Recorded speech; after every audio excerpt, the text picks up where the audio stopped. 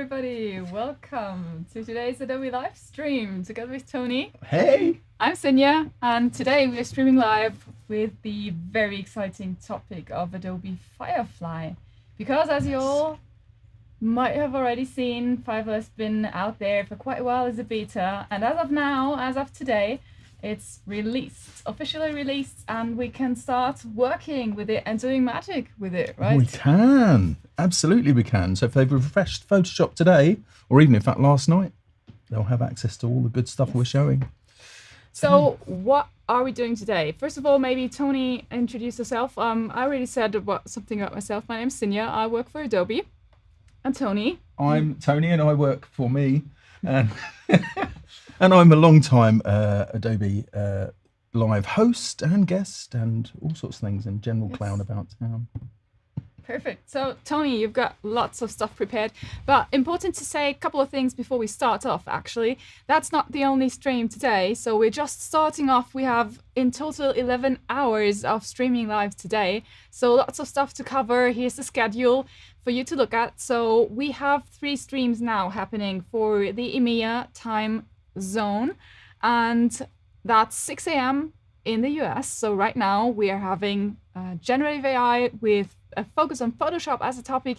Next up will be Illustrator and generative AI. And last but not least, for the EMEA sessions, we also have Ask the Expert sessions for Photoshop and generative AI in general. So after that, we will continue with the US streams, and I'll have lots of content, lots of inspiration to cover. And I'm excited for the stream. Yeah, it's going to be fun. We've got roughly an hour, and most importantly, we're here to answer your questions. So put your questions in the chat if you have any.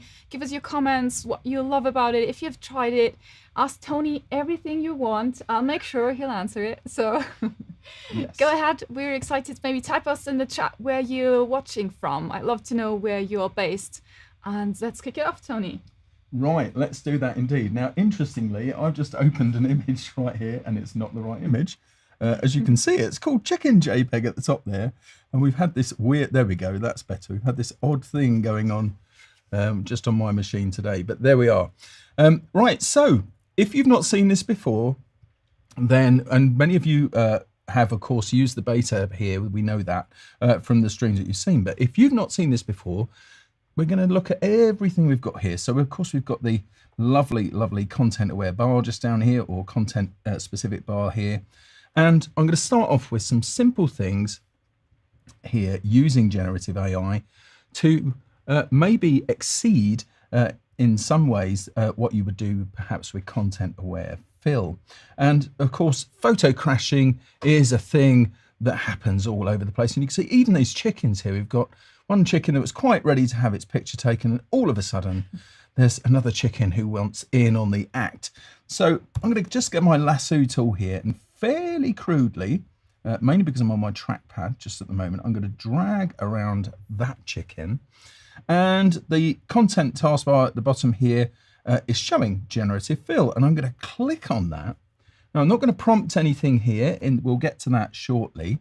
All I'm going to do is hit return and let it do what it does. So it'll examine the image, okay, and then it will go ahead and give us some suggestions for how the content might be replaced. So it's just going to take a moment to do that, and look at that.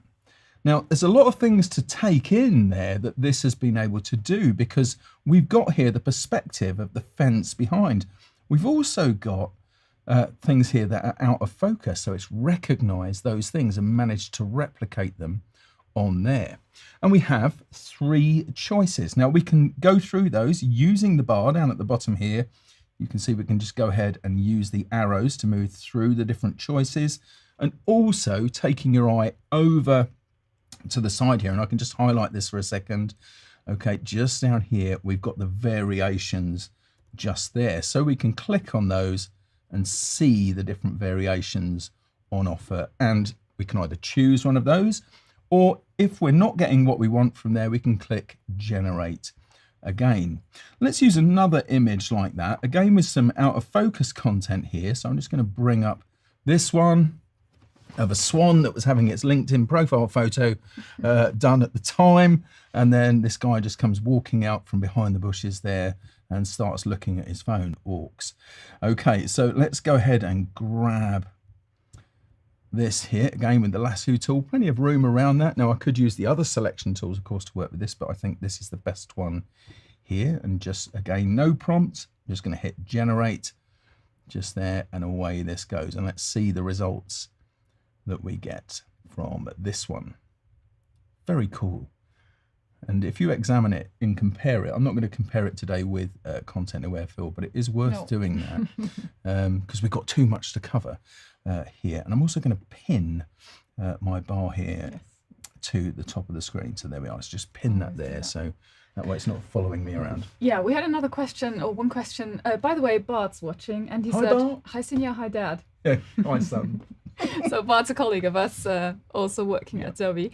What I just wanted to quickly mention, we're in Photoshop right now, so the focus for this live stream for the next couple of minutes is going to be in Photoshop, but somebody asked about how does it work in Illustrator. Stay tuned. The second stream today will cover exactly that, what you can do. You can do lots of stuff in Illustrator, also working with vectors, recoloring them, and that's extremely exciting as well, but not the topic for now, but stay tuned and you'll get all the information.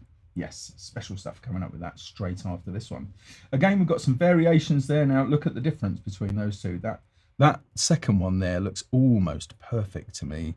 That one, there's sort of a halo around. There's a bit Predator-like just there, I think.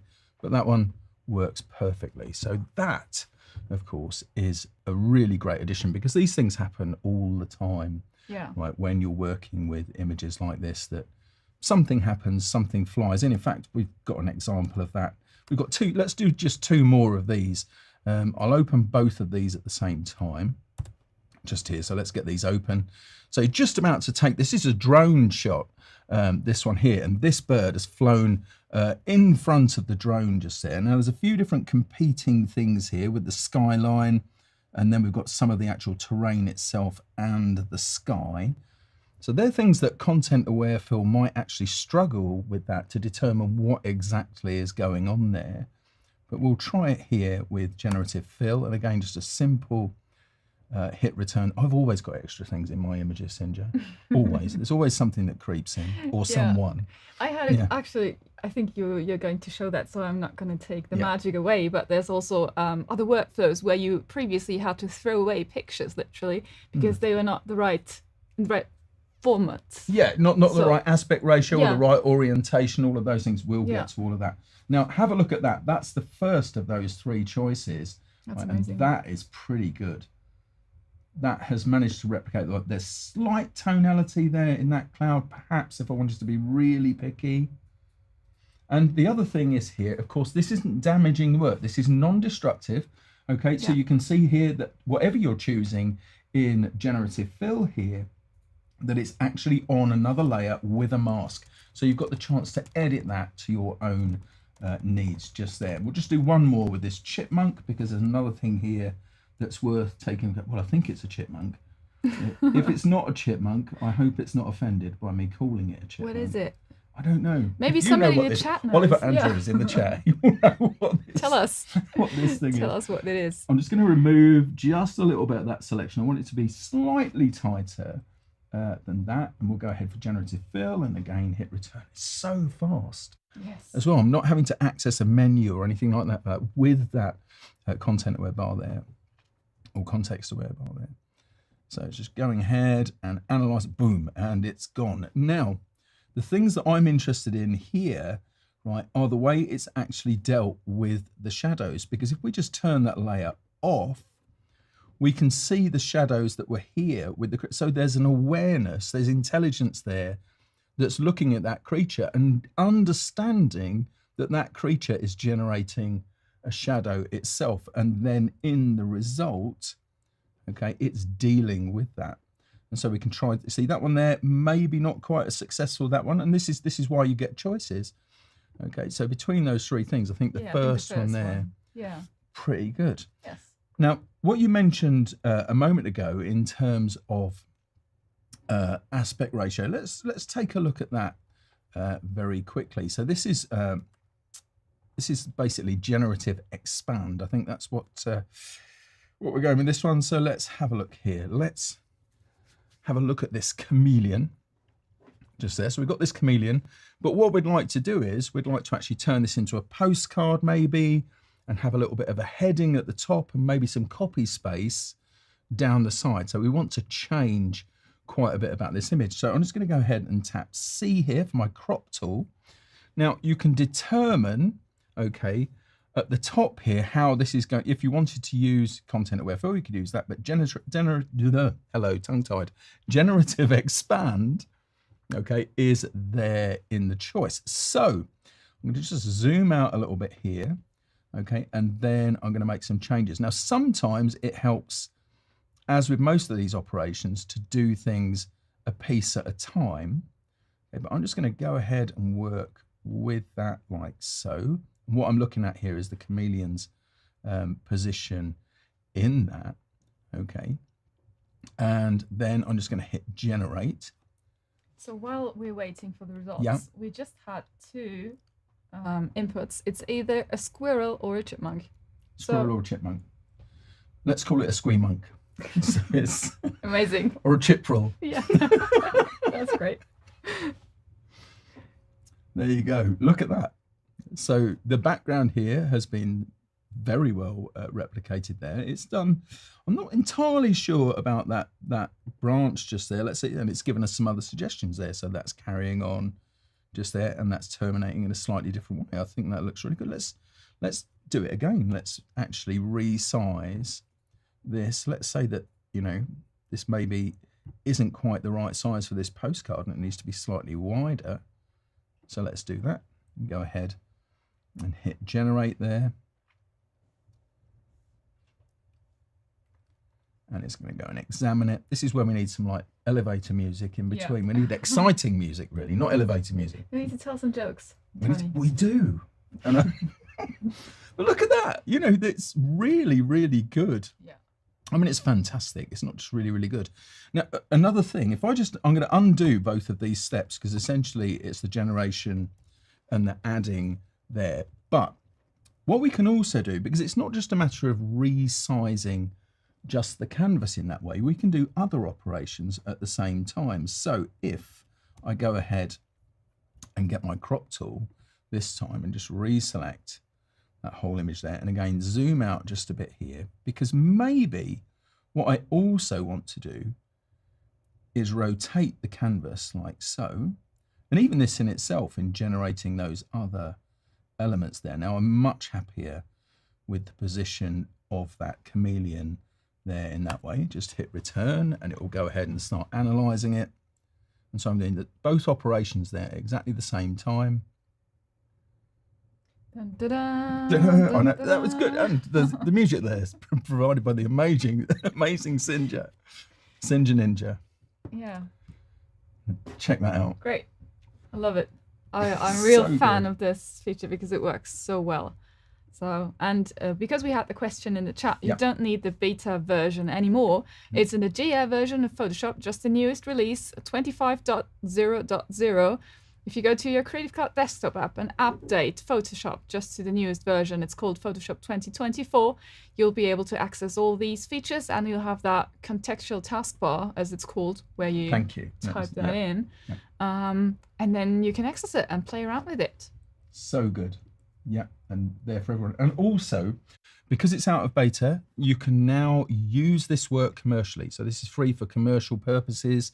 So if you're actually generating work for clients and working on client work, this is now, whereas before it was watermarked and there were restrictions on its use, it wasn't intended or wasn't provided for commercial use. Now it is. So now it's a real part of your toolbox to work with. Fantastic results from that. Let's try something else then with another. So I've got another undesirable just here in this image. Let me just come away from the crop tool just for a moment. So we'll do a couple of different things. Let's go ahead then and first of all remove this runner from this lovely beach shot here.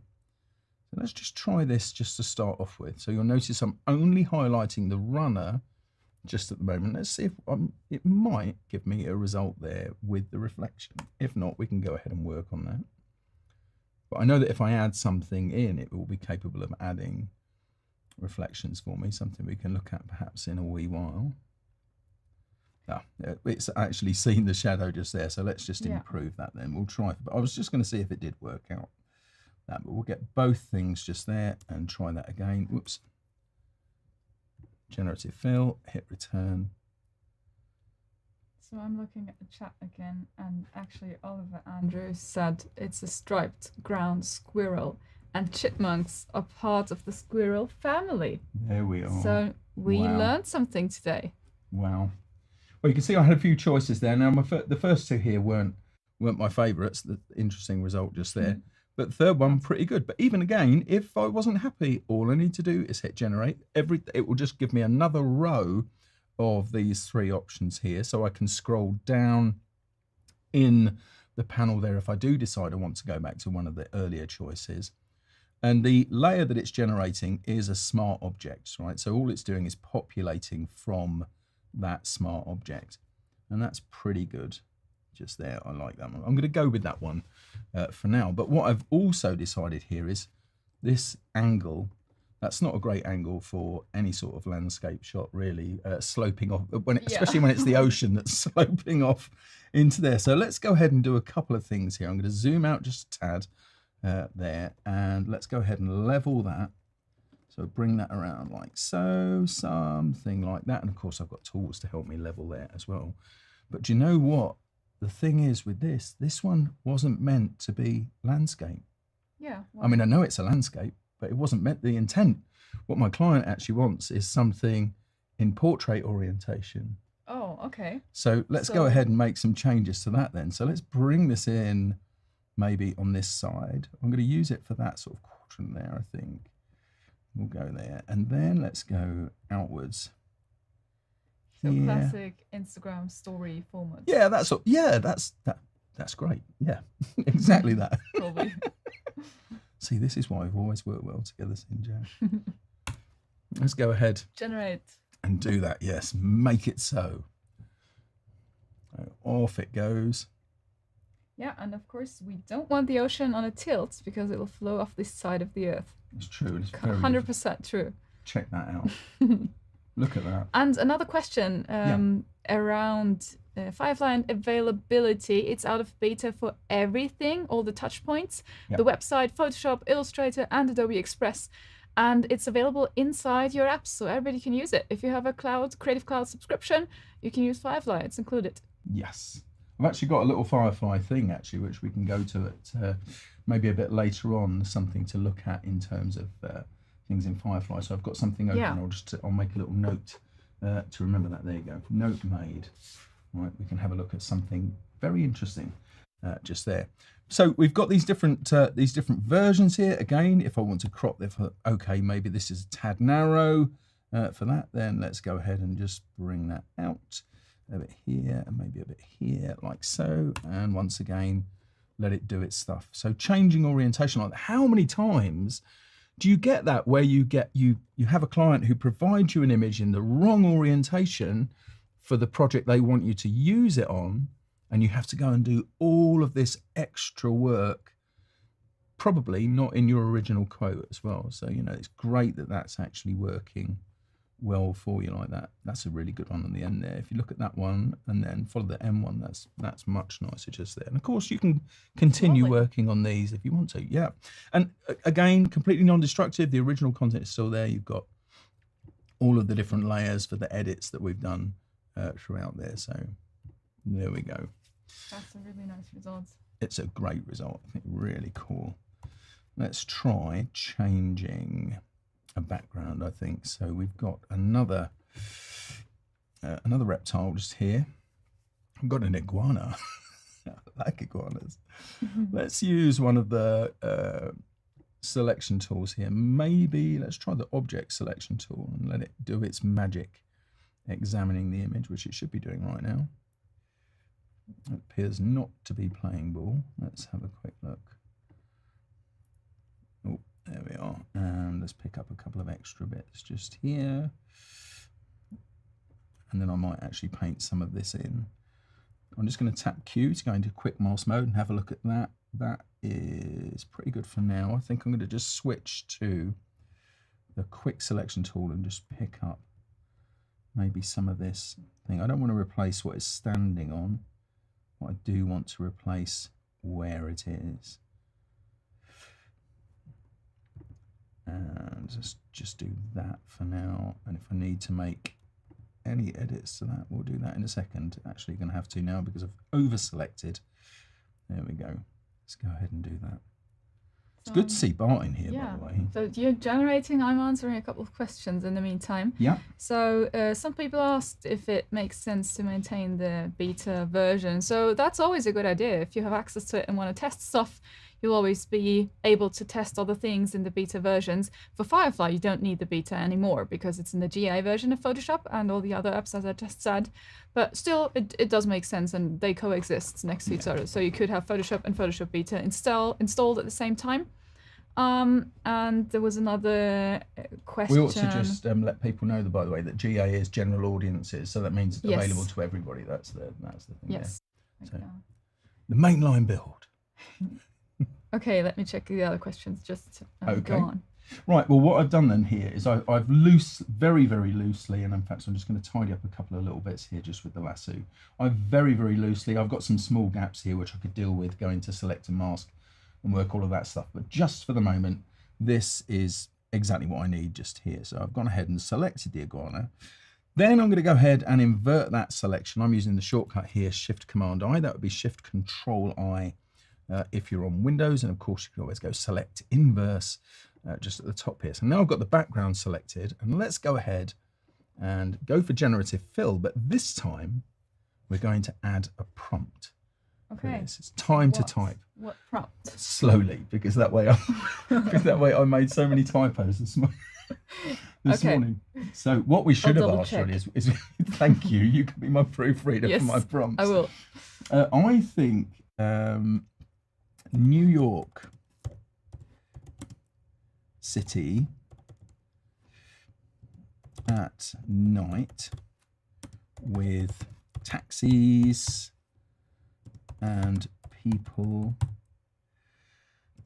and bright city lights in the distance. Let's try that one. This is much longer than I've typed this before, so this is very, very good. No typos. No typos, because I did it really slowly.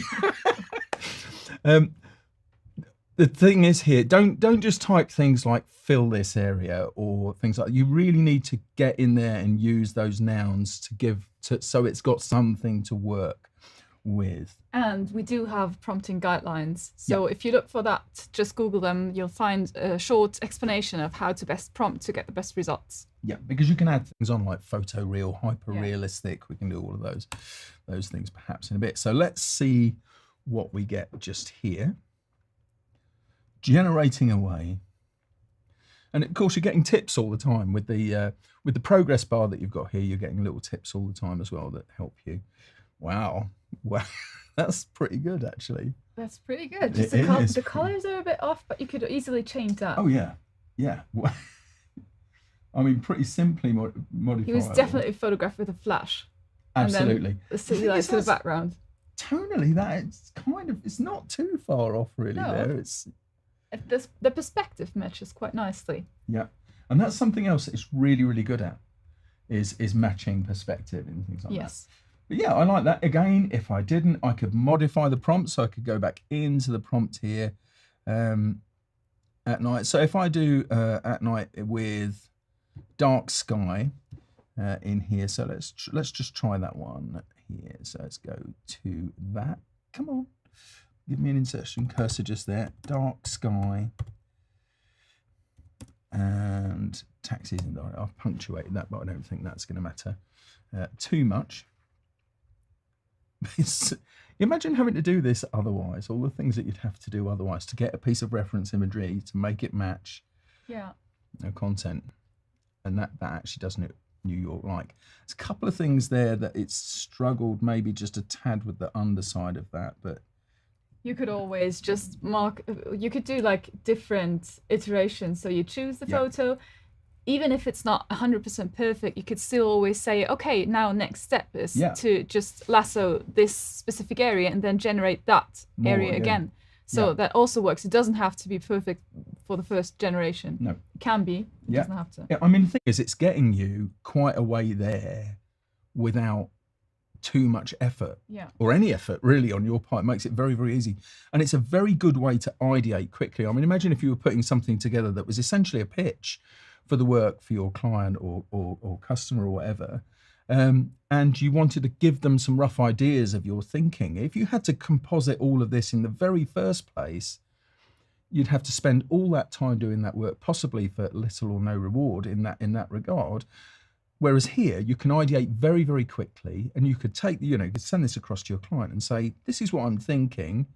What do you think of this? And provide different versions of those, which of course you could export out at different points as well. So you have all of those, and it just gets you on the way there, which I think is really, really good.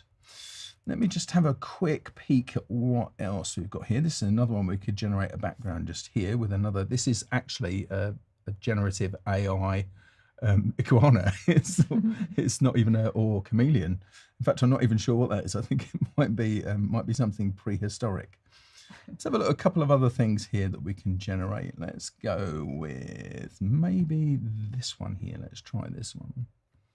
Okay, so this one's going to be for a little bit of fun here. So what I'm going to do is, I saw on the U-Bahn yesterday over here in Munich, I saw a poster of a woman dressed as an astronaut looking at a tablet. I thought that would be a cool thing to try and generate, and so I thought I'd do that today. So let's give it a go. And so what I'm going to do is, loosely here, I'm going to basically try and draw more or less the shape I'm after. Now I'm getting down to this point here. I'm going to hold down the Alt key or Option key so I can go into straight lines just around it. Not that I think it matters too much there. And then I'm going to release that and continue drawing around there like so, and then just move away up here. Let's go around that, and you can do interesting things with hair as well. So imagine what this would be like to retouch if somebody said, I like the picture, but can she be blonde? Yeah, that is something can actually attempt. That's like customers from hell. I know, yeah. But they exist. Yes. And there are many of them. No, but it's really good. And what I mentioned before is that you would have to reshoot the whole thing in that particular case.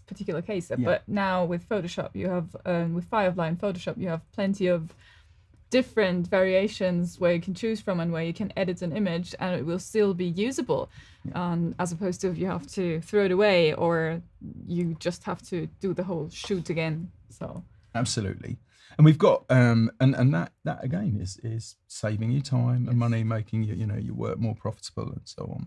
Just while we're here, actually, in the taskbar itself, you'll notice how, because it's context based, right, that it's changing everything you do. But we've got options here, right, to go ahead and change our selections. So we don't have to search in other parts of the interface. The interface is right with us the whole time here. So all of these things that otherwise you might seek out in the top level menu system, here you've got them right to hand. So all of these different things relating to the selection, inverting the selection, switching to quick mask mode, all of that, filling the selection, creating new adjustment layers, and then you can do other things here as well with the bar, or indeed deselect. But let's go generative fill. So what I'm going to do is I want to go with an orange and white spacesuit with large metallic, well, not metallic, it's going to be metal, with large metal collar and patches. Actually, let's not have and patches just to start off with. I'm just adding that in because I thought it'd be fun. Tony, I'm impressed. Well, I've managed to type no typos. No typos. I'm impressed too. In fact, I'm amazed. Okay, let's see what it does. We had another question in the chat to answer for me in the meantime, is what is this AI trained on? So somebody already answered it in the chat, so we actually care about copyright. And it's not possible to create something in the style of this and that. Or, for example, put in Mickey Mouse. That's always my favorite example. If you put in Mickey Mouse on the Firefly website and say generate something, it wouldn't work. And that's a good thing because that will violate intellectual property, and it's only trained on public domain content that's out there, that's safe to use, and also on Adobe stock database that's over 355 million images. Wow. As a base to train on. So that's on purpose, that it doesn't work with in the style of an artist or Mickey Mouse or whatever it will be. And by the way, did you know Mickey Mouse, the first version, Steamboat Willie, Yeah. that will be out to public domain in 2024. Of course, because it's copyright 100 years old. expired. Yeah. Or will expire. Yes, I think they extended it to 95 years. So theoretically, we could use that for training then, but now it doesn't work. Yeah. Wow. Right. That's nice. This is it's nice. I like the color. I like the way that it's worked out that hair should be falling around there like so. Let's have a look at the other options we've got here. That's too big for her neck. She's got a very elegant neck.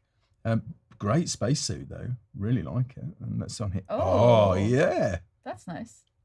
Now see, if I was just getting that together as an idea to start this off, even if I was going to actually shoot this later, I've got the idea. I've got something that inspiration. Yeah, for somebody who maybe spends more of their life around spreadsheets and plans and doesn't have maybe the vision to be able to visualize things like this. It presents something to them that they can work with.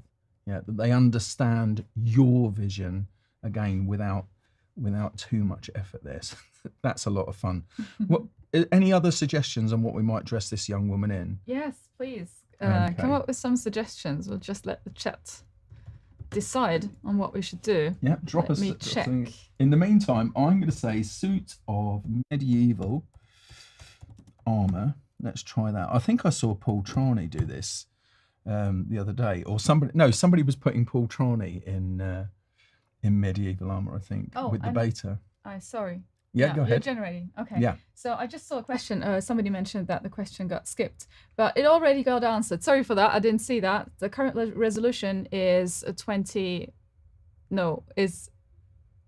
1024 on the longest edge. 1024. Yeah. So if you have an image, I had that. I did something for a magazine actually where it was like 3000 pixels, and I just did it in pieces. So to make sure that the resolution is working, you can do that, and it's pretty easy. That's not much of an extra effort. So that's the current resolution. If it goes up, I'm sure you'll be the first one to notice and to know about. So we'll announce that. But yeah. Yeah, that's if you do notice things that aren't of a sufficient resolution for that. That is the best suggestion. Is to do that. Is to segment it. So if you were cropping something, for example, and building that in manually. Without using Generative Expand, then you could create that into blocks. By the way, that looks really good. I like it. And it actually looks realistic, and the hair is falling in the right places. That's amazing. That is quite believable. Did we have any suggestions from the chat on other things? Let's dress her in one more thing, I think. Let's see. Before we go and look at some extra cool stuff. A helmet. Yeah, well, I've got a body selected. I mean, we could do that. We could try. Actually, yeah, space. But would it mess with the face? I don't know. I'm just going to go back to this minute. I'm going to turn off that. Or maybe you can go around the face somehow. Let's just try. I wonder if I'll see if we have another suggestion. The object selection tool is going to pick up. That's because I haven't got it in. I'm going to go with the lasso mode just here, and let's see if I can get this hair. Go on. Make her a chef on a TV show. Oh, now I'm going to have to do that now. Hold on. Let me deselect that. And let me undo the deselection. Whoops, there we go. And we'll go back to that layer. Let's do TV chef. I suppose any chef, they don't have to be on TV. Yeah. It was just a suggestion we got. Let's see. That's not from my wife, is it? Because her cousin's a TV chef. Whoa, look at that. Oh, that's really nice. That's, Whoa, that is really good. I like that it maintained the colours. Yeah. This one, again, with the fall of the hair. Yeah, that's amazing. Fantastic. I mean, very little additional masking work there, if any, to get that result. Yeah. And even if you could always reiterate and just do another round, Yeah. generating minor bits and pieces. Absolutely. Let's go ahead and do something else here. I'm going to create something from scratch. So I'm just going to use this 1080p document here. I am going to get a rectangle. Right, so let's make it about that deep. I think that's fine. Then I'm going to go to Generative Fill. Let's have a stormy sky in the early evening, just to see if it makes it darker. Let's try that out and let it generate that. So this is from nothing. So this is me ideating live using generative AI in Photoshop. What did you type in? I typed in stormy sky in the early evening. I think I said early evening, or did it? Yeah, early evening. There we go. Let's have a look at the variations there. Oh, nice. Yeah, that's crunchy. That's also nice. Well, which one? I think I'm going to go with the third one here. Then I'm going to just create another rectangle just here, just for the moment. I'm going to start out with a rectangle. Then I'm going to switch to the lasso tool and hold down Shift to add to it, and then draw some shapes here, like so. So I want just a few things. Yeah, I think I'm going to try for some mountains or land. So let's give this a go. Let's try mountainous land. Shall I try land? Oh, I've gone caps lock. Shall I try land mass or mountainous land? Let's just see what it generates for us with mountainous land. Now I'm excited. Yes. So you're building the image in 3 Building parts, it from nothing. From nothing? Ooh. Oh, wow. Ooh. Oh, wow. Okay. Didn't expect that, to be honest. That looks amazing. That does. That's just the first one of the three. That's like groovy. Look at that. Ooh. Drama. Drama over there. I'm just going to highlight that for you. Drama. This is the drama that I'm seeing just there. Drama. Ooh. That's dramatic as well. Yeah, but the first one. The first one really worked. Yeah. Come on. That's amazing. Ooh. Now then. Rectangles are great to start with because they're very quick. So I'm just going to start with a rectangle. So what now? I am going to I'm going to switch into quick mask mode here. My quick mask is set for selected areas. So normally it's set for masked areas. I'm doing mine selective areas. I am going to make myself a smaller brush just here, and I'm going to dab in some stuff around there. Oh, I've got an active selection, so let's tap Q first, go into quick mask mode, and then start to paint stuff in. I've got that at a low opacity just there, so you can see here I'm at 30% opacity. I could have done with using one of Kyle's brushes. Kyle, if you're watching, I acknowledge I should be using one of your brushes right now to do some of this stuff, but I'm making splodges. I'm going to make my brush slightly larger, just in case you're wondering how I'm doing that.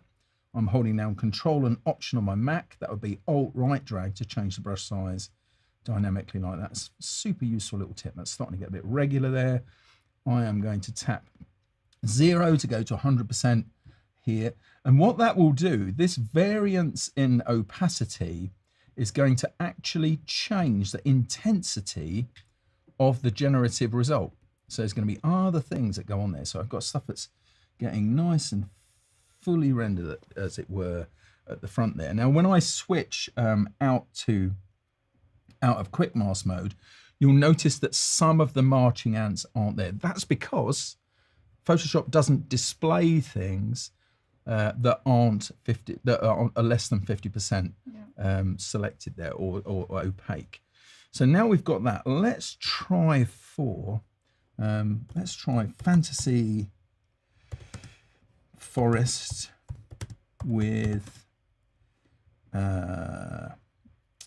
magical. I'm asking it to do quite a lot here.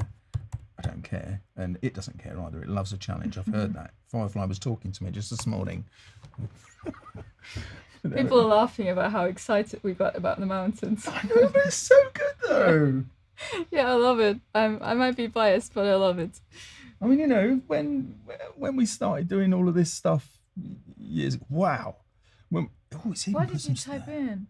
I typed fantasy forest with magical castle. Okay. That's not that's not half bad. No, it's even put some little flying dragons in there as well, and there's some Bats, stuff. maybe. I think it's a bit Mordor-like over there. Avoid. Let's have a look at the others. Yeah. Oh. Oh man, I could fire. Oh, that's cool. Ooh. That's funny. Yeah. Well, I'm going to write a children's book by tea time. Fantastic. Oh, I actually like that. Oh, you know, up here, this could be the Sinister Twins castle up on the side there. Really good. Yeah, so, but you can see I've generated all of this good stuff just here from this. So what we could do, this is at the point, of course, where you've always got, I don't know what's quite going on there, but again, I could make another selection here. So if there's something I don't particularly like, I can just go ahead. I'm not going to add anything to it. I'm just going to get it to analyze the image around it. Okay, so I'm going to go for generative fill, hit return. Okay, and let that generate, and then I'll get on to my next point just here in a second. Okay, so we'll let that just go ahead. It's fixed. that was easy. That was very, very easy. But it's at this point where your client turns around and goes, oh, Tony, sorry. It's not a wraparound cover. It's just a book cover. So I've got to just change it and make it a bit taller. Yeah. So I'll just go, okay, that's fine. It will be ready by let's say next Wednesday. Is that all right? And it's going to cost you no. That's unethical. Right, but anyway, let's just go ahead and do that and say, yeah, okay, this is what it needs to be now. Let's just hit return. Yes, and there you got the answer to one of the questions that Susan just asked. You don't have to type in remove, just add a blank, because it will analyze what's around and what's the most relevant answer it could give, which would mostly be remove then in these cases. Yeah, just leave it completely blank. Don't need to put a space in or anything like that. It just does it. Yeah. Wow, look at that. Regarding the languages, well, Tony prefers to generate prompts in English. Yeah, but there's 100 languages. He doesn't know German. Do you know German? A little. So you could prompt in hundreds plus languages. Firefly knows all these languages, and because we got the question whether there is a change in quality with the other languages, I didn't notice the quality change of the prompts. So you could just try it yourself and try to come up with different prompts in different languages to compare it, but I didn't really notice a difference. I'm going to try for another thing just here. Oops, let's just go back to where we were. And then we're going to look at another important aspect of this. So let's go for some lightning. Actually, I ought to put, be more specific, forked lightning. And let's see what we get just here. And then we're going to save this, and then we're going to look at another very, very important aspect of working with generative AI in general. So it's just going ahead and generating me some results from that. Ooh. Oh, I like that one. That one's best. Yeah, I think we'll go with that one. Right, let's save this. Now I'm just going to save this out onto my desktop as Fantasyland. There we go. There we are. Let's do that. So I'm saving that. Okay. Right, so a couple of things here. What I'm going to do now is I'm going to just open, okay, this content credentials beta just here. Now, if I've got mine already parked here as a panel there, if you don't know where it is otherwise, here it is in the window menu. This is where you find content credentials. Okay, and so this is going to do a few things for us that we're going to take a quick look at. So I'm going to enable content credentials just here. Okay, there's a bunch of things that you can do around this. You can connect various accounts here. You can see Behance just there. You can also do it. Instagram is on there, a couple of other things as well, which you can find out about by following that link. And it's going to include the producer here and the edits and activity. just there. I can preview that, and this will show me what will be the content credentials that will be generated along with this. So you can see it's been produced by Tony Harmer. It's at Tony Harmer on Behance. So there we are, just there, because I've already added that one on. It says that some things here, and the generative AI stuff that's been used here, it's recognized as generative AI stuff. It's been done in Photoshop 25.000 here. The system used to build it was Adobe Firefly, and it's certified by Adobe Incorporated just there. So that's the information we've got. Now, whenever you're using generative AI inside of your work like this, the metadata for that is hard baked into the image, and it's tamper proof. You can't do anything with it to remove it or edit it or change it. It's baked in. So as soon as you use the generative AI stuff, that goes in as well. And there's more you can find out about. There's a whole bunch of things that will be appearing throughout the day today on the Adobe website to answer any of your questions around that. And it's worth looking at the content credentials here. So what I'm going to do is I am going to export this. I'm going to use export as. So let's take this out like so. So here's Fantasyland as a JPEG just there. Now you can see just down at the bottom here, I'm going to zoom in for you there. Publish content to content credentials cloud. Now this is a good step to do just here, right? So it's going to publish a copy up to content credentials there, and you'll see what the upshot of that is in just a moment. So I'm going to go ahead and export there, and let's drop this out onto the desktop just there. Okay, and we'll do save. Okay, I'm not going to share for review just right now, so let's just send that to Night Nights. There we go. And I'm going to then go out to, okay, the Content Authenticity Initiative. And specifically, the URL I'm after here is verify.content-authenticity.org. And I'm going to choose to inspect this file. So I'm clicking through to that. And then I'm going to upload that. So here we are, there's Fantasyland JPEG just there. Let's bring that in. And you can see that it has all of that information in here. It tells me this image combines multiple pieces of content. At least one was generated with an AI tool. It says that the AI model was Adobe Firefly, produced by me. Again, now this is actually promoting me as well.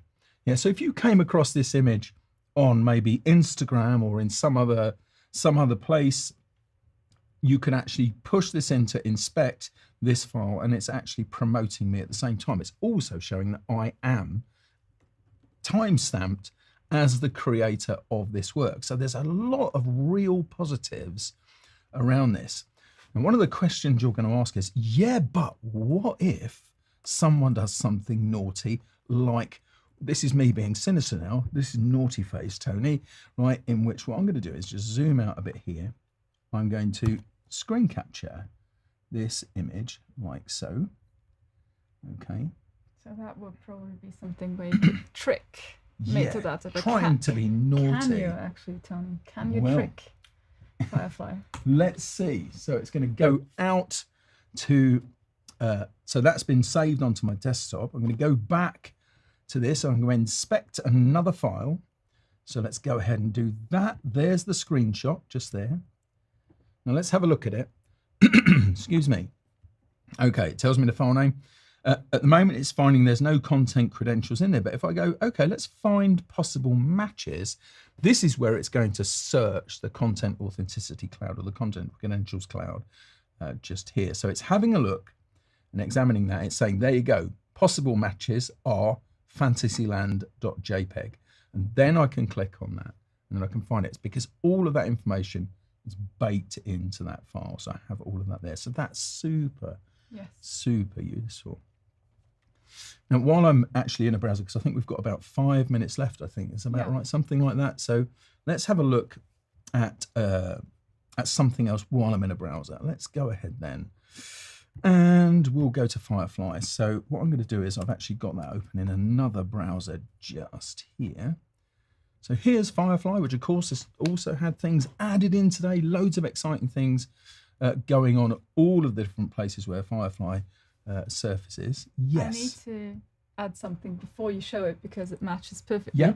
Somebody asked, how likely is it that somebody will generate the same image on a prompt? And it's not terribly likely. There's Yes. so many different variables that go into that. But if you want to, Yeah. for somebody to have the same image that Ah, you prompted, could well. you do that? We could. I'm going to use text to image just here. Let's do that. What shall we prompt? Well, I mean, we could use one of these. Oh, in fact, look at that. There was an electric sort of bear there. I love that. I'm actually going to view that as a sample. So one of the new things you've got, this image here, love it. I want to see how that was generated here. And if I go to the share arrow at the top right of that, when I'm hovering over these, you see I get all of the other bits of the interface that sit on top of that. Now, if I go ahead and click that, I can now choose to copy that link. I'm going to switch to yet another browser just over here. In this particular instance, I'm using Brave just here. I've just pasted that link into the address bar at the top of the screen. I'm going to hit return.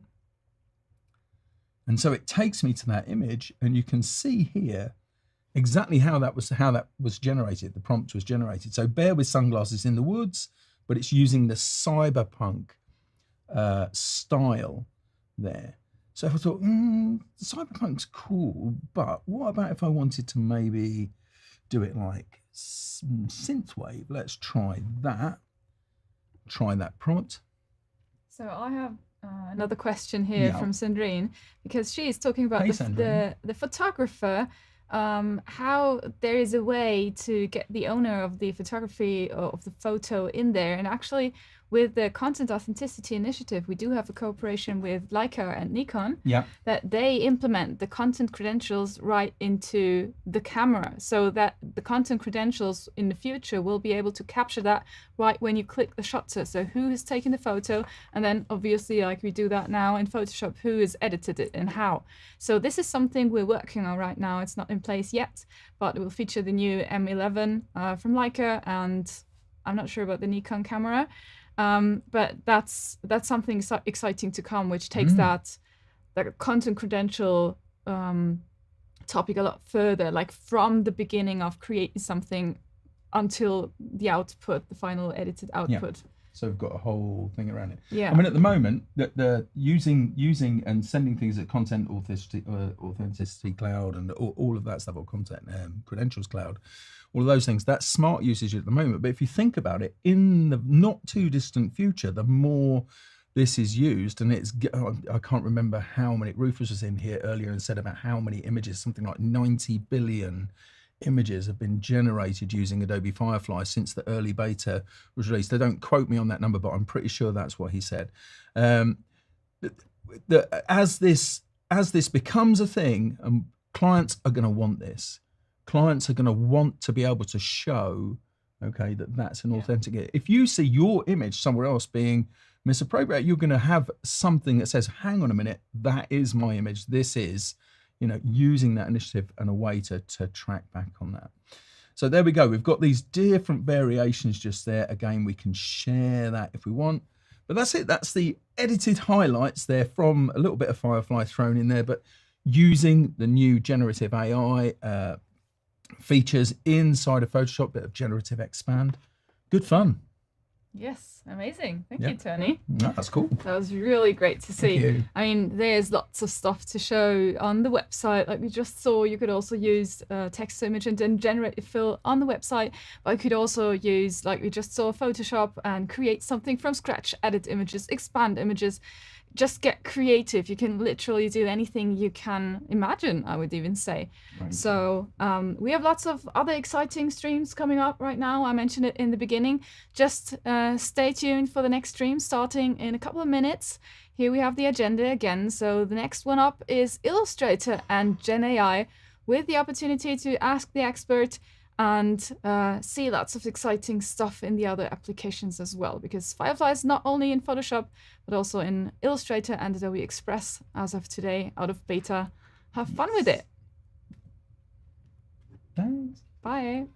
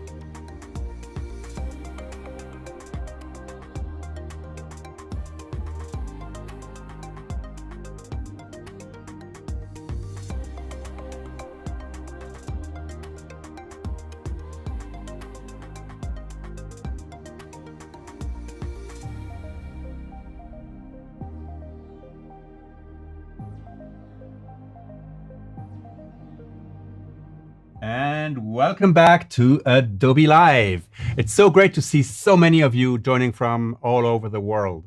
For some of you, it's very early morning. For some of you, it's the evening. For us, it's the afternoon, because today I'm here with Margherita Innocenti, who came directly from Florence.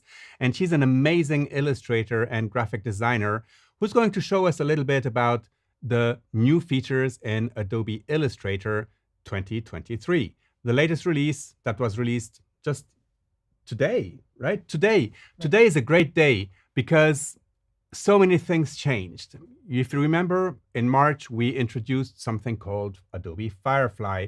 And Adobe Firefly is a family of AI generative tools that help in your creative workflow, that help you create images, that help you in Photoshop, like we've just seen with Tony for the past hour, with Generative Fill and Generative Expand. Some of you are asking, how do I access these new features? Well, all you need to do is to go into your Adobe Creative Cloud app and check the Updates tab and see if there's any updates. If you don't see the new versions, make sure to click the button that says Check for Updates, because they will certainly pop up there, all right?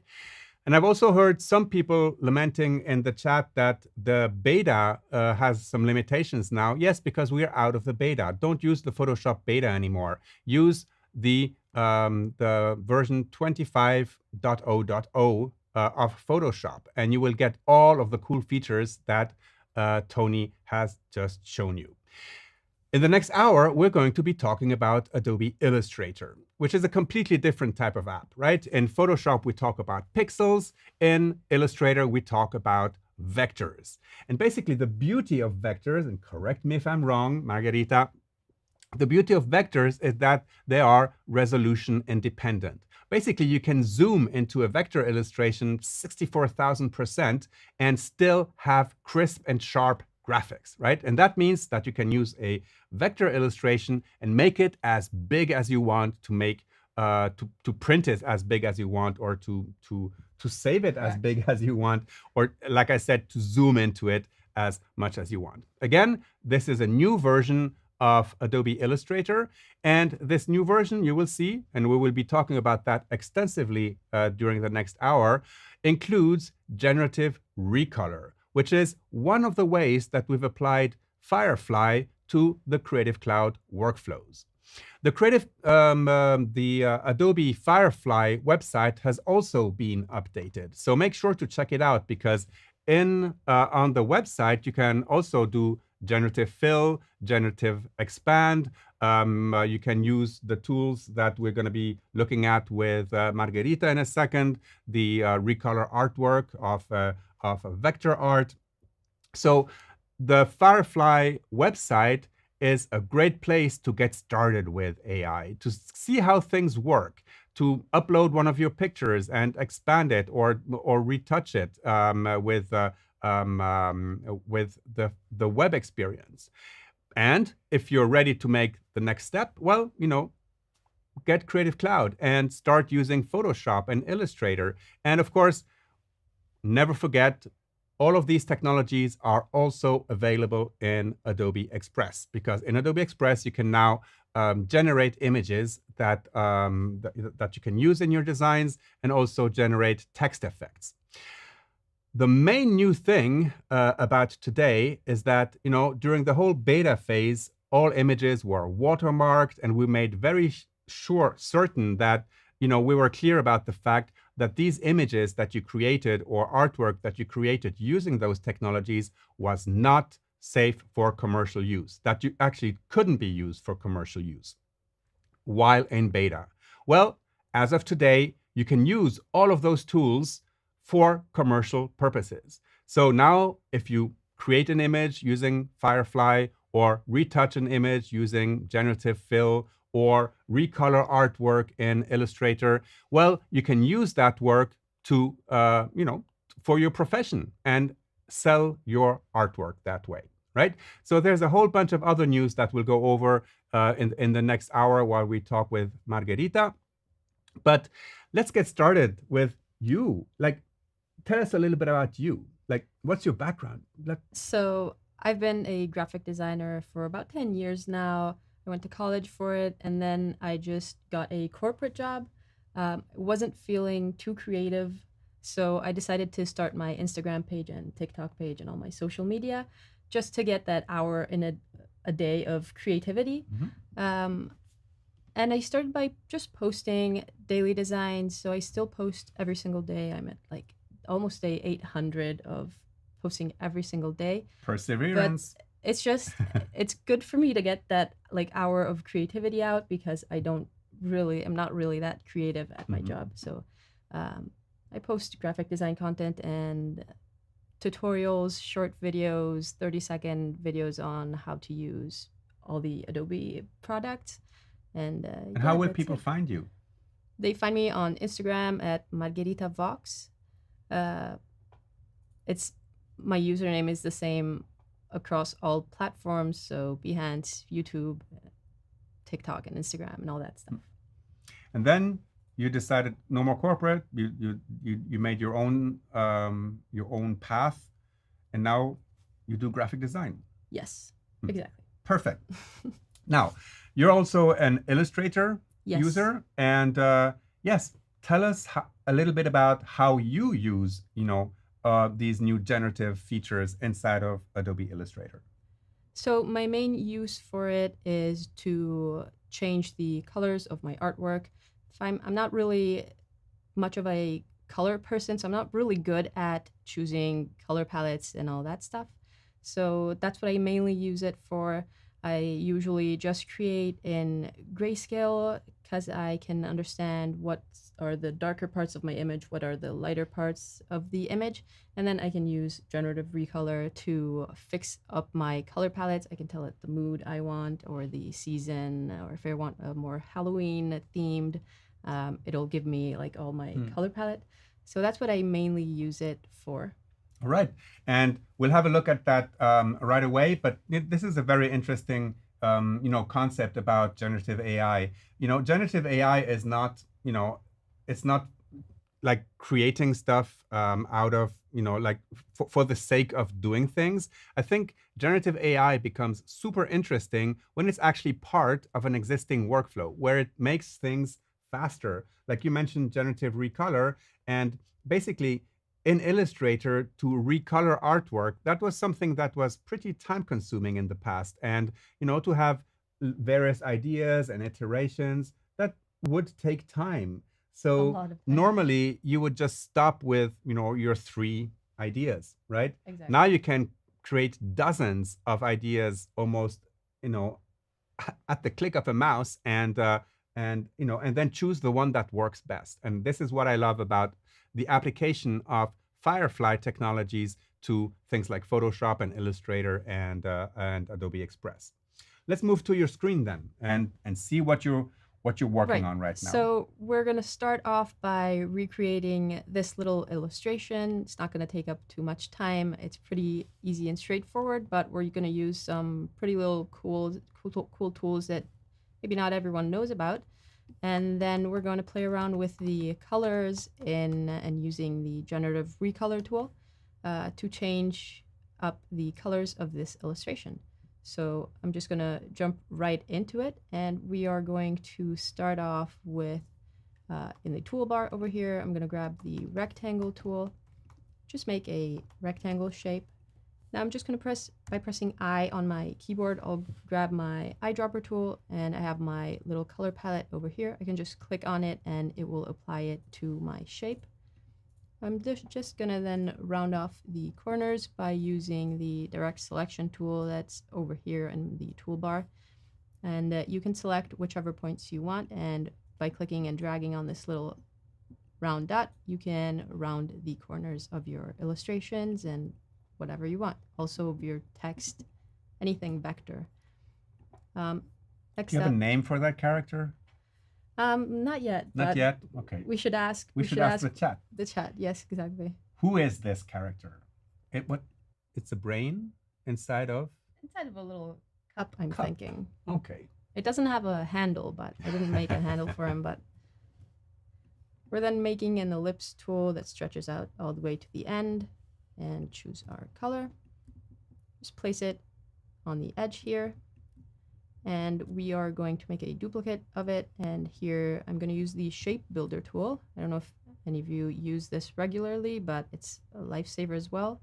You can just intertwine two different shapes and remove the overlapping parts, which is really, really a lifesaver sometimes. Next up, we're going to go to the sunglasses. These are pretty easy. It's just two circles. And the first circle is going to be this goldish color. I'm going to make a copy of it and make the second copy black. That way we have this kind of like 3D look to it. Next up, still by using shapes, the rectangle tool, I'm going to make two lines, a bigger one and a little thinner one. And we're going to make these white, and they're going to be the sunglass reflections. And I'll rotate them a little bit and select all my shapes. And with the shape builder tool again, I'm going to remove the overlapping parts. We have our first part of the glasses. Duplicate it. Fab RDG is asking, why is nobody using a mouse? Ha ha ha. Like, but you typically typically use a mouse or the trackpad or?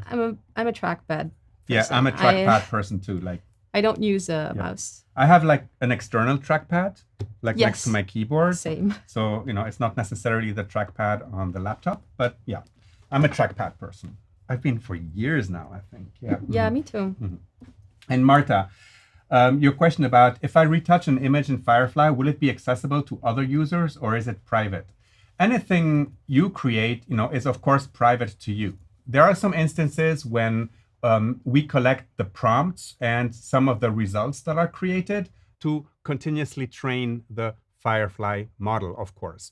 But anything global, and the image is yours, and and also another thing that is important to remember is that anything you save to the Creative Cloud is yours, and we will never use that that content to train any AI, right? Like we said, we train on Adobe stock, on openly sourced content, and on content of which the copyright has expired. So this is a way for us to guarantee that the machine learning, the algorithms behind Adobe Firefly actually only use content that is copyright free. So that's one way to look at it. But yeah, anything you do is yours, of course.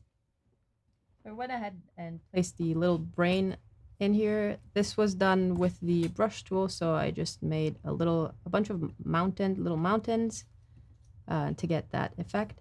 If you want to have straighter lines, you can just double click on the brush tool and adjust the smoothness of it. That way you get real smooth lines. You don't have to necessarily have a mouse, and you can do that on your trackpad.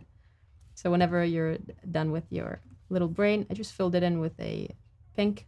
And this functionality has completely revived the pencil tool for me, for example. Exactly, yes.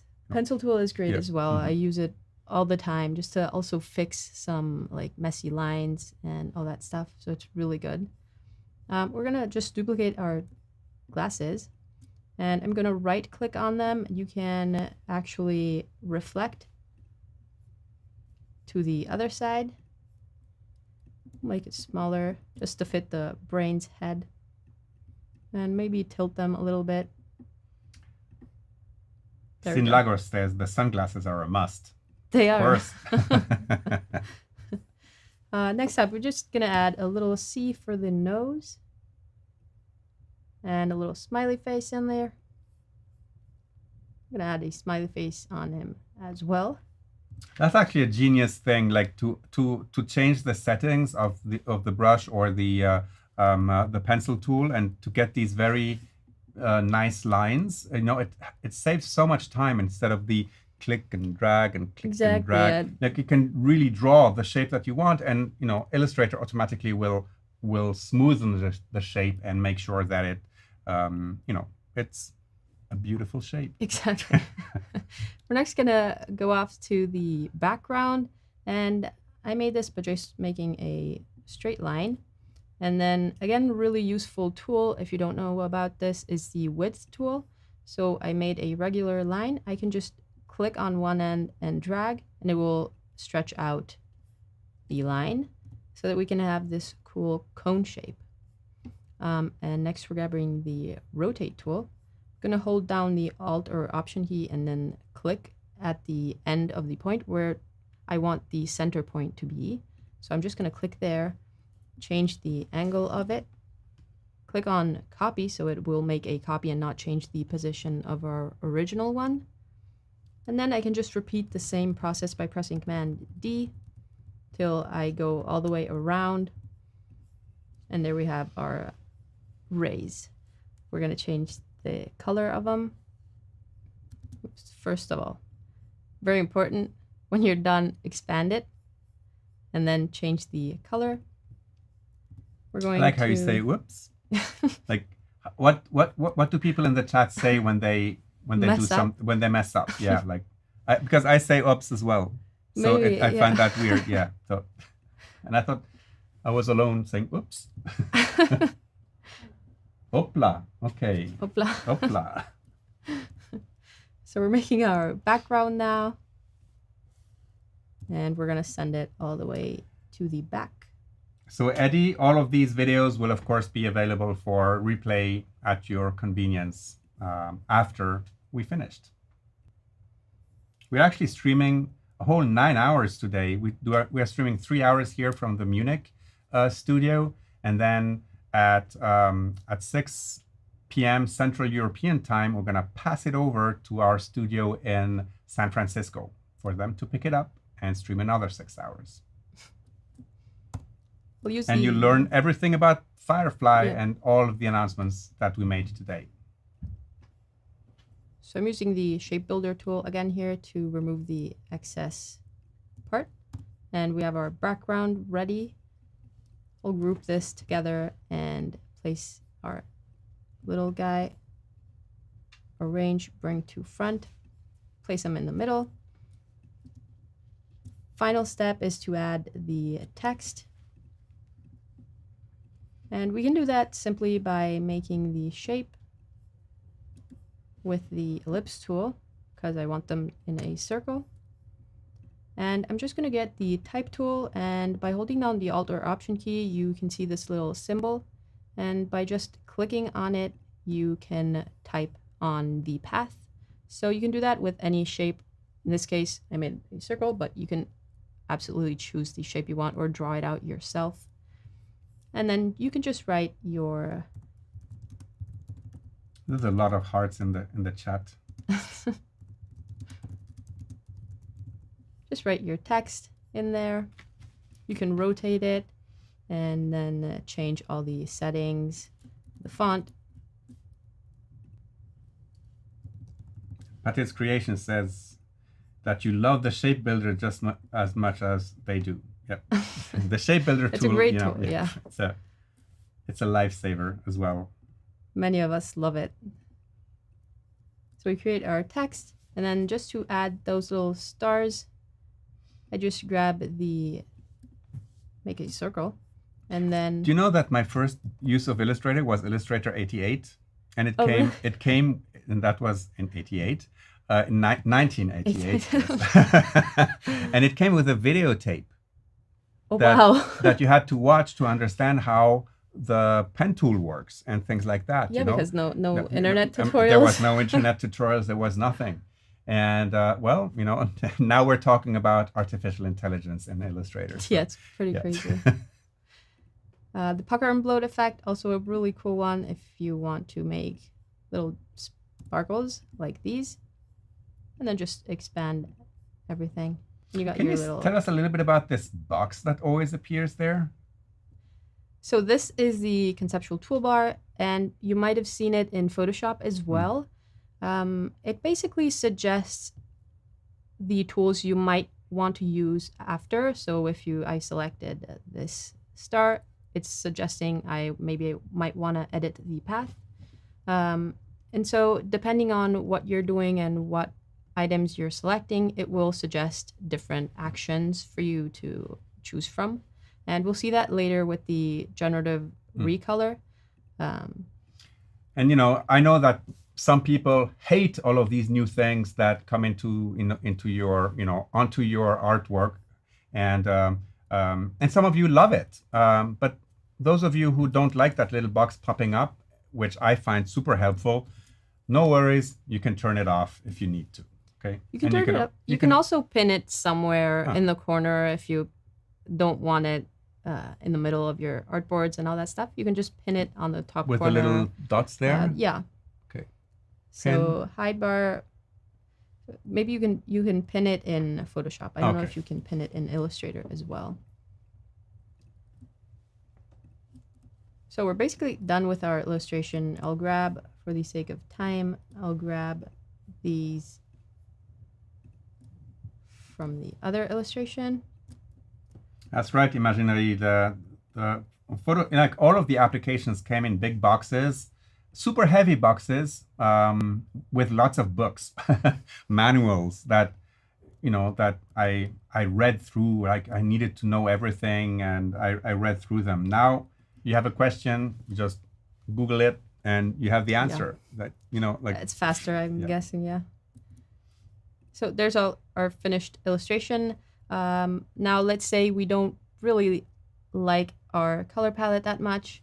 We can definitely change that with the generative recolor tool. You can just select the items you want to change color of. So let's say maybe we like the color of our illustration, but we don't really like the color of our background. As you can see here, it's suggesting to recolor our image. We only selected the background, so just click on recolor, and then we're going to click on generative recolor here on the top, and this is the window we're going to use. There are some sample prompts like dark blue night, midnight, or a bunch of others that you can use. So you can start by just playing around with these, and the cool thing is as soon as you click on it, it applies it to your illustration, so you can actually see how it looks with the other elements of your design.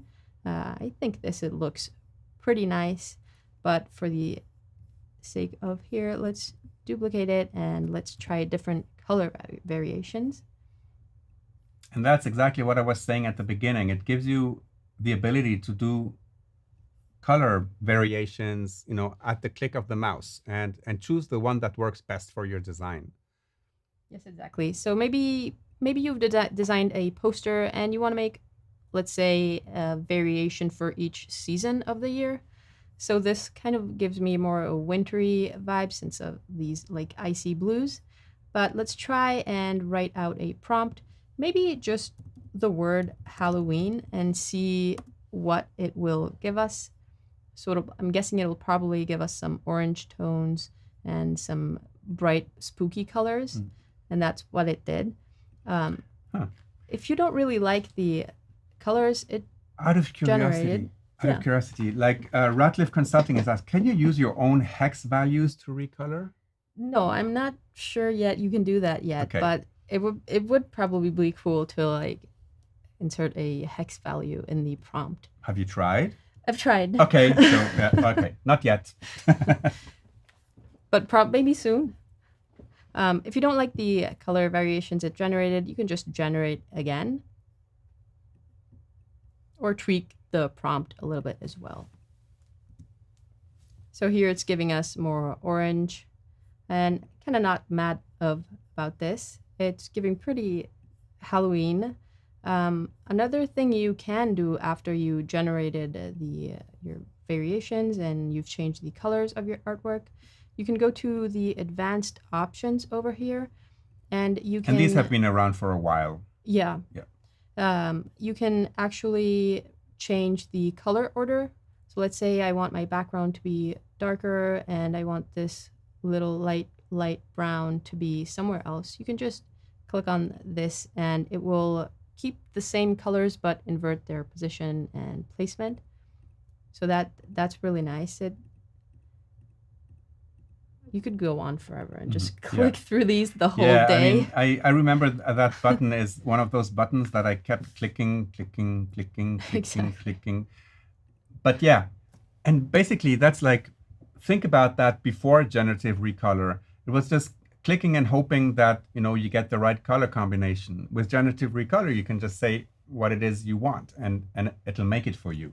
But these tools have been super useful also to reduce the number of colors in in an illustration, because sometimes, you know, they say, oh no, you can only print 2 colors, you know, or things like that. And this panel right there is a lifesaver. Yes, it's really nice.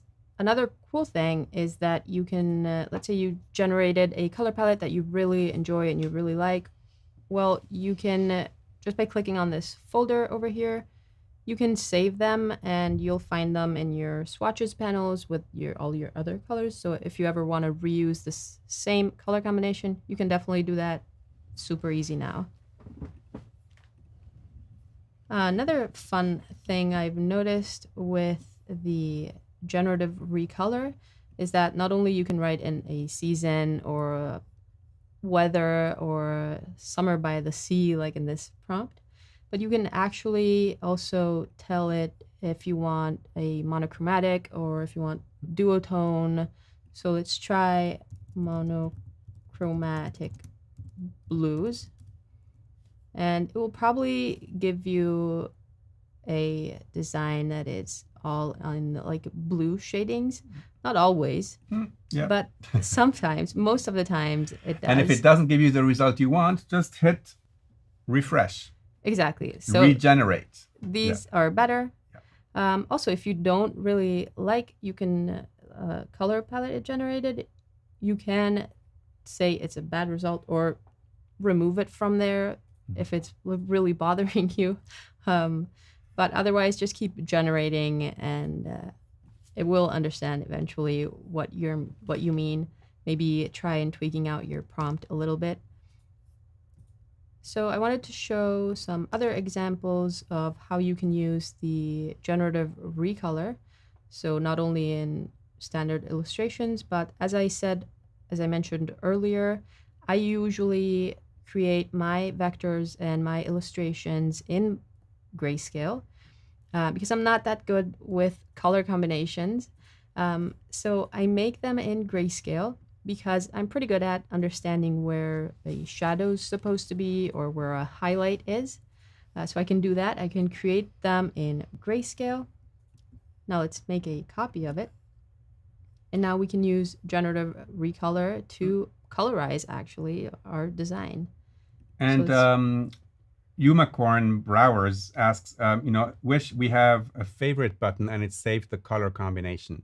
Well, in theory, you can, because you can create a color group inside of the swatches panel simply by selecting all of your graphics and creating a new swatches group, and basically you're done.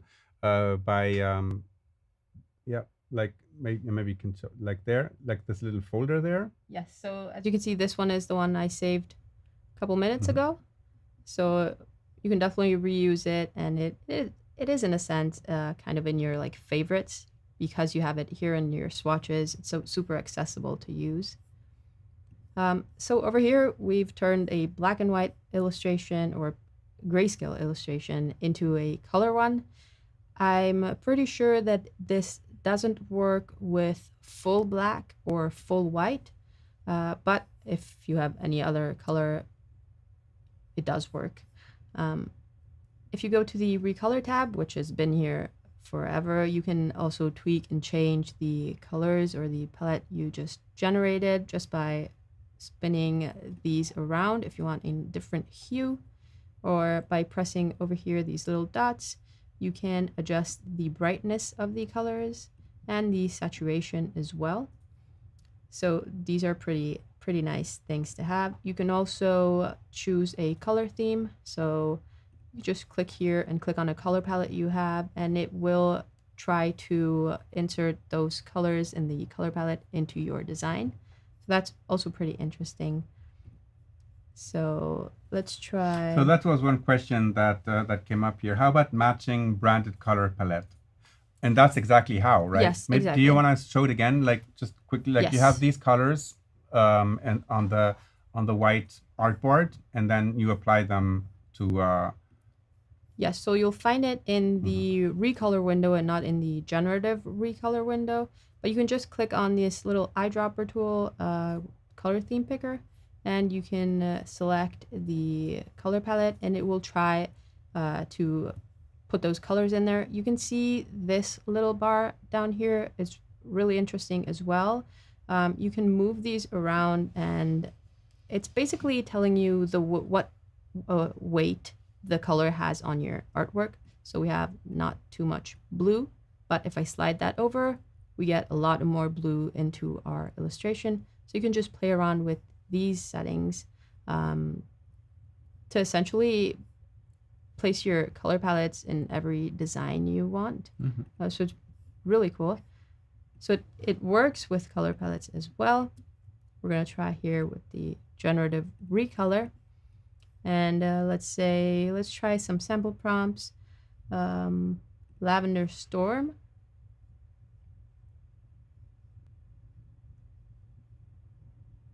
Sinking hard.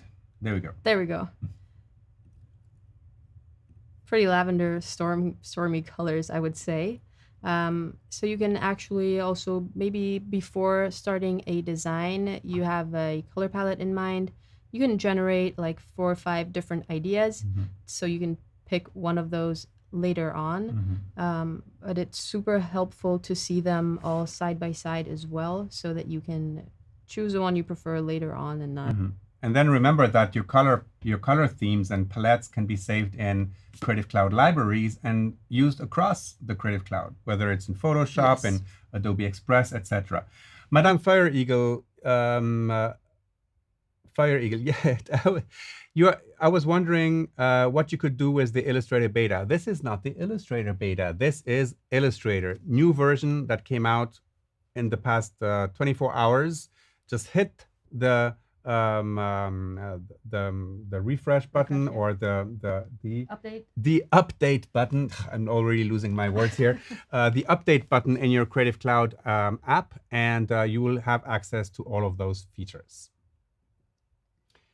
Next up, we have a pattern as well. It works with patterns too. So I have this pattern. It's saved up in my swatches somewhere right over here. This one. And it still works. It's really mind-blowing sometimes. If you don't see it in the contextual toolbar, the recolor thing here, you can just go to Edit Colors, and Generative Recolor will be here. So just click on it and the window will pop back up. Let's say Terracotta Desert. And while that's happening, Swarali, you're asking about the Photoshop beta, but you know, this is not in the Photoshop beta. This is now in Photoshop 25, which is the new version of Photoshop that came out in the past 24 hours. And it's the same thing for Illustrator here. This is the brand new version that includes those Firefly powered tools. So as you can see, it works really well with patterns as well. And another really nice thing is that you can generate basically till infinity and beyond.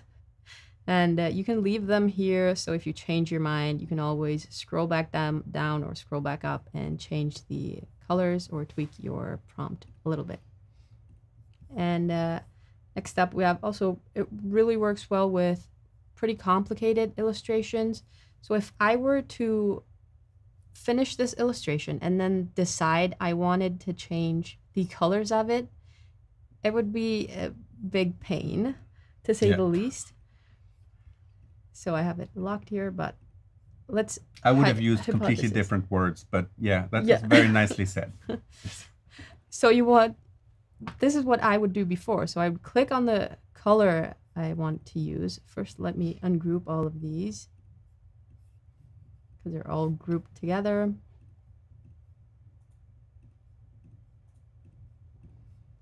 So this is what I would do before. I would select one color and then go to select, same, and click on fill color.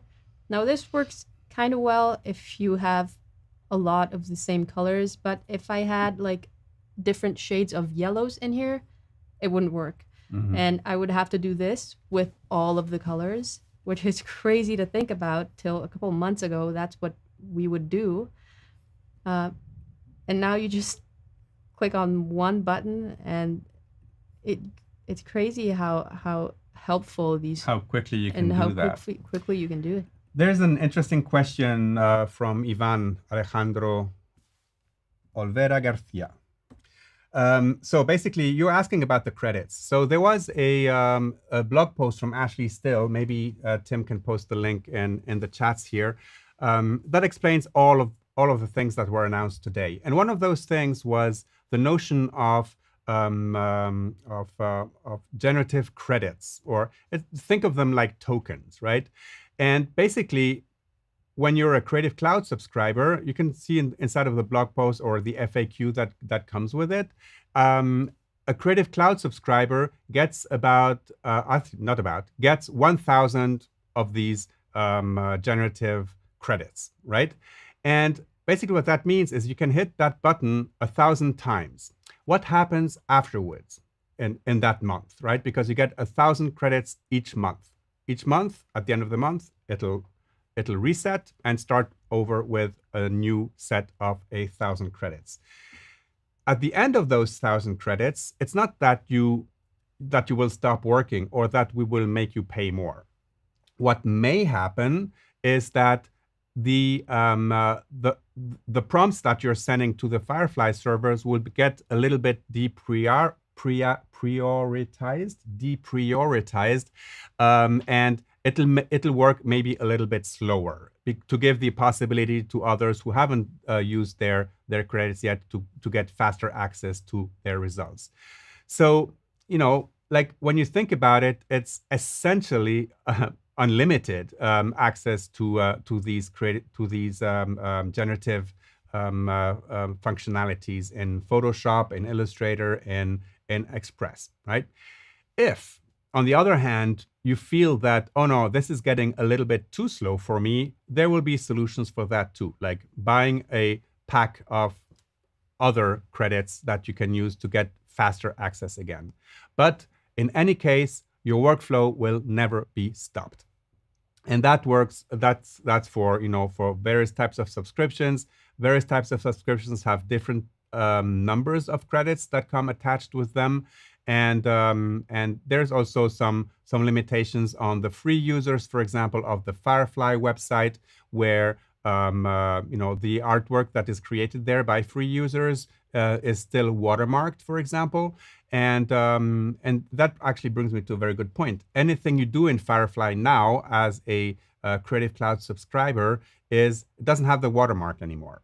And it does have, on the other hand, and that's in Photoshop, in Express, in Illustrator, on the Firefly website, now any generation that you created with Firefly will have content credentials attached automatically. And this is something that we will be looking at with Margarita in a second. You saw it in Photoshop together with Tony. The same thing works with Illustrator, of course.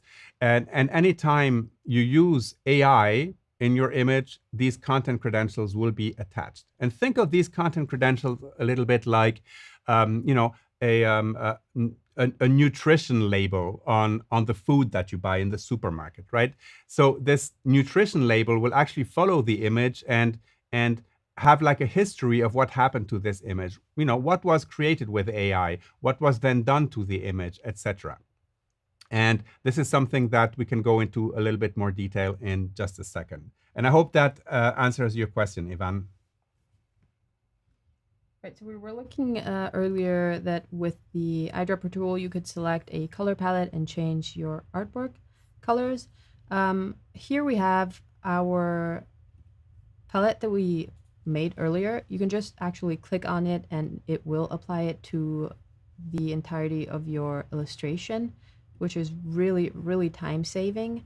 and then you can obviously change the color order and all that stuff, but you can just click on a color palette you have saved in your swatches and it will apply it to your illustration, which is really nice. Another thing I wanted to talk about, which works really well, is with gradients, which I didn't think it would do such like a really good job at, but it actually does.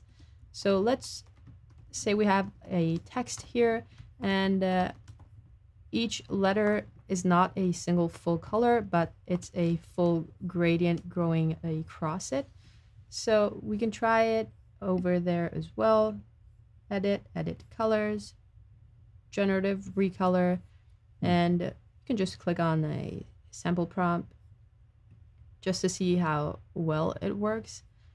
And it actually just changes the full gradient of it. But if you want to know exactly the colors you used, you can just go to the advanced options and you can see them every single color over here. And as usual, you can add it to your swatch if you like it. But these are the single colors used, and it automatically just placed them in a gradient for you, which is mind-blowing. And you'll probably also find them in the gradient tool, like Yes. all the little color stops, right? Yes, exactly.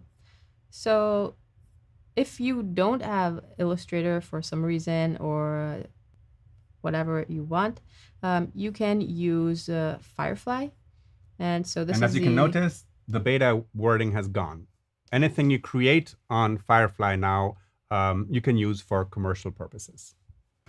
So you go on to the Firefly website and you can see the generative recolor here. You can just click on generate and you can either select one of the pre-made illustrations just to play around with it. Otherwise, you can upload your SVG directly, and we have one over here that we saved earlier. You can just drag it in and describe the color palette. So let's just write hippie 70s, generate, and like Illustrator, it will generate different color variations for you to use. The really awesome thing about this is, apart from the number of generations that you can make, which is unlimited basically, you can save this and download this, and it will maintain the SVG file. So you can later also, on, you can also go into that same menu. Oh no, yeah, that same menu, and you say copy image, and paste it into Illustrator. see And that it's still vectors. there it is. It's really amazing the things that AI can be able to do. So basically that workflow, you wouldn't do that anymore because, of course you can do it directly in Illustrator. But those of you who, who maybe don't have a Creative Cloud subscription just yet, you can, use the Firefly playground to try these things out and try, what happens with a vector drawing that I maybe did with some other program and try to recolor it that way. So a lot of stuff to try out, to play with, and to experiment also on the Firefly web experience. So I opened the SVG we just saved. It's still fully editable, every single layer and every single shape, which is really cool. Let's talk a little bit about these content credentials. What do you think? Yes. So like I mentioned, these content credentials, like this nutrition label that gets applied to anything you do with artificial intelligence in Photoshop and Illustrator on the Firefly web experience, get attached to the image. So let's see how that works. Let's start the workflow in Illustrator and export one of those artboards, one that you've recolored as a JPEG, for example. Yes. So let's save this one. We're gonna go to File, Export, Export As, and we're saving this as just random thing. We're saving it as a JPEG, and it was artboard 4, I believe. We're gonna export it. I don't know. Maybe. We'll see. We'll see. Yes, so correct. It was the 4th artboard. We can go on the verify.contentauthenticity.org, and you can click on Inspect New File, and you can just drag it in, and it will you can just drag and drop the image we just created earlier. And as you can see, we have all the data and info. Let me move away a little bit so we can see all of that information. There we go. There it is. So basically, this image was generated with an AI tool. What model was used? Adobe Firefly. It was produced with Adobe Illustrator 27.9. I don't have my glasses. Is it 27.9? Yes. Yes. Other edits were made. Made other changes to the image as well. So all of that information actually follows, that JPEG that you've just exported. So basically, this nutrition label is really our solution to this problem of like trusting an image. Like, how much can you trust an image? Well, we think that once you have that nutrition label about any type of content, you can then trust the image because you know how it's been made, right? So our vision around that is first verify your content, and that comes in the form of a little. If you go back to the verify website a second, just there, you can go down a little bit. You see that little eye on top of the image? That's where the content credentials can actually be viewed, and this is something that we're trying to find more and more partners to work with to actually have that information, that nutrition label for any type of content that you see online, right? Verify and then trust. If you, like, for example, this image, if you click on it for a second, just as an example, view more, we can see more information about that image, and you see that this is made out of a social media PNG, and then Adobe stock image, and the PNG is probably what's in the screen, and the social media PNG, yeah, and that's basically a fake news image because these two images have been put together, right, to create a new image, right? Of course, we're not saying everyone has to use those content credentials. Of course, everyone is free, to use those, to start thinking about content credentials, or not to use them. If you don't feel comfortable leaving any trace of how your images were created, that's fine too. The only thing that will be missing is that nutrition label that allows people to trust and verify your image. So basically, it's a new way of thinking about how we consume content and whether we have the information or we don't have the information. And it's great to see that this is also available in Adobe Illustrator. So content credentials get applied automatically now whenever you do a generation in Photoshop, in Illustrator, on the Firefly website, and use generative image creation, text to image, or text styling in Adobe Express, right?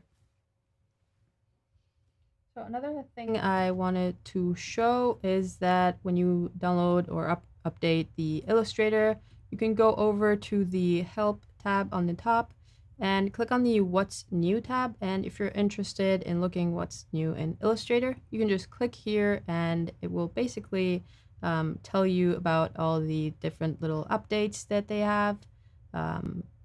So the generative recolor and different updates that they made. You can also just click on it and it would take you, I guess, to the Help X page to the help show you page. how that works. And they have various like videos and tutorials explaining how to use the different tools. And Colleen, is this like metadata in photo files? Yes. Think of it as, raw metadata or XMP metadata that goes into photography. The thing is that content credentials are tamper-proof. So basically, it's not code that you can open and type in a new date or a new owner of the image or things like that. It is all scrambled, and basically the information that's attached to the image is then tamper-proof. In Photoshop, it's a little bit more advanced, where you can actually open the content credentials window in Photoshop and actually see what's happening while you're working on the image. And when you export out of Photoshop, there's also a possibility to when you export a JPEG out of your Photoshop file, for example, there's the whole part about content credentials, and which allows you to also upload the image to the content credentials cloud, right? This is kind of important because it means that your image, the one with your content credentials, is now also present in the cloud.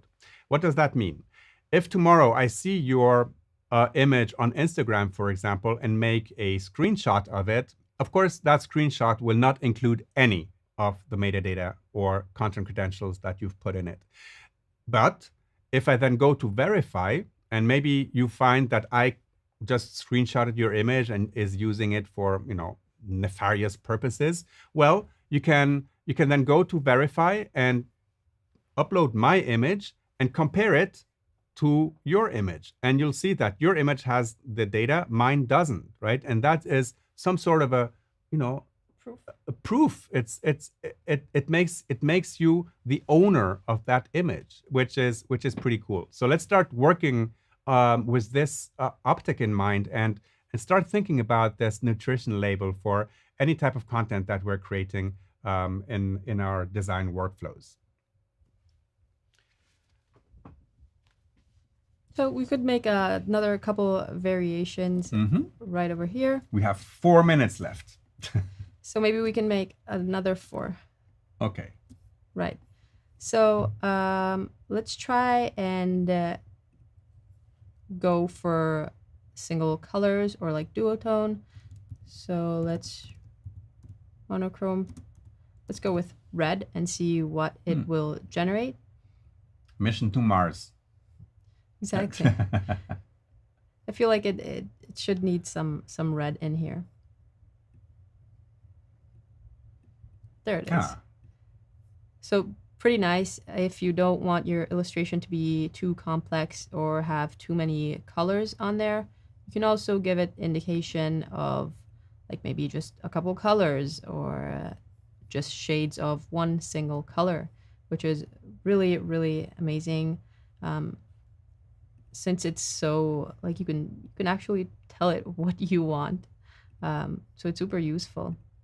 Another thing you can write, let's try Chrome. I'm guessing it will change the colors back to a grayscale maybe. Maybe. And so maybe grayish tones. And yeah, pretty cool. Yeah. This looks more goldish than Chrome, but it's still pretty interesting how it can understand and put together colors in this way. For this one, let's just try and write out space. I wouldn't know what colors it can come up with, but let's try with space.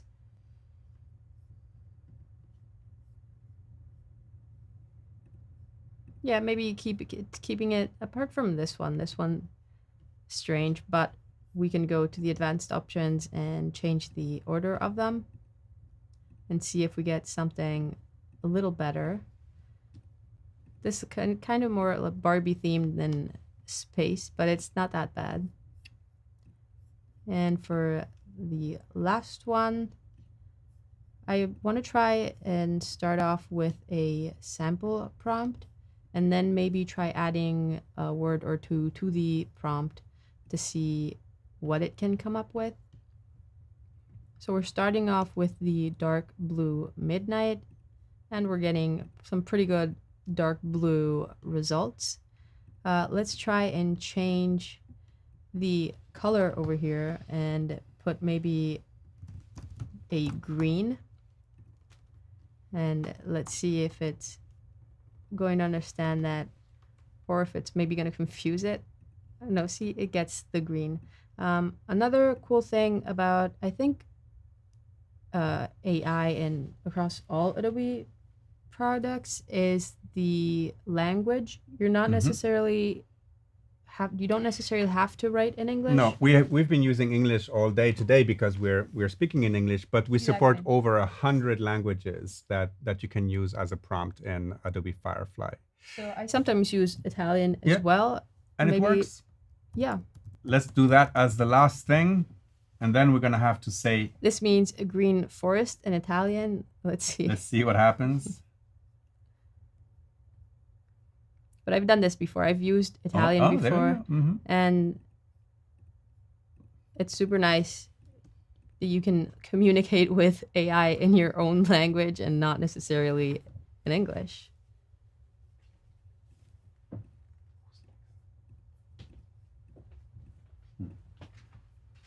So we have all our different options over here. None of that gets canceled. So you can just click and delete ones that you don't want to keep in there. Otherwise, you can just still select all of them and obviously save the color palette over here as we did for our other ones, and just reuse it for other designs. And Margarita, our time is unfortunately over. It was great to have you with us, and thank you so much for sharing your workflows and using our generative AI with Firefly. And Holly and Andrea are next, so stay tuned. In 5 minutes at the top of the hour, we will go on with the live stream here, live from the Adobe Live Studio in Munich, and it's going to be all about Photoshop and photography. So stay tuned. Thank you, Margarita, and see you soon. Bye.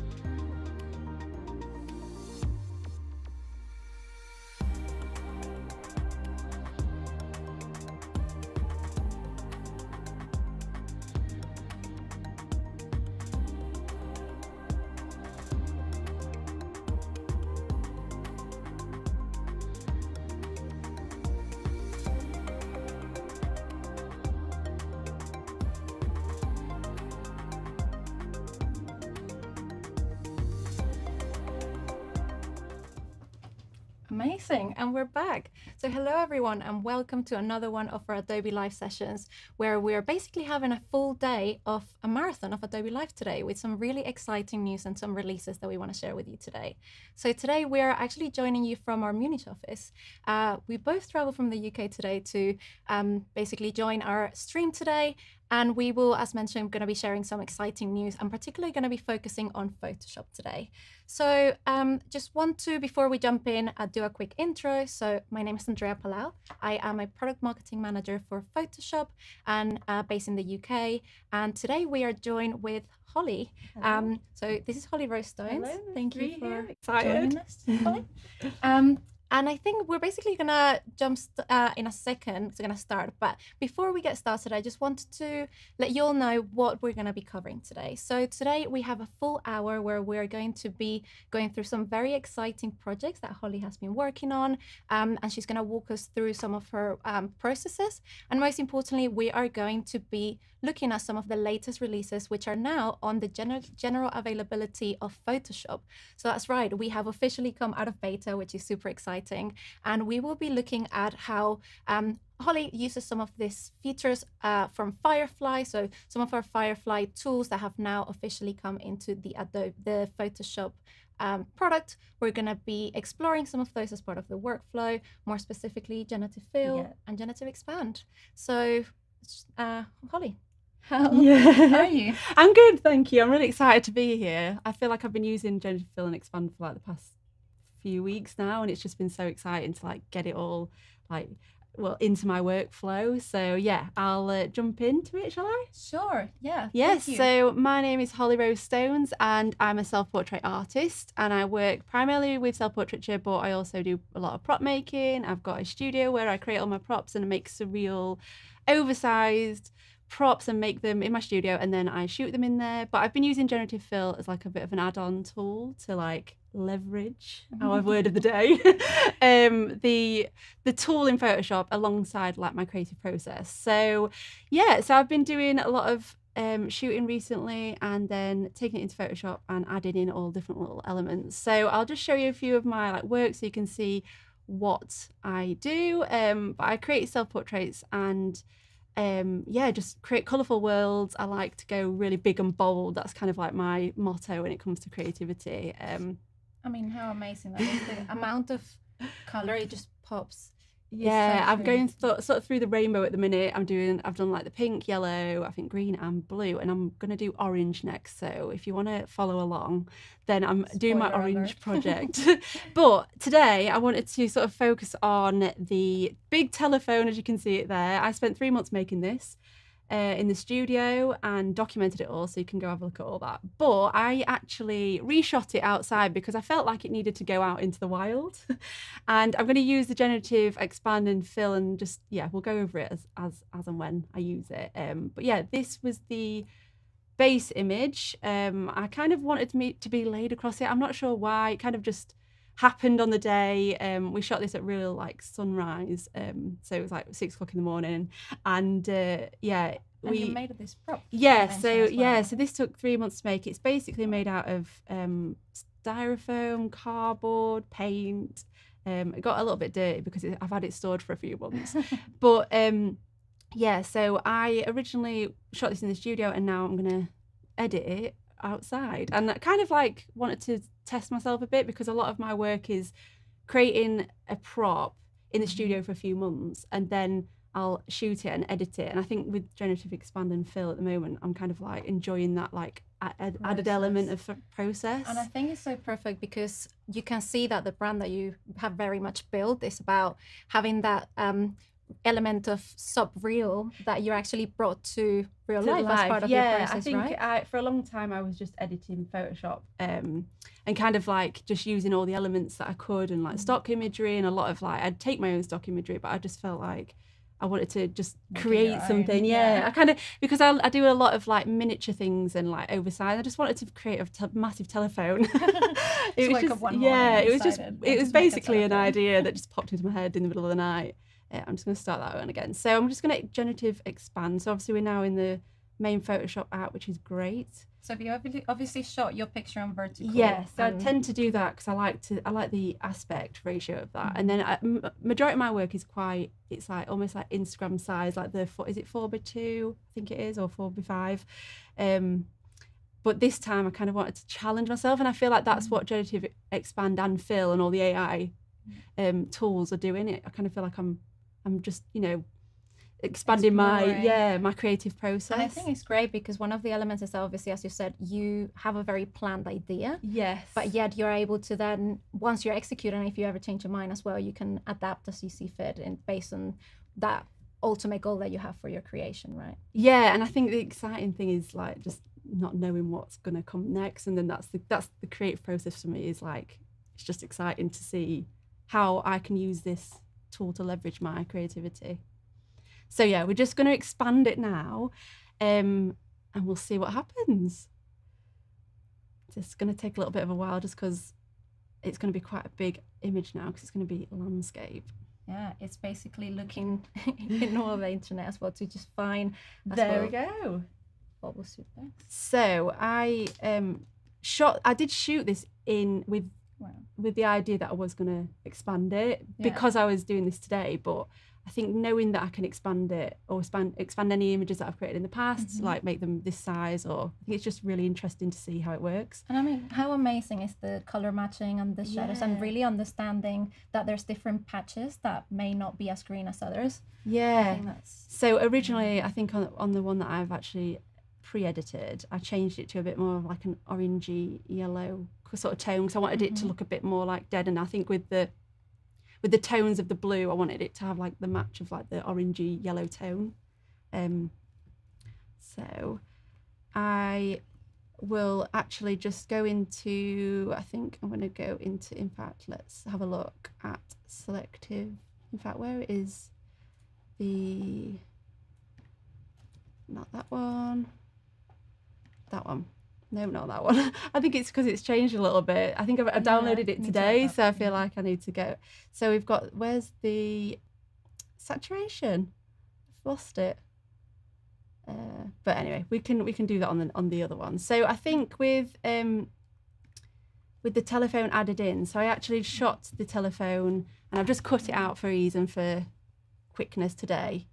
But I have just selected it with the select subject, which I'm absolutely loving at the moment. Select subject, it's great. Oh, makes it it's just so much easier. And I'm going to just drag it and drop it into the image.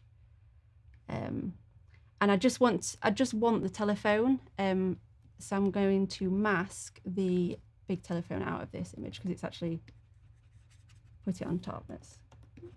Amazing. Whilst you do that edit, just answering some of those questions. So Ivan, that is right. So today we have launched basically all of the features that had been on the beta app of Photoshop have now gone into the general availability product. So you can now officially use those again for personal as well as commercial use. So they both for Photoshop as well as Illustrator. So I'm just cutting my image out at the moment. But it's just I'm so excited that it's now gone into the main Photoshop because of the tools that I had, obviously in my toolbar, my workspace and things like that. It's just nice to have it all back in one place. Yeah. So I'm just cutting this out very quickly. But I would love save the going back and forth. Yeah. So I would love at the moment to see what it would look like if we added in a chord. So on this one, I'm gonna skip ahead. We have added a chord. Yeah, we have added a chord, but only for ease and time. But I will show you how I did that. So I'm just going to go into the lasso, and I think I'm going to do it from here actually. So I'm going to connect the phone or the handset to the actual phone body, and I like to do like a random like squiggle just to see if that fits somewhere. So I'm just going to generative fill and put in blue. Telephone chord, and I think I put vintage just to see if that would work. And then we're just going to generate and see what happens. Man, I really like just like testing it over and over again to see which one works the best. I think this is the exciting part. I'm like, oh, you never know what's going to come up. So it's exciting because, like you mentioned, if you don't get the perfect output that you want the first time, then you can always obviously continue So testing and trying. Let's have a look. So that's quite small, but still looks quite realistic from what I can see. But I feel like that's what I've been using generative fill. Well, how I've been using it is kind of like filling it in and then editing on top of it. Yeah. So I'll open up. So I'll do a generative fill expand or whatever, and then I'll go in and like color it a little bit, or shadow, or change the color. Like for this one, I'd want to change the color to more of a blue. But if I go back to the other one that I actually used, I did it on the floor just to see what it would look like, and I feel like that one actually worked really well. And the color match again. So you played around with the colors, right? Not on this one. This one actually wow. came straight out of yeah. So it's interesting. That's amazing. I think that's this is actually these. So telephone cord and plug I put, and it came up with this one first, which obviously I didn't need the phone, so I skipped through and it came up with the color match, and I was like, that's quite impressive. Perfect. Yeah. And that's the thing, you can obviously continue to play around. Yeah. So exactly, I always just play around with it. With this one as well, if I just pop that back on, I'll just go back down to that layer that I used. So I wanted to add in, because on the day that we shot this, there was a lot of birds flying around. We didn't actually capture any in the images, so I was like, I really wanted to sort of try what would look like with a bunch of birds flying. If only there was a tool that you can play. Yeah. So I actually did a sky replacement first. So I added in this little bit of a sky, and then did the birds. Let's just try that one. And it created it blue, which I was quite happy about. In fact, originally I wanted to see because obviously my images are more like surrealism and adding in elements that are not necessarily going to be there. I mean, a giant telephone is just not in the middle of a field, and I quite like that contrast. So I was thinking maybe if I add in like a jellyfish, or just to see what it would look like. But the tones that it actually created. Yeah. It did a match of like the darker color blue. Yeah, and then we had of the telephone. The three, so it did three different options, which I quite like that first one. I mean, not necessarily for this image, but I just kind of like had a bit of a play around. But then I was like, right, I'll actually add in the birds. So it did add in a couple of these kind of birds, but I felt like it was a bit too dark. But then this is the beauty of it. You can go again. And you can go again after. It's a process. Yeah, so you've got like all different birds. Some of them not necessarily looking like birds, like this one's a little bit off, but even I might have wanted a bird that looked like that. So as part of your process, do you normally always have a final vision, or do you really like to play around and see what output comes from? I sort of like have an idea in my brain, and then it sort of evolves onto a piece of paper. So I'll have like a sketch out, a very quick sketch, and then like I have an idea, but I don't tend to try and I stick to it to an extent. But then I always know that there might be a bit of an element where I'm like, no, I could add more or less. I did sort of like the attachment image. So I did an image a few weeks ago in the studio. I'll just click on it now, and wow. I knew exactly how I wanted this image. And if you can believe, I mean, I don't know where the generative fill is, but part generative fill, part studio shot. So, I mean, pop it in the chat. Where do you think that the generative fill comes in? I have spoken about this already, obviously on my socials, but I feel like this is just my favorite example of generative fill, because I can't tell like I can tell because obviously I know where I've put it, but I feel like it's very surreal. So I'll just remove them. So I did shoot this in the studio. I did expand the frame, and then I added in the ribbons. So I knew exactly what I wanted this image to look like, but it wasn't hitting the mark. When I got to this point, I was like, it's just not quite. So at this point, there hasn't been any AI added to the picture? No AI. It's all it's composited. So all these are obviously composited in, but from the images that I've actually created. So I added them all in. And then I was like, it's just not quite where I wanted it to. I wanted it to be more ribbons. Yeah, I wanted it to like come out a little bit more. I wanted all these gaps to be filled, and the images that I shot didn't fill it. It just wasn't hitting the spot. So I was like, right, I'm just going to test the generative fill. So I will add them back in of where I actually used it. So if I just go off, So as you can see, I've circled this area, and I'm actually going to do a few and see what happens now, because obviously every time it's different. So this was a generative layer. This is when it was in beta, so I'm not sure if it's actually going to come up as the layer that I can switch, but I'll add them back in. Perfect. And just while you're doing that edit, just answering some of the questions on the chat. In terms of the limitations on the free plan, this is actually part of the Photoshop paid product. However, you can actually test generative fill within the Firefly website. So if you want to have a go and give it a try, that's something that, again, you can test the feature specifically within the Firefly website. However, of course, being able to edit it as part of the process really takes things to the next level when, to your point, you're able to actually add to completely take things to the next level within your existing process. I think that's what I enjoy about it, is that you can just keep going. There's no limits of it. There is limits in terms of like what it's creating, but I think even when like I create I'll just go back to the other one. Like let's say I needed the chord, and I wanted to see if the chord worked in the image. I could always go, and this is what I've previously done, is I'll go back into the studio or back outside and reshoot the chord, because I've got the chord. I mean, I've got a phone that I actually created an image with before, so this is what the phone is actually based on, which is normally what you would have done as part of your process. So right? I'll just quickly show you from previous. So I've got this phone here on the blue one. That was the phone that big phone was based on. The inspiration. Yeah, the OG. exactly. But so I've got this chord, and I've actually got photos of this chord. But obviously, when I've been outside, obviously I've not got pictures of it outside, so I need to go back outside, get the right lighting. And that's the thing with shooting outside, right? Like at least when you have a controlled environment, it's a lot easier to just go back and make a few changes, a few edits. But when you're outside, obviously catching that same lighting might be very challenging and very difficult. So and I think this is why obviously adding this chord in, it's just matched all of the lighting, the shadows. I mean, I don't even really have to do much to this.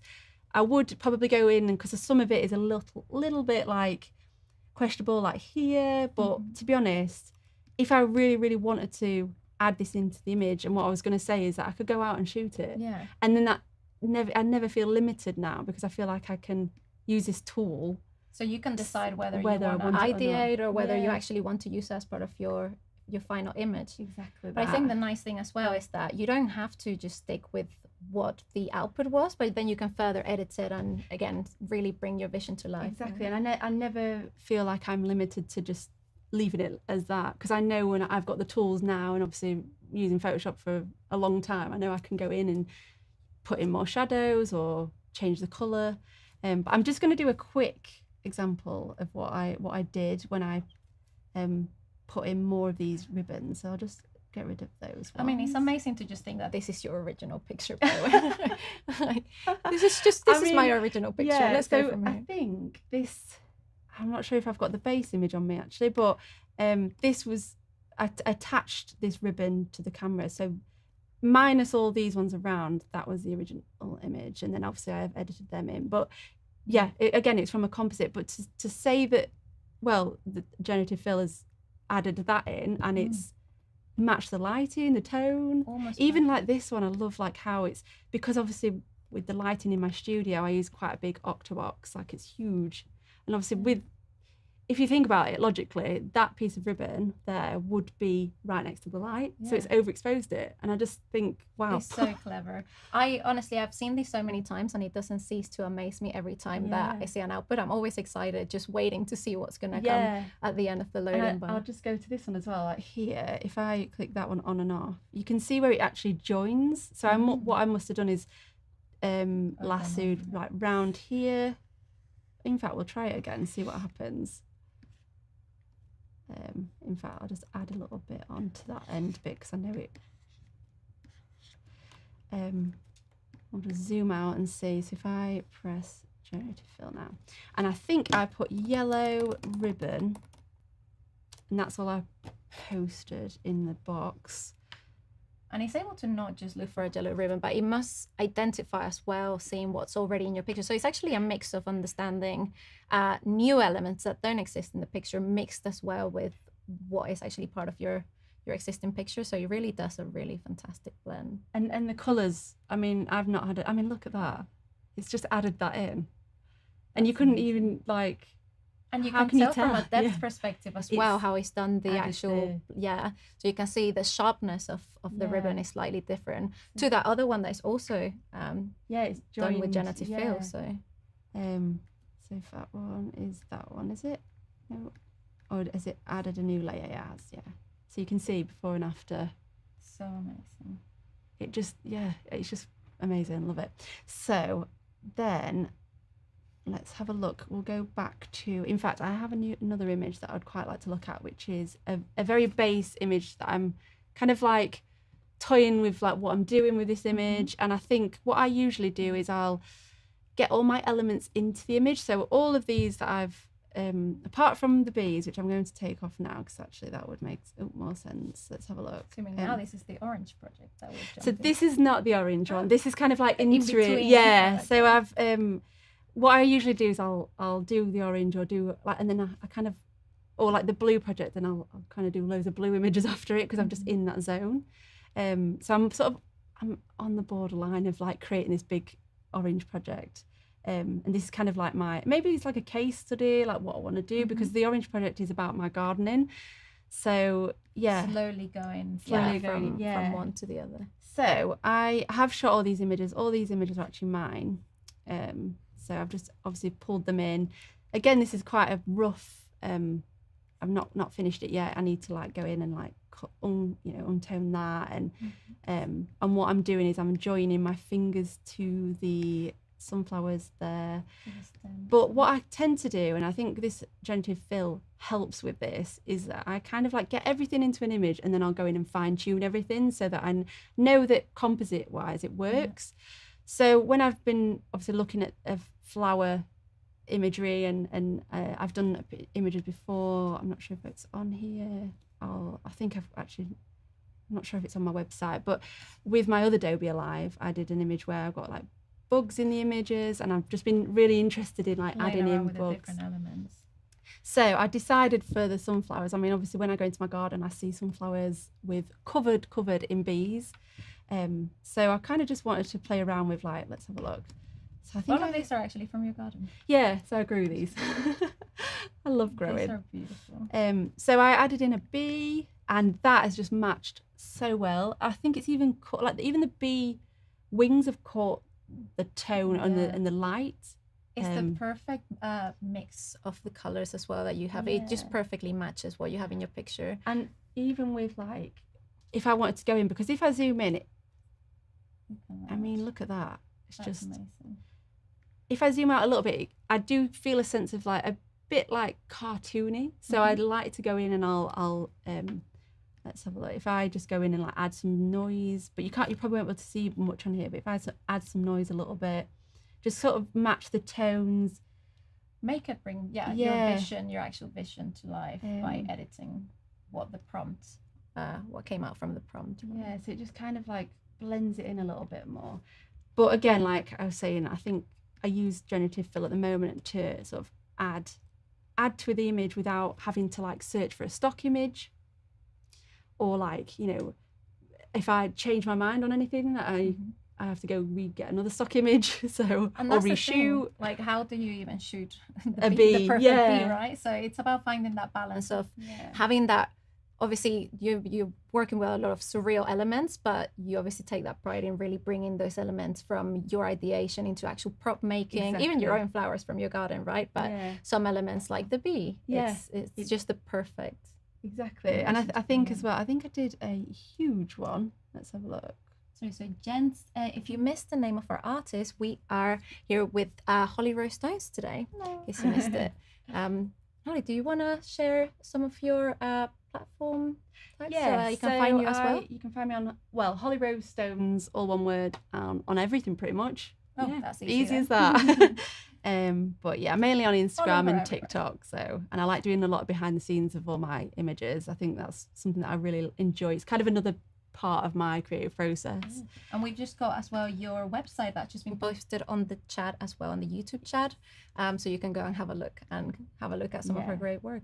And the color project. Yes, the colour project is what I'm working on at the minute. I do obviously all my little portraits in between. But again, the colour project is sort of my main focus. And I've actually not used Generative Fill on the colour project yet. So I'm excited to go ahead and especially with the orange project, to see where it takes me. But yeah, as you can see, I've added in a huge bee. But look at is it a what? Yeah. I think let's have a look. I think this is what I got on the... I just kind of was thinking, shall I just circle an area and see what it creates? So depending on the size of what you select, obviously, you will get a result which matches the size. Selection. Yeah, so let's say I will just do an example. So if I just create a... By the way, Holly, people are loving your work. Thank you. You're getting a lot of compliments. Thank you, everyone. Truly magical. But yeah, so let's say if I zoom in fact, I'll show you what I was going to do. So again, going back to the ideation and like creating the ideas and how I move forward, you know, I've got all these images, all the elements into the image, and then now I'm thinking, how am I going to make this a final image, or how am I going to create and what elements do I want to add? And instantly I was like, oh, maybe I should have some like sunflower seeds, like dropping down just to see, you know. And I never would have thought about shooting that in the studio. It's something that I've like thought after. And sometimes it's difficult to capture as exactly, well. Like there's yeah, like a pollen. How do you capture pollen as yeah. well? As a bit... In fact, that's a good point, because I was going to show that in a minute. While you're at as well, we do have one question from Lively Waves. It's asking around, let's say you want to change or fix the lighting on your photos. Is that possible with Generative Fill? I'm not sure if that's something that I've not tried it myself. I don't think you can select a whole image and change your lighting, but that's something that obviously can be explored, I suppose. But the only, I suppose, experience that I've had with it is that it matches everything that you Generative Fill matches the lighting that is already there. Yeah. So as a reminder, with Generative Fill, you can either expand, subtract, or add to your image. So anything that then comes and basically joins your image, or anything that's new within your image, you will automatically match the lighting within your image, right? Which is amazing. Yeah. The good thing about, I was going to say about the sky of like an image. Let's just quickly go back to this. It might give us a good example. And then we'll go back to the seeds, because I really want to show you what I'm going to do with the seeds. But like earlier, I was playing around with like the lighting and the sky and seeing what I kind of make from being outdoors. I mean, at the moment, I've added in the replacement sky. I'll just delete that one. And what I love as well is that every time that you generate something, it will create a new layer, which means that obviously it won't actually affect your original image, and you'll be able to continuously continue editing within that without actually being disruptive. Yes, and you can remove, you know, because it's on a layer, you can just, you know, erase it or add it back in, which I absolutely love, because sometimes it'll generate an image, but I want to not like have the whole thing generated. So I just want like a little section. So I'll just, let's say with the seeds that I was going to create, I can just like cut them out a little bit and just have them, so I can move them anywhere I want in the image. Yeah, so you have full control of that layer and can continue. So just going back to the changing of this, like let's say scenery, we were playing around earlier and we were saying about making a stormy, dramatic sky, and I know Tony was working on that earlier. So I kind of just added in dramatic, stormy sky. That's literally all I put. And it's obviously not changed the whole colours, but I could go in knowing how to work with the shadows and the curves. But it can add in the sky at the back, and that's completely changed the tone, the vibe. And you obviously made that very specific selection at the top part of your image, right? Originally, it's just 1 second. Yes, that was one of them. That was the first the fill that happened. So I basically just popped on a selection, and this will obviously be a layer, but it will remove anything that's sort of in the image, or it might keep that foam. But I think we established that I'd have to like mask the foam back in, or I could mask around the foam. But because of demonstration purposes, it's just easier to select it all. while we're doing this, and we can revisit, I think we had a question around the image that you were just showing, which is the in-between yellow and orange one. Yeah. Which is around the bee. So it's around how realistic the outputs are sometimes. And the point was that it's not always very realistic. No, some of them are, well, I'll show you in a minute once this is generated, but some of them are questionable. Oh, it's changed me into a... See, I've actually not put anything in here. So it's just given me the sea. Different options, yeah. And what else have we got? Well, I like that. The sky, I really like that. That's kind of how the sky was looking, but because we were shooting at sunrise, and as the sun was coming up, the camera settings, because I was obviously laid across the thing, my partner was helping me shoot this, and we weren't changing the camera settings, so it kind of blew the sky out, and that is kind of what the sky looked like. So that's really interesting. Yeah. I am familiar with it. It was shot Very on realistic. on the warm days this year, but But I think it's exactly what you're mentioning. Like obviously here you're just generating and using generative fill to just see what it would best fit the image. But I think to the point that Ivan just raised, I think it's very dependent on the prompting that you use, right? Like using the right prompting and continue to play around with prompting. I think that's the really nice thing about this, is that it's always learning. It's always taking your generative process and using that to learn again, which I like about this. And I think as well, like just going back to like masking, what I would probably do is just go in and mask my leg back in. Is that right? Yeah, so I would probably just go in and mask, spend a bit of time adding that back in. I might even use select subject, but just whilst we're quickly doing this. And like obviously my arm here, I would mask that back in.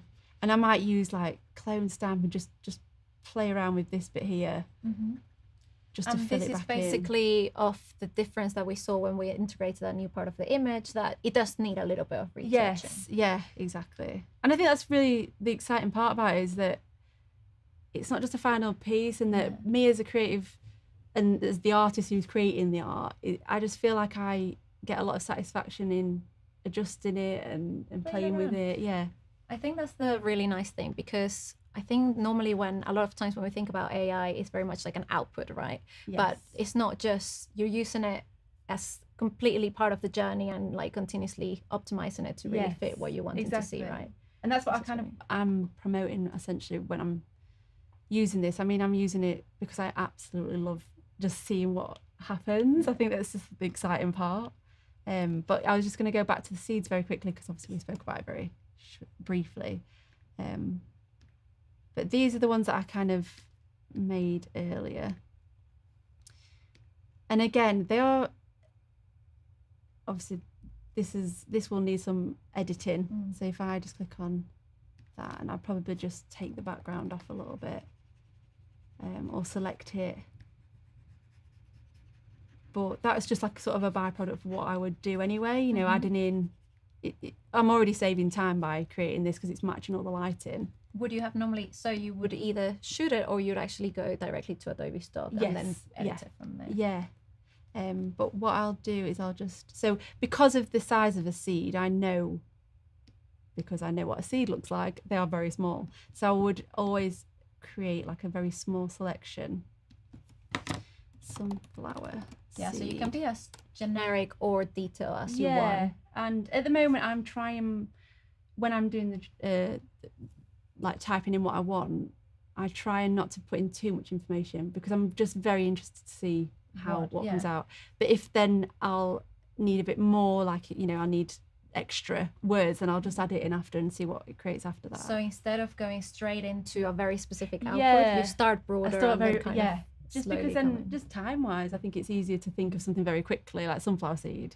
But if I needed like sunflower seed, which is XYZ, then I would just go back in. But that matched pretty well. The art of prompting is definitely definitely something very interesting. Yeah. It's actually something that we're obviously using English prompting here at the moment, but we now, since going out of launch and even as part of the beta, we have available prompting in more than 100 languages, which is great. So wherever you are joining from, I've seen there's people joining us from all over the place today. So you can actually do prompting in your local language as long as Photoshop is available in that particular language. It's also That's great. I think it's love that we can just it's available everywhere. That's a newbie. Yeah, so this a newbie. So when I was obviously again looking at this image and seeing what I could do with it, I mean, again, it's very much in its raw stages. I've not got to the point where I'm finishing it off or anything, but I'm doing sort of like the idea stage where I want everything, where I want the elements. And I, again, we've got a bee and they're going flying to the sunflowers for the pollen. So I'm going to add in a bit of pollen.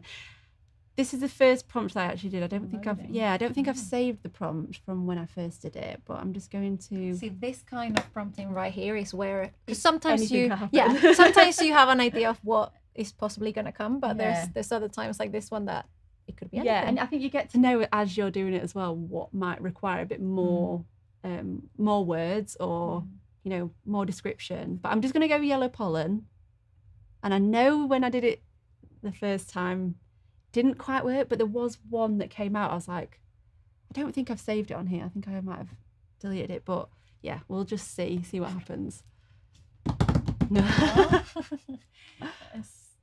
But as we were saying to like Margarita earlier, feels like a little bit like honey. Yeah, I cannot tell you. Cannot tell you what it looks like. This is kind of the thing that came out the first time. I think it was more of like it was matching the sunflowers petals.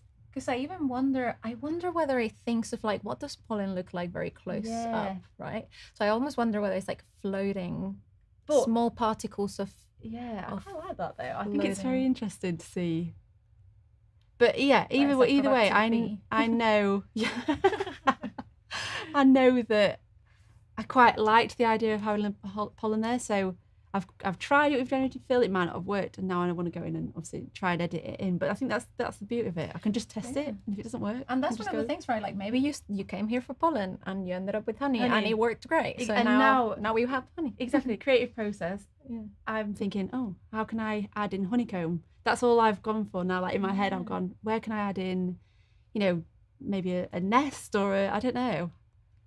I think that's the beauty of this tool, is that it just takes you somewhere.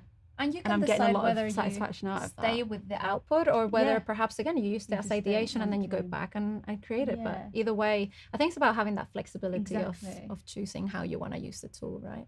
So going back to let me just double check where we are, because I feel like this bit here, this stem actually was Generative Fill there, and I'm just going to try and find it and show you very quickly. So what, you had part of the stem, yes, but then you continued it. Yes. So when I was shooting this, I'm just going to see.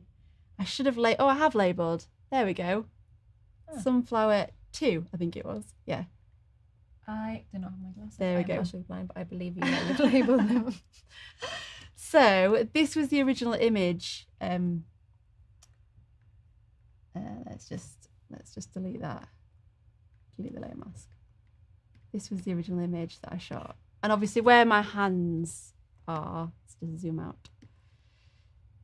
I mean, I had up until that area there, so I've cut it out and just add it back in. Those leaves are beautiful. Yeah, such nice colour. This was my favourite colour. I love that.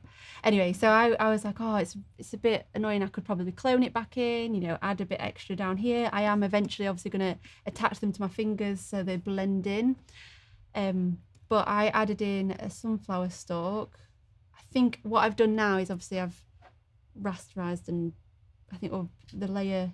Yeah, so when I've I think I edited on top of it. In fact, let's just try it again. Have we got time? Yeah. And it's interesting because you've actually put a prompt.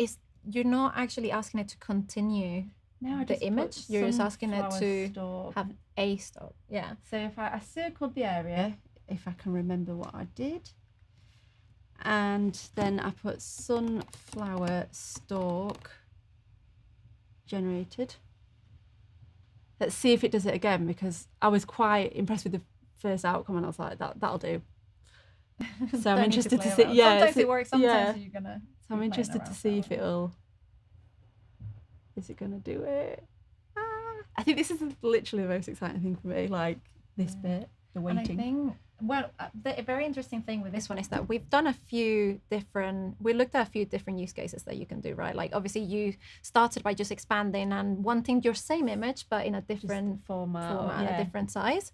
But this is more specifically again about adapting what you already have and adapting it a little bit, extending it, but still using generative fill and not expand, which is interesting. That's how we normally use expand. Or like the content aware fill. I've tried it and it's just not a patch on generative fill now. So, but yeah, like I think I might have, if I even get to this one. So what I did, I mean, it's matched my finger quite well. Let's just turn it on and off and see. You can see it's matched my finger. It's changed the shape. You actually changed the top of your finger, yeah. But I mean, I don't want that to look like that. I want it to just be one stalk, and then I'm eventually going to blend it together. So if I just had you not zoomed in, I would not have no. Even though there is obviously a separation between the two, it looks like it's still part of the same stem, right? Like the color match is great. It does have that kind of blending from the bottom of the part of the image that then connects with even with the original one that I'll just quickly show that one it was. I think I might have, let's just see, let's take that layer mask off. There, that was what came up with. Yeah, that's beautiful. So that was the original one that it came up with, and I was like, that is nailed it. And I think we had a couple of questions around the amount of times that you can generate images, and I think obviously I'm not sure how many times per.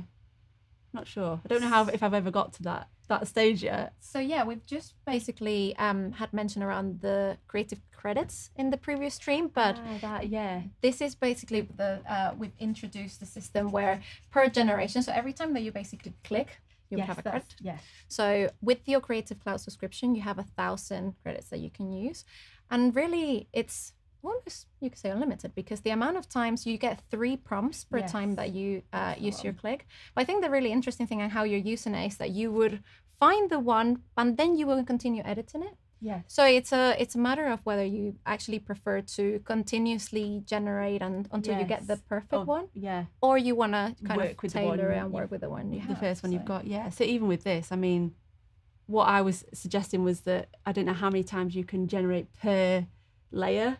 So I think, I'm not sure if it gets to as in not the credits, but just the actual generative fill. So I believe, and we can, we'll also have the link in the chat as well to see more detail. But generally speaking, you can, even once you've used all your credits, you can still generate images. So it's very much unlimited, and you can generate as many as you want. It's actually more the speed that comes with those generations that might be affected, but.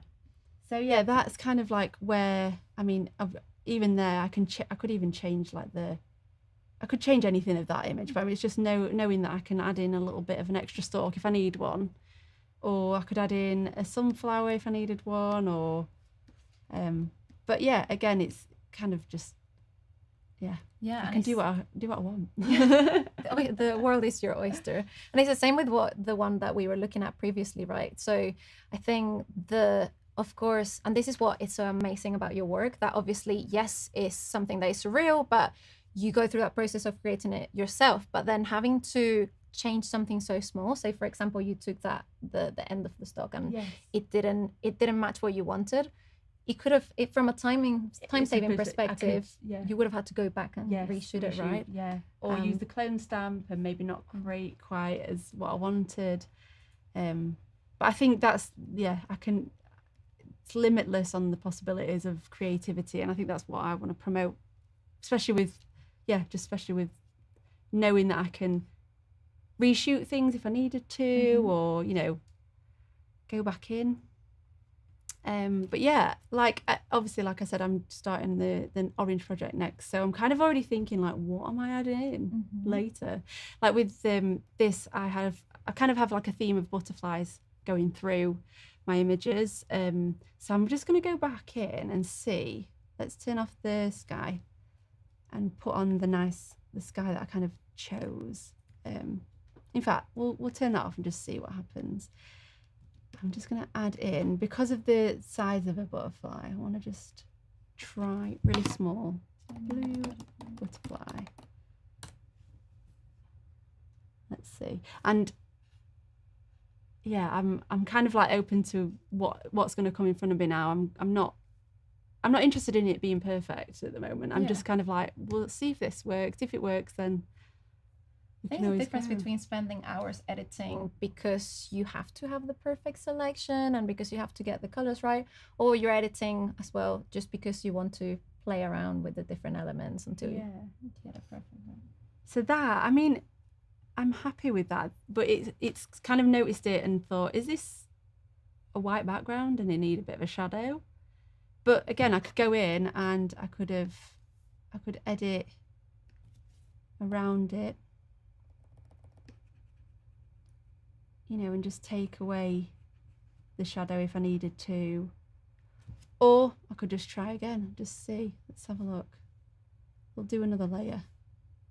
In fact, I might just try an extra large butterfly. You can always expand. If, say, you started with a small selection, right, and you had, it's a tiny little butterfly, but say you really liked it, you can always, again, just edit that one layer and size it however you want. I'm going to go for just for fun. And for the end of the stream, we'll see what a big butterfly looks like on top. Is it resting? Is it going to be flying? I think on my other ones that I've used, I've had to put like flying butterfly. Oh, interesting. Flying butterfly. See, I quite like that one. I think that one looks really cool. But then you've got like different elements. That one's got a million legs. I like that. Oh, yes, it does. It's a spider. Or if I thought that was okay, I could edit some of these legs out. That is a really nice combination of all the different colors that you have there. We do have a couple of questions in your edit, actually. So when it comes to the outdoor lighting, for example, how do you get the outdoor lighting to match so perfectly with the phone handle? With the phone, so this, what do you mean? So the phone handle isn't part of Generative. No, you didn't use Generative Fill. Did you actually have the this handset? program? Yeah. So this was actually this image. I think it's this one. So you manually corrected it so that it would match the light, or it just so happened that it looks great with the lighting that you have outside? So this one actually was shot outside. So this I've edited me out because on the same day. Yeah, I held it up. I'd rather not show me there because I think I was look a bit tired. It was like 6 o'clock in the morning. Oh, it's a big one. Yeah, so I'm holding. I'm so here like, no. So this is actually like a large telephone handle that I created. So this is actually matching because it was shot in the same area. In fact, I literally held it up just on the phone. Okay, so the color matching and the lighting matching was actually because it was shot in the same day and in the same kind of space. So that wasn't to do with like any generative AI. It was literally just because I shot it on the same day. And it's the same as, again, it fits perfectly. And actually the fact that you have your own prompts that you're bringing in match perfectly. But say, for example, you hadn't shot it and you wanted to bring it in. I do actually have. So very quickly, if I just go on to, I added in just to see what it would look like. Let me remove the phone. I think that one's it, yeah. So I added in just to see what it would look like. Let's move that. And this prompt was giant blue telephone handset vintage. Vintage. I was going to say that looks like a very vintage. I just wanted to see what it would look like, and then this was one of them. Interesting. That was another one. But you can see it's kind of like trying to match. It's not got the same textural materials, but it's trying to match the lighting, which is a very above, outdoor lighting, blown up from the back a bit. So somehow we are almost at time. We have 5 minutes left. But we've just gone through some amazing part of your workflow, I guess. And to be honest, it seems like you could continue here all day I and could, yeah, continue we to play literally could around talk with all some of day. these elements. But just wanted to do a quick recap of some of the things that we have seen today. And I think something that we haven't touched, but actually looking at all the different edits that you've done and all of the different AI elements that we've been playing around with the Firefly tools that have come into the product. Obviously, one of the big questions that often comes up is, but how do you know what's AI and what's not AI? And then how can we actually make sure that we have authentic work and that is attributed to you? Yes, so the content credentials is now automatically in Photoshop. And I think you have to allow it to, obviously, I think that's the case. Yeah, so in case you can't see it, actually, Yeah. if you, I think it's on the Windows panel at the top. So if you don't have it turned Click on Windows and then it's content credentials. And you can connect all your Instagram accounts, social medias. It's a place where obviously you've got all the, I mean, there's more information obviously about this, but it will show that this image now has got AI included in it. I think the way that we were looking at it is almost like a nutrition label. So, you know, when you go to the supermarket and you just look at the back of your cereal, whatever you're eating. Just I think that's a great way of describing it, the nutrition label. Yeah, understanding exactly what has gone into the picture. So with it being automatically turned on, I think that's very specific for being able to track what part of your picture had AI as part of it.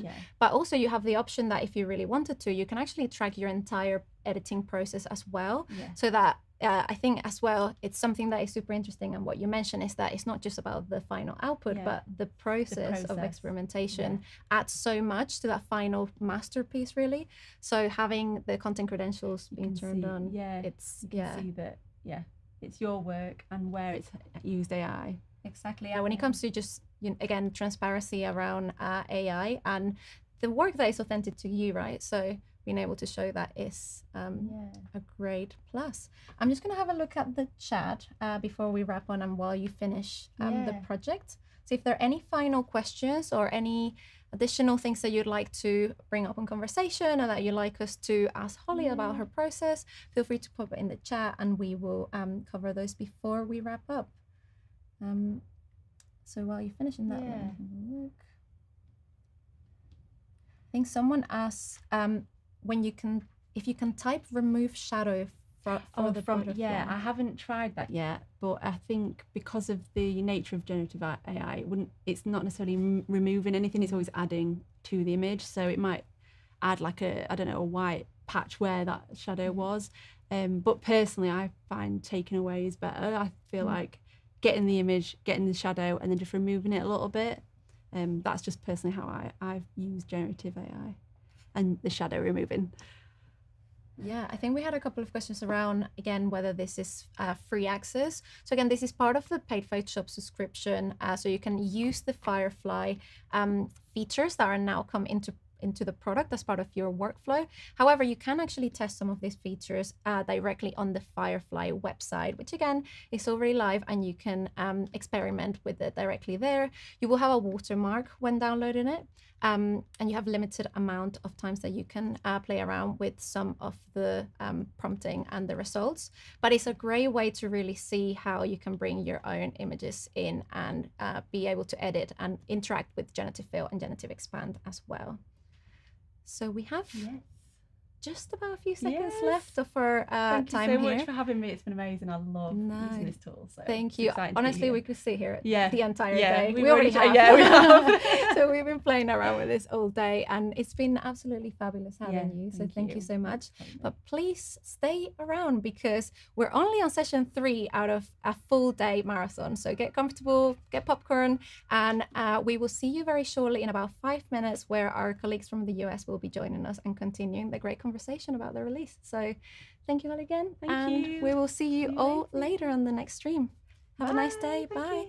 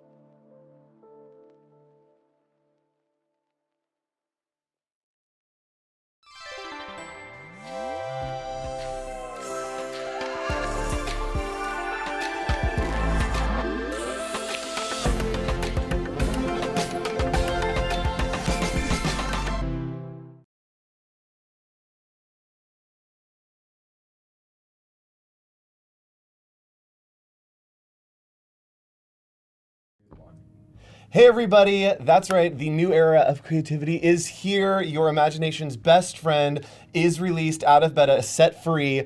Firefly is here. Nice to see you all. Today, we have a very special guest who is here to answer all of your questions about Adobe Firefly.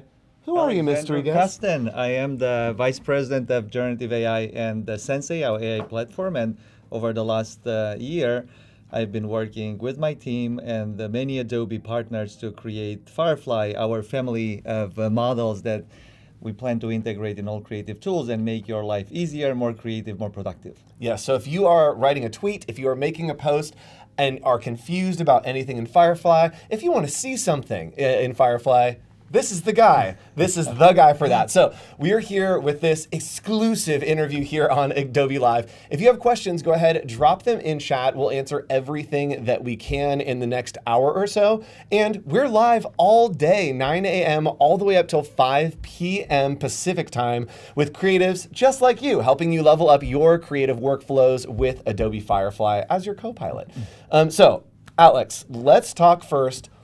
What is Firefly and what's new about today? Why are we having a stream today? Yeah, as you, I hope, know already, since March, we've been piloting our beta of Adobe Firefly on both firefly.adobe.com, our new web application for your creativity's best friend, on the Photoshop beta and inside Illustrator and inside Adobe Express. So it's already in a lot of places, but until today, it wasn't available for commercial use. So today we're announcing the general availability of Firefly, meaning that you can actually take it, use it for commercial use, use it in your ads, use it on social. We removed the watermark if you're entitled Creative Cloud subscriber, and you basically can use it everywhere. So we're looking forward to see how this capability will be used by you all to integrate it in your creations.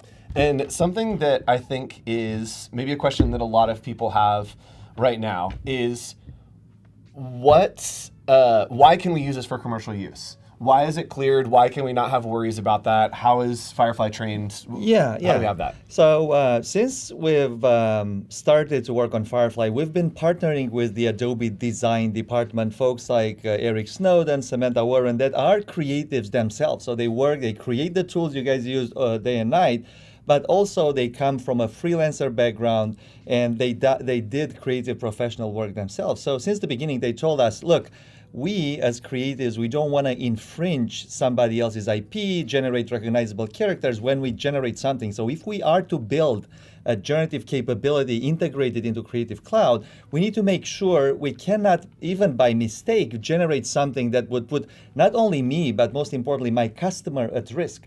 So this is why we've decided, and for many other reasons that I'll maybe touch on today, we've decided to make sure that Firefly outputs are usable commercially, and we reduce the risk you might get if we would have trained Firefly on random internet images. So this is why we've decided to train Firefly on a curated, high-quality Adobe stock database of images and illustrations that are moderated both using machine learning, but more importantly by humans, are moderated to guarantee they don't contain brands, logos, IP, trademarks, or recognizable characters. And this is why I saw some of the chat questions. What happens if I put in a Disney character? We don't generate those because in our training data, we never saw Mickey Mouse, so you cannot generate Mickey Mouse. If you put in Mickey Mouse, and I'm sure some of you might trying this today, you will get a mouse. It will be a cute mouse, hopefully, but it won't be the Mickey Mouse that is the IP of the Disney Corporation, which we think is a feature, not a bug. It's interesting to think that it doesn't even know that any of those exist. Has no context for any of that.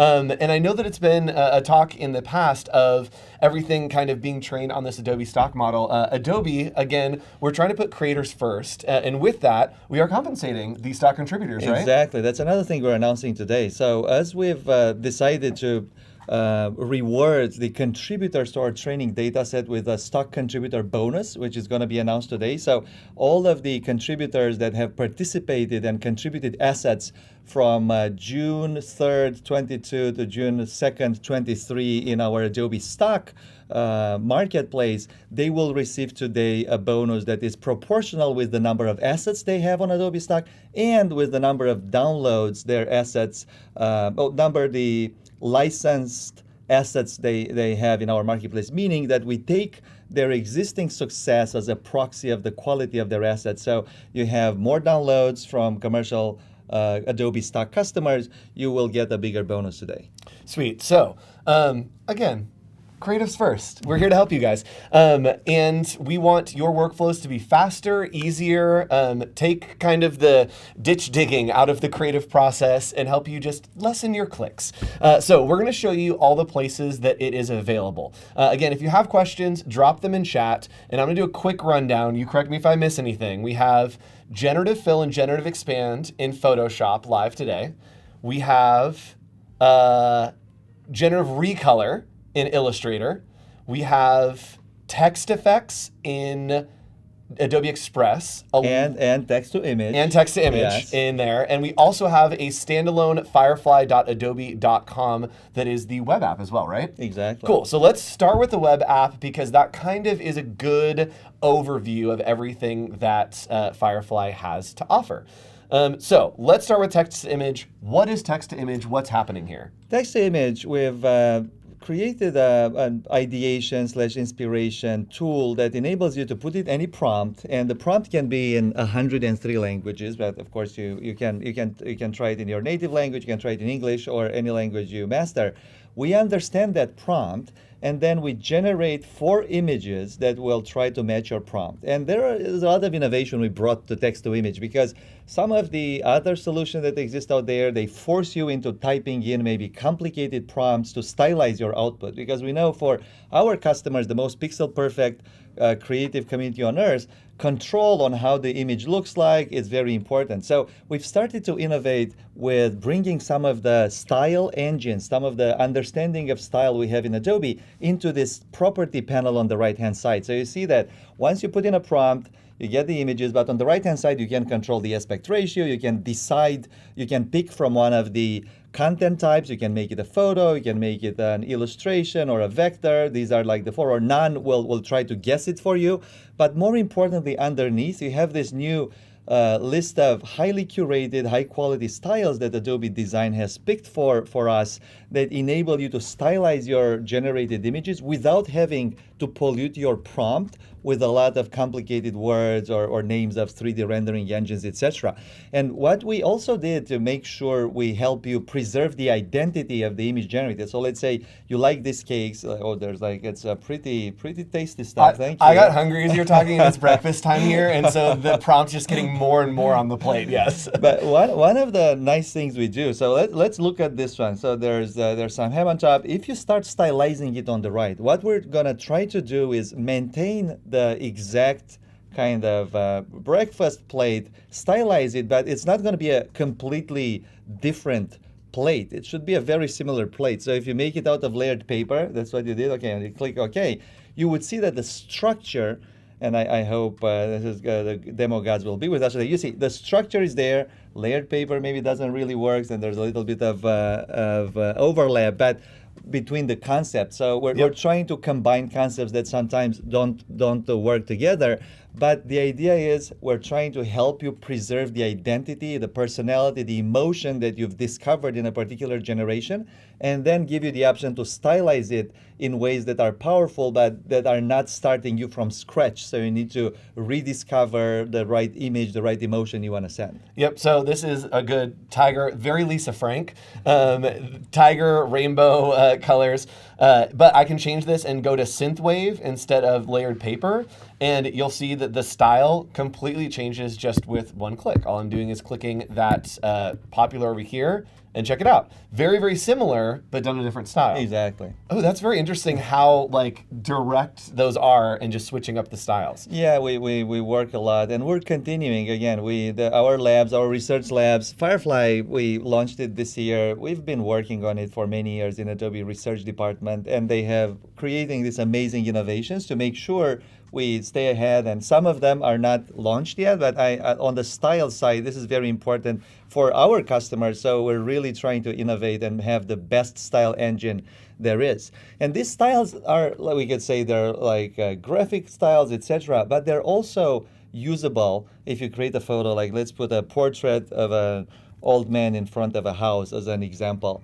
you will see that you have some styles underneath these popular styles that are basically composition rules or color palettes or light. So if you scroll down on the right-hand side, you have color and tone, you have lighting and composition. So you see, we have this photo and it looks decent, and we are investing a lot in making our photos even better. But let's say we want to use like a vibrant color. Yep. And then go to lighting and make it a golden hour, of course. And from yes. composition, pick close up.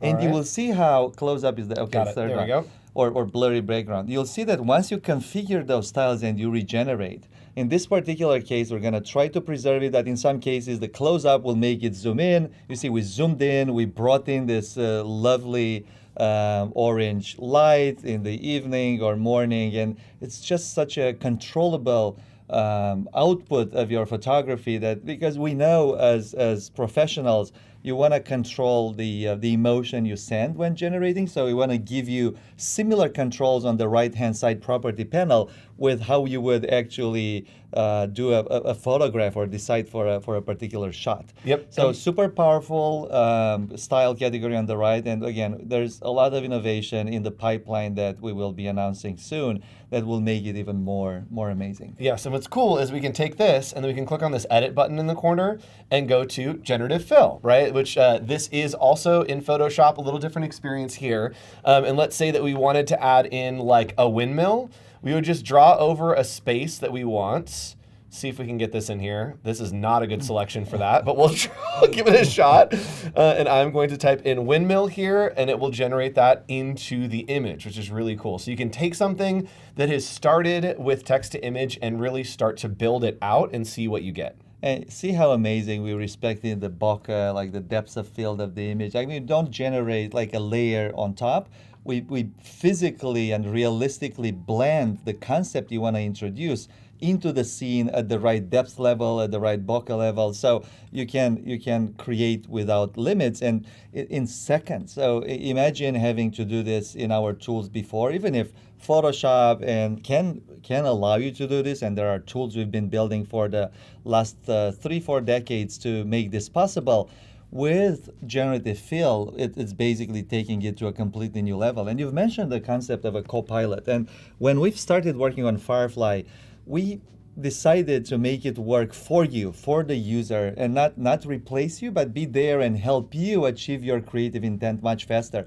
So this vision of making the Firefly models serve the creative professional or communicator or consumer as a co-pilot, and is what fuels us in continuing to innovate. So you can explore and ideate faster and even produce output exponentially faster. Cool. So let's do some Q&A before we go into the next application. There's some great ones here. Someone was asking, how much input do you get from non-developers and from the creative community as you're building these tools? Oh, we get so much input. So one of the great things at Adobe, we have, besides Adobe Live, which is an amazing way to interact with the live community, we do have a Discord server, and we have an amazing evangelist and community experts team that go out and engage with, I think it's over 500,000 now users on Discord in multiple languages, and we talk with them interactively. They give us feature requests. So if you want to join the Discord community, you'll see it on the firefly.adobe.com website in the upper right corner. So we do a lot of that engagement, and they compile all of this feedback for our product management team. We also partner really well with the application teams like Photoshop, Illustrator, and they have both the private like customer advisory boards that they talk to users and they give us continuous feedback. We also have this public betas we've launched over the last 6 months, where we have continuous feedback, both public and also private, through some feedback mechanisms we have in the tool. So for example, if you go back to text to image, you will see that if we generate something that is great or not great, we have this like, thumbs up, thumbs down icons that enable you, the user, to give us feedback that we analyze to make the Firefly models better. So if you hover any of those generated images, you will see some small thumbs up, thumbs down icons. You'll see a report icon.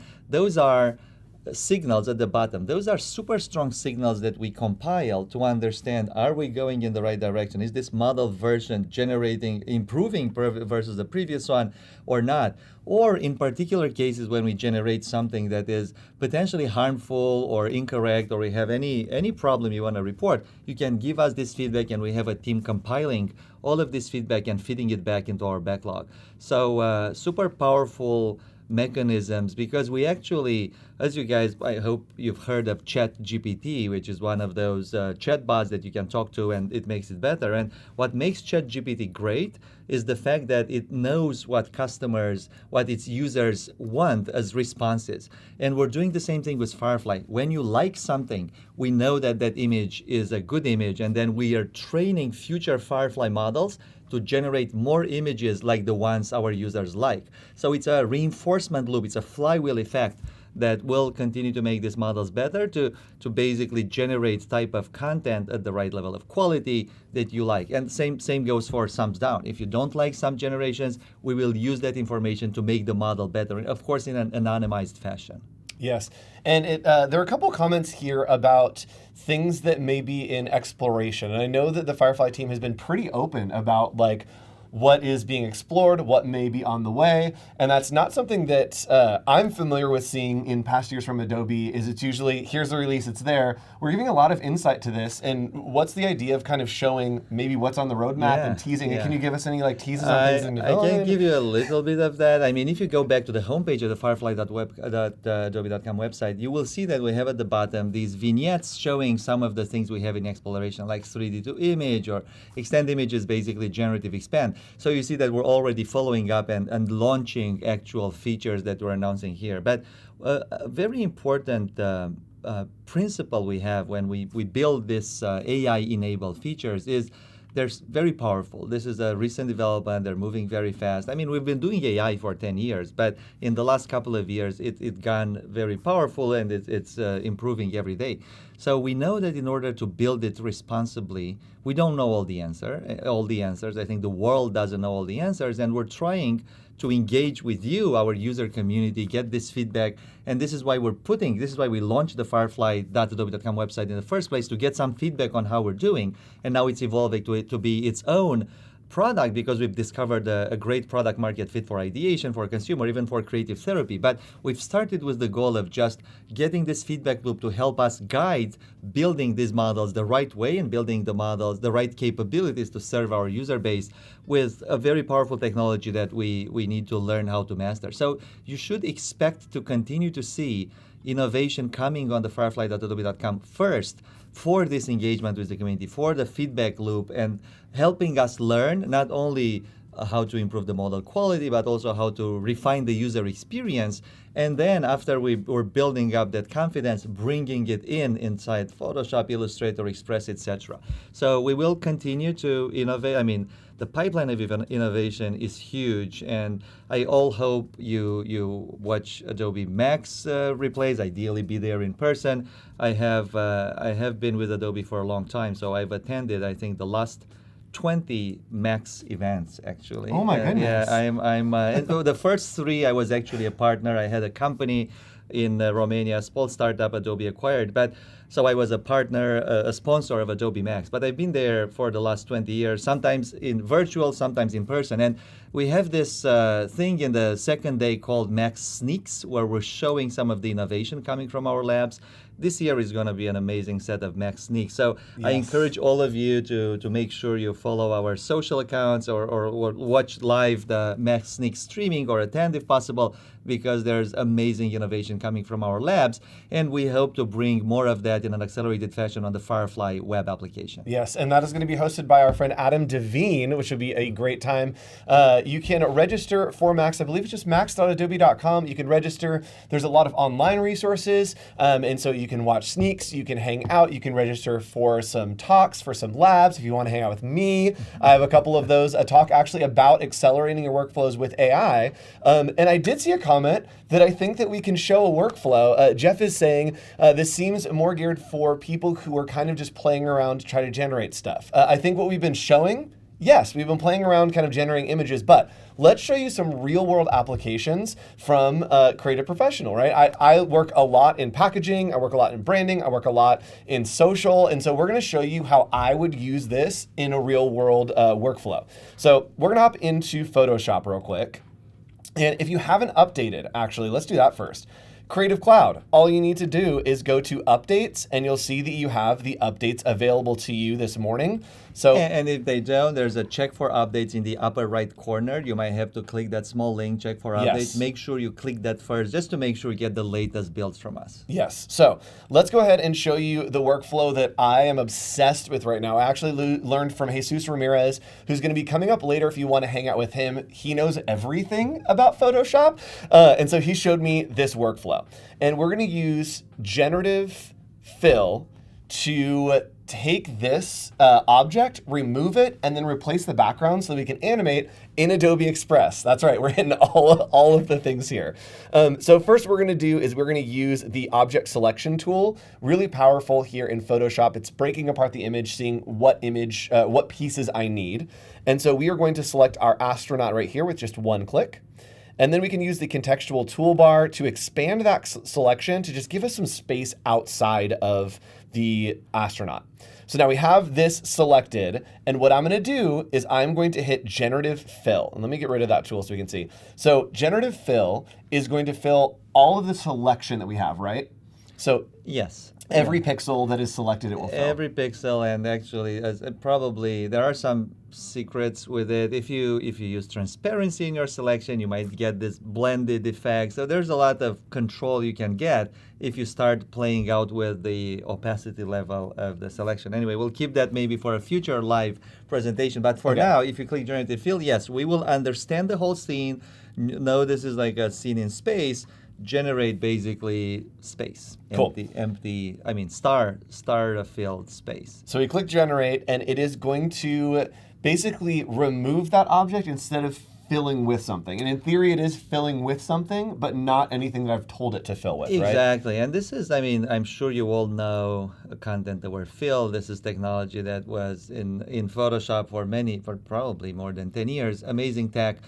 Generative Fill takes it to a completely new level because it's controllable. Right now, you didn't put in any prompt, so it just understood the scene and filled it in with what it considers the probable pixels in those places.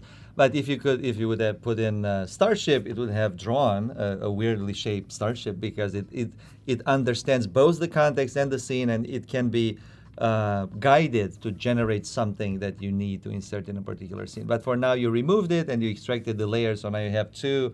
You have the layer on top, and you have the scene filled. And you see when you keep the layer in the original position, you don't know that the background is there, but it's occluded by the layer. Yes, which is really cool. So here's the workflow that I love to do is we did the generative fill, right? And then I just made a copy of the selection of the astronaut. So now the original image that has astronaut, that has been generative filled, fully seamless. I would never see that there was anything there. And now I have the astronaut separate. So what I can do is I'm gonna save this as a PSD, right? And we're just saving this into our downloads. I'm naming it space. And I'm gonna hop into Adobe Express. So express.adobe.com. I typed it wrong, Andrew. Pull it together. Do I need to sign in? You might put like a new.express.adobe.com. Let's try that. We did it. I'm not signed in. That's what it is. All right, there we go. Here we go, everybody. Express is amazing. Actually, it's amazing not only for creative professionals that want to turn out something fast and you can take it and integrate it in the professional tools, but it also enables other consumers and to achieve some level of initial kind of success with a design. Yep. So again, I love that Firefly is happening at this time, especially with Express, because it's all about speeding up your workflows, making things go faster. And now with Express, we can do all of our generative fill, generative expand in Photoshop, save that PSD, and then all I need to do is click start from your content, and I'm going to click on my space.psd. I'm going to open it, and it's going to convert that Photoshop file directly into Adobe Express. And because I used It's live, baby. Adobe Live. That's what we love. All right, I'm going to try one more thing. The reason it might be is because the size of this might be gigantic. So let me pull the sizing on this image down and see if that helps us at all. So let me save one more time. I'm going to delete some of these extra layers here. All right, we're saving as space, and we're going to come back here. All right, cross your fingers, everybody. Stream gods, smile on us.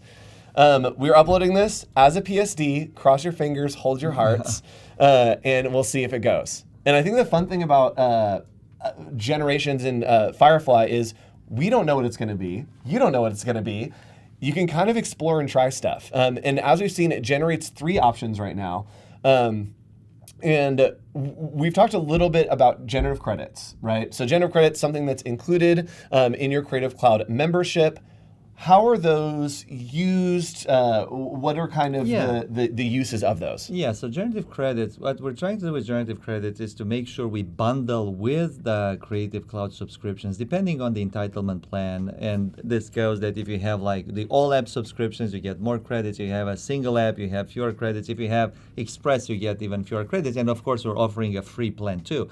But we're trying to bundle some of that value in generous numbers that give you the possibility to access those credits and do those generations on the fast lane at the beginning. So you're going to generate and we're giving you the best GPU time possible. But after you consume those credits, to save the GPUs for the people that haven't used our credits, you're going to be moved in the slow lane but can still use the feature with a delay that can go from tens of seconds to minutes. But the idea is you can always use the feature in your workflow. And we're still going through the kinks and fine-tuning this.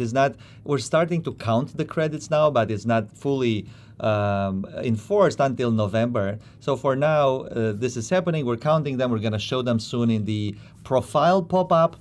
And the idea is to give you full transparency of how are you using your credits, to understand that we're bundling a good amount to make you productive, but there will be opportunities if you use those credits, if you need the fast lane, to upgrade to higher plans and get more credits. Cool. So something was happening. Who knows? It's Adobe Live, so we're pivoting. And what's great is there are a bunch of different ways to do what I was trying to do. And so this is another great way that you can do text to image is integrated right here into Adobe Express. So we're in Adobe Express. We're going to generate a square, and I'm going to generate an astronaut floating in space. Astronaut, yes. Floating in space. The amount of times I've said the words as I'm typing them in Firefly, it's going to generate this image for me, and we're going to do a couple things. Adobe Express is really good at removing backgrounds, and so we are going to have our astronaut floating in space. I think that's pretty good. Let's do photorealistic. Let's do it as a photo and see what we come up with. Photo. Realistic. And I believe you've done like studio. What are some keywords that people can put? I think in terms of keywords, you maybe take the names of the styles we have in our, you could put like a photographic, like close-up, scene, you can put an exposing scene, etc. So use terms you would describe a scene if you would be a creative director. We're trying to understand those, and if you don't like what we generate, again, let us know through the feedback mechanism. But we were trying to understand the language, English language, and in general any concepts. If you want more details, our text understanding modules tries to really be thoughtful and pick up on nuances and the orders of the words, etc. But it's important to just play with it and get a feel of how it behaves, because there's some innate nature of it that you need to learn how to use. So really cool. We have taken that image, removed the astronaut. I just used the remove background there. And then if I wanted to put some text on here, so we can just type Adobe Firefly, why not? Oops. And with that remove background, we have generated this image using Adobe Firefly. And then I made a copy, removed the background from the subject. It's going to suggest some fonts for us. So I think that looks pretty okay. And then I can drop this by changing the layer and just moving it right behind the other astronaut. And we will get a nice effect that kind of gives us this dimensional effect with our type. So pull this there.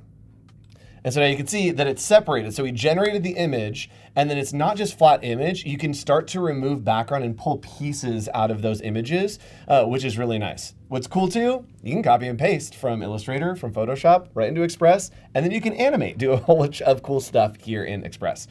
Okay, another real world scenario. A lot of people work with packaging. So what can we do with Adobe Firefly and Adobe Illustrator to maybe work with packaging? Check it out. Actually, what prompts would you use to create a nice packaging mock-up in Firefly? Okay, you got me on this one. But let's say studio shot of a box of a premium product placement box. Let me try that. But Okay. let's see what we get. I am an engineer, not a designer, so bear with me. Let's see. I'm always excited on what it turns out. I have a backup one that I tried here. Okay, I mean, Oh yeah, no, this there's is great. something there. This is fantastic. So I think this one is really, really good for what we're going to show. Let's riff on it for a second. Let's do it. Made of recycled materials. Let's make let's it do that. eco-friendly. Let's see what Yes. happens if we try to be eco-friendly. All right. Okay. And I'm actually going to change it out of art into photo, and then we'll regenerate. I also always get so stressed because I generate in the square initially, but I know I need it widescreen, and then I fall in love with one of the ones that I see, and I'm like, oh no, I have to change it. This is something we might want to solve. We haven't solved it yet. So if you change aspect ratio, that's one of the things. Right now, you're going to get a new image generated. But that's we're thinking of maybe trying to bring that back in and make it more permanent by using generative. Actually, Generative Expand is the solution to this. So we will bring Generative Expand to firefly.adobe.com, and then you're just going to be able to just drag to the right and make it change the aspect ratio without losing your box. Oh, that's right. Yeah. Yeah. I mean, you can even do that in Photoshop. But let's continue with the Illustrator demo. So what's cool is I can now, instead of hitting download, I can copy this image. So we can copy and then paste it right into Illustrator. So we're back and forth between here and Illustrator. Now, we are going to do a really cool workflow that is currently in beta. So we are in the Illustrator beta, and it is called Mockup. And what we can do is I'm just going to grab all these pieces that I have here off this background. I'm going to group them, and then I'm going to select that group and our image that we generated over here in Adobe Firefly. We're going to go to Object, and then Mockup Beta, cross our fingers, and hit Make. So, I need to install. Yes. So, we are installing, but we can generate in Adobe Firefly some of these mockups, and I've seen this done with soda cans. I've seen this done with T-shirts. I've seen this done with a lot of stuff, pulling through from Firefly into Adobe Illustrator. So let's generate a couple more things here so we can do a few mockups. Let's do white soda can. White soda can. Yeah, I would say studio shot, or let's put it in a real on a wood table on a beach in Maldives. Let's do that. Let's dream about some holiday. Let's see if I spelled that right. We are trying to actually correct misspell. So you might, even if you misspell something, we're gonna do our best. Oh yeah. See, there's something here. Oh yeah, these are great. Feels very Maldives. So I like this one. That one's pretty good. Let's go, I think here. I'm probably going to straighten the background, which is fine. Ooh, actually, I get excited about these workflows. I'm going to show you another workflow to fix this background. So we're going to copy this image and bring it into Photoshop. I'm going to make a new document, and we're going to paste this in. So there is a problem here that I'm seeing that I want this to be straight across and not like tilted.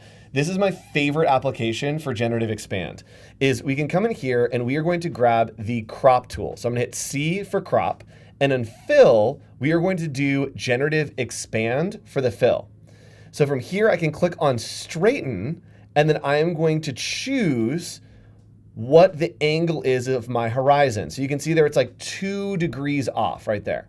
So when I let go, it is going to tilt that right? And instead of having these weird edges, I want to keep the same amount of space. I hit enter, and it's going to generative fill the cropped portion of me straightening that photo. Wow, this is cool. Actually, this is, I mean, I knew of these tools. I never saw them used like that. It's pretty magical. Yeah. It's so awesome because we all know that we've taken that one photo that's amazing, but it's like 3 degrees tilted, and then we have to figure out what the edges are, crop it in. You don't have to do that anymore. You can use Generative Expand. It's not just for up and down and left and right. You can do it in a kind of tilted crop, and this is a really, really helpful workflow. Again, learn from Jesus Ramirez, who's coming up right after us, the absolute patron saint of Photoshop. All right, so we have mockup here looking good. Let's go ahead and select these two. We have our group and our image that we generated, and we're going to go to Object, Mockup, and Make. It's going to analyze the object that we've generated in Adobe Firefly, and it is going to place the art onto the generative box that we've created. Wow. Yes. Oh, wow. This Yes. is so cool. It's so good. So let me go ahead and zoom in here, and you'll see if I click in, there are a lot of controls for me. So I can squish it down. I can change the sizing here. And we also can use the scale tool if I wanted to just put this on one side. And you can see as I drag around, it is wrapping around those edges. So I'm going to change the blending mode here to multiply. And that is going to allow me to put this onto the box in a way that looks a little more natural. There we go. Wow. Right? And you see that it's wrapping around that edge perfectly. And so mockup is such a good feature for doing these kind of things really, really quickly. So we have our Photoshop, right? We've used Generative Expand to tilt it, to fill in those edges. And now I am simply going to copy and paste into Illustrator. And let's see if it picks up on just this can being the mockup piece. So I'm going to grab all of these. And again, we have to have a group. So it has to be a group for the mockup to work. And we're going to select both. Oh boy, and hope Adobe Sensei smiles on us here. We're gonna click on Make. I take feature requests too, so let's see. We'll work with the Illustrator team to do the can detection. It didn't. It didn't. It pulled the other one. Okay, so let's see if we click in here, if we can put it onto the can. There we go. Yeah. It So- understands the full scene. This is what's called a depth map, a monocular depth map, if I have to go scientific, where Please do. we look at the scene and we try to understand what objects exist in the scene and then create a geometry that enables you to place those mockups and create an amazing customer RFP just in seconds. Imagine how long would it take you to do this by hand if you wouldn't have this amazing capability. Yes. This is by far my favorite. And again, this is the real world workflow. This is all answering kind of that question of somebody asking, like, is it just for playing around, generating images? No, it's super helpful for mocking things up. If I had a client, I just did this mock-up of the can in, 30 seconds that would have taken me 10, 15, 20 minutes maybe, and I would have to go do a photo shoot with a blank can. Like, there would be a lot, or get a can and then have to Photoshop all the pieces out of it and then put stuff on. Super easy to do this in just a few minutes. That's awesome. So chat, if you have any other questions, let us know. I loved getting into the specifics of kind of the behind the scenes of what's happening with this tool. Yeah, and actually, one thing you didn't show here is generative recolor in Illustrator. I assume you have that one too. So yes. you have it here, you have your mockup, but maybe you want to create a range of color palettes to match the brand of your customer. So just by selecting it and going to the Properties panel, if you select the... Yep, I'm going to crop in just to the can. Oops, that was the wrong key. Let me crop into just the can here. Object, where are my clipping mask make? Oh, I wonder if it won't clipping mask the mockup. That's fine.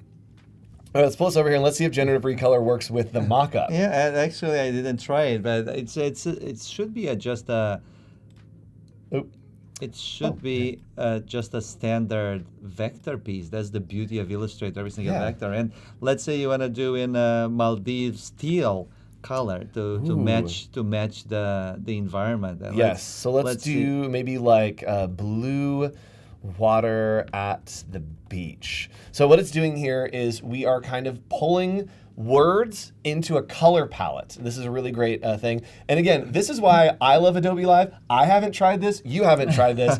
We're together to try stuff, right? We're not here to just like demo and show you things. We want to experiment. It's actually helpful if we do this and it breaks and doesn't work. Yeah, then we can go to the Illustrator product team. team, Like, yeah, I'm hey. meeting them every day, so they're ready to make this work. Okay, so so- it's using a generative credit because we hit the Firefly service to get the best color palette generated, and this is a mix of generating these images that will be used for inspiration and technology from Illustrator, and you see it worked and it recolored. I don't know, maybe there was an error there. Oh, that's but interesting. it- Okay, so what happened there was an error. It did recolor it, but it recolored it everywhere that it was placed on that mock-up. So I wonder if maybe the mock-up is kind of connected somehow, that it was doing that. So we can do it up here. Yeah, maybe that is- duplicate again, create a new group, and then Yes. recolor. Yeah, still, you do get this instant, coherent recoloring. So I know how the Illustrator team works super hard to make sure not only they get the color palette from Firefly, but they also try to match it with the original color distribution of your mockup, so it maintains coherence of the scene. So if you have like a background and a foreground and some particular contrasts, it's taking that into account when recoloring to make sure your scene never has similar color overlap and make it hard to understand and read. Yep, and what's really cool is if you want to go into a professional, little more advanced workflow, you can click on these advanced options right here, right? So I'm pretty happy with the clear blue water at the beach. It's a little too mint for me, and I want it to go into more of like a saturated, bright kind of blue. So we can click on advanced options, and we have these options here. So we can shuffle the order of the color. So here, it's gonna shuffle through all of these colors, and that actually already is looking a lot better to me. This black, not a huge fan of pulling it in there, and so I can double click on the black, and then just grab and drag to a blue that I like, and you'll see it will update live, and now we have this really fun color palette that is, again, Creative Copilot, generative recolor with some tweaks by me to kind of hone it in. So let's do another one. Where else do we want to take this art? Let's take it on a T-shirt with some creases. Let's Ooh, try to yes. do like a portrait of a student with a backpack on the hallway of a high school.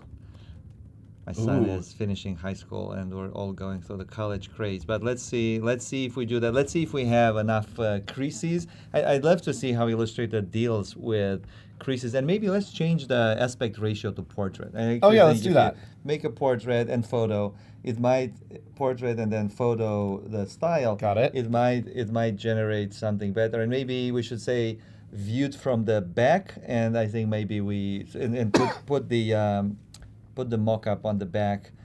Or do we have enough here? No, maybe let's cut the backpack and scene viewed from the back, so we have some space to place it in Yep. a realistic environment. View from the back. Student in a high school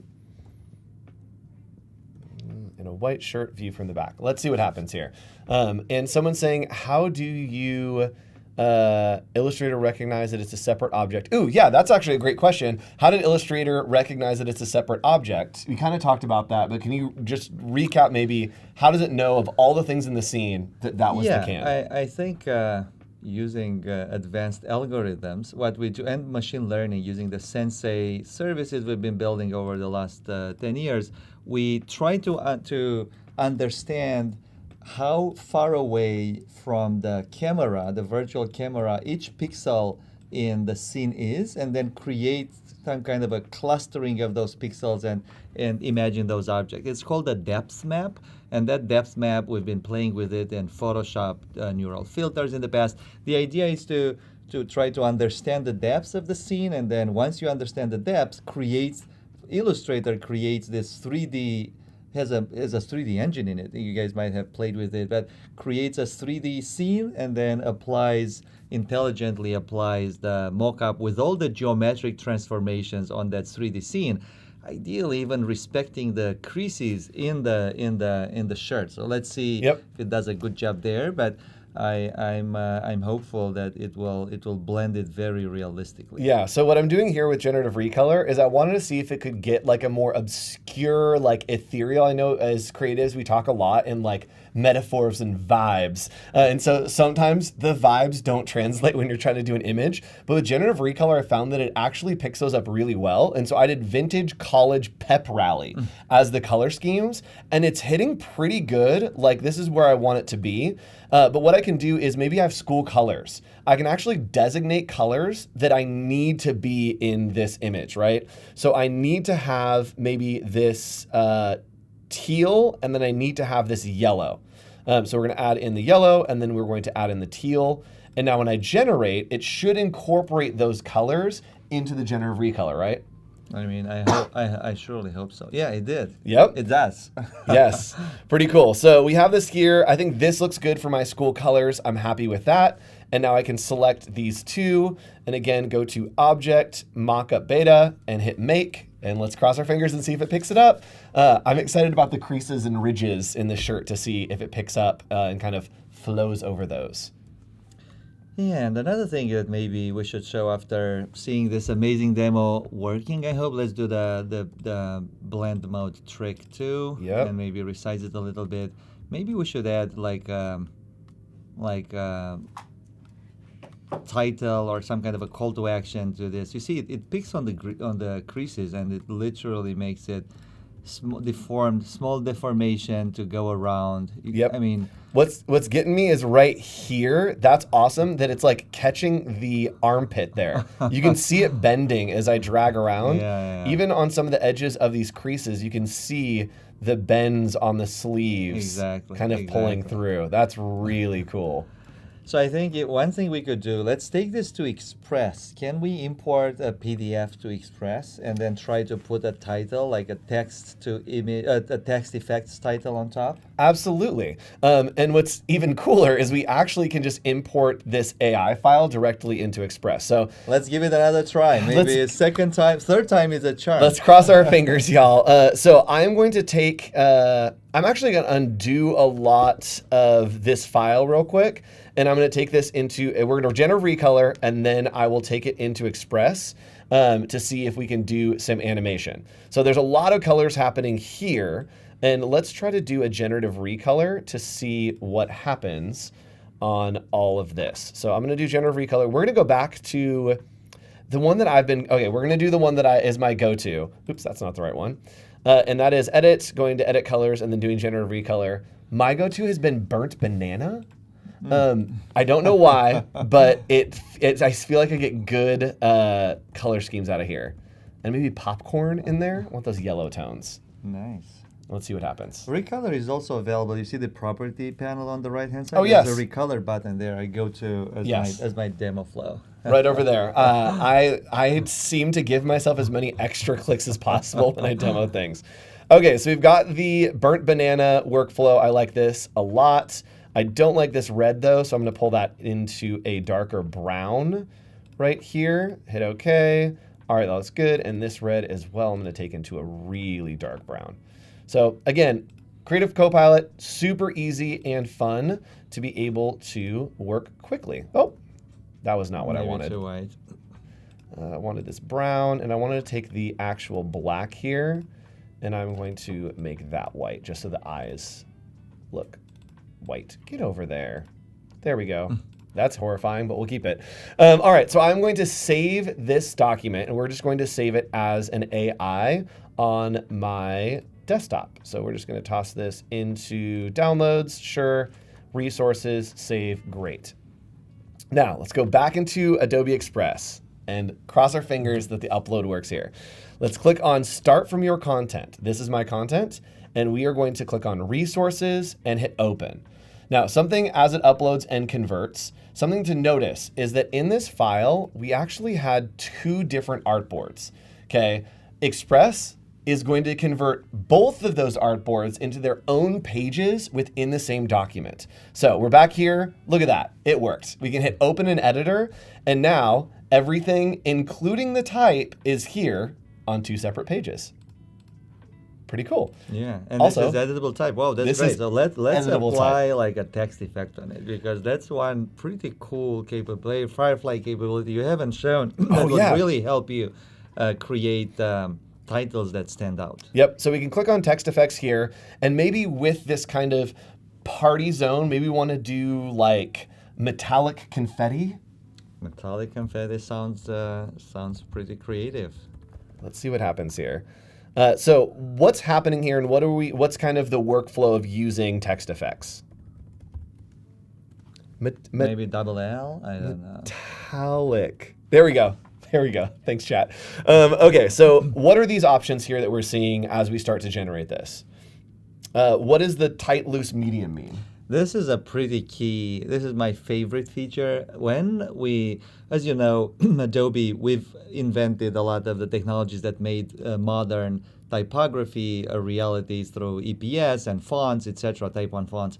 But with typography, we know that sometimes you want to control the effects, how they map to the actual glyphs. Sometimes you want to be more creative and allow Firefly to get outside of the bounds and create these effects that will basically get all over the place, but will be quite amazing and creative.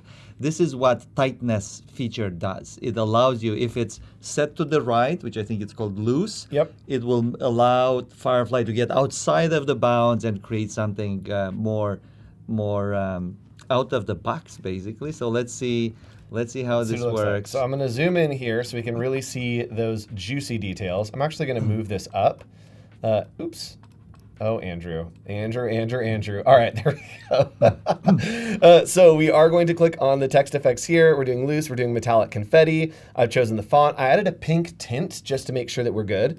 The style. We probably want to be realistic for now. And then we are going to hit generate. And let's see what happens here.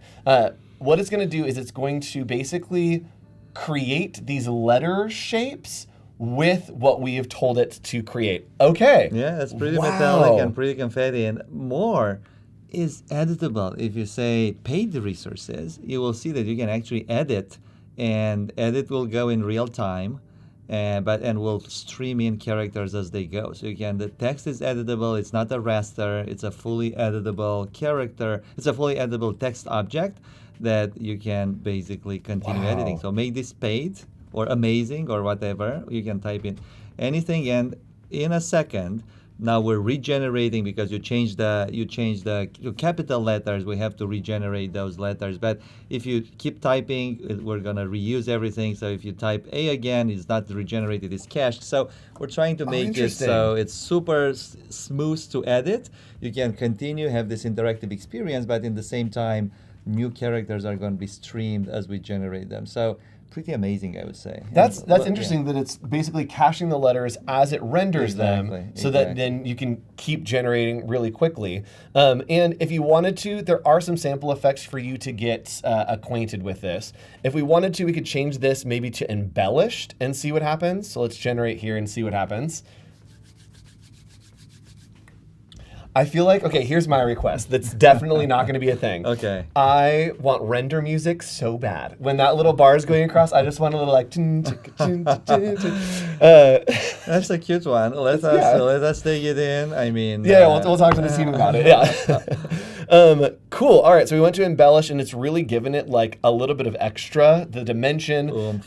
It's really cool to play around with all these options. So, if you want to explore Adobe Firefly, it is available. It is for commercial use today, out of beta. There is text to image, generative fill, generative expand in Photoshop. We've got text effects. We also have generative recolor. Got them all. They are available today, and make sure that you stick around the entire day. We have content coming to you from Adobe Live. We got about 2 minutes left, so if you have questions, put them in chat. But if we have a schedule, can we toss up the schedule real quick to give you a little look at what's coming up today? So we're just finishing up the Q&A with myself and Alex. Next up, we have seamless workflows between Illustrator, Photoshop, and Firefly. So we're going to be doing a ton of stuff.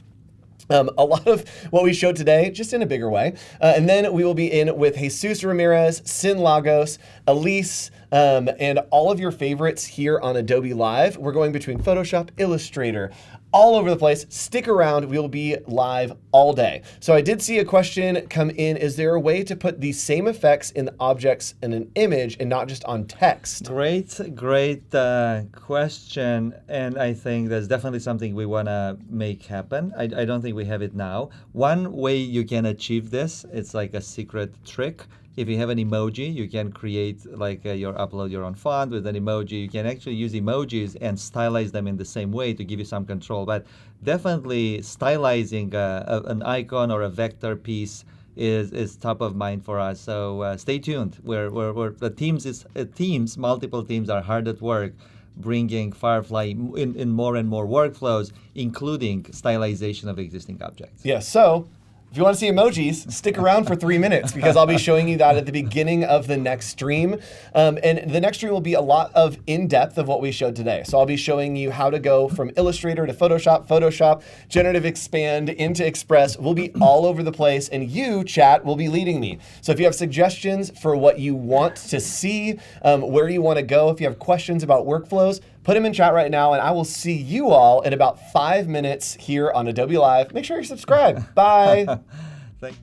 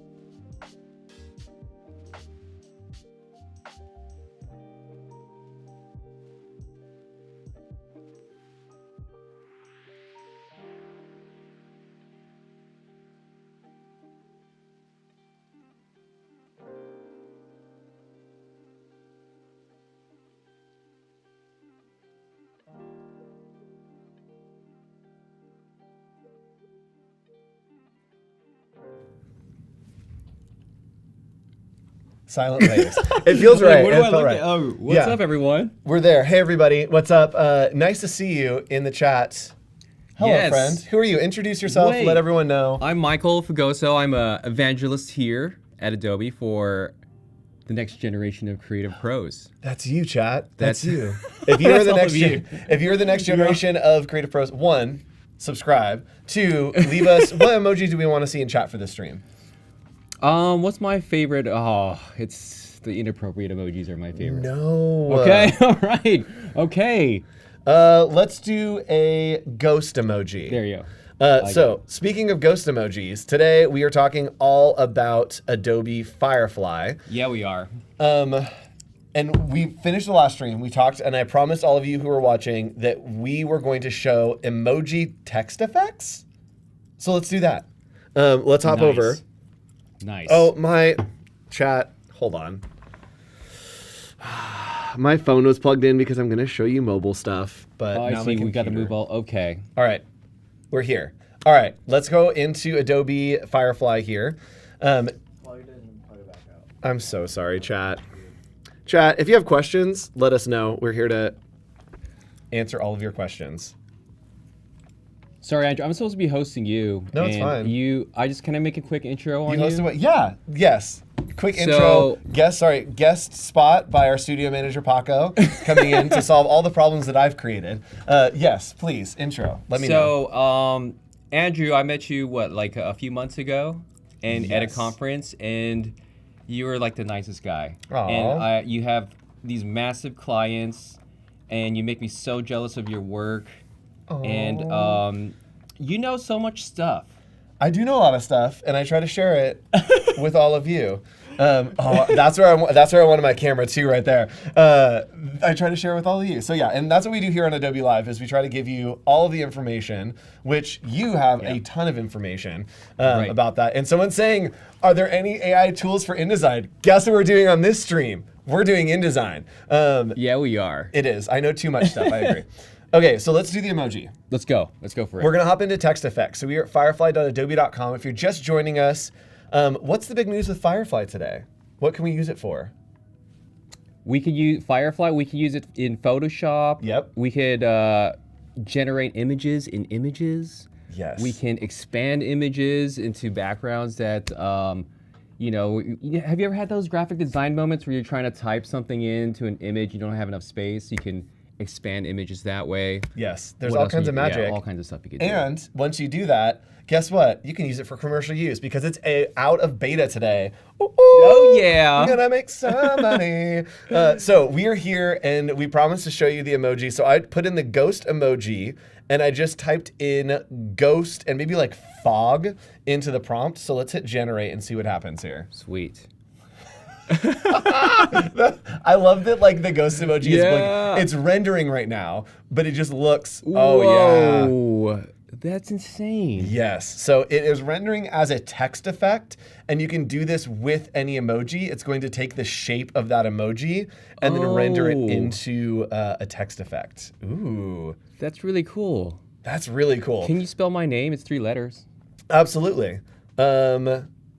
What 3 letters? Wait, how many? There are names so many. What's It's Fugs. Oh yes, that's right. Okay, got it. Yeah. All right, so we're gonna do this. Do you want Ghost Fog? What do you want your name to be in? I want flames. Flames? Okay, cool. Yeah. Let's do exploding flames. Michael Bay. Yeah, Michael Bay. Yeah. And maybe like Transformers. lens flare. Yes. So we're gonna hit generate here, and I'm actually gonna change the setting to loose, and that's gonna give me a lot of extra space. Yes. Yes. That is oh my gosh. This is I'm changing my explosive. avatar on Instagram. Oh yeah, that's it right there. And speaking of Instagram, why are these 4 letters your names? Where can people find you over on the Instas? Me? Yeah, you. This is about okay, this is not about me. Okay, well, they can find me on Illustrator on Instagram if you want to check out my work. Give you all the tutorials. I just posted a really cool generative expand tutorial for you all today. Heck yeah. Magic. So follow along. All right, so like I promised, we are, and someone's saying which features are out of beta. All right, let me give you the rundown. 1, we've got text to image. to Generative Fill in Photoshop, Generative Expand in Photoshop. We have Generative Recolor. Generative Recolor, you got one. That's Illustrator. We Yes. also have the text effects and generative or text to image in Express. And we also have, I think that's it. I think those are all of them. So everything that is Adobe Firefly now out of beta, open for commercial use. You can get more information by going to firefly.adobe.com to check that out and see. Excuse me. The cool thing about this is creatives first, right? Adobe's putting creatives first. So it is cleared for commercial use because it is trained only on Adobe stock. So there's no IP infringement, none of that. And the stock contributors are being compensated for their help in helping to train Firefly, which is really cool. So Adobe, trying to do this right. We got content credentials, trying to make everything good. Nice. All right. What's your favorite Adobe product? That's where we'll start today. My favorite Adobe product, Illustrator. It's Illustrator. I know that. We know it's Illustrator. Photoshop comes in a close second, though. Yes. So we're going to start in Illustrator, and then we were going to go to Express. Maybe we'll go to InDesign, and then we'll also spend some time in Photoshop. So chat, if you have questions, let me know. I'll answer them with the knowledge that I have. If you want to see something, I'll show you a different workflow of how to do it. Cool. If you're stuck, we can get you unstuck here on Adobe Live. So let's start in Adobe Illustrator, but I'm actually gonna start in stock. Let's do that. So let's go to stock.adobe.com. And what kind of scene do we want to build today? What kind of vibes are we going for? I'm always about the space stuff. You are always about space stuff. So let's do some space every stuff. Every post in my Instagram, including the one today, is space. It's space. So let's just type in spaceship here, and we're going to grab a vector out of Adobe stock to work with today. So we are going to go to filters, and we are going to go into vectors, and it will filter in some vectors for me. So I love this. Okay, yeah. I like that one a lot. The saucer too. Are we going for like a more 3D look, a flat look? Actually, let's do these. That one right there, yeah. Yes. So I'm gonna hit license, and it's gonna give me all of these vectors. Really quickly, we want them as a vector. We'll download, looks good to me. And chat, you can see here that it is saving it into a library. Yes. And this is where we're gonna show how Firefly can work in your workflow all over there. And someone's asking, are Firefly trained on generated images? No, it is trained on Adobe stock. So we are going to go into Illustrator, and without having to download anything, without having to upload anything, I can open up my libraries. So going to libraries right here, and you'll see that it said it synced to brand. Yes, it synced to brand library, and let's find those spaceships here. There we go. So right here, you can see that we have our spaceships. Because they're vector, all I need to do is double click, and it's going to open those in Illustrator. Nice. So I love that they're actual rockets, not like fantasy ones. Yes, they are like physical, actual rockets. So as you saw, I'm going to paste these in here. Actually, I'm going to make a new document. Why not? And I'm going to paste these in here. And as you can see, there's a lot of different variations with a lot of different colors here. There is a lot of anchor point action happening, which is not necessarily like where we want to be with these, but we are going to change the colors. So these are pretty complex. Let's change them over using Generative Recolor, which is a piece of Firefly. So what color scheme do we want to go for? I like retro neon type of things. I'm thinking like retro space. Yeah, let's do retro. Retro neon, I think, is a good place to go. So we're going to go to Generative Recolor, and let's go ahead and just type in whatever the vibe is that we're looking for. It's really good at picking these up. So we are going to do retro neon, and maybe let's do like 60s, like faded. Add some extras in there. And so we're gonna hit enter here. It is going to tell us that, hey, generative AI in Adobe Apps is here. And the cool thing is anytime that you are using generative AI, it is adding a content credential. And you can get information about what tools have been used, what has been done to that image so that everything stays copacetic. Right, yeah. And then you know what's going on. And you also can go to verify.contentauthenticity.org, I believe, is the link. I have it. Hold on, chat. Yes, I was right. Verify.content at authenticity.org, and you can upload an image to see what has been done to that image with Adobe Firefly. All right, so we got our retro neon. Yes, That is Oh. the first one you clicked on was the one to go. tasty. All right, let's see these other options. That's pretty good too. I love that it turned the white into like a little off all color. of these. So spoiler alert, I have a generative recolor demo for you later. Ooh. Where we're gonna do something a little complex, but now I can't use retro neon. I gotta use something else now. It's gone, sorry. And someone's asking, can you ask it to include specific colors? I can. What color, Drew, what colors would you like to see? Or chat, what colors would you like to see in these compositions? So I'm actually gonna click in here and I am going to grab a few of the rockets here. Ooh, how is this built? Okay, there was one over there. Okay, I'm gonna grab a couple of these rockets just so we have not as many anchor points. Chat, let me know what colors we wanna see. All right, so I'm gonna grab those three and we are going to pull them over into a new document. Right here. All right, so we have the You got three orange and teal rockets. on one of them. Yes. All right, chat, orange and teal. Orange and teal. All right, so let's do this one in orange and teal. So I'm gonna select it, go to edit, edit colors, generative recolor, and here's how you do that, is you are going to type in our prompt. So we did retro, neon.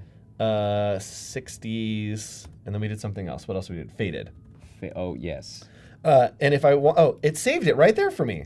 That's pretty cool. And so what I can do is if I want to see orange and teal, and then we'll do forest green and blue, we can click here and we can type, or we can find the color that we want. So let's do this kind of orange, and then let's do a teal. This is a little more blue. Whoa. Let's try it there. So we can incorporate these two colors, which is going to be really good. And I hit generate, and it will make sure that those colors are incorporated into the generative recolor. And That is super cool. Yeah. ooh, this is very like children's book. Oh yeah. Right? Yeah, it even did the Oh, okay. It always had the grain effect in there. Okay, nice. Yep, that's really cool. So I like this one a lot. We can save that there. Someone said banana on fire, and we got Banana. the emoji. All right, chat, you got it. Edit colors, recolor artwork. Let's do banana on fire. Let's see what happens. The fun thing is, and someone's saying the texture has created all those extra points. Yes, it has. Oh dang. Honestly, banana on fire is kind of a vibe. That the second one. Yeah, the second That's one's really one. nice. That's like.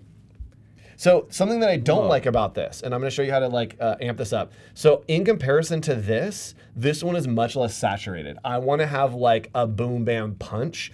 So we can go into advanced options here, and then I can actually increase the saturation of some of these colors, or I can go back to generative recolor here. And with this selected, oh, Andrew, I did it backwards. All right. So recolor, here we go. This is where I want to be. Is with this selected, we can recolor, and I can actually change the saturation. So this is the brightness and hue, and this is the saturation. When I click, you'll see it's a little bit down here. I can increase that, and check it out. Now we're a little more matched with what's happening there. And the brightness maybe also can go up just a little bit to match what's happening on that other side. So instead of going in and having to do individual pieces, you can generative recolor and then use the recolor panel to adjust the saturation, the brightness, all of that to match across the board. Didn't I tell you he does know everything? Didn't I tell you all that? I try. Okay, one more color scheme. What do we got? Give me two random words and we'll see what happens. Gorilla. Oh. Gorilla power. Gorilla power. All right, we're gonna do gorilla power here and see what's happening. And someone's saying, yes, 5 is the limit you can add. Yes, 5 is the limit of colors that you can. Yes, sorry, I'm trying to think of what you're referencing. I got it now, and you are right. Right here, 5 is the amount of colors you can add. Are there any colors you'd like to see included in this composition of gorilla power? Let's see. Pink. Pink? Okay, Yes. I'm guessing like it's gonna be a lot of grays. So let's generate and see what happens here. We also have tropical rainforest, great one there. And someone's saying Yeah, you maybe- can yeah. use generative recolor when your document is set to CMYK. Yes. Maybe tropical rainforest is cooler than my gorilla one. What do you think? It did what I thought. It made it like really dark, kind of Yeah, like yeah. Okay, Okay. cool. So let's try to do tropical rainforest. And I want to see some greens in this one. So we're going to take this like lime yeah. green and see what happens here. And chat, if you have any questions about anything, let me know. Ooh, I okay. like that a lot. Yep. Yeah. That makes me want to hang out tonight. Oh, this green is perfect. So I'm going to go and go into recolor here, and I can increase that saturation a bit. There we go. Yeah, I think that's good. Yeah. So now I've created these 3 rockets, which is awesome. So everything we're doing today is space. I know where I'm going with Photoshop, and it's all going to be space We're gonna do themed. space. Okay. It's Sweet. space. I mean, that's what I like. I think that's Yes. what everybody likes. So what we can do is we can take this object. This is not a good object for this demo, but we'll see what happens. We're going to go into libraries, and then all I need to do is drag this into a library. So this is the brand library I have set up. I can click and drag, and it is going to upload it into this library. Let's see where it went here. Hello, rocket ship. One more time. Let's see if we can get it in there. I think Paco There we wants go. to hang out tonight. Sorry. We got 2 of them. All right, so let's go ahead and take this into Express, and I'm actually going to grab all of these rockets Sweet. just so we have them. Doop. Nice. All right, so generative recolor. Boom, 1, done. Now we are going to go into Adobe Express. Oh, I can add something to generative recolor too. It works with gradients also. It works with gradients. It works really well with yes. gradients. We're gonna show. I'll show you some of that later in the demo. on Yes. Illustrator. So actually, let me look real quick to see if there's anything. These are all just colors. So it works with blending modes and it works with gradients really Yes. well. So stay tuned with the stream with this guy. He'll show you how to do it. So we are going to go into Express here, and we are going to just hit the plus here. Actually, let's do text to image. Let's start with that. Let's do vintage illustration of space on craft paper. Hey, that's me. This is your zone. That's- This is your zone. I was thinking more of like a magazine. I just want a background that like has that like texture to it. Yeah. And something that's like not gonna feel like if I did space, it's gonna look super off with the illustration. So I need something that's like illustrative.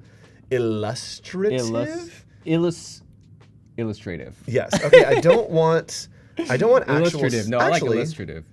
Okay, this is I'm Oh. not mad about. I think the paper needs to go away. Yeah. Space with texture maybe. It still looks pretty cool though. Halftone with texture. Let's try that. And see ya, somebody had to leave. Adios, thanks so much for joining us. And is anyone else having trouble with Adobe Express? It does seem like there is some trouble with Adobe Express this morning, so give it a shot. I'm sure the teams are working on it. I'm sure they're aware of it. The Firefly launch, y'all are using the Creative Cloud right now. The Creative yeah. Cloud is reigning.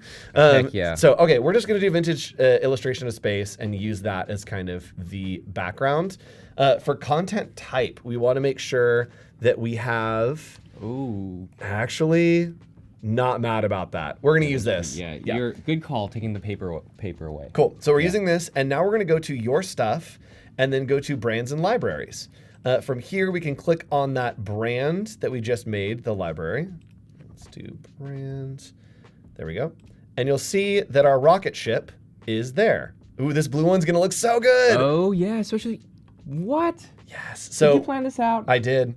I am Firefly. It is actually directly connected to my brain. So we have this here, and then let's go ahead and I'm gonna rotate it. And I think that I want it to like fly in, to be like shh. Oh, Right? you're gonna do some animations. I'm gonna do some crazy stuff right now.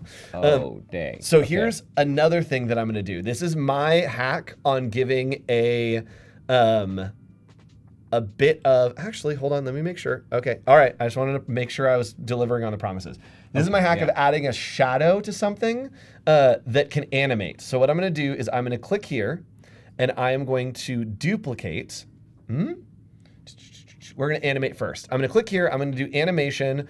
I want this to come in and I want it to slide in much slower than that. Oh, Drift yeah. in. Yeah. Yes. Okay, so we're gonna drift in. The loop, I think we maybe want it to do a bob. Yeah, we're flying through space. Oh. Cool, so we're gonna do bob, and then out, I want it to drift out as well. And you can control like how much it bobs, right? Yes. Flying through Nice. space. I love it. Yeah, that's super cool. I am gonna move it to place it a little more in the center here. Yeah. So it looks like that. Looks good to me. And now I'm going to add a shadow that will do the exact same thing. And then I'm going to show you how to use generative recolor to fix all of this to be a little bit different. So we're going to animate, looks good, and then it looks zooms sweet. through.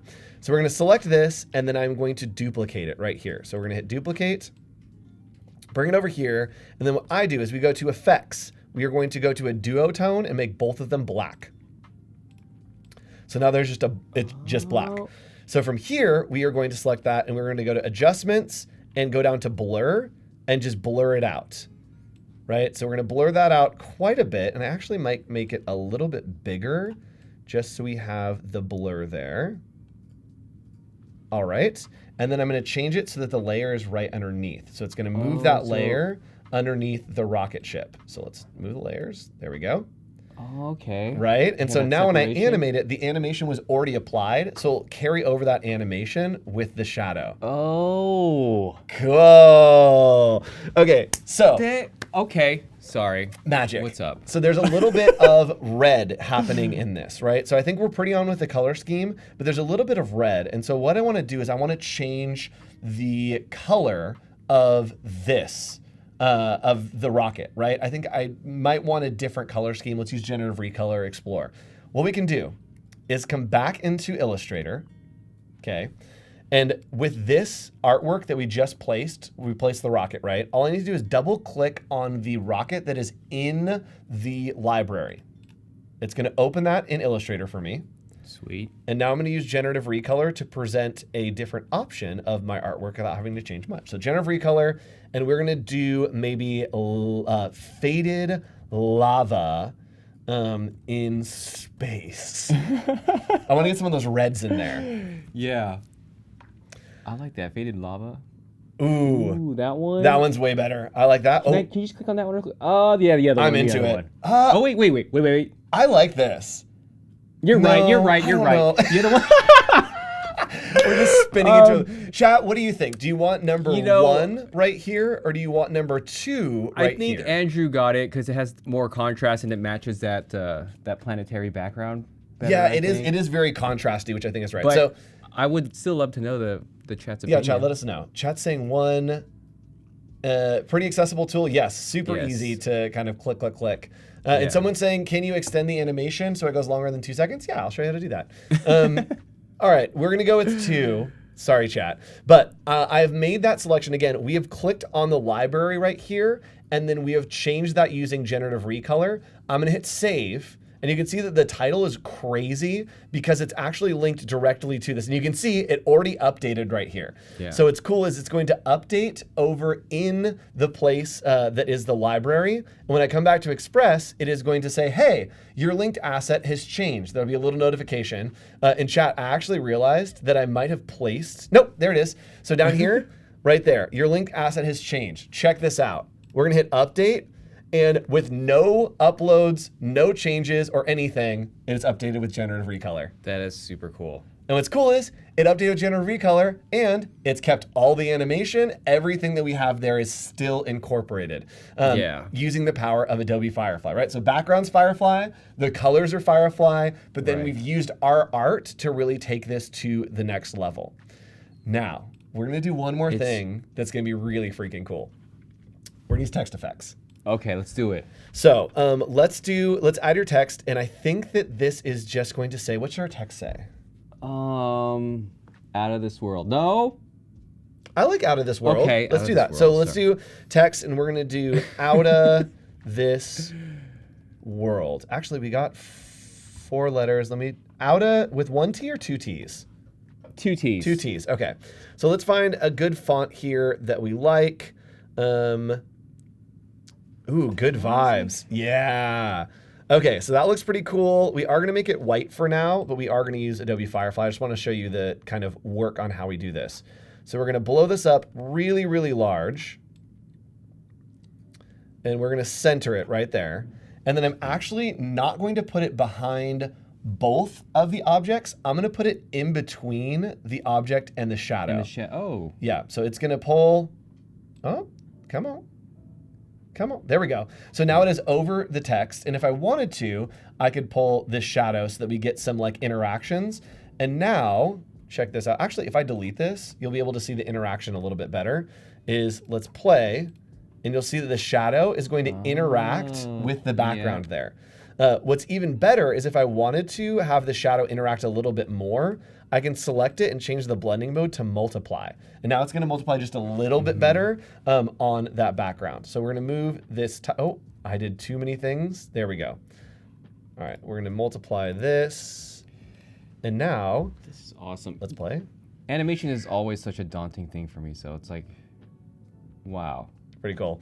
That's really cool. So let's do this. What's really great is we can now use Adobe Firefly right in Adobe Express. So we can go and we can add a text effect to our type that we already have. And here maybe I want to do like bright stars in space. Ooh. And let's see what happens when I hit generate. Good luck, everybody. Directly into the I got our studio manager to laugh. We did it, y'all. And here we can kind of cycle through and we see bright stars in space. Maybe I want to do planets floating in space. Let's see what that looks like. And the cool thing is, right now, you can generate as much as you want. Ooh, yeah, that's cool. Okay, that looks really cool. Let's add a shadow. All right, and then let's animate that. We can blow my mind. We can do everything. There are no rules here. So let's animate it, and this is going to just drop. Yeah, that looks cool. That looks really cool. And then it will loop. We're going to do... Wait, did I like... That's intense. That's intense. Yeah. Pulse is too much. Spin is way too much. Yo-yo? Maybe let's do yo-yo, and I'm going to bring it way down here. And the intensity way down just a little bit. Yeah, everything's going to be real bouncy here. And then we are going to go ahead and play this. Here we go. So this is combinations of what things? What generative Firefly tools have we used? Quiz. We used Express. Yes. Generative Recolor. Yep. Text to effect. Yep. And then text to image for the background. Got it. That's 4. We did 4 of the things, of the 6 things that came out today. All right, here's the fire. Let's make it happen. Out of this world. And then it flies. Everything's bobbing through space. That is super cool, yeah. Pretty cool. So we could go in and you can actually just click on show layer timing here. And so the out of this world, I actually want to come in at the beginning, but maybe I want the rocket to come in a little bit later. So I'm going to pull that to 3.5 seconds. Same thing with the shadow. And all I'm doing is just clicking on the layers and it will show me where everything else is. And so now when I play, out of this world comes in and then we have the spaceship go over it. Super cool. So generative recolor. And someone's saying, can somehow pull the color from your planet background into the spaceship?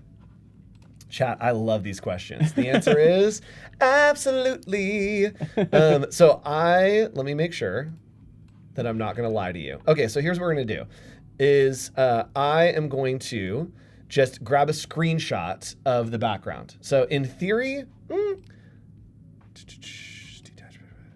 I could export it. We're not going to do that. We're just going to do a screenshot because I'm really boring today. So screenshot on Mac is this one? Nope. All right.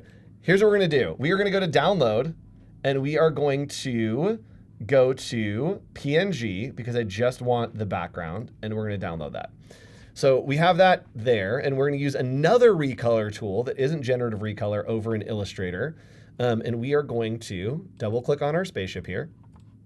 And then I'm going to drag in from my downloads. There we go. our spaceship that we just did, which is untitled here. So we're going to drag this in, and what we can do is we can select this art here, and then we're going to go to our recolor, not generative recolor this time. We're going to go to Edit, Edit Colors, Recolor Artwork, and we are going to use the Color Theme Picker tool. So click there, and then we're going to select the image that we want to grab the colors from, and it matches the colors. Pretty magical, if you ask me. Yeah. What's cool is we can also shuffle these colors if we wanted to right here. We can change the color order randomly. That's pretty cool. That's rad. So you can shuffle through Yeah. and it will keep pulling different colors until you find something that you like. I love that. I like that yeah. a lot. And then if I wanted to, I could increase the saturation, which I want to do a little bit, give us a little more color there. And that looks great. So then all I need to do now is delete my source image, hit save, and we come back into Express, and guess what? We updated that library item using generative recolor, using libraries all the way across, and it is going to update our object for us in, I don't know, like 5, 4, 3, 2, 1. It's coming. It's coming, it's syncing. Let me look in my brands and see if it has synced there. All right, hasn't synced there yet, but it will sync right there. And while we do that, I'm actually gonna close it because that might help. While we do that, I do wanna show another thing that is space themed. Let's just go, can we go space all around? It's space all around. Yeah. Okay, so the object's there, it's thinking. Express is thinking right now. And yes, as Howard Pinsky said, there are people working on it. There are some issues with Express this morning, but that's why it's Adobe Live, because we do it live. All right, space. This is not space. Chat, I'll give you a choice, and I'll give you a choice too. Okay. Do we want to go to space, or do we want to go to technology? I can show you how to edit on your phone with Adobe Firefly, or I can show you how to do some space stuff. Which do you want to see? Which do you want to see? I What's your kind of vote? want to see technology. Okay. That's just, yeah. Let's do it. So we haven't, again, chaotic stream. We're going everywhere all the time. What we're going to do. Oliver, yes. Thank you, Oliver. We're going to cut back to our headshots so you can see our beautiful faces, but mostly because I need to plug in my phone. All right, here we go. So chat. I'm going to cough away from the mic. Oh, we were right there. We were inside the mic at that cough too. All right, so we are here and we are on, that's right, my phone. Oh, speaking of creatives, I'm just gonna plug this. This is a sticker that was designed by my favorite child, my friend, best friend, whose birthday it is. Happy birthday, Kelly. A little sticker that she designed. She's learning Illustrator. Nice. She's a kid. Her dad's an amazing illustrator, so she's learning illustration. So it's a little deer that's sparkly. You can't see it. And this is my friend Victor Davila. Okay. Oh, happy birthday, Kelly. Happy birthday, Kelly. Hey, Victor, what's up? Hey, Victor. Sorry. All right, so we are on our phone here. This is a background by Winston Elliott. If you want to follow Winston, like the absolute best collage artist you've ever seen.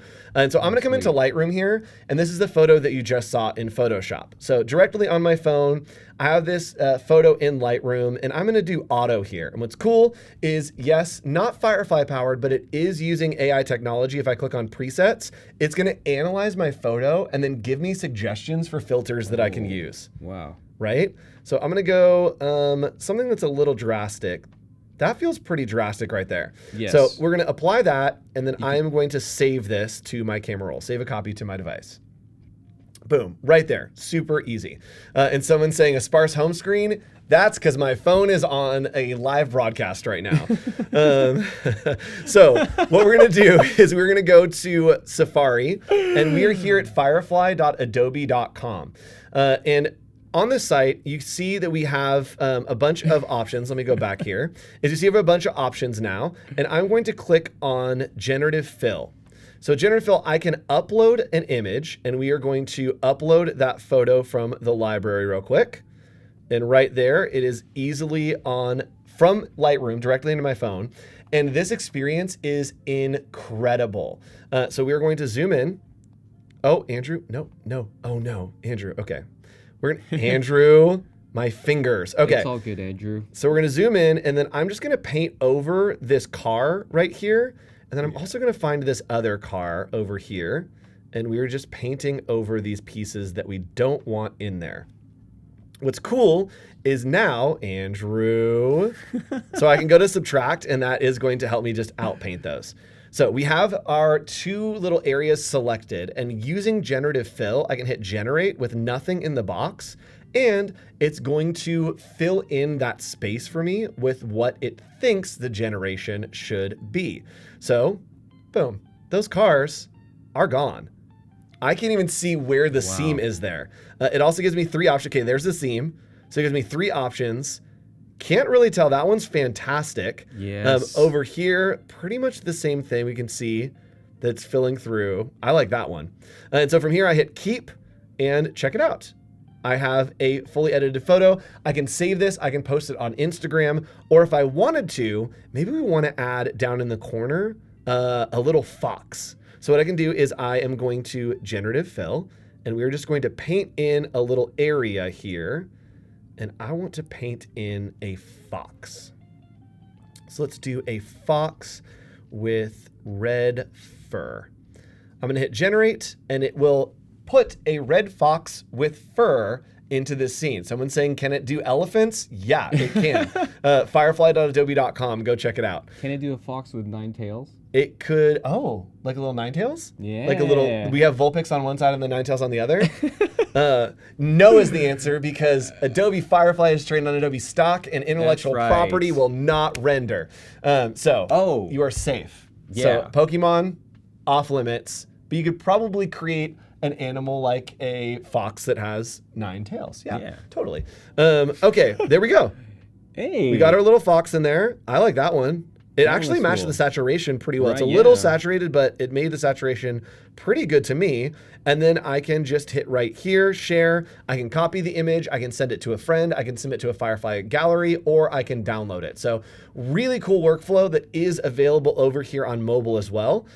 We also could do text to image, where you can just generate an image. And yes, chat, we are going to do it. You asked for it, and we're going to do it. So let's do a small fox with 9 tails and see what happens.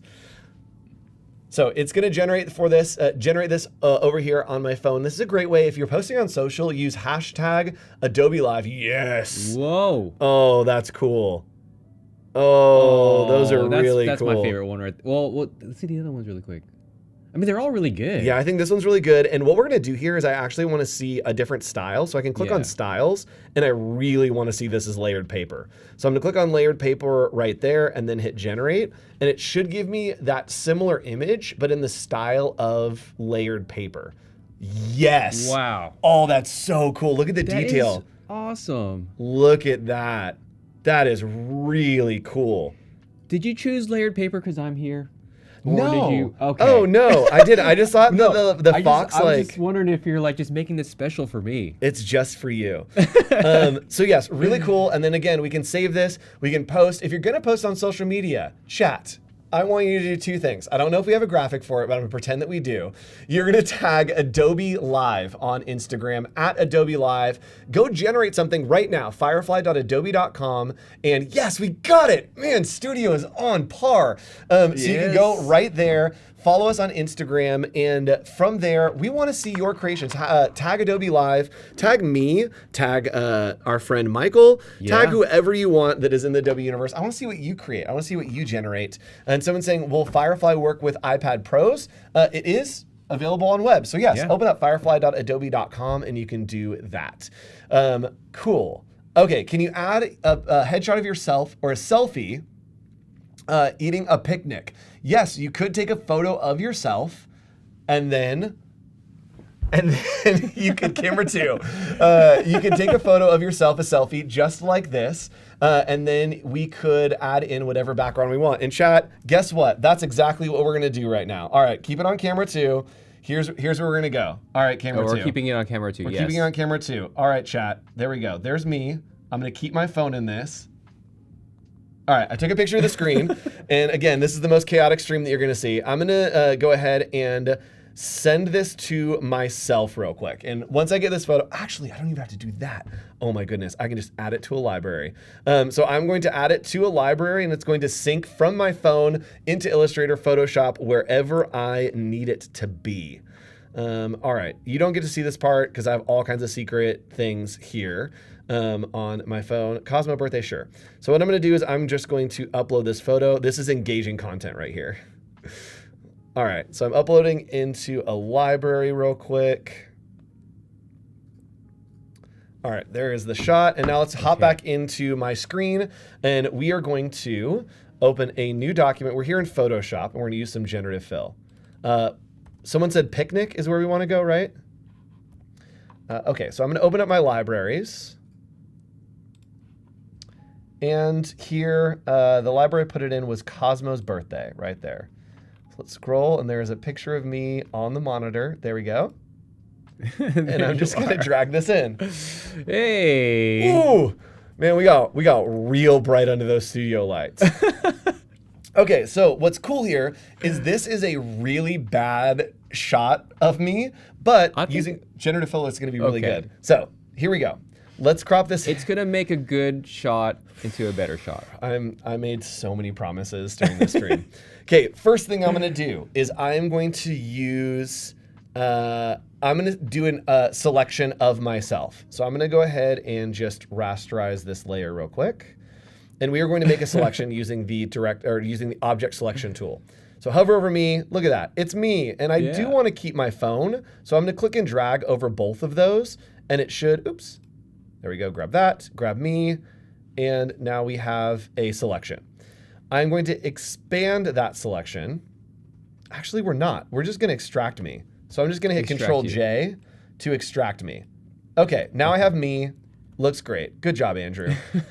From here, I do maybe want to add in a little bit more of me. So what I can do is I'm just going to select an area down here, and we are going to use generative fill to generate. And it should analyze me and fill in the rest of my body, maybe my hands. This is going to be a real wild card because the crop is super weird on this one. Let's see what happens. I mean, yeah. Hey, whoa. Right? Not bad.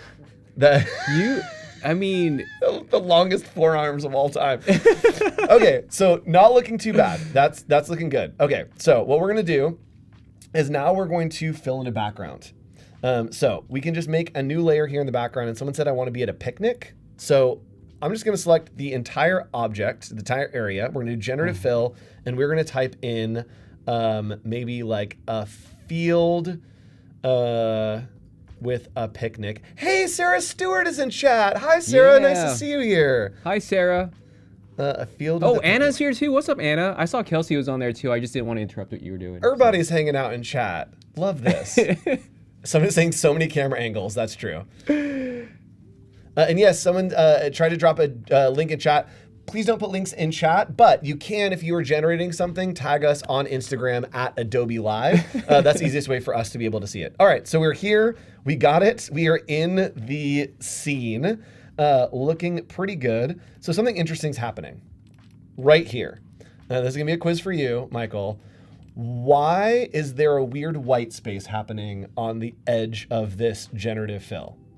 Any ideas? Chat, any guesses? I actually don't know. Okay, so because my selection is the entire space here, and so it actually fills every pixel that you select. So you have to be careful. I see. It will fill every pixel that you select, but that's easy because all I need to do is just mask this out. I can come over here to my generative fill layer. I don't want to do it there. I can add a group, and then I'll just add a mask right here. Non-destructive editing. Non-destructive editing. And we are going to just mask this out. I'm holding the shift button here to kind of get the edges a little bit tighter. And I do want that little edge light on there still too. And look at how well it captured my shirt. This is all generated, by the way. Everything I'm going over is generative fill. It's like from your shoulders down, right? Or from the phone down? Yes. Yep. Yeah. From like mid phone down. All right. So pretty good. Looking pretty good here. What else do we want to add in? Should I wear a hat?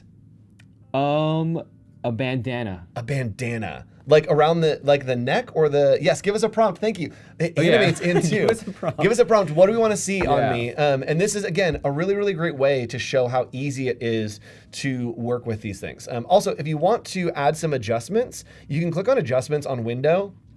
There's a great new tool that is adjustment presets. And if we scroll down here, you see there's a ton of different presets, or there are made options for you. As you hover over them, they will show you what the photo looks like. So I actually like this one. It kind of evens me out a little bit. And it's showing you here are all of the different things that are going into that adjustment on top. All right, suggestions. A UFO in the sky. Okay, we're gonna do a Sarah UFO. Someone said a gold chain. Love that. Let's do the gold chain first, because I want to Oh, a be. straw hat. I love the references today. I want to be drippy.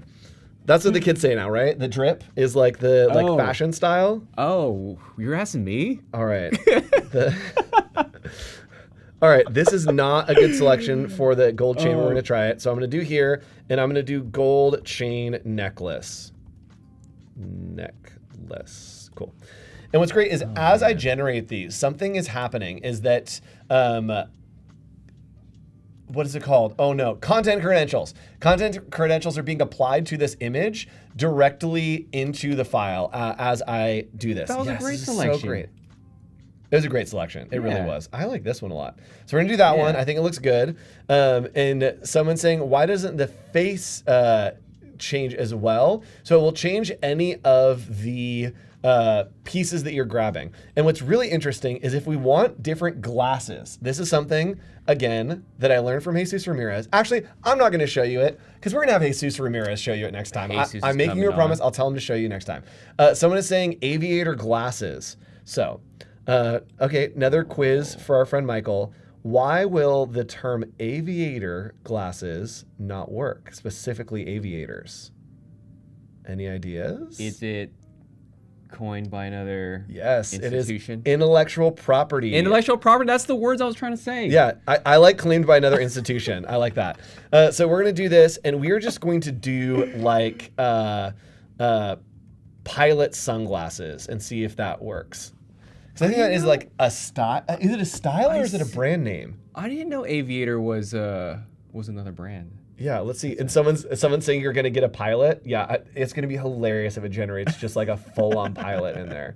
And someone's saying, yeah, okay. Hey. These are very Matrix. Those are like, yeah. Okay, my selection was not big enough. What I'm learning here It's like steampunk is that- aviators. yes, my selection was not big Yeah. enough. But what's cool is I can come back in to and you can see this is my selection, is I can actually add to it. So I'm hitting Command over this little thumbnail here, and then I'm going to add to the selection, and I think that maybe I just do like a bigger selection and see what happens. So now we are going to generative fill with those sunglasses and see what happens. Cross your fingers. Someone's I saying, think you're gonna get round ones. I hope round- so. Let's see. Let's see. How is this my life? How is this what's happening on my actual job today? There we go. Those are much better. Wow, I kind of want those in real life. Okay, those actually look like The ones that I first- have.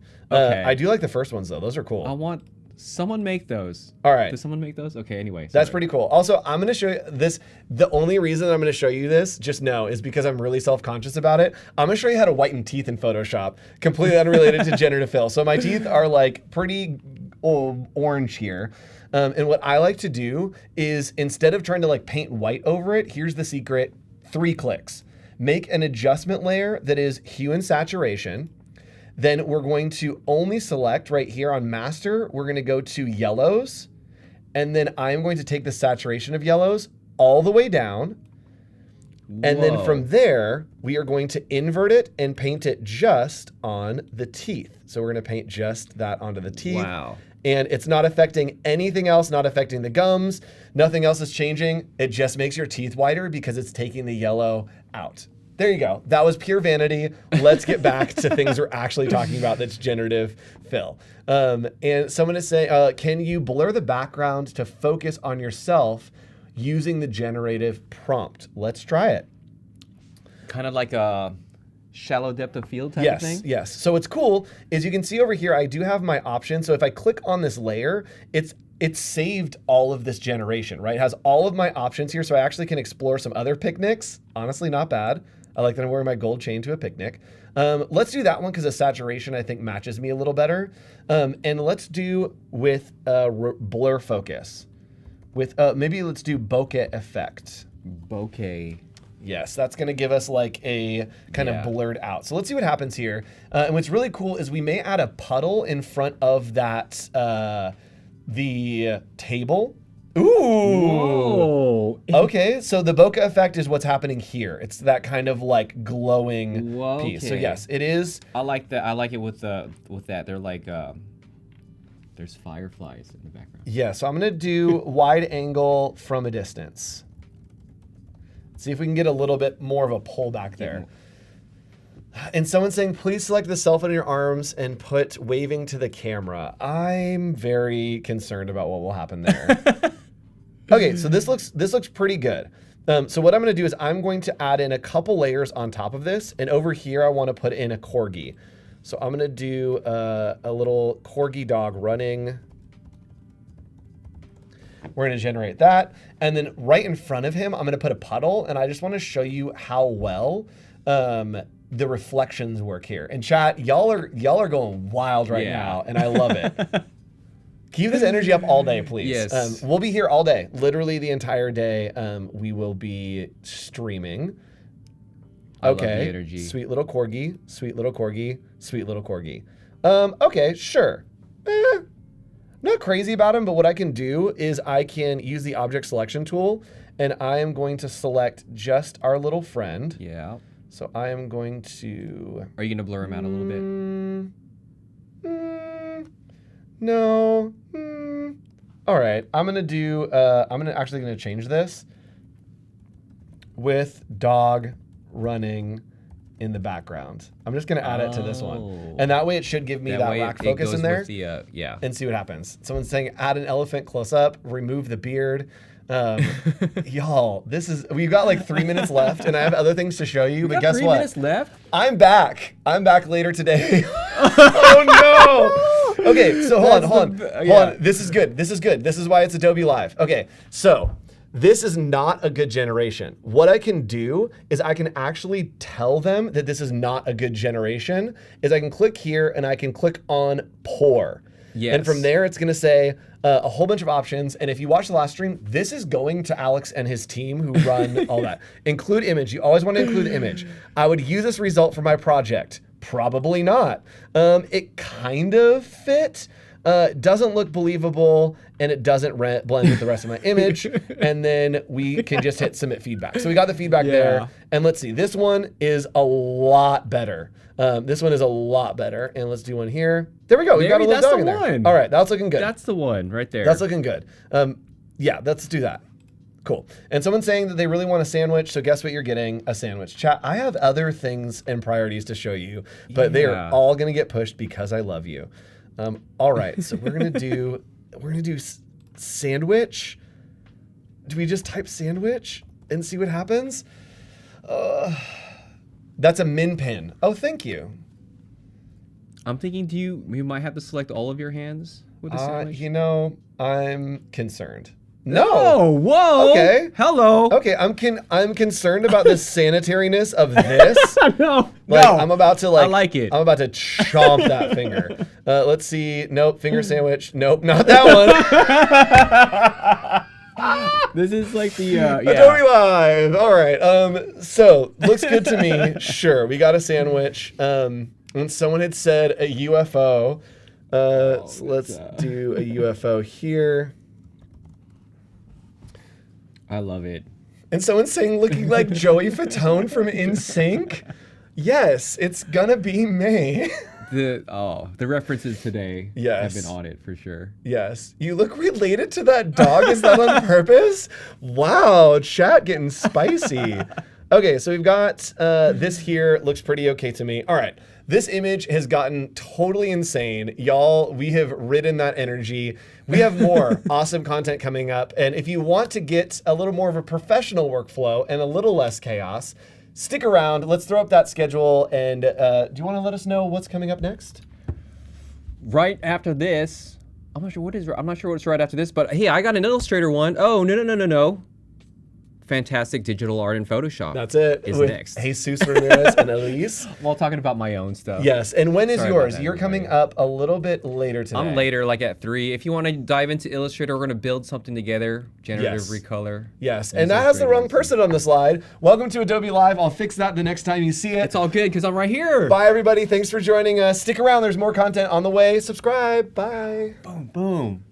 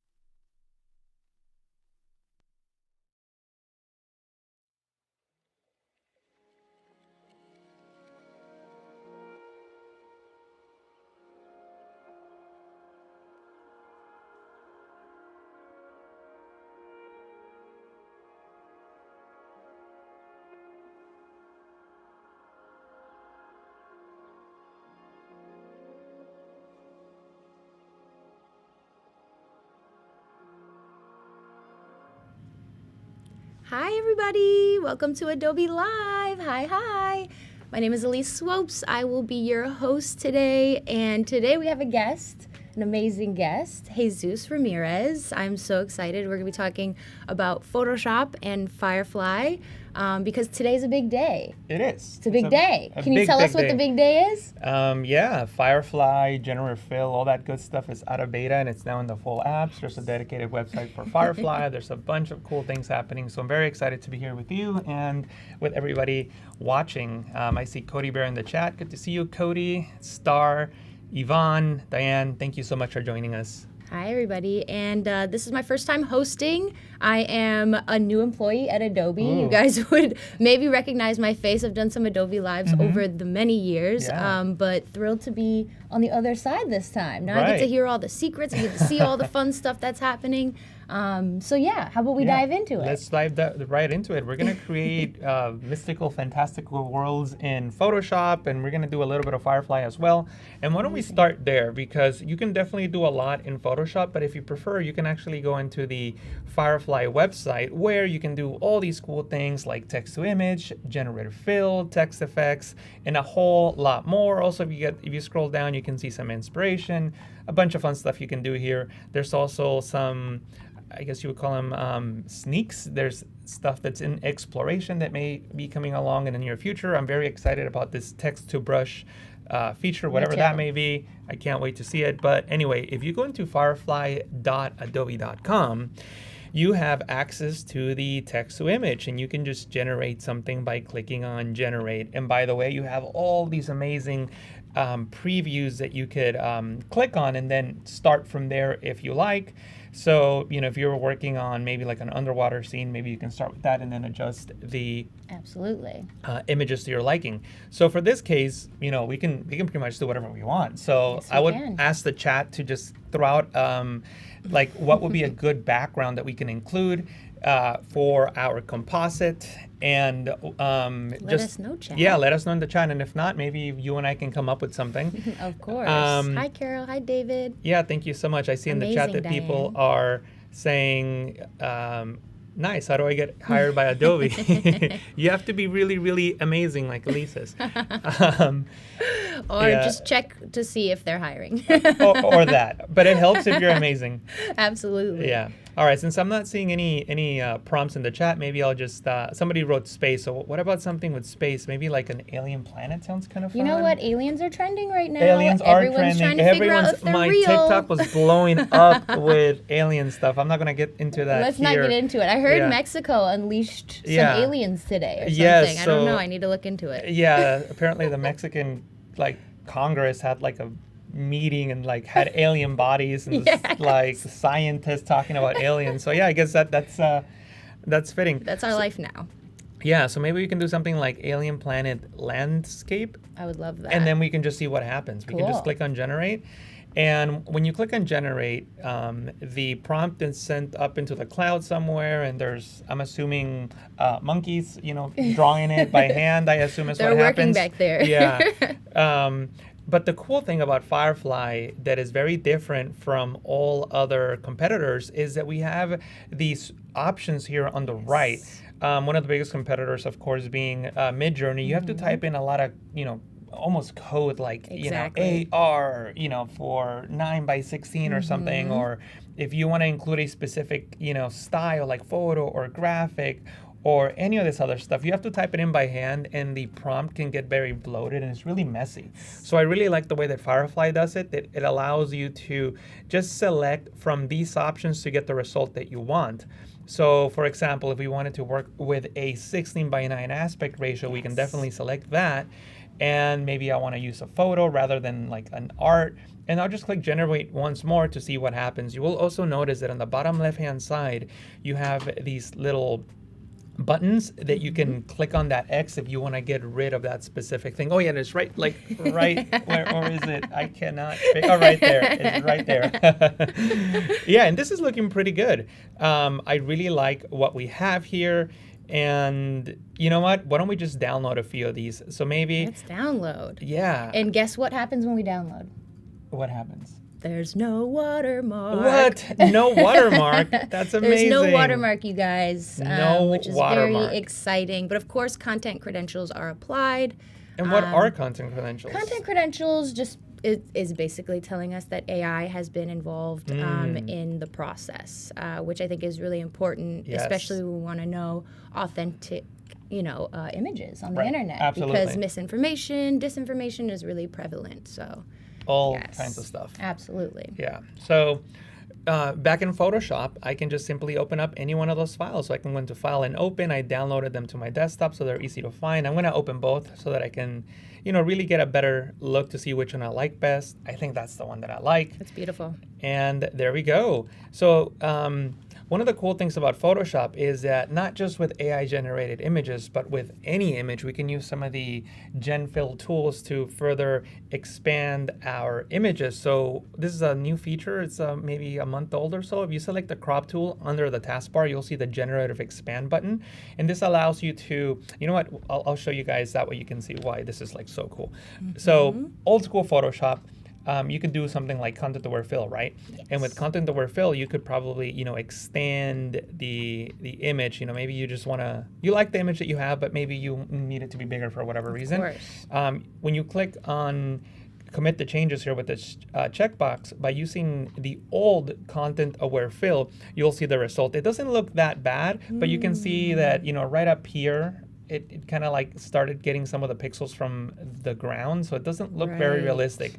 And this is an oversimplification, but basically the way that you can think about it is that content aware is looking just at the contents of this image to generate Exactly. that fill. Exactly. Now, with the new Generative Expand, I can now use AI to try to figure out what the missing pieces would be. But instead of using just the contents of this photo, it's using the contents of like millions of photos on Adobe stock. Again, oversimplification, but you can think of it that way. And you can go into Generative Expand and then just click on Generate. Also, I'm not going to do that, but you can actually type in a prompt. So for example, if I were to type maybe like water, we can get like an ocean or something around it. I'm not really sure. Why don't we try it? Let's There we try go, it. try it. But if you just leave it blank, actually I'll try it after that. I want to show people what happens when you just expand. We should get a much better result. I'm assuming the planet is going to be completed, those 2 planets, and it's going to look fairly realistic. We'll see.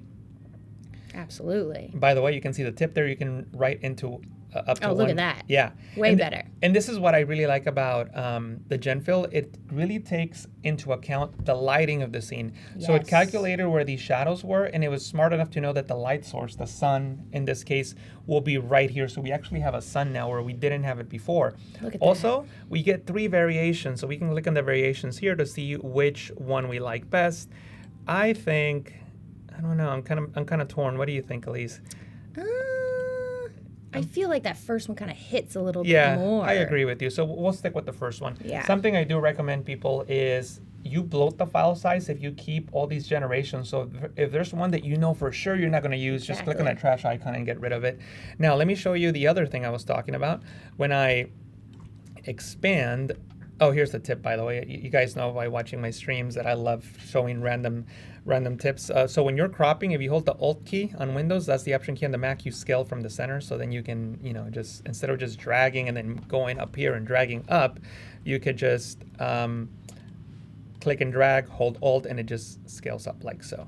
Anyway, so there it is. And then we'll try using a prompt. We'll just type in water. We'll see what happens. I'm not really sure what's going to happen. I'm assuming they might create some lakes around. Well, We'll see. while we're waiting for this to generate real quick, because I know it'll go by fast by the time I've even done talking, Susan is asking, are we still limited to 1024 by 1024 for the expand and fill? I don't know if that... So I read something this morning, and the way that it was worded, again, I don't work for Adobe, so I don't. You can look at the official release, and it said up to 2000 by 2000. There we so go. So technically, no. Okay. But it says up to, so I don't know. Does that mean that it still generates less than that? I'm not sure. That is a good. But yeah, I'm sure that's one of the questions that are going to be answered in the days to come. Absolutely. But anyway, in this case, it didn't necessarily work, but that's fine. I didn't really want water around it. I will tell you, though, if you do want water on something, the best method for that is I would just use the lasso tool and just kind of like paint, or not paint, but freehand, and then just type in water. And I think this will probably work. And that's another thing that's when people say, "Oh, AI is going to take my job," like, "Oh, not really. Like, it's still not perfect. Maybe in 5 years, but I don't know." But see, in this case, there's a lot of things I have to say about that, but we won't get into it today. Maybe we can. Yeah, maybe we can. Why not? I mean, the thing about the jobs is that we have to understand that jobs have shifted over time. For many, many, many human years. And this is no different. And we have to understand that AI, at the end of the day, is a tool. Absolutely. It's a tool to be utilized by creatives. And I told a story actually recently about how I had met a bunch of photographers who were blind. And they had never been able to see their artwork. But I think considering that AI does have this accessibility factor to people who aren't necessarily the most creative or have access to big spaces or have of different abilities, I think we have to consider a lot of those people as well. Absolutely. And not just the artists who may feel like their jobs are being taken, but that there's a lot of creativity being given and provided to so many people. I completely agree. Talking about like things that AI can do and like people should do, I think one of the issues that they have at the moment is like generating people and things like that. So for stuff like that, I always recommend Adobe Stock. Absolutely. And Adobe Stock has a great resource, which is under this drop down under free. There's thousands and thousands and thousands of free photos, free vectors, free videos you can use. So even if you are not paying for the Adobe Stock membership or you want to buy them a la carte, you don't have to worry about that. You can have access to the free stuff. So one of the free things, I don't know, I'm thinking, should we do an alien and see what they have? We have to. It's a must. Let's see, what do they have? Ooh, they have one of these cool guys. Yeah, I love it. Why do aliens have to be so creepy? Why can't they be like kind of cute? You think? I feel like they're probably cute. Well, let's type in cute alien and see what comes up. Oh, now I'm really curious. See, there we are. Look at those guys. Yeah, they're friendly. Very cute. Let me see if there's one that would fit the style of like. Oh, see, I love how they have cats on there. I know, right? Well, cats are very alien-like. Okay, they don't have any. They don't have any realistic cute aliens. Maybe it's just not. It's not in our not a thing generation yet. Oh my God! Look at this guy. I like that guy. Let me see. We don't have to stick with free images. I was trying to think of an These alien are good though. These are. I feel like. taking a selfie. I want to see if there's Ooh. an alien taking a selfie. And I'll just go into This guy with the hat. with the tinfoil. Oh, this is pretty funny. Oh, those are cool. Oh, these are kind of cool. Those are funny. Let me see. Yeah. Oh, this guy right there. That's the guy. Which one? The one right there. This one here. Yeah. That is Oh, this too one's funny. actually this one's kind of funny. Yeah, that I'm one's trying to really see good. like because I also want to show you guys actually with an alien it doesn't work as well, but there's a way that you can composite things using Gen AI. But since I don't have any hair, I don't think it'll be as impressive. But you know what? I think I like this one because there's that highlight, and then maybe we can incorporate that Yes. into our image. So I'm just gonna license this. And this is not a free one, so I am using one of my licenses, and I have plenty, so don't you worry. So I'm just gonna, this is gonna save either on my desktop or on my Creative Cloud. It's actually doing both. Creative Cloud here, or I can choose to save it on the desktop. It really doesn't matter because I can just go into my libraries panel, and this is a great thing about Adobe Stock versus competitors. Right. That it's all integrated as one ecosystem. You don't have to be bouncing around from different websites and plugins and all that. It just I love the comes straight here. seamlessness. So there you go. See, there he is. So then I can just, drag them in, press OK, and fabulous. There they are. There's our guys. There he is. And They look like a band. oh, you know what I just realized? I didn't keep the variation with the sun. So I'm gonna expand out a little bit more and just generate because I do like that highlight. Absolutely. I think that was a part of our mission for the little shine and the aliens. Yeah. How we feeling, folks? Are we inspired to use Firefly so far now that it's out of beta? Yeah. And that should be good enough. What I'm going to do so. now is I'm going to go back into my libraries panel, drag this guy in here, Let's go. and there he is. I'm just trying to scale him properly. And I'm just trying to match where the highlights, so it's kind of similar. It doesn't have to be perfect, but we'll call that good. What I'm gonna do now is I'm just going to make a selection. There's a lot of ways of making selections in Photoshop, completely up to you on how to do it. The quick selection tool is like one of my favorites just because I'm an old person, so I'm just used to old school stuff. But I mean, you can definitely use something like like the subject selection, and it'll highlight over the subject, and you can click on there, and it will make a selection. Now, it's not perfect, but we can definitely refine it by using other selection tools like the quick selection tool. I want to get that phone in there, maybe get some of those edges in there. If it made a mistake and it selected something that it wasn't supposed to, you can always hold the Alt key on Windows, that's the Option key on the Mac, and subtract. And you have this wonderful, wonderful selection here. There we go. Also, if you want to get super amazing edges, what I recommend is pressing the Q key. That's the quick mask mode, and you can see everything that is not selected in red and everything that is selected in its natural color. So it really allows you to see what you selected and what you didn't select. And if you want to, at this point, with the brush tool, you can paint with white to reveal any areas, or I shouldn't say reveal, to select any area. So maybe, oops, sorry about that. If you wanted to maybe refine, I don't know. I mean, even though it's a really good selection, but if we wanted to refine something here, you can paint with white and you can paint with black to deselect. But we had a really good selection, so I'm just gonna undo that. We don't need to do that, but I always like to show the quick mask mode because I use it all the time to make selections. Saving time is everything. Saving time is absolutely. Time is the only resource that we will never be able to get back, you guys. Absolutely. So make sure you save it as much as possible. Absolutely. At this point, we can do several things. We can sort of match the lighting with the foreground to the background. If you really want to be super technical about this, what I recommend that you do is create a solid color fill layer. You can just set it to a close to 50% gray. You don't have to be at 50% gray. 44 will work fine. But if you want to be super, I need it to be 50, you can. But I'll even show you. I'm just gonna go just a little bit, under, over. It doesn't matter. And what I recommend that you do is you hit the oh my God! I can't believe I'm blanking here. It happens to the best of us. It happens to the best of us.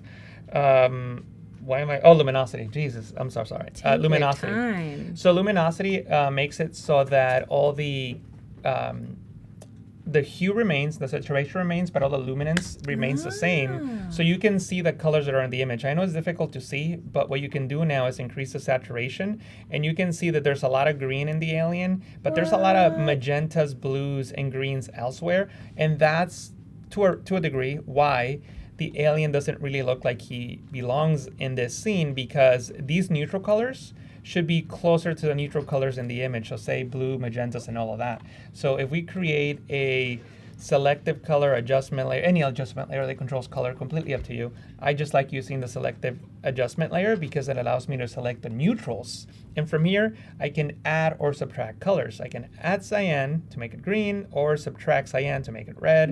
And you can keep making these adjustments until you see how I'm starting to get some of these reds and these purples that kind of match the background. That's what I'm going for. I'm trying to match those colors so that it has the same color over the neutrals, and when I disable this, it should look more like he belongs. See that? Just by making that subtle adjustment, it makes it more like he's in that absolutely that ambient. I think people are quiet in the chat because they're really blown away by this. I personally am. I'm shooketh. Love it. And let me know if I'm going too fast. Christina is also inspired. Thank you, Chris. Yeah. Love it. Let me know if I'm going too fast. We can slow down. You have any questions? Feel free to interrupt at any moment. Of course. Yeah. So another thing that might be wrong with this image, and when I mean wrong is like if this were a real photo, like what wouldn't be accurate? Well, if you notice the background is a lot more contrast than the foreground. One way that you can visually see that is by creating a hue and saturation adjustment layer, just desaturating it, and then the color won't distract your eyes. And notice how deep these shadows are compared to the rest of him. It doesn't really match. So he just needs a little more contrast to be a more realistic subject in this scene. And just by making those two adjustments, it feels like he really belongs there. Absolutely. Natalia said, nice tip. And Diane said, that edge though. Yes. Yeah, yes, crazy, that edge, right? Though. Now at this point, we can start, and this is why I love GenFill AI, because at this point we have our scene and we can now start working with things that, quote unquote, mistakes that we need to fix. Of course. Right? So and the first thing that comes to mind is that arm right there. Yeah, obviously, I know. Right? So we can let Gen AI figure it out, right? So if you don't want to think,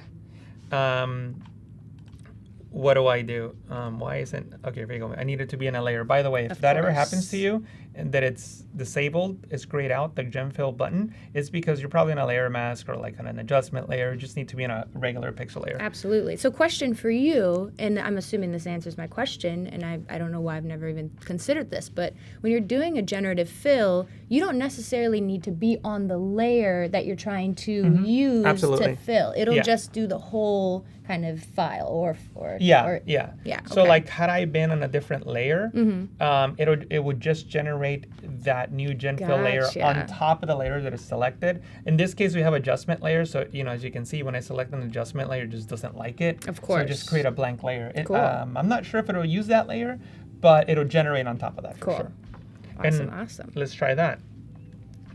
And this is when you don't want to think. You're like, what, Photoshop here, figure out for me. Let me know how. Please. I need more time. Yeah. I love it. We've got, Aiden said it's helpful. Hakeem said it's nice. People are loving this. Oh, look at that. Look at that. Like, we didn't even have to think. Yes. But like, if we wanted to be like, I don't know, maybe like kind of funny or something, we can say something like, I don't know, like, what do you think he'll be holding? Like a cup of coffee or something? You guys, what should he be holding? Yeah, Tell us let us know real quick. What should he be holding on the other hand? Yeah. I think a cup of coffee sounds pretty good, but I'm curious what our friends may suggest. It's gonna probably give him human arms though. Coffee cup. Probably. We'll see. I'd be curious to see. And it generates fairly quick. I know. So starting November 1st, they will be doing the is it called credits, right? Credits. Yeah, I believe so. Of course. Right. Yeah. Which is going to be changing the way that we anticipate generating things a little bit more. But I think I'm excited to see. I forgot what my point was, but there was a point to that. There was a big point to that that had to do with this, and now I can't remember. Stick around. The point may come at some stream today. It will happen. Here's another tip. So we generated these coffee cups. Yes. But if we, like I see in the chat that somebody said, oh, do pizza. Well, we can do pizza. We can just, here under where it says prompt, we can just change it to pizza. Click on generate. And it'll generate 3 more variations, and it'll keep the 3 previous ones. So now we can decide between pizza and coffee cup, which is incredible. Absolutely. Oh, I remember my point. Your point. It's about the time of the generation. So once the time comes on November 1st, when the credits come into action, if you have all apps in your subscription, if you go over your month, you got 1,000 you've done, you're like, oh my gosh, I've hit my thing. How am I going to continue? Well, you can. You can. Technically, they don't want me to say it. Don't say unlimited. But the thing is that it just will generate slower.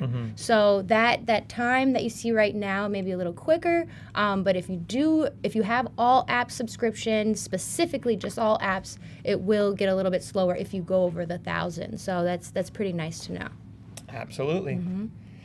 So what do you guys think? Coffee or pizza? Oof.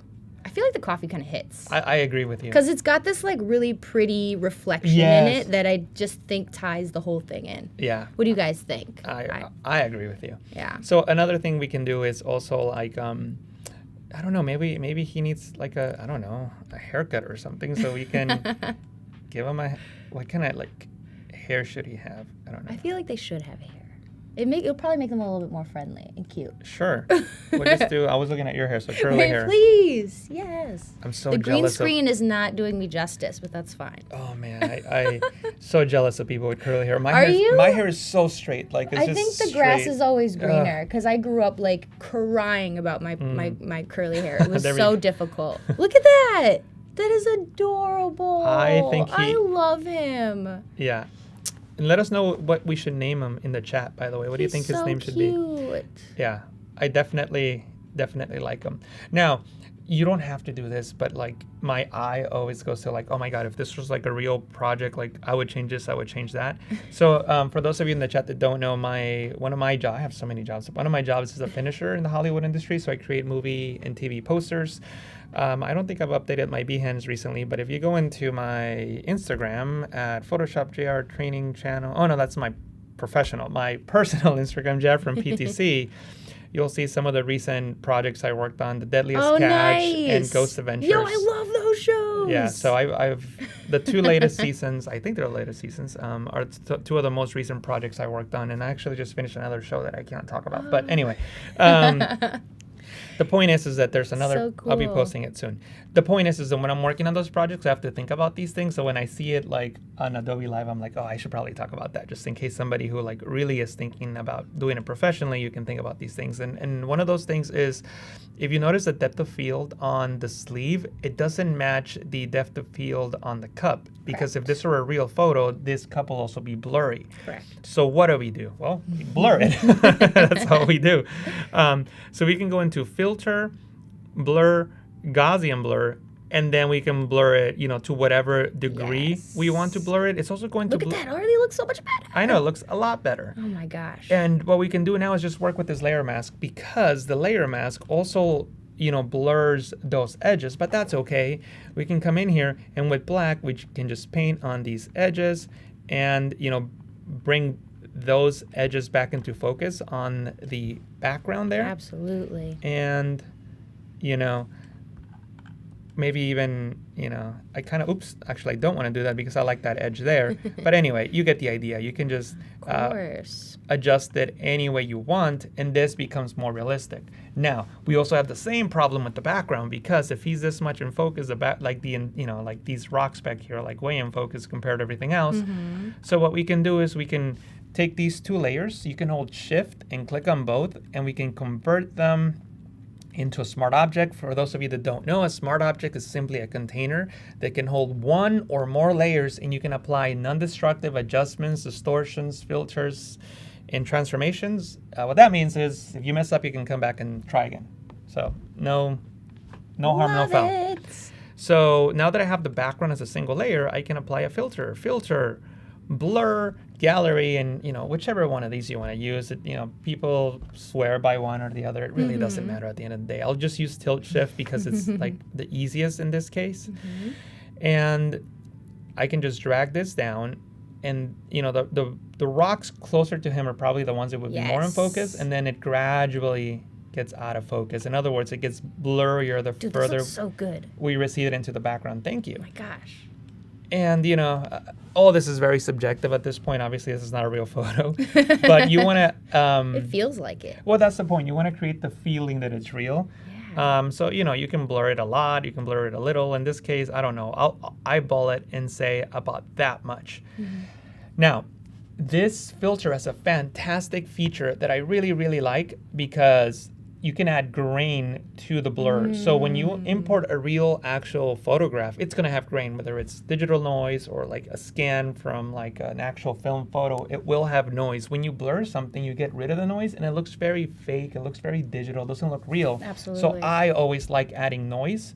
So we can add a little bit of noise now to that blur, or we can just add it on top of everything else at the end, which is what I like to do. But I always like to point that out just in case you don't add noise at the end, you add it at this point to maintain some level of realism and not keep everything so smooth. Yes, I have always been a grain gal, and I always add it at the end, but this shifts my mode, I think, a little bit. Absolutely, and I'm saving the file just in case, you never know. Question from YouTube, is it possible to generate different turns of the alien character, like, for example, so that you can... Oh, right. No, you can't take... Well, first of all, this wasn't originally generated in AI, and even if it had, I can't create a seed, like in other programs, where you can say something like, all right, take this seed, this character, and then flip it to another side. So at the moment, we cannot do that. Correct. But I'm sure it'll be coming at some point. Just out of curiosity, what the banana tool do in Photoshop? The banana tool is something I like to add to my toolbar. I've been doing it ever since it came out like 8 years ago. It doesn't do anything, but if you want to add it to your toolbar, you can click on the 3-dot icon, go into Edit Toolbar, hold the Shift key, and click on Done. When you do that, you will get a banana in the toolbar. There it is. And if you want to remove it, hold the Alt key on Windows, the Option key on the Mac, and click on Done. But it's just for fun. It's one of the Easter eggs, and it's banana. More interesting when you do it to like a friend's computer when they go to the bathroom or something, because then they'll be like, "What the heck is that?" So yeah.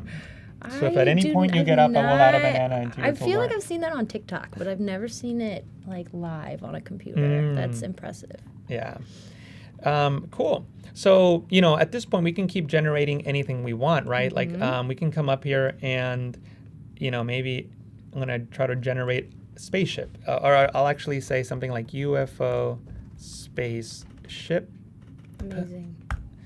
And it'll generate, and then we can see what we can do. Yes. And I love that you brought up the work that you were doing and showed us that you had been doing those flyers. The nice part about being out of beta is commercial use. Commercial use, right? that's absolutely yes, right. Yep, commercial use. So yeah, you can create all your flyers and all the things for your jobs. Yep, and that first generation is amazing. There's a question in the chat. It says... I think Jarno is asking if we're in the studio at Adobe. Yes, we are. We are currently at the studio in Adobe in San Francisco. Beautiful San Francisco, California. You're from New York, right? I am. I'm from New York, yep. I was just there last yesterday. Week. Oh, I just flew in 3 days ago. I was there for a speaking engagement. Nice. But yeah, what is that? I'm in Brooklyn. Brooklyn? Okay, cool. I was in Times Square. Oh, nice. Cool. Yeah, but I'm from the Bay wild Area. over there. I grew up just not a mile, like maybe 5 miles down that way. But the cool thing is with GenFill AI, it generates these really cool graphics, or not graphics, but elements that match the lighting, the perspective, everything in our scene, right? But what if we generate something like this spaceship? We love it, but you know what? Maybe I don't want it here. I think it might work better over here. Like, oh my God, now it no longer works, right? Right. Unfortunately, I can't ask Photoshop to regenerate this same UFO in this same spot, but I can click on the generate button and it'll generate a whole new UFO that has the new background. So that's one of the solutions if you decide to move one of the generated objects. Okay. And I'll show you the second solution.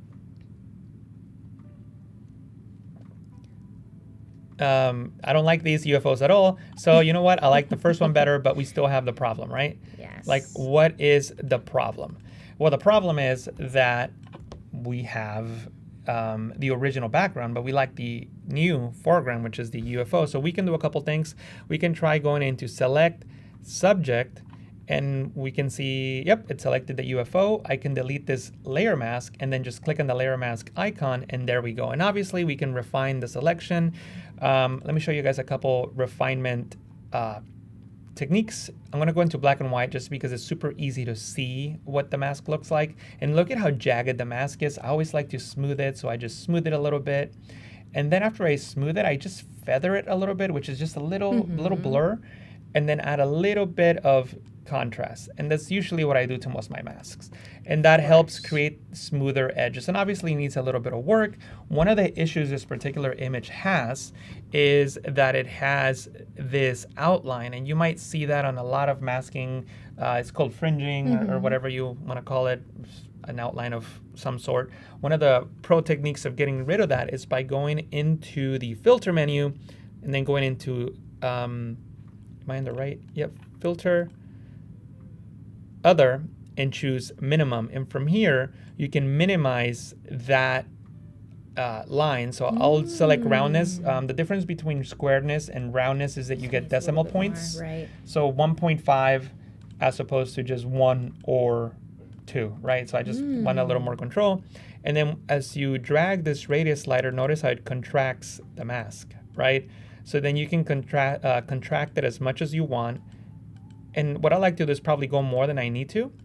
And then in a subject like this one, just paint the areas that I think need work back in, right? So maybe some of this light, paint it back in.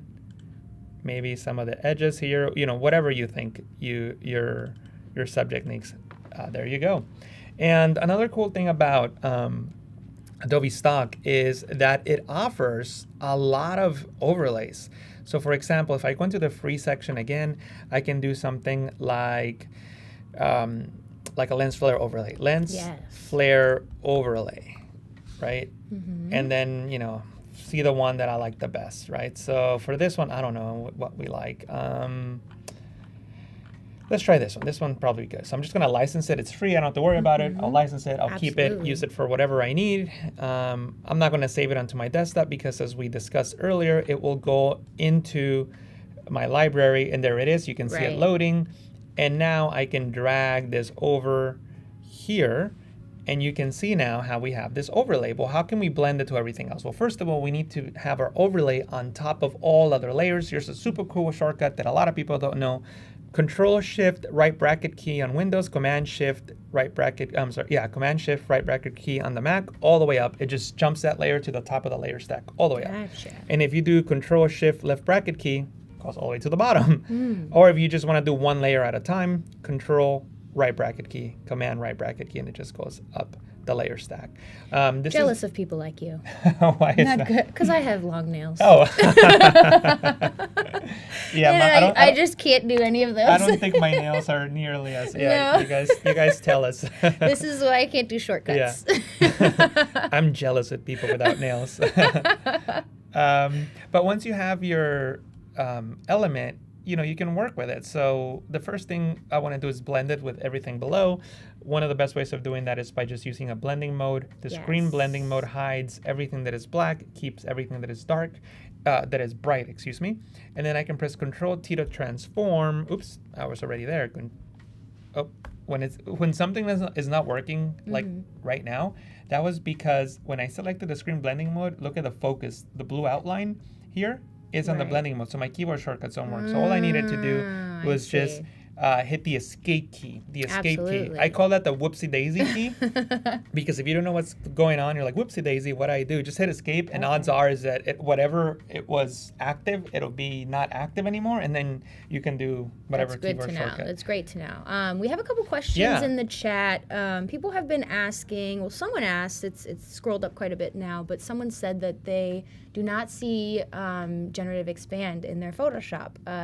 Well, the updates are rolling out. out. Yes. You should be checking in your Creative Cloud. Yes. And Ivan asked, do you need to buy Photoshop again? No, you do not. Right. Simply just update. And Well, you to be will- very clear, Yes. as long as you are on the Photoshop Creative Cloud, Exactly. if you're like on Photoshop 6 or something, I or see. like Photoshop Express, or like or what is it, Photoshop Elements? Okay. Yeah, you definitely need to get the Creative Cloud. Your girl is learning. Yeah. But yeah, so if you have the Creative Cloud, you should have it this morning. As Elise was saying, you can go into your Creative Cloud app. I don't know if they're rolling it in batches. I don't know about that. But if you don't see it, say by later on today, just make, sometimes what's helped me in the past is logging in and out of like the Creative Cloud app just to like refresh it, and hopefully it'll be there. But yeah, you should be able to have access to all this now. Yes, right now. Right now. Cool. So now I can just place this wherever I want. Control T, Command T to transform. I'll flip it horizontal. And you know what? Maybe you can just, okay, I guess oh, there's probably two suns. There's like a sun here and another one there. You know what? Why don't Well, we? we're in space. Yeah, you we're could in have space. many suns. Maybe there's You don't like, know where he's at. right. Maybe the brightest one is like right behind them. Mm-hmm. So, by the way, I don't know why Adobe did this like, I don't know, like 5 versions ago. They decided to uncheck this button by default, and I use it all the time. So I always toggle it on, and it stays on all the time. The reason it wasn't on right now is because I updated it and haven't clicked on it again. Yes. But basically, what this allows you to do is change what I call the pivot point. Adobe calls it the reference point. And it allows you to place this point anywhere on your canvas. And from that point, you can rotate. It rotates from there. This is why I call it the pivot point or reference point. But in this case, I'm going to click and put it right here. And now when I hold Alt and Shift, I can just scale from that point, right? And there you go. Also, here's another trick. If you go, and remember, we're using the screen blending mode on this particular layer.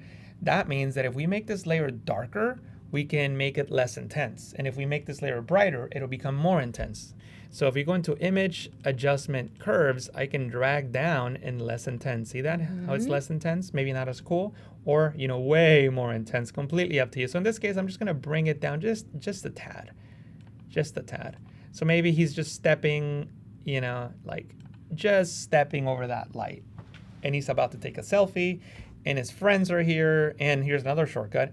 If you have the Move tool active and you right-click on a layer, you'll see the layer names. This is why you always want to name your layers. So if I wanted to select that particular layer, I'll select the UFO spaceship, the layer selected, and I can place it anywhere else. Also, here's a trick.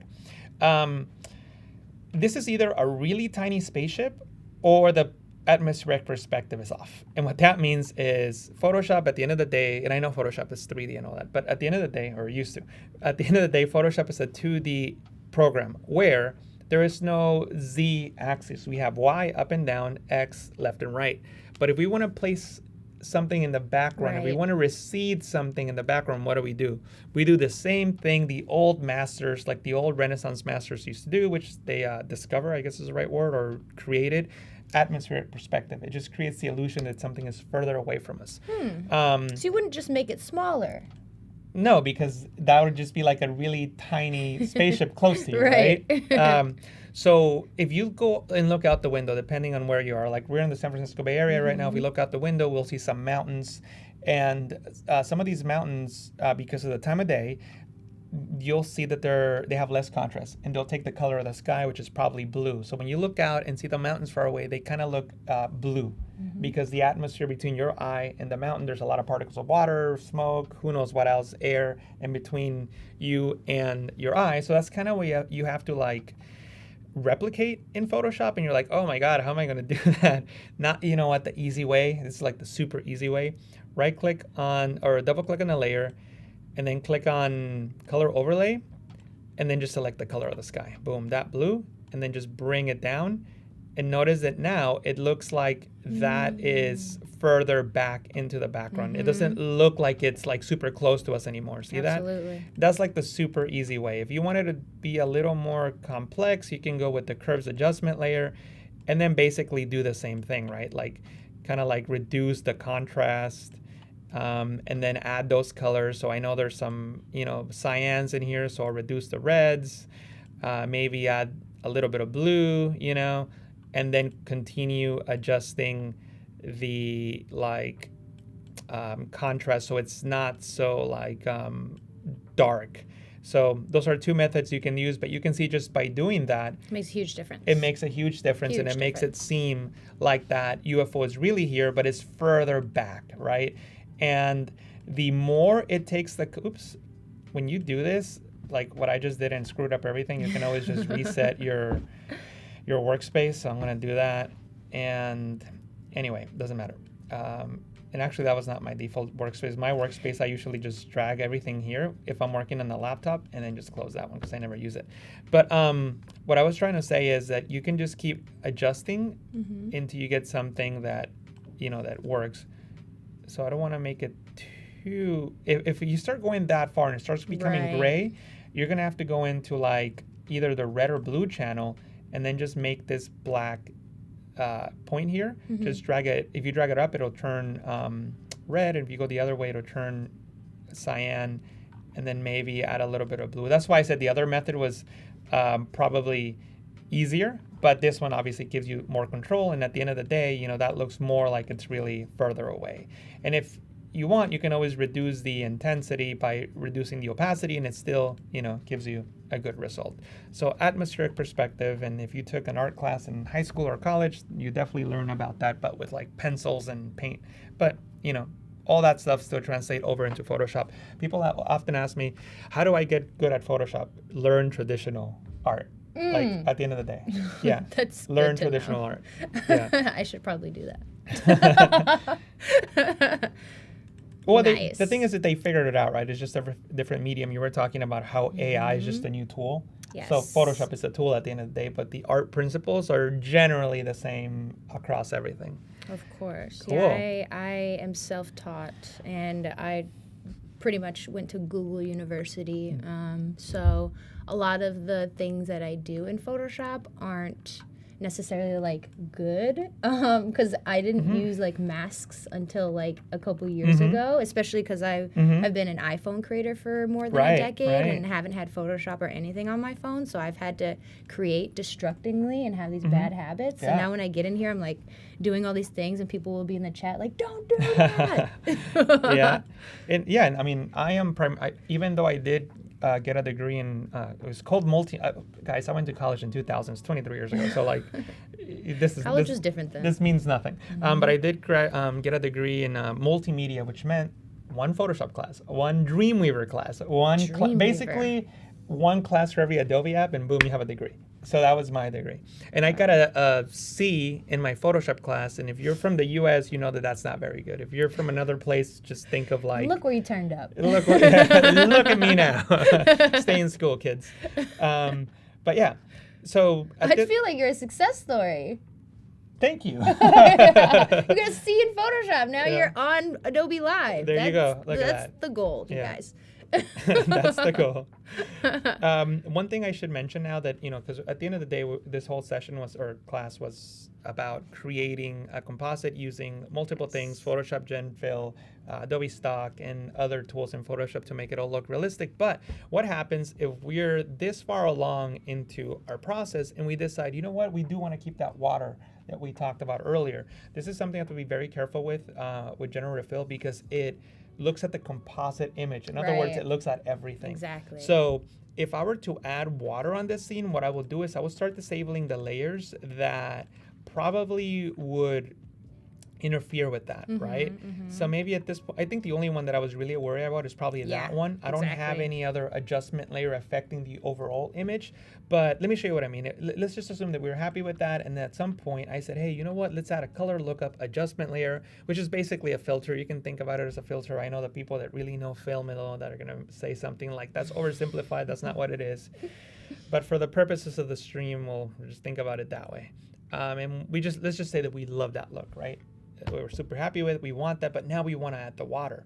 If we add the water on top of here, it's going to add it on top of that filter, and that necessarily wouldn't be a good thing. So what I would do is I would just disable the layers that I really don't want to be affected by that generation, and then just generate on top of that. So maybe I can come here and, I don't really want to affect the cup.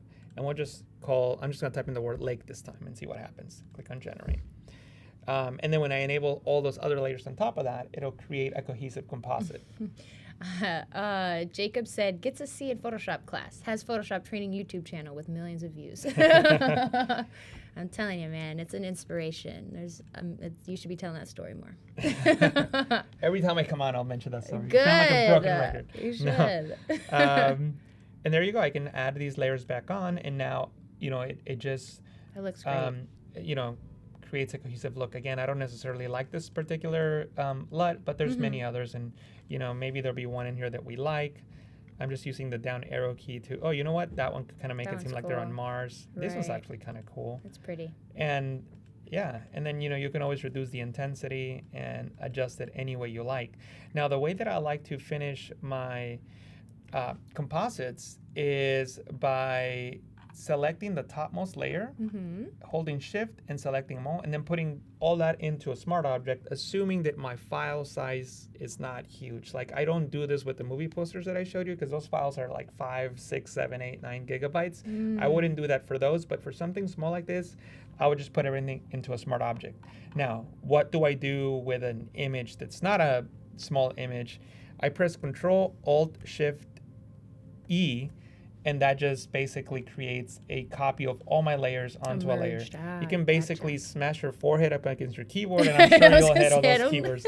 Control Alt Shift E, Command Option Shift E on a Mac. And usually I just call this layer final. This is my final, result, and I convert that into a smart object so that I can then go into Filter, Camera Raw Filter, and from here, and from here, we can just start applying all these adjustments as if it were one single image. One of the things you and I talked about earlier, at least, was the noise, right? Yes. So we can go into effects and add a little bit of grain, and if you can't see it, zoom in, and there it is. Oh, I love grain. It just ties everything together. I know. I love it as well. And I usually add two things. I add grain, and I always like to add a little bit of vignette. I just like it. Of course. These little arrows, when you click on them, they expand to give you more options. And one of the options I like for vignetting is increasing the highlight. So I'm just going to bring the vignette all the way to the left.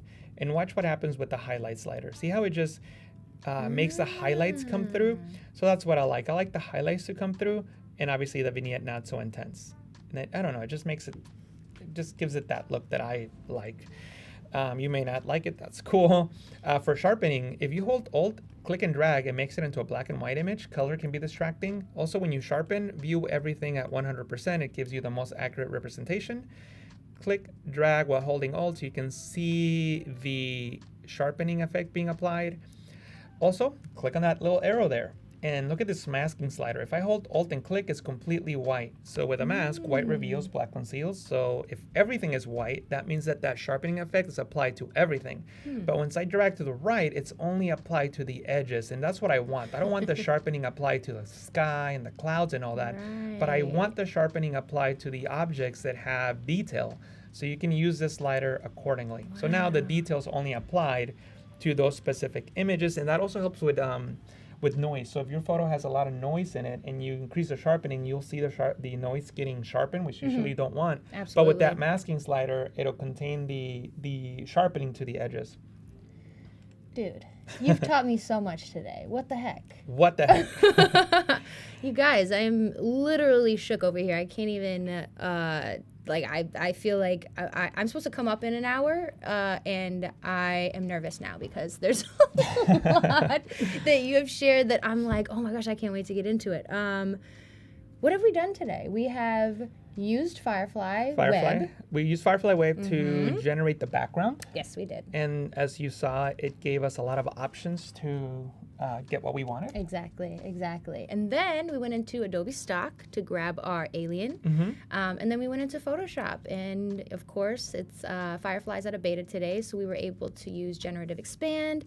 We were able to use a Generative Fill. And it's been so fun because now we've created this fun selfie of an alien. Drinking coffee, offering us coffee. Offering us coffee. Yeah. I know the coffee's good. There's probably a ton of good stuff in there. Yeah, stuff that you can't get at Starbucks, I'm sure. No, absolutely not. And I'm sure Starbucks will be on top of it soon. Well, we are coming to the close. Just to reiterate, you guys, Firefly is out of beta, which is huge. And it's very exciting because now it's up for commercial use. You can go onto web. You can use it in Photoshop, Illustrator, and Adobe Express right now. So have fun, enjoy. We will be here all day to assist you with whatever you need. Stay in the chat, ask questions.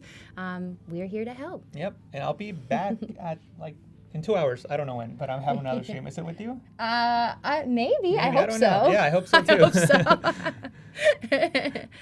Thank you all so much for hanging out with us. I am thrilled again. This has been my first time hosting, and it's been just so much fun. Thank you for being kind to me. Thanks for being patient and wonderful. See you Bye, guys everybody. soon. Thank you.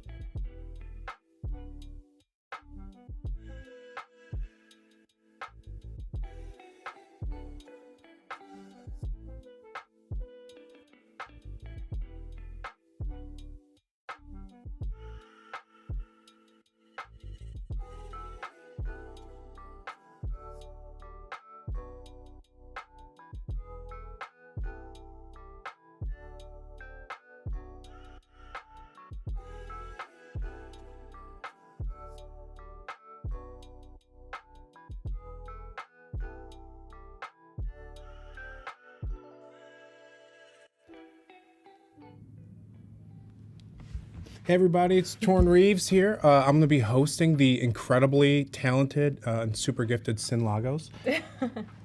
Thank you, Torrin. I'm super excited to be here. Oh my gosh, this is like quite the space. I'm so pumped to be accompanied by you two because I got to host you once upon a time. Yeah, it's super fitting that you're the first person who I get to host because you were the first host that I had on Adobe Live. So this is super circle. cool. Yeah, it's Full super circle cool. moment.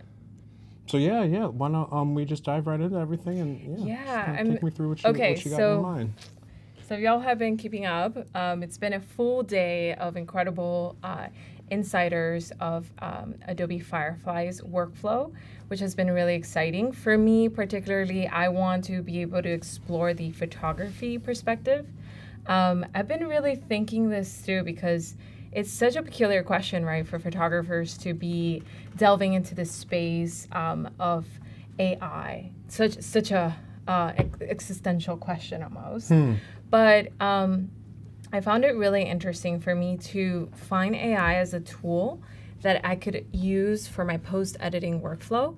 So already I know very intimately my post-editing workflow. I'm already accustomed to it in different ways. But what I want to accomplish here today is learn how we can optimize it with Adobe Firefly tools. Optimize it for speed, optimize it for just the efficiency of it, right? So I'm going to be exploring some images today, some of which have already been post-edited and some that are completely raw. So we can explore the post-editing process. And yeah, we'll explore this existential question. Yeah. Now, are these original photos that you've taken? Yeah, so I've taken all of these photos in different scenarios. It's been super fun to explore. So as you may not know, actually, let me just say a little bit about myself. So my name is Sin Lagos. I am focused on mentoring aspiring artists in the spaces that I've taught myself in. I've taught myself graphic design, photography, and now film, venturing into this world. So photography is a special place for me, and I've ventured quite a lot into different spaces. Hospitality, street photography is my love. Yeah. So you'll find a little bit of everything here, some portrait photography. And so what happens when I do that is I often have to reduce my post-processing to something very specific so that I don't get boggled up with like all the different genres of photography that I work with on a regular basis, whether it's for client or just for self-exploration.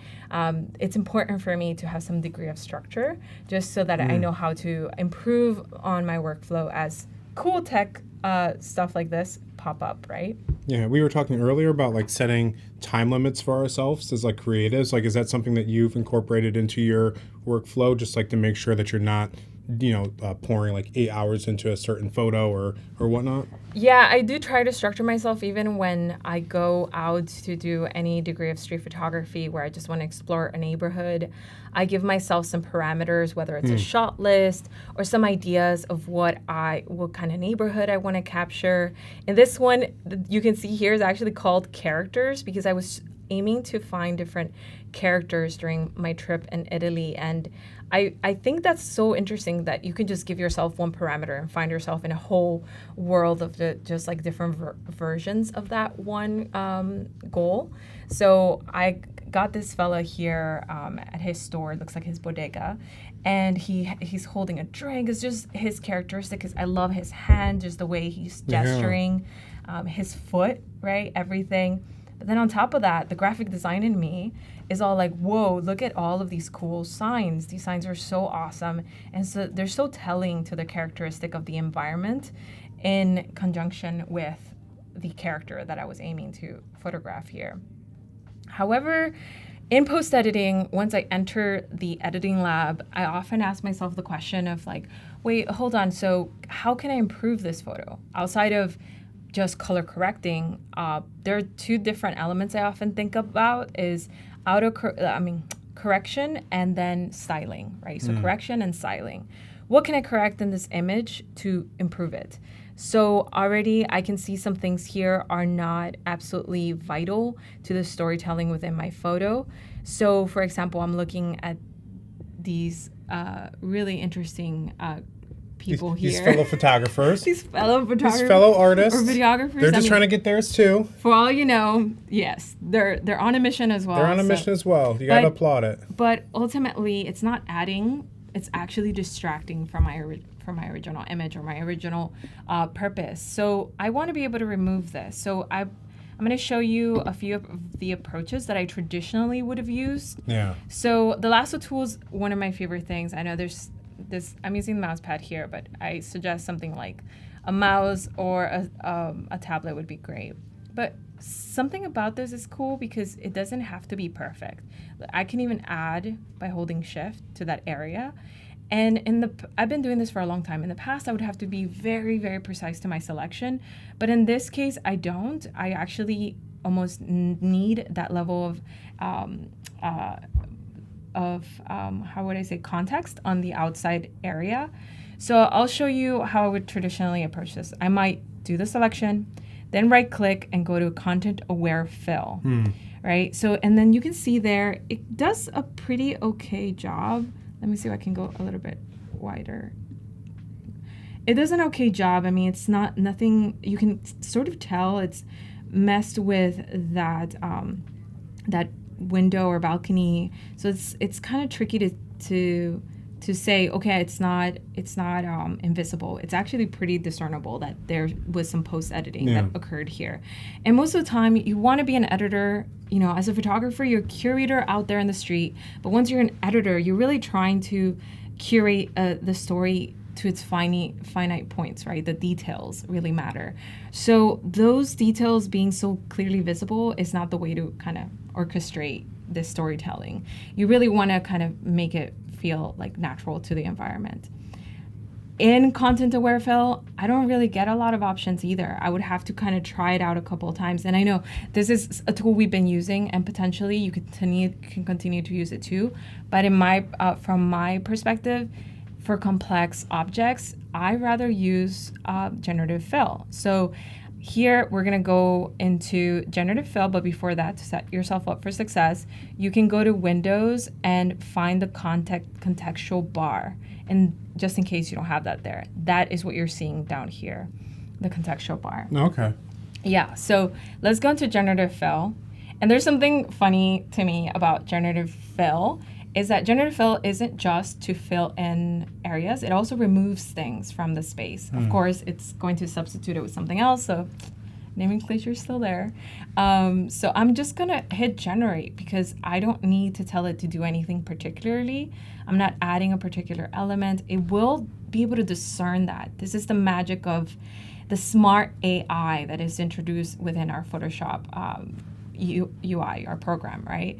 So what I find really cool here for the efficiency of my workflow is that not only do I get a pretty accurate result, but I also get other iterations. So I'm not having to do that over and over, hoping to find something that works for me and having to kind of find something that matches.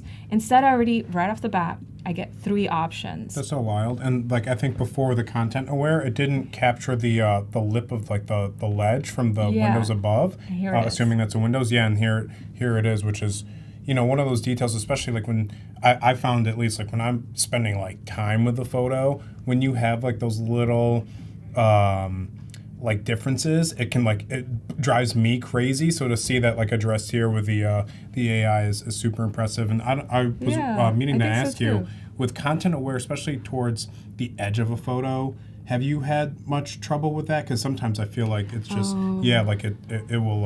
it'll give me a tough time. So it is sort of like a gamble here. Nevertheless, you will find yourself like getting different results. But we are working, like, even though this is at the very start stages, and today we're very lucky because we're just advanced even more so. We are able to have any of these edits that I make today here available for commercial use. So if I wanted to use this, for a client's job, like I can. It's amazing. But even though we're so far into that, there's still a lot of developing happening. So we are just testing it out as we go along. So you will get different results every single time. I do notice that. But you have some things that you can work on. For example, for me, I noticed that if I select a little bit more of the context of the outside area, I'm able to get a better result. So for example, again, discerning what I like to remove, right?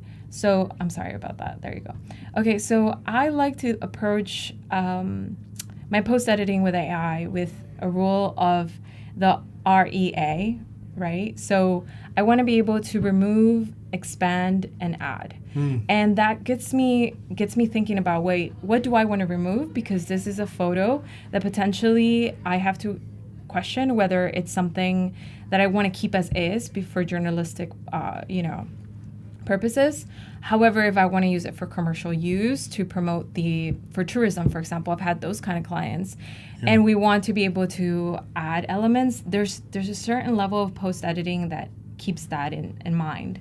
So if I want to remove something that isn't helping my storytelling, or I want to remove something to create more space for commercial use, then I have to think, okay, REA, remove first, right? Expand after, and then add towards the end, right? And that usually helps me mitigating my workflow a little bit better. So for example, this here, it was kind of interesting at first. I was looking at it, I was like, what does it say? It's kind of, am I reading a love letter here? I don't know. But it's mostly not doing much for my scene except creating more of a busier environment.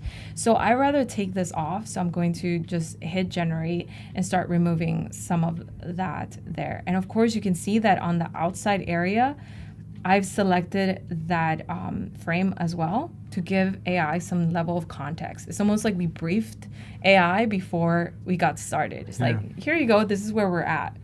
And so again, I get 3 options for that too. Something like this, for example, it says venture, it says something that isn't really relevant. I don't find it to be romantic in the story that I'm telling here. Like this sign is actually really beautiful. There's typography that's being utilized here that I like. I love for somebody in the future to be able to denote, and see and examine. This here, not so much, it's not doing much for me. So I have to have that level of filtering when I'm considering the things I want to remove, especially when it comes to street photography. Am I hurting the image if I'm removing something that is busy and obstructing the storytelling? I don't think so. So that's the way I've been able to discern when I can do something and when I don't want to do something.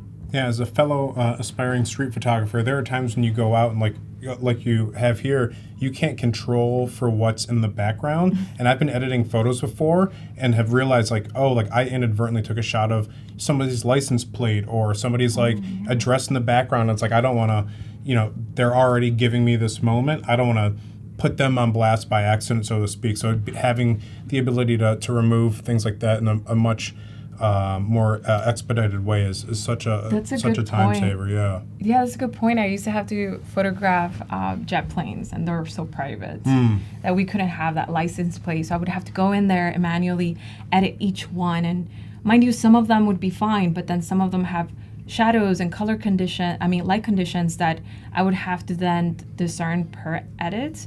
Whereas here, every single time I'm using generative fill, AI is actually taking into context also the color value, the light sources that are in my image. So even if this image had been post-edited in the with color, it would have been able to discern that part too and added a substitute that makes sense for that image.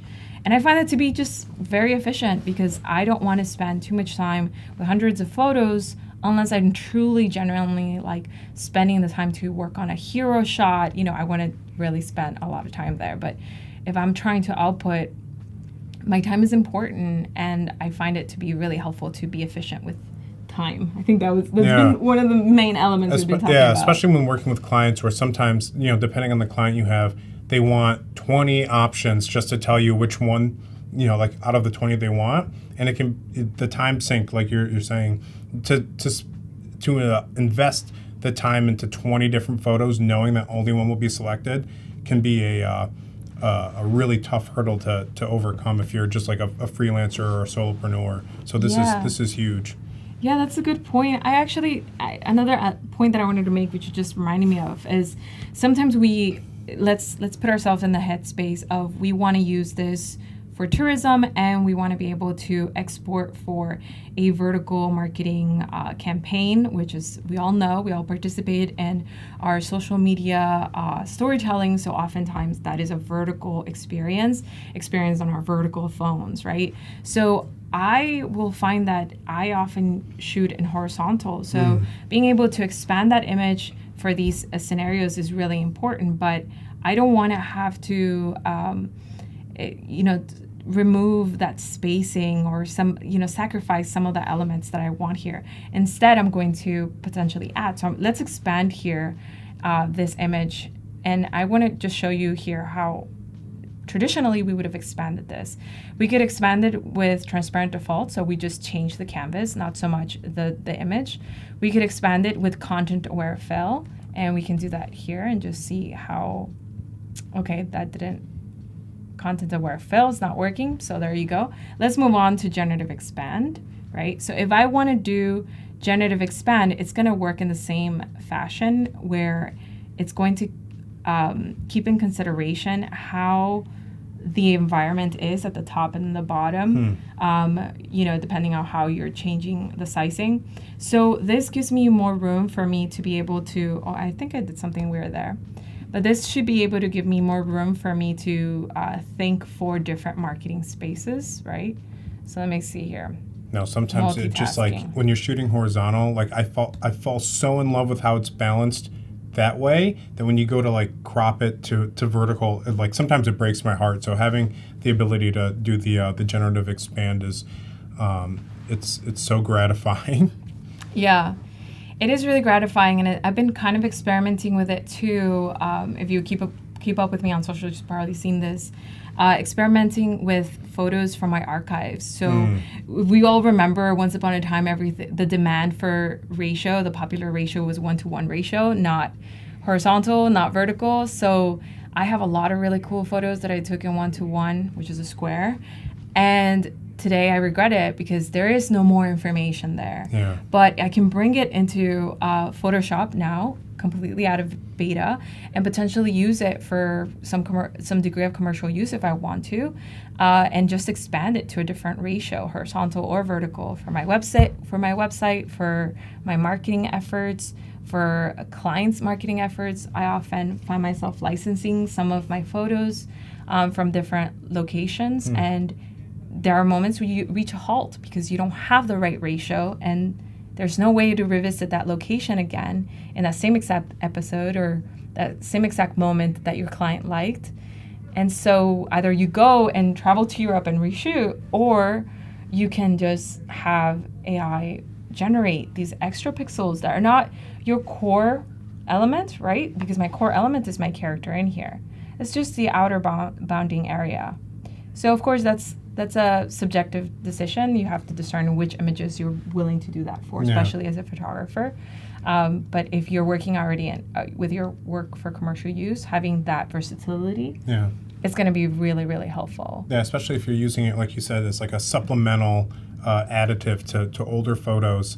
Speaking of your website, I can tell that you're killing it because I've seen in the chat a few comments saying like how beautiful your website is. So please check it out if you haven't already. Yeah, definitely check out my website. I tried, like I said, I am focused on mentoring aspiring artists in the same way that I felt like I grew as a self-taught creator. So I keep up a lot of resources there for courses and classes and the latest emerging technology like what we have here. And I love exploring how it would work for us. You know, we're so used to certain ways of doing our workflows, but it's okay to evolve, and it had to be a question that I had to ask myself too. But it is okay to evolve, and I think that's going to be helpful down the road. You just have to find how it's going to work for you specifically. Now, you're being very humble. I heard that you had a major breakthrough with providing resources to kind of guide people's evolution as artists. Do you want to talk a bit more about that? Oh yeah, so I've been working on Skillshare courses that have been like working so well. Congratulations, by the way. Such a wonderful community there. I love it because we're all trying to learn something, and we're contributing to each other's like path during that process, which is something I didn't really have personally throughout my journey. So I find it really special to be able to be on the other side and providing that level of knowledge and hopefully comfort and like seeing if they're in the right direction, right? But yeah, things like, for example, looking back at my photography, I think about all the techniques that I already know that can help inform me how to create prompts, because prompts is kind of a learning curve. So I made a sort of a very humanistic selection here. You just saw it happen. It was magical. You know, not really. It's not that crazy, but you could just make a regular selection. And in the prompts, I'm gonna actually add a plant here. So when it comes to photography, one of the things I often do when I'm shooting is I'll look at a plant or something in the foreground, so foreground elements to help frame my shot. But maybe I forgot to do that. Maybe I think about that in my editing zone and I'm like, what? I wish I would have done that. So I'm gonna add a plant here, and I can say, actually, I'm gonna be more specific and add a photographic technique, and so add blurred plant, right? So that would be me setting my f-stop, you know, to create that blur effect on my foreground. But instead, I'm gonna be doing it here in post-editing, just informing AI what to do so that we can create this potential new option. Wow, so you're giving it that framing. depth of field. Yeah, so you get that depth of field as a result. And again, we get 3, but you should know that these are not the last ones you get, right? So if you don't like this one, we could always delete it. You can continue to let the programmers, everybody here on the Adobe team know whether it's a good result, so they continue to evolve. Your opinion really does matter on that regard. But I'm gonna remove that one and keep this one and just hit generate again, and it's gonna give me another result. And it's so cool. It's like, sometimes I find myself, it's almost like being in a casino. You're just like trying to see what result you play get. The slots. Yeah, I say that, I did it once. But anyways, so like I find myself getting all these different results and then end up with something really, really curious that I didn't even expect to begin with, just from like just hitting generate and seeing what else I can do. So you'll notice that up here, by the way, you get tips on how to improve on your workflow process. And from there, I've gotten some really interesting tips, like being able to create the blur effect, to consider how to expand your selection with a bit of feathering could be helpful. And those are tips that are included while you're waiting, which has been really curious, because before I would wait like, okay, how long is this gonna take?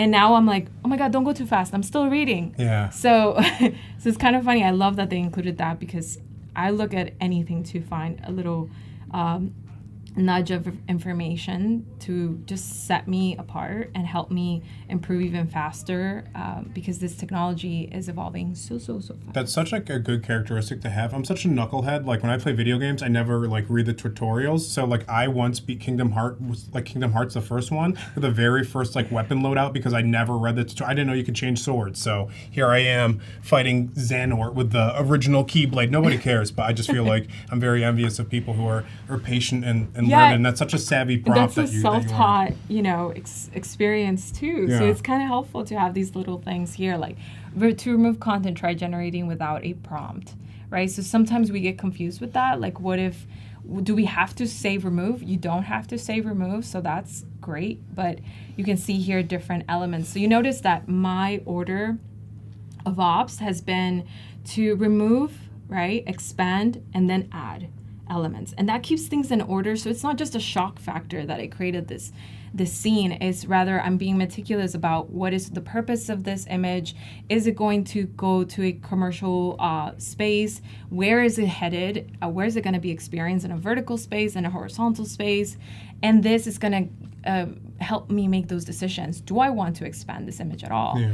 Of course, I always welcome people to experiment, because most of how I found this workflow has been through experimentation. Just trial and error. I was shocked. Like, Yeah. how will this work for me? I didn't know. Is this me for me? I wasn't really sure, you know? So it's been a lot of just informing myself on how this works and how I traditionally work, and then finding that merging space. So now I have this image, which is super cool. Completely different result every single time, mind you. This is live, and so you're seeing this result exclusively for you. I don't know if there's any questions on the chat because I'm like not that great at seeing from far, but you can let me know. Yeah, no, I've seen a few questions regarding the prompts and just different techniques that you've had, or just the rhetoric used within the text prompts. I know for me, that's been, like you said, like a learning curve. Do you have any tips and tricks on more prompt techniques, or what language to put in there? I think like the blurred yes. image to kind of give that depth of field is huge. Like I had no idea that was I a kid thing. you not, I keep a list of everything because I find it so important to discern what is it that makes my photography great to begin with. I started experimenting and asking people like, okay, so you show me your favorite photo, right? Of yours or just in general? Like your favorite photo. Show me your favorite photo, and then I would ask like, why is it good? Do you know why it's good? Because sometimes we arrive at these like, happy accidents, and we don't really know why the photo is great. But I've had to like meticulously like understand what techniques went into my photo to almost deconstruct it and develop prompts from that alone. So you're doing like a connotative, like reverse. Yeah, like engineering, like your own work. Yeah, that's so smart. Yeah, so because the part about creating AI generated elements within your photos seems a little bit like, where do I even begin? So I do find it to be helpful to consider those options. Like, what techniques am I already using in post editing that I can consider? Let's open this one up. Consider so that I can generate prompts that are unique to what I already do in post edit and in the production process. Right, so this is almost giving us more room to continue to express ourselves and experiment even after you come to the editing lab. Like, the job isn't done yet, and it's not just about color editing, it's sometimes correcting. So this is a good example of that. Let's rotate it first because I always forget where it goes. Oh, okay, so counterclockwise. Multitasking is tricky, y'all.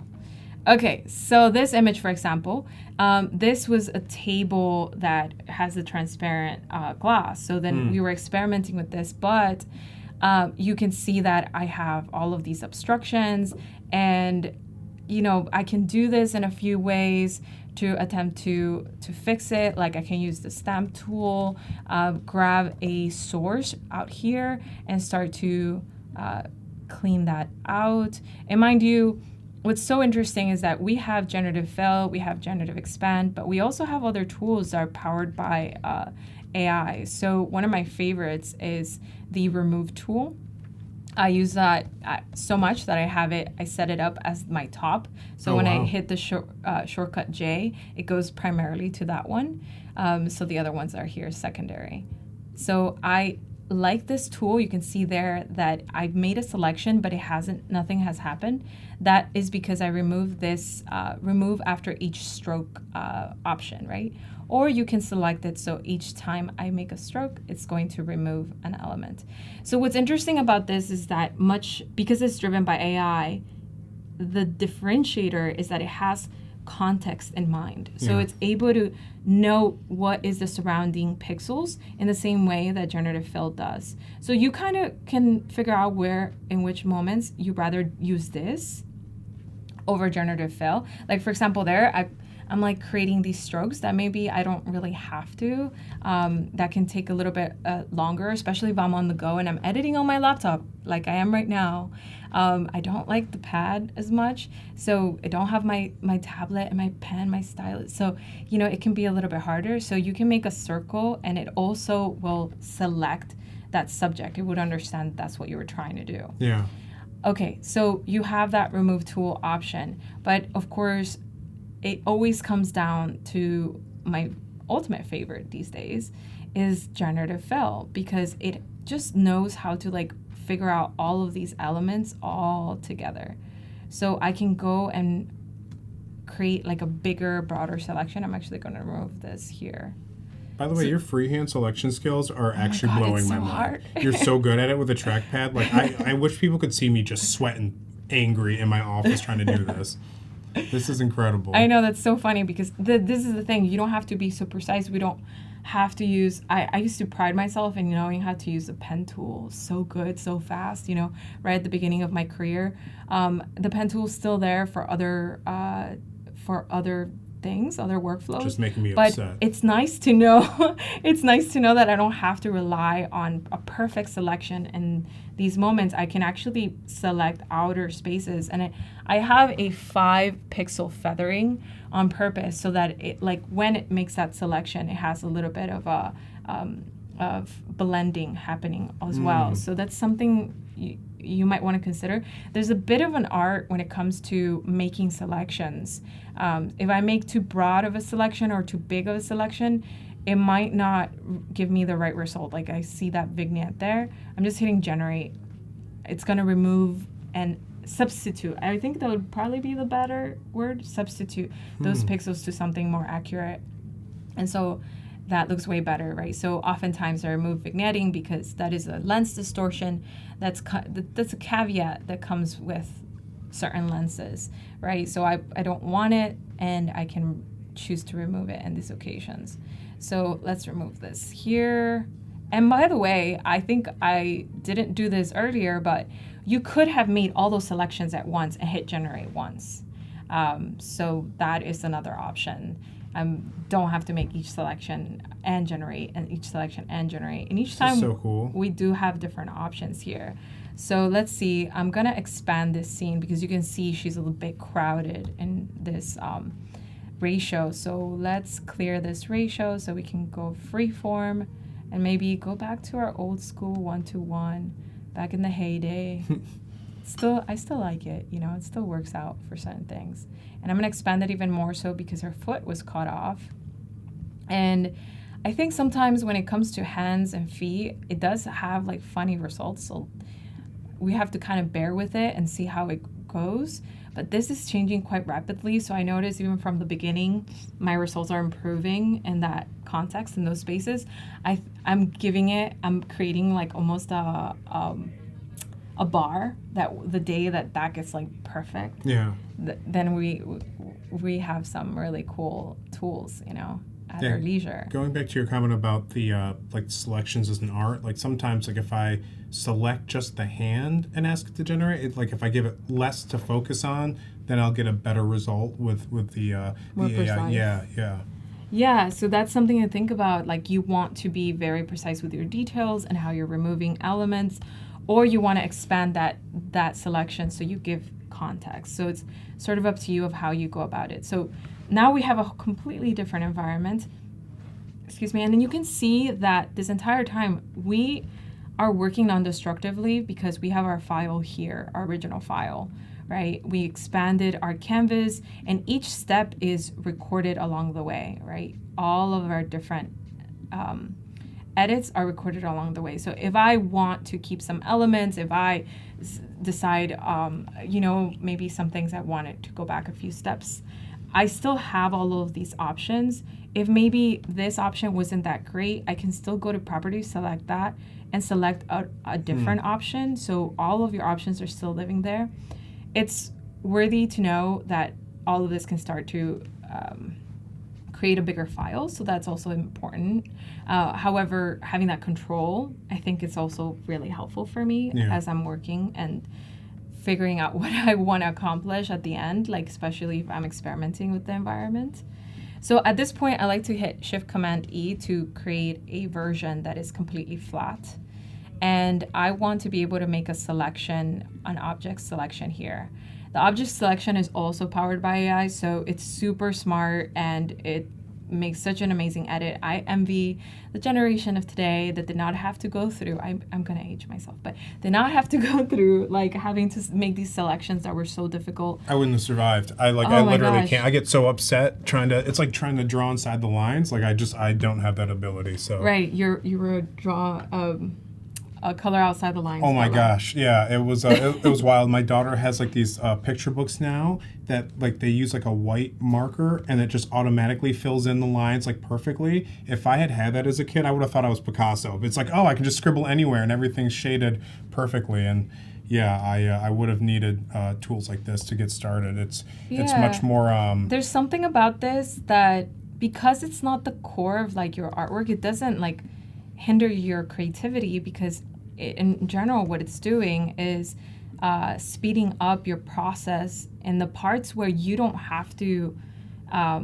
sacrifice your creativity. This is the part where because you're being slow, you're sacrificing your creativity. So instead, let's speed it up. Yeah. You know, I don't want to spend my hours trying to make a selection when I could spend my hours actually coming up with a really cool concept, discerning what's my purpose, like, you know, printing these images for my shop. Like, there's so many other spaces that now I feel like explore a little bit more freely, because I don't have to take into account, oh, well, I have to spend hours on that shot. That project now goes from like an hour to 30-minute execution. Yeah. And I could also potentially bill in that headspace. It's like, yes, I can meet your deadline, right? And those are all the spaces I've been thinking about. And this thing that I'm doing here, I created a selection of my subject and the object, and holding shift, I selected both with a bracket, this backspace bracket, what is this called? Goes like that. You can see your selection, and I continue to brush in there that selection so there's no random little pixels. Her hair there is fine, it's no biggie, but you can see the selection a little bit better when you do that, right? So I created a mask there, and so now, wait, I'm gonna delete this mask. Did I wanna delete that mask? Here, okay, yes, that's good. So now that I've made that selection, I think that's a pretty good selection. That is the inverse selection, so that's the sky. I can make a request now to Generative AI. I really hope that is the opposite. Yeah, I think that's the opposite. Okay, so let's say we could ask for motion, blur, clouds, and let's see what we get. Your prompt game right now is really blowing my mind. I'm very impressed.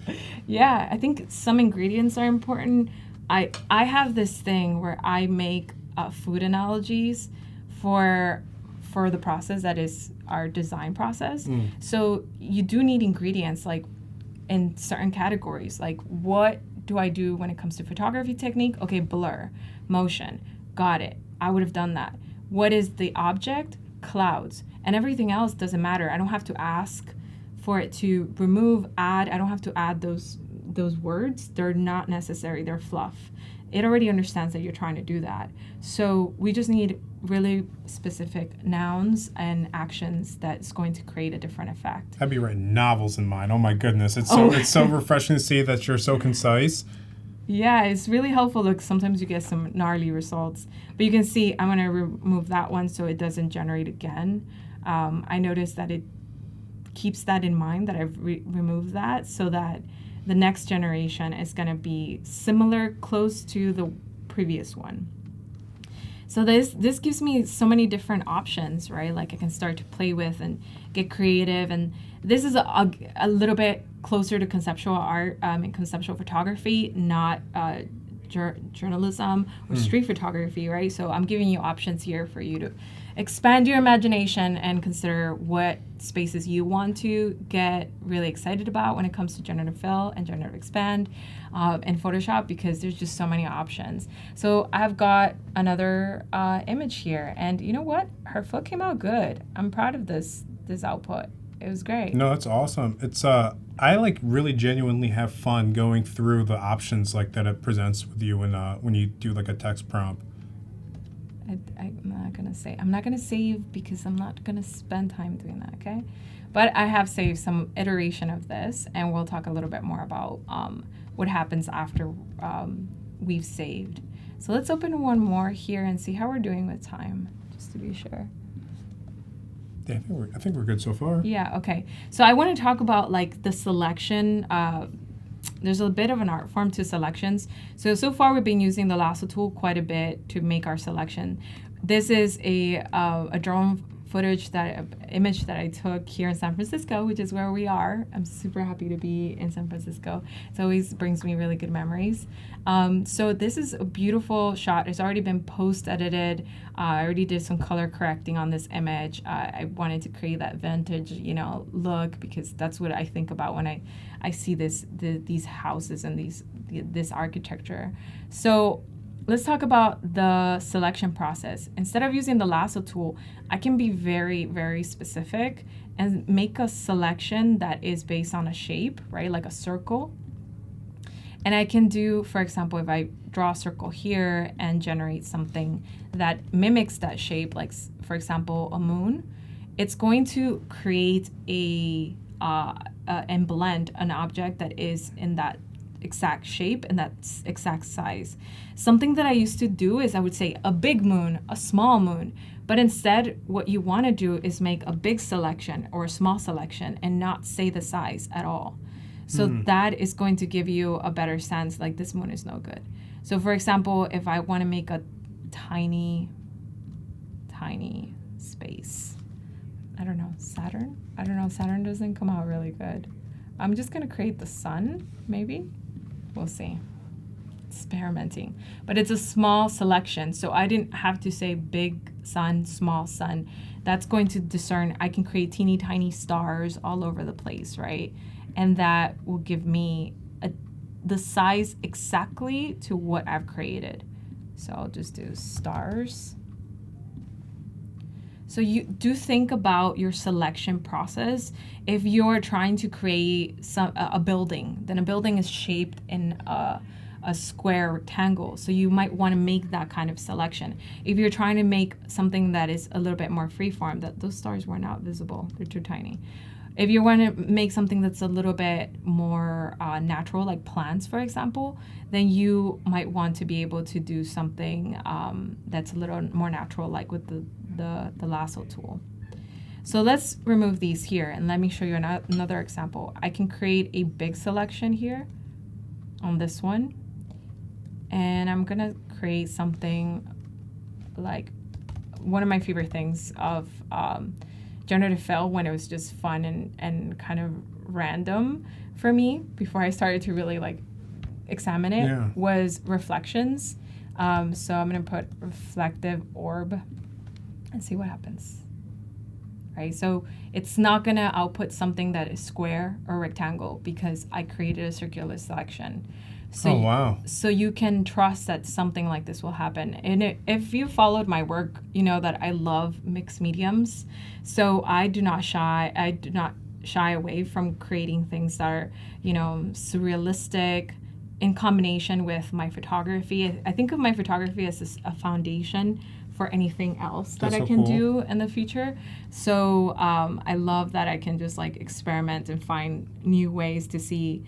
At this moment, it's an experimentation, but down the road, it can actually click with an idea. It can actually click into being a developed concept for a campaign, or maybe a story I'm trying to tell. Maybe I'm talking about the earth, and in some respect where, you know, we have this conversation about earth and how we want to take care of it. Maybe I photograph a space that is nature oriented and we create this orb in the center reflecting that same sentiment. So I just came up with this randomly, but you see, you got to kind of begin at this level of how can I use this tool for my purposes, my current purposes, my current storytelling, and allow room for evolving that workflow. Because if I don't allow room for it, I know we want to be fixated because we're so good at what we do that we want to stick to that workflow, but what if you're missing out on something cool? Yeah. That's something I think about. No, I love that what you said about kind of using your photography as a foundation to express your ideas in mixed mediums. It's really inspiring to see that you get the most out of every frame that you take. Yeah, and it's super cool to revisit some of my photos that I took a long time ago, and I didn't really have the skill sets or tools that I have today, and kind of merge that past with today's current futuristic tools, which is like amazing and mind-boggling sometimes that they exist in the way that they do. Don't you love that feeling, like when you go back through your old frames, you're like, oh, like I didn't have a use for this photo then, but now, like 5 years removed, like absolutely. I can like pull it into the future and use it for something that's really bespoke. Absolutely. That is often why I end up looking at my archives, because I think about those photos that I didn't really know what to do with them, and I joke that they just collect digital dust in a folder. And then, you know, when it comes to it, it's maybe I didn't have the skill sets or the tools available then to help it evolve away from just being a file, one more file amongst the many files, right? This image, for example, it was an image that at first look, I love blending my graphic design like geometry brain into like things I find in the street. So I'm looking at these shapes, this triangle shape at the top, and then I was looking at this red here. So it was something really cool there, but I think in my execution, I didn't really, I mean, there was color and shapes and I like it, but in my execution, I didn't like that her feet are behind there. They're kind of cut off. So I've started to really dislike this element at the end. I wished I only had this and just have it cropped potentially. But now I can do a couple of things to help improve this image for me to actually enjoy it and make it feel like a hero shot. So the first thing I'm going to do is remove this because I no longer like it. It might export something weird because it's red. I'm just saying it because it's always a little bit strange. Like it sees an element and doesn't immediately know that you want to remove it all the time. So especially something like this, it might output something similar to it. But outside of that, I think most of the time it does a pretty good job at understanding that you want to remove an element. Bravo, thank you for doing me proud. So I still have some elements here that come out in this image and all of the other options. So let's continue to generate. Generative fill, generate. And it says you can write a prompt in more than 100 different languages. Girl, you'd be reading those tips. I'm so impressed. I am. They're like, I don't know what they remind me of, but it's kind of one of those things like when you open a fortune cookie, just like what's going to come out, something obviously relevant to whatever you're doing in that moment. But yeah, over 100 languages. So that is pretty amazing because I remember when it first came out, it was only in English. Yeah. So I felt really, really lucky to know English, and I'm bilingual. I know Spanish and English, but I'm super happy that now it's like open to so many people because ultimately that democratizes this tool for any creator out there to play around with it. Yeah, we were talking before about the beauty of Colombian Photoshop and how I'm going to switch my language to Spanish. So I can have a refined, very cool Colombian experience. Yeah, I have, I'm not Colombian, but I have a lot of fellow friends who are Colombian and they speak Photoshop in Spanish. And I'm always like, wow, this sounds awesome. Sounds so much cooler. Sounds so cool. It's so cool to hear it in a different language, like everything you know. So let's see. I'm going to hit, generative expand and check that mark. That's another way to just make sure to have it. So that I find it to be really like helpful to have that order of operations. Like every single time I feel a little bit lost in an image, I just remove, I expand, and I add. You feel welcome to break that order. But first, if you want some kind of boundaries and some kind of structure to how you're approaching your workflow and reinventing it and boosting it, then with these tools, then definitely start there. It has been really helpful for me. So I have this. I love her mid-motion movement there. So I'm curious if I can like add some of my reflections. I can use like a circle shape potentially here. Yeah, I really relate to what you said at the top of this photo, where it's like you had the inclination, like you knew that something was there in this photo, but maybe at the time like you didn't have the space or the skill set or the technique to like really make the most of it then. But like you said, like you can't go back and repeat the moment exactly sometimes. So to be able to use these tools to kind of lift the photo to where you were hoping to get it when you first took it, I think is it's really, really cool. It is super cool. And if you're wondering, by the way, just going back to like how to get these tools too, is if I see a question here, I have 24.02. I think the latest update is 25. So make sure to have 25. And it's no longer beta, which means it's not going to have, all of these Adobe Firefly tools are part of our Adobe ecosystem, are no longer in beta format. This is the big, amazing thing for us now, because that means we can use it for commercial use. No more watermarks, no weird things. We can actually start to derive a business out of this. And honestly, I was saying just now, we were having a conversation outside about, I don't really believe in the starving artist. I think all of us should have a chance to develop a work that we love and also develop a nice income from it, because it's fair. We put so much hard work into these things. So having it be commercial use just opens up my brain into like all of these different possibilities for business collaborations and partnerships with clients that I already have. So hooray for that, because hooray for that, for it's real, not for real. it's not a light note at all. No, it's so important. Like when you're a freelancer, at least I found like the biggest hurdle was scalability. Like you want to have more clients, but you have a finite amount of time.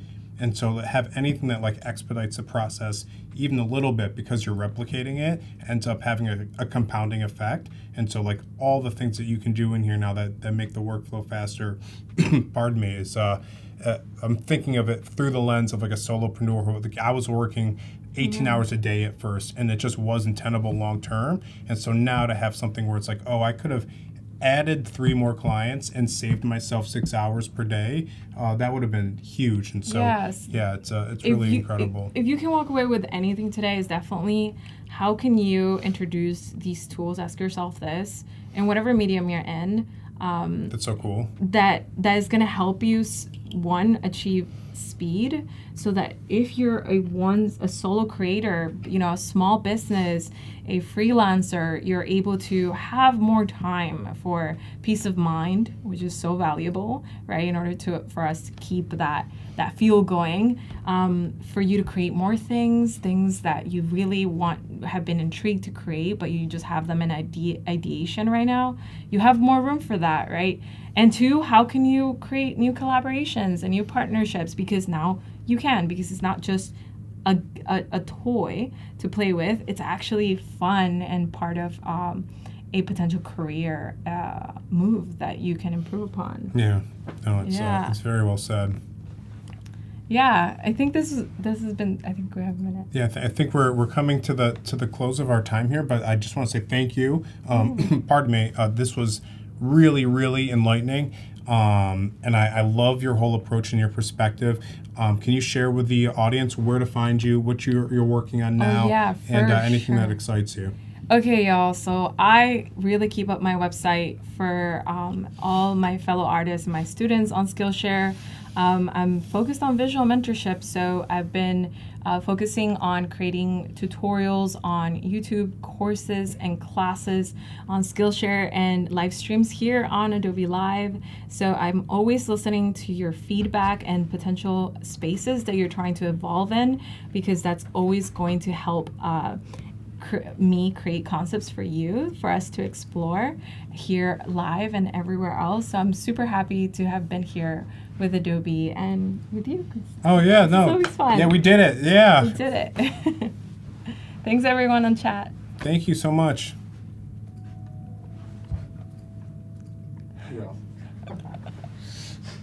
Good job, y'all.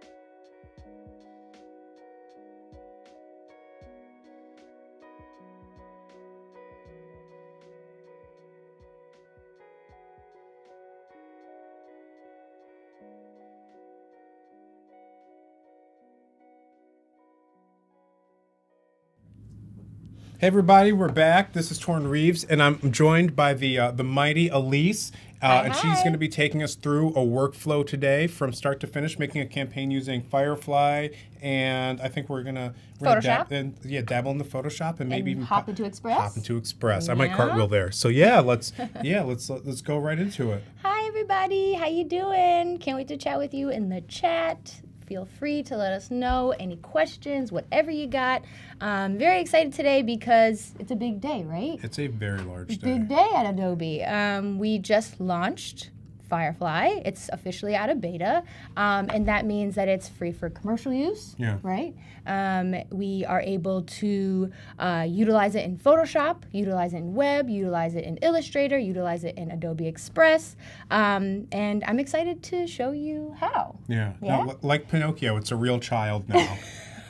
We've wished it into existence. It's here. I love it. Yeah. I'm really happy. Hi, everybody. We've got Oliver in the chat, Steve, Christian, Joshua. Hi, guys. Nice to see you. Also, shout out to Val, Voodoo Val. I heard it's a birthday today, so happy birthday. Happy birthday to you.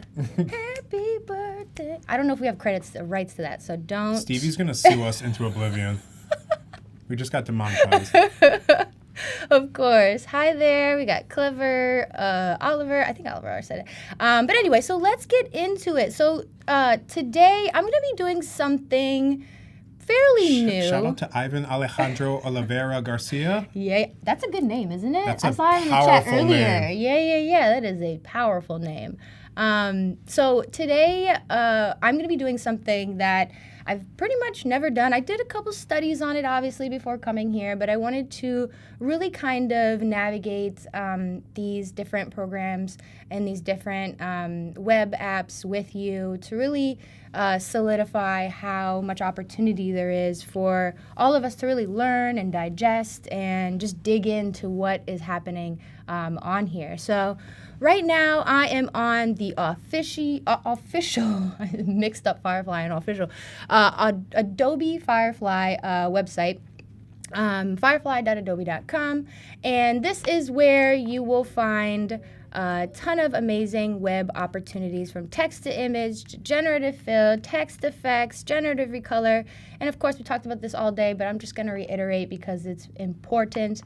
We've got tons of other sneaks, so to speak, on here for you to kind of see what is in store for the future with a Firefly and Adobe. So today we are just going to start off with text to image. And the reason for that is because I really kind of want to just create an idea, right? I mean, I don't even know, like, in my mind, I am a creator, and this is the character I'm creating. I am a creator, but for some reason I'm just a little stuck. I don't, I can't figure out like what to do for this project, and this fruit market has come to me and said, hey, we need a poster, but we also want this poster to be able to become social media. Can we put it on Facebook? Can we put it in Twitter? Can we put it on our TikTok? Like, how can we utilize this one kind of piece to amplify our message? And so they only have budget for so much. Your character sounds a lot like me. Of course. Way cooler. It's the fanfic version of me. I love it. We could probably create that character in Firefly, which is hilarious. But so what I'm gonna do is I've got like a what's it called? Creative block, right? I mean, that's basically what's happening to me at this moment, and I want Firefly to show me some concepts. So I'm just gonna do fruit market poster, okay? And I'm gonna hit generate. I just hit return, but you can do both. And I am now going to see tons of examples here. Now, how pretty are these already? Yeah. They have nice composition, which They're I very think is, wholesome. Aren't they wholesome? Yeah, it's like this, what a pleasant, jolly time here at the fruit market. Wouldn't you want to go to one of these fruit markets? I get anxiety when I'm at like a public market because I don't like haggling, and I feel like We were they just want talking me to. about that. It's Haggling is tough. It's not a skill set of mine. I will just pay the number next to the thing. I have like no street hustle. whatsoever.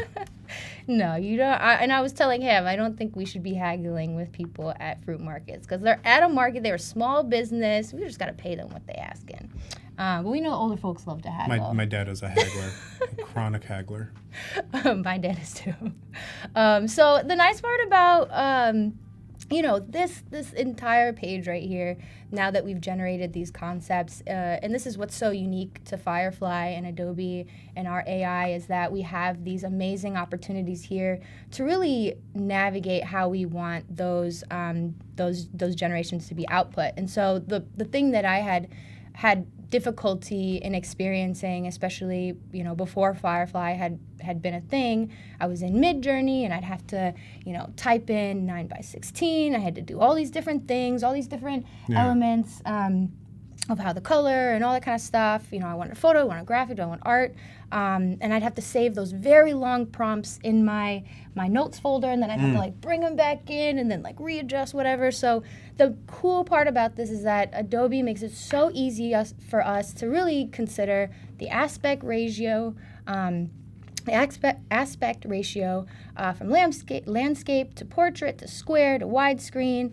I'm going to do portrait because I do want this to be like a long poster, and it could be printed, it could be put up somewhere, and then potentially graphic.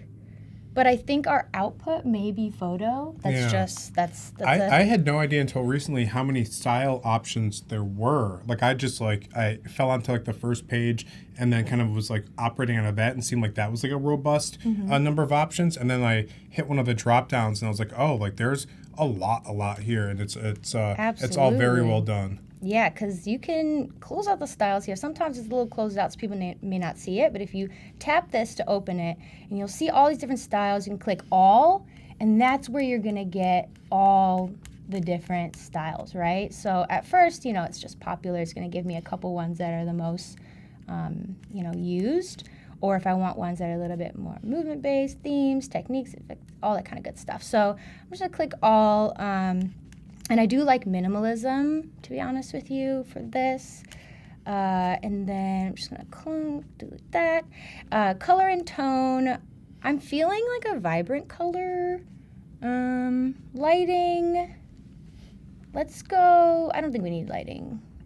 Composition. I don't think that matters as much for the poster. So I'm just going to generate again. Give me something a little bit more specific. And I would love if you guys could choose which poster we're going to recreate. Oh, I would have said let's do an etching for a Industrial Revolution themed public market where everybody dresses up in penny loafers and top hats. Okay. Have you been watching Peaky Blinders? No, I've never. Okay. Apparently that's what's happening in that. I've just been hearing about it. I haven't watched Peaky Blinders either, but it may not be on the same level. Yeah. My mom was telling me about it. Okay, so I really am not loving the minimalism that it's given me. I kind of loved the way how chaotic it was. Maybe not chaotic, but just a little bit more full. So I'm going to try again to get something else. See, yeah, this is that stuff that's hitting for me right now. So there's a few options here. We've got 4 different kinds. I'm loving the background of this one. I think it's really interesting, really beautiful. It's well framed. It is well framed, isn't it? The use of oranges here is appreciated. It is, because it really makes every color look so intricately beautiful together. I feel like the orange is a very approachable fruit. I think I so feel like too. Pomegranate thinks it's better than everybody, but yeah, I like I think because it is. Yeah, well, that's probably true. I'm gonna refresh one more time just because I do want to get one more lull. It's not hitting for me. And the nice part about what's happening here, and the reason why I am so adamant about really getting a complete idea from Firefly is because now AI in Firefly is for commercial use. It's available for commercial use, and so that will allow us to really be able to utilize any and all of these in any way we see fit. Yeah, just going back to the character that sounds like me but cooler, in just getting options in front of a client, I remember like I would spend hours, like I'd have clients go, well, yeah, just give me anything. And then I would do like, okay, like I'm weird, so I'm just going to come back with something weird. And then they would send me what they wanted me to go, like what direction they wanted me to go in to begin with, after I'd spent 20 hours on something that they said no to. And so just to kind of streamline that first process of like, let's just all get a sense, I'm your freelancer, you're my client. Let's just get a more grounded sense of what my mise en scène is, so to speak. This definitely expedites that process. Yeah, and I really appreciate it. Absolutely, 100%. And can I also say that I have been using a lot of different AIs, and I don't think I've ever seen an actual word spelled out. So the fact that I see fruit there is pretty impressive. It's a start, yeah. It's a start. Fruit marqué. Yes. It sounds French. Fruit marqué. Fruit marqué. Okay, so I'm kind of loving the one all the way to the right. And I know it's probably the most simple, but it just is giving me a little bit more like cleanliness and potential later use for Facebook, Twitter, and TikTok, because these pieces in there will be able to move later. That's kind of my hope. It reminds me of like those posters that they had like in front of the cafeteria in school, like knowing full well I was going to get like a tray of chicken nuggets. Like, please, 8-year-old Torrin, eat something that was at one point like a fruit or grew. Absolutely. You're so funny. Okay, so I'm just going to choose this one. And I'm excited about this one because it's just got such beautiful composition. It's well balanced. The fruits look beautiful. It's even got kind of like a type that I may use at some point, and I'll show you how that's going to happen. And among all else, I think I'm also seeing the future. As I said, I think it's really important to think about how those other pieces can move, because when I'm bringing it into Adobe Express later, especially pulling that PSD into Adobe Express, all those different layers are going to be able to be moved, and I'm already imagining that these fruits or the words or different things can kind of bounce up and down or do a little something. Yeah. So that's kind of the vision that I see here. So I'm going to go ahead and just check out a few of these options here just in case I want to do anything. Now, I'm only doing this just to show you what's in there, and I really don't need to use it right now, but I'm just going to show you anyway. When I go into Edit, Adobe Firefly, you'll see Generative Fill or Show Similar, right? And then it can do more in Adobe Express. I could apply filters, I can remove the background, I could add text in more. So many options. Isn't that amazing that we have all those options and they are inside the web app? So I'm just going to save this first. Download. We've got the content credentials. You know why the content credentials are so important, don't Please, you? no, talk me through that, please. Well, they're very important because at the end of the day, authenticity is key. I think that's at the start of the day for me. Right At when the I wake start up, I'm and real. the end. And I think, especially in this day and age, we're in such a strange time with so much misinformation and disinformation and confusion that we can only hope that there are these amazing opportunities for us to tell if an image is real or not. So, those content credentials are really important for behaving for anyone and really everybody to understand that whatever image we're pulling out and sharing will, be said to be AI. And so that's what I love about Adobe, honestly, because there's so many things at the end of the day that, are really interesting and difficult about AI. And a lot of people talk about it. There's a lot of different things you can say about, artists maybe having difficulty with work or, all these different things that they say. But I think it's amazing that they have the ability to pay the creators that the stock is based on, or that the generation is based on. They actually sent out those payments today, which is amazing. Yes. And so that, for me, is what's so crucial. It's not just about, Adobe adding themselves into this entire new thing that's happening. It's about allowing us to make it right. How do we really make this into as ethical as possible. And so that's kind of what, in essence, all of that is about. So yeah, just like kind of future-proofing both ends of the relationship between creator and the recipient, or rather the audience. Is pretty forward-thinking in a way that I find impressive. Agreed. Okay, so I'm just going to go ahead and open this. And I just want to make sure. This is the bravest thing I've seen all week. Just somebody opening their recent downloads no, but tab you have to, on the because live stream. this is Not me. Not here. But this is the Adobe computer, so we're fine. But the one thing that I just want to make sure that when I drag this image in here, that I'm not going to open up the Finder, and I don't know what else is in there. So I'm just going to go here, and it opened. Thank you, Jesus. Okay, so Praise be.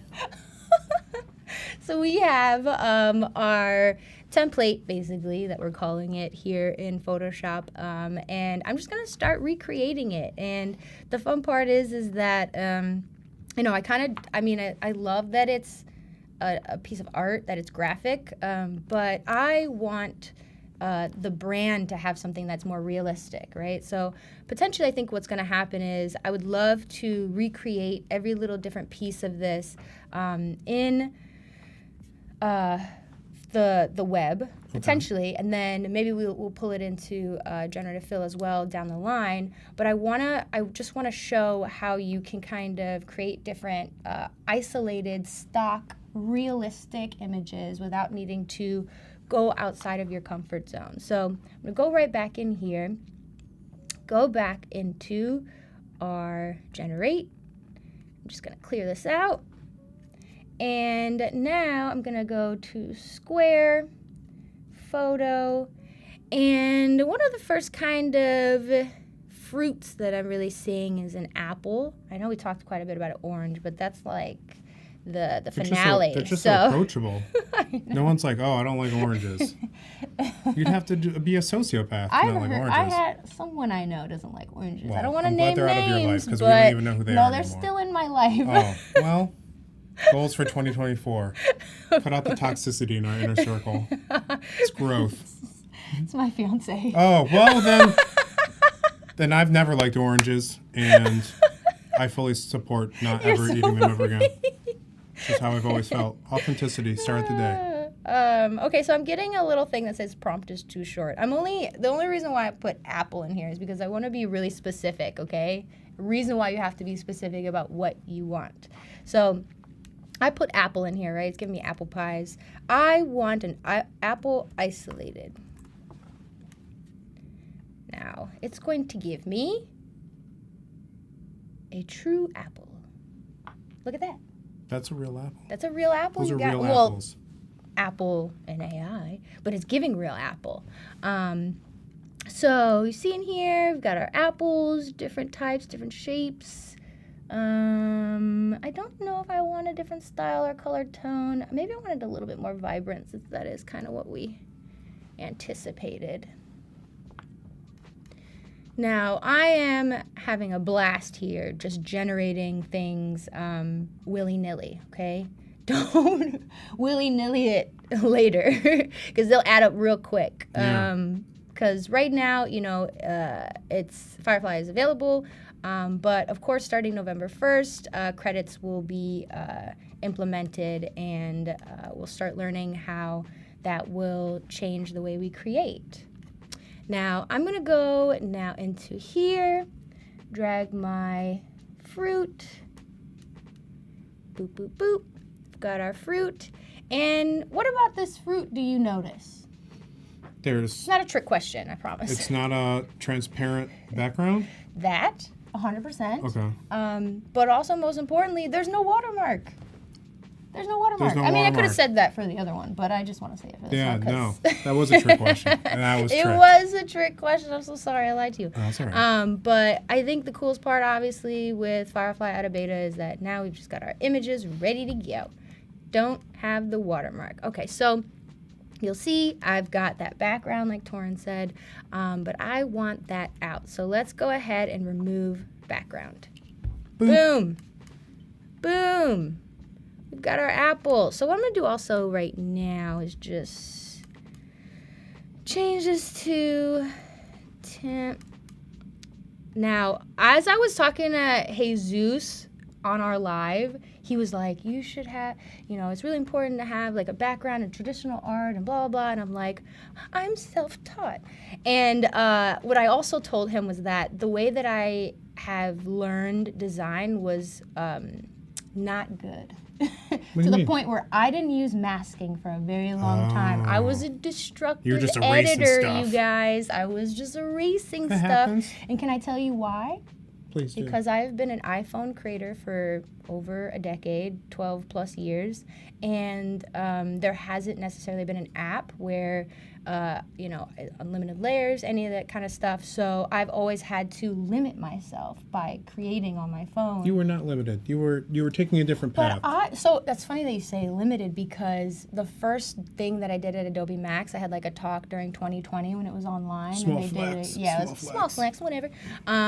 But the whole message behind my talk was that my limitations are my inspiration. And the only reason why I am a creator today is because I started with my phone. I didn't wait for that perfect moment. I didn't wait for that perfect, technology. Whatever I thought I needed to get started, I didn't need. Whatever I had was what I could use. And I don't really know the point of that, but I felt like that was.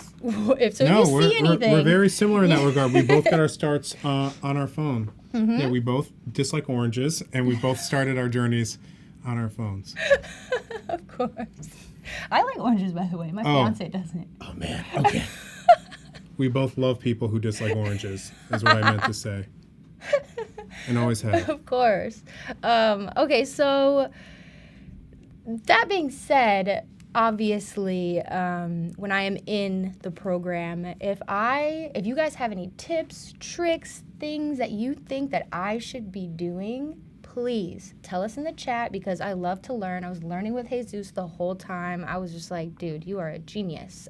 Jesus, first of all, I met him in the lobby maybe, 2 hours ago? Yes. I was like, Jesus, can I just tell you everything that I've experienced in life? Because you seem like you're a great listener. He is a great listener. That you got to stream with Jesus, because he seems like, I just want to tell him my story.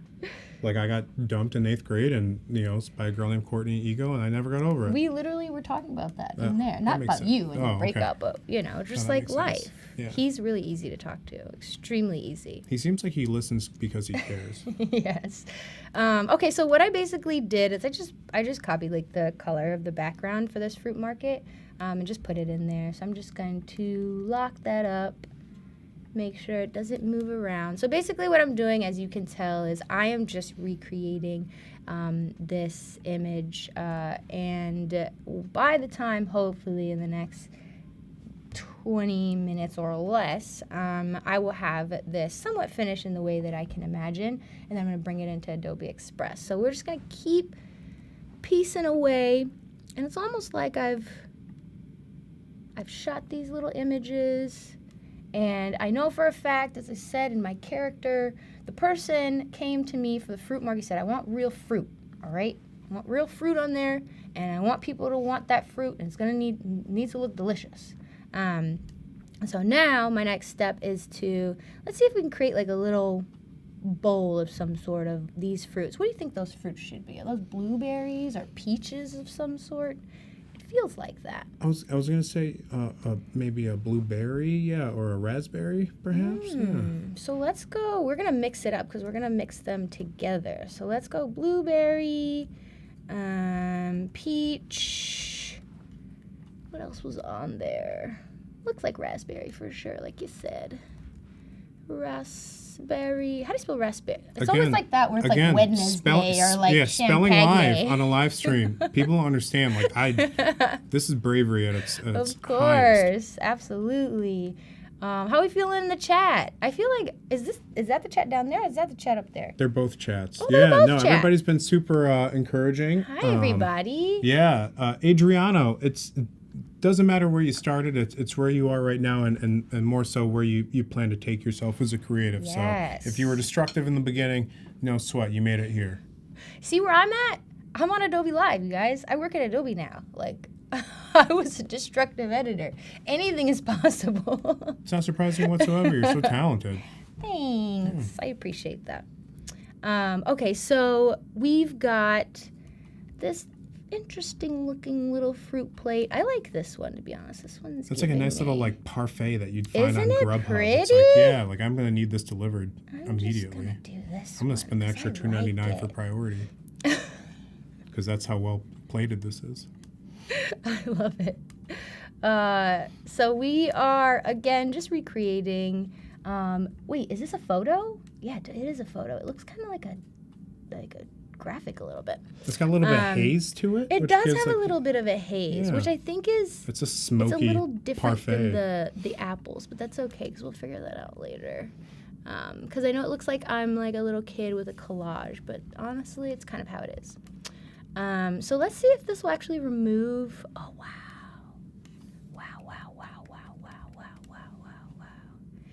I'm just gonna put this there for right now. And I know this looks crazy, you guys, but it'll get there. Because you know how you gotta clean up your room sometimes, and then it just like you gotta put everything everywhere. Yeah. And then when you come I've back had and you that, put it. that specific blend of panic attack. Stop everything. I have to clean my whole room. Yeah. Right now. I think I know what that is, but I don't want to say what it is. Because I'm the same way. Oh, yeah. I'll just get in like, I'm a little ADHD, so Yeah, I'm it's- like, I'm very much, yeah, it's like I'm sweating through my shirt. I have to clean up my room. It's the only thing that's going to make this stop. it's the only way. Okay, so I'm curious, what are those you think? Are those watermelons or are those, because there's these green things right here. I'm just going to blow it up for you guys. You can kind of see what's going on here. There's like these green things. Are they like leaves? They're kind of giving leaf. Yeah. Yeah, I'm just going to do like lettuce of some sort. But why would there be lettuce at a fruit market? It's like the leaves that are on the fruit Oh vine. my god, okay.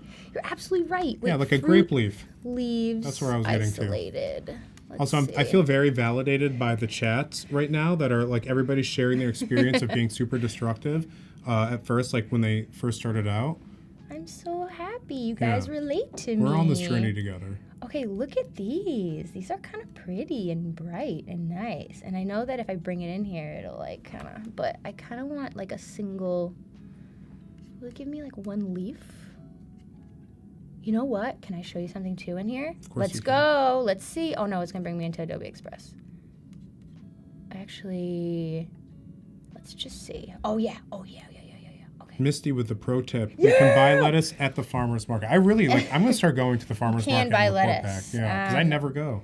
And I keep calling it a fruit market. It's easily a farmer's market, you guys. See, that's the difference that I'm making here is that farmers is all good things. Oh, Like you can do candles, you can do honey, you can do clothes. I always like the woman with the jewelry lady is always my favorite. She's so Absolutely. wholesome. Okay, so I don't know if you guys just saw what happened, but I got rid of the background in actual Firefly on the web. So I basically just, and I'll show you maybe again. Can I go back and do it again? No, I'm not gonna do that. Okay, so I'll just show you what it looks like here. So I'm in it, I click edit, boom, boom, come back, Boom, click boom. background, and now I've got my leaf. So that's amazing, and I could download that. And you know what's cool, you guys? It's a PNG. So when I pull it in, it's gonna be ready to go. Oh, let me make sure this is done. Drag her in. Oh no! She wasn't. That's fine, you guys. I don't know the answer to why that wasn't like that, but that's okay. I'm just so impressed that when you're dragging and dropping it, it's a layer onto this and not like a new window. I can't seem to like master why that is for me, but whenever I drop a new image in, it's like, oh, here's a brand new Interesting. PSD file. I know it's something I'm doing, or rather something I'm not. So I'm just impressed with your Well, your thank skill you. set there. That means a lot. I'm actually also doing this without a mouse. I know I could have used a mouse, but I was just like ready to go. So that's what's happening. Also, I think my nose is running. So if you see any drippage, I will make sure to wipe. you let me know. I'll just do a silent like Nobody will notice. Just wipe it across my face. I'm a new and dad, don't so say anything. that does not bother me at all. Okay, so right now I'm just gonna do a little bit of light rework. Oop, we want to go the other way. Black removes and mask. So now you guys are kind of seeing where my noob is. So we're just gonna mask this little part here. And keep our fruits a-growing. I'm just gonna move this around. Is this like a mint leaf? What kind of leaf is this? It looks like a grape leaf. A grape leaf. For my limited leaf knowledge. Absolutely. I'm always so impressed with people who just like know plant names like off the top of their heads. Oh, don't even get me started on that one. Yeah, it's like plant names and like dog types, like cat types. People just like know. It's like, when did we learn all this? I'm kind of a cat type, but I'm also not at all. I don't know anything about any like breed of cat or dog. Like I wish I did. I'm so impressed with people who are like encyclopedic. Encyclopedic. I don't think I've ever heard that word being used, but I really like it. I now strive to be encyclopedic. I think you already are. You think so? Yeah, with Photoshop and the creative process, you are encyclopedic. I like it. And I'm a little bit you, better Misty, with Grammarly. Yeah, thank you, Misty, for the shout out for being a new dad. My daughter is 18 months, so it's relatively new. Yeah, she said her first sentence not too long ago. She's very independent, so you can't feed her. Like she has to feed herself, and she loves goldfish, and so she's always toting around like a family-sized bag of goldfish. And she was walking into my office like about a month ago, and she dropped her family-sized bag of goldfish, and they just went everywhere. And she goes, "Oh shit!" I was like, "Oh shit!" She's like, "Oh shit!" There we go. I'm a new dad. How did she know that? Yeah, no, having kids is a real reflection into like what your habits are. She's been doing this lately. She goes, "That's like, do I do that to people? Like, am I rude? Like, am I low key? Am I rude? Like, am I kind of like unpleasant because I'm doing this to people all the time?" So I gotta work on my approach. No. Okay, so we have got our leaves in, which is nice. I feel like I've kind of put them all in the way that I think they seem kind of fit. I see some green beans in here, so let's get crazy with the green beans. Green beans. And then once we get our green beans in, we can hopefully start putting the rest in and get to our text. And then we pop right into Those are Adobe some very Express. These are serious green beans. Those are serious. Good. Yeah, those are serious green beans. I'd eat these. Those are already washed. So like on the bag it says triple washed. You just eat them right out of the bag. That is. Do you still not wash it when it says that? Yeah. I trust it. I just assume. Yeah, like they sold it to me. It can't be poison. For some reason, in the back of my mind, I'm like, maybe I should still try to wash it. No, I got time for all that. All right, so we've got content credentials applied and pulling the green beanies in. Now, these green beans are a little bit different than the guys we had there, but as I said, my guy wants me to keep it realistic, right? So I'm just going to pull the green beans up to the top of the layers. Yeah, your client was very adamant about these fruits and veggies had better be photorealistic, They better be or real. I'm going to flip a desk over at the farmers market offices. You see what I'm saying? And I don't want him to do that because it's very important that we keep his sanity. So we have a mango. How we feeling, folks? All is well? Unknown browsers. Yeah, no, it's definitely, you learn very quickly that your kids are sponges, and so you really have to monitor like your own like perks and like behaviors and what you do. So I saw like a reel of this little kid. He had like his arms behind his back and he's walking like thinking like an this. old man. Yeah, and then I guess they showed how like the grandfather walked like that too. And I was crying. I definitely cried. Okay, so this mango's like a little colored. I kind of want like a little yellowish. So let's go with a yellow. Oop, and I spelled it wrong, so let's see if it'll do it. Before you click generate, make sure your words are spelled right, okay? It's new. It's still new. Yeah. It's still new.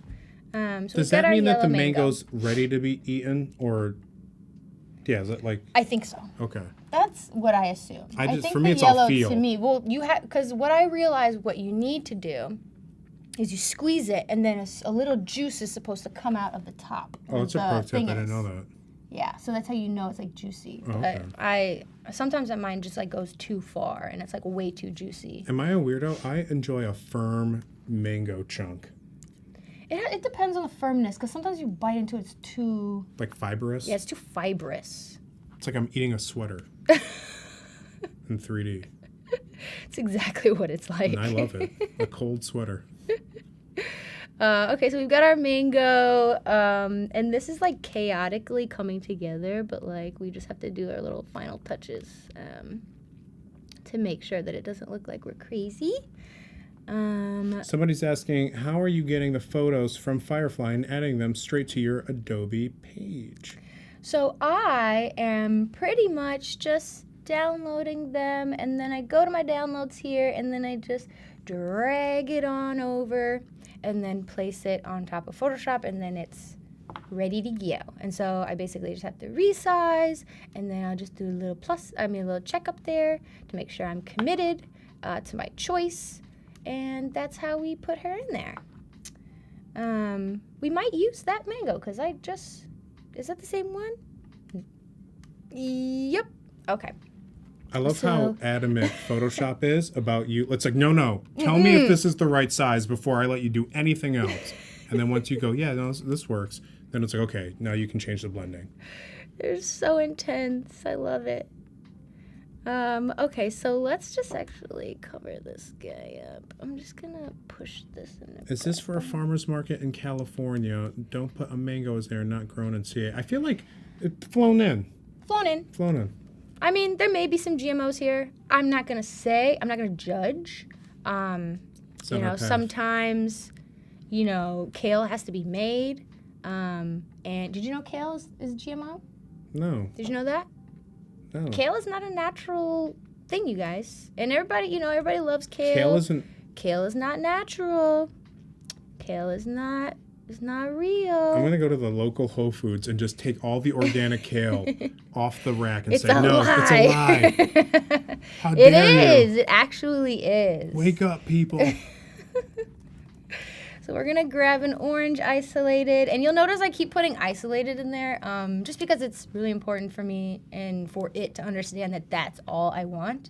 And that's something that I've been doing in even searching for stocks my whole life, is just when I go into a stock, I just, type in, like, especially with giraffes, I do a lot of giraffe edits in my artwork, and I would just specifically say giraffe isolated.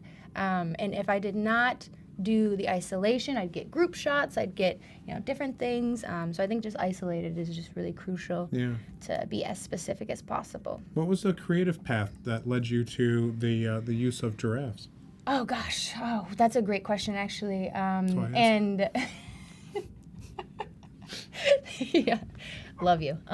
So I think what happened is it was an accident. It was very much an accident, and I was putting a lot of different animals in my artwork, especially because I just backstory. I started on Instagram in very early 2011. I was creating on my iPhone, and I would take photos of the cityscapes, and then I would pull them in the iPhone and do weird stuff to them, like surreal stuff. And at first, I was doing like monkeys and zebras and elephants and stuff like that. And I just put a giraffe in one day, and people were obsessed with it. And there'd be time passing where I wouldn't put a giraffe, and they'd be like, "Where's the giraffe? Where's the giraffe?" And I'd be like, "Oh my god!" So now it was like a friend to us. It still is. It's a thing now. People send me pictures of giraffes. People give me gifts of giraffes, and it really just started from people just asking me. And I think down the line I started understanding really how important it was that it was just about how beautiful giraffes look in cityscape compositions. Because you think about just the way a giraffe is so tall, and it's just this beautiful, bright looking kind of thing, but then at the same time you contrast it with these very tall, kind of dark, gritty kind of buildings. And I think something like that to people, just, I don't know, signified beauty and essence and like some kind of human element to understanding what we're all doing here. Yeah.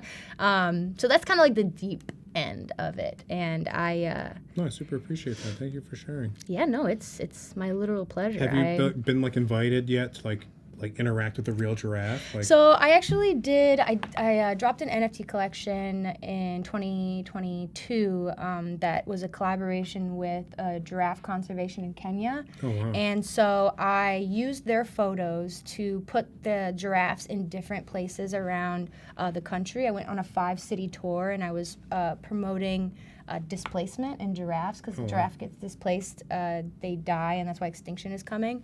And so my idea was, is if I displace myself and put myself in all these different cities in a short amount of time, that I would take photos of these spots and then add the giraffe photos there. And so a huge donation, or a huge part of our sales, went back to them. I did interviews with the doctors there who support and are on ground with the giraffes. It's a lot. It was a very beautiful thing, but they invited me to go there, and hopefully soon I will see a giraffe in person. Oh my God, tell me what they're like. Because I sometimes will. animals. Oh, they're kind of scary, but that's fine. They're super. So we like at the local zoo. Like one of like the first times like we brought my daughter there. The giraffes were out, and there was like a young baby giraffe. When they run, it's very floaty. You're like, that's so graceful. They're so cute. Yeah, how's anything Well, so the big? babies so, are like- cute. Yeah, but no, I feel like I'd be intimidated in the presence of a real. Well, giraffe. the big ones, I've heard, are fairly violent. They could potentially kind of whip the neck around. Yeah, yeah. So I don't think that anyone would want to be around them when that happens. Yeah. I wonder what their temperament's like. I'm very curious. I can't wait to hear. Hopefully you report back. I will 100% report back. So we're getting somewhere with this, and I'm just trying to pull. See, now I'm having a difficulty. I can't pull it in because this one's still active. So let me try again, and we're almost there to the finish line. Shout out to Wade for the use of the word fake believe. I wish I had that in high school to describe my girlfriend. So it's super, super helpful now Sometimes Dora and I to be do. armed with that. Or just friends in general. I love it. She goes to a different school forever. And I run her MySpace. Forever. Her MySpace? Yeah. No, back in 2006 when I was in high school. Yo, did you know that, well, you wouldn't have known this, but I was pretty famous on MySpace back in the day when I was like 13.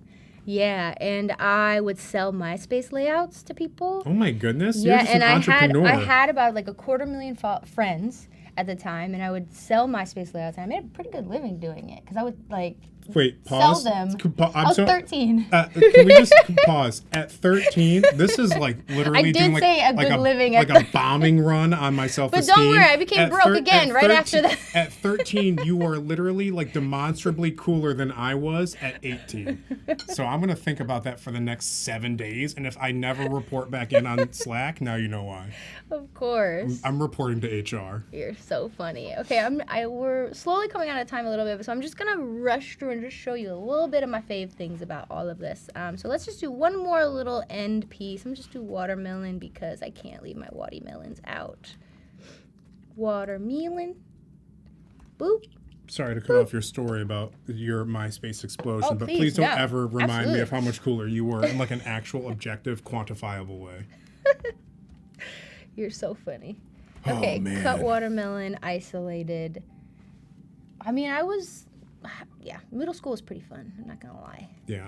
Oh, I need to dig up photos of me in my emo phase. with I my- was emo. Oh, no, yeah, I with had my- I had gauges and everything. You I had had like snake gauges? bites. I had You both had snake sides. bites? Yes.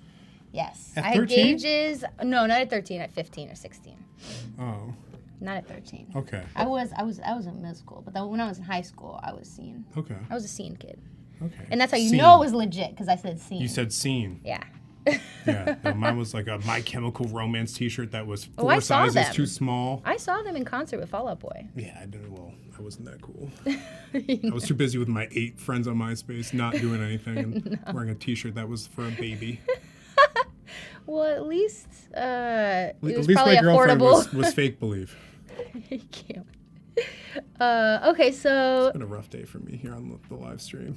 we've got a lot of your backstory, and I'm really glad because now We're just we getting know started, what. sister. If we want to get into the real dirt, just you wait until I graduate from college.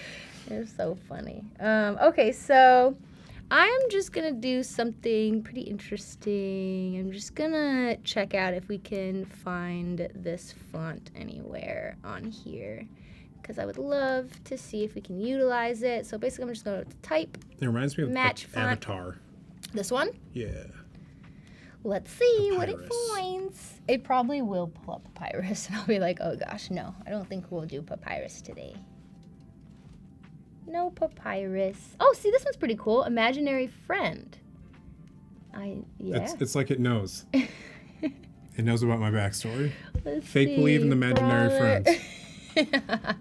I'm targeted. All of a sudden it was 24 when MySpace launched. I can't like, what was it like growing up like in the 90s as like an adult? Like I'm like Probably like, so cool. Probably so cool. Because Yeah. I think about 90s New York, like if you were in college or in high school in 90s New York, like jealous. It's like Imagine serious. like having friends and be like, I guess I'll talk to you if I'm by the phone when you call at some point, and otherwise I have no clue what you're doing. Absolute dream. You ever see that movie Singles?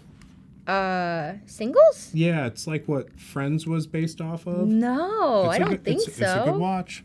A lot of footage from Pearl Jam, like early Pearl Jam, before their Pearl Jam is like at the start of that movie. But that's what I imagine everybody's social scene was like in the early '90s. Absolutely. That and the, like Encino Man, like something with Pauly Shore. Oh yeah, that to me is like the epitome. So I found my type, and obviously this needs a lot more work because we only have an hour. That your girl is not gonna rush it and make you guys miss out on what I'm trying to do in Express. So let's just show you how it's possible to kind of play with what we have already. Now I've got this fruit market text, and I'm going to colorize it as what they... Ooh, let's just lift that one up because your girl can't see that.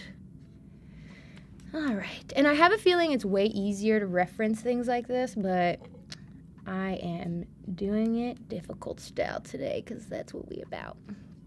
And then also I think it's really interesting about this is that it does have kind of like this painted kind of effect. But again, I think that would probably be a lot more fun if we weren't going into Express right now. So let me go ahead and just delete our template.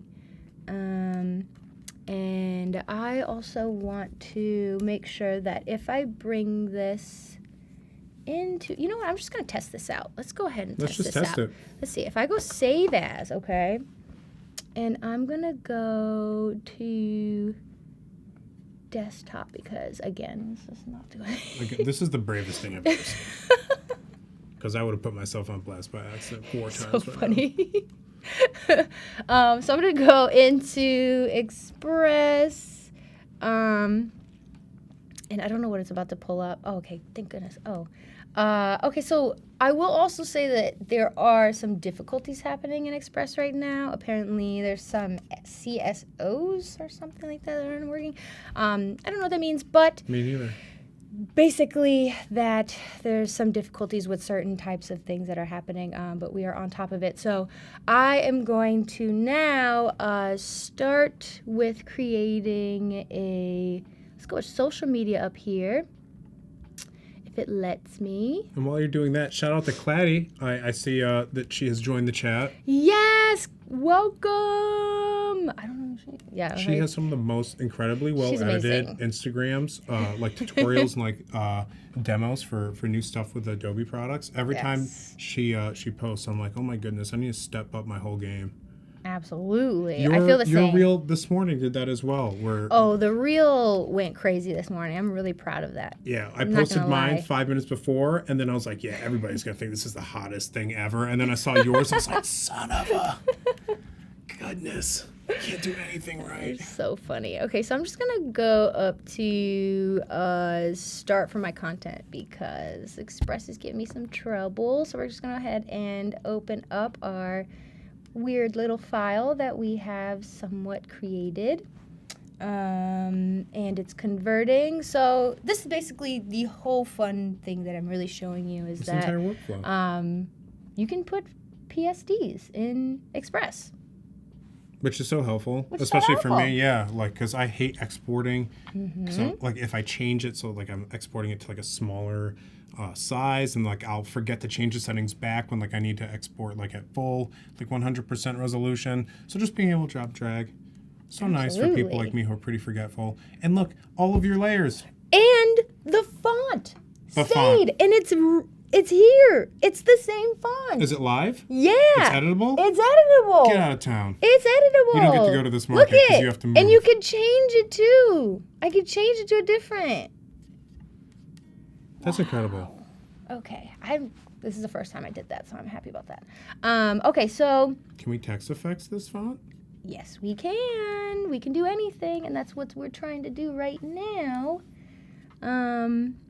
So let me just make sure that I've got this adjusted again. Luis Castillo wants to know who you are and where they can find out more about your story, because it genuinely is very inspiring. Thank you. That means a lot. It really does. Especially after making this strange fruit market poster. I think it's strange. I do. 'Cause you know when it's personal to you and you're like, please don't judge me by this. Oh, and when no. it's yours, you gotta be like, all right. Yeah. But man, where do I even start? I mean, I've been a designer since I was 8 years old. I owned my first website by the time I was 10. Taught myself HTMLs. Then I got on MySpace and You just helped other people. way more popular than me to this day. No. Which is awesome. No, it's fine. See, this is, we're just I gonna find trade Ls. validation in my solidarity. In your solidarity? Because there's so much of it. Of course. Yeah. Oh, I'm usually pretty alone. I'm not gonna lie. Yeah. But these people check in. So, yeah. I mean, I to be honest, and then I got started on Instagram when I was a college dropout. I found Instagram with nothing to my name. I was a college dropout. I was homeless. I had no money, no job, no nothing, no computer. And I went on Craigslist and I found a broken iPhone 4 and I signed up for Instagram and posted, and that's how we're here today, which is crazy. But amazing. that's why I always just. You've earned it. Thank you. I just want to iterate to people. It's not about that perfect moment. Please start where you are with these amazing programs, with these amazing things that we have in our palms now. I mean, when I first started on my phone, we did not have these apps. We did not have these abilities. I really, again, was working in this destructive mode where I didn't have any ability to really do anything I wanted to do. So it's just really so inspiring to be able to have fun and do these amazing types of things. I wonder if I can do a little text effect to this. Let me see. Maybe if I can add one or do it to this. Let's see. Fruit. Give me some fruit. Give me some fruit. Can you see it? I think the font's too small. But you see the little fruits in there? Yeah. Yeah. Isn't it so cute? It's in there. They're so cute. They're like little baby fruits. They're adorable. I love them. Just little niblets of fruit. Oh my god. Fruit I'm like niblets. literally tearing up. You see? She actually literally is tearing up. I cry about everything, even if it's like the cutest little thing. I'm like, oh my. Okay, so we've got our text effect, and this is really what I wanted to show you guys. You know, I know we rushed through this a little bit. You but really are crying over this, how cute this fruit is. You know what gets me? Just so like we can be on even terms. Like the America's Got Talent, like Golden Buzzer compilations. I don't survive 2 Golden Buzzers before I'm like drenched in tears. Really? Oh yeah, it's like these people are like living their dream. Like, yes, I can't do it. But yeah, this as well. Very moving. Oh my gosh. Oh, there was a movie that I watched recently that was pretty tough, but Guardians of the Galaxy. Did you see the new one? No.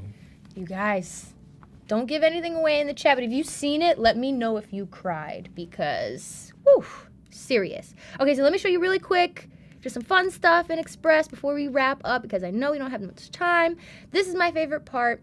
We've got these amazing animations you've already seen. I've made my fruit text so fun. And now if I want to put some fruit in, we could drop it in. make it kind of interesting. I don't think I want the fruit The flicker? to flicker. It's a You ever neon seen a sign. flicker apple? So let's put the grow in. Yeah. I mean, you guys hopefully get the gist of these amazing opportunities that you can really experience within Express, within Photoshop, within Firefly. I hope I've opened your mind and inspired you to really think outside the box. And remember that we're in commercial use. Yeah, we're in commercial use. Come on, guys. Yeah. Use it up. Thank you so much, everybody. Take care, everyone.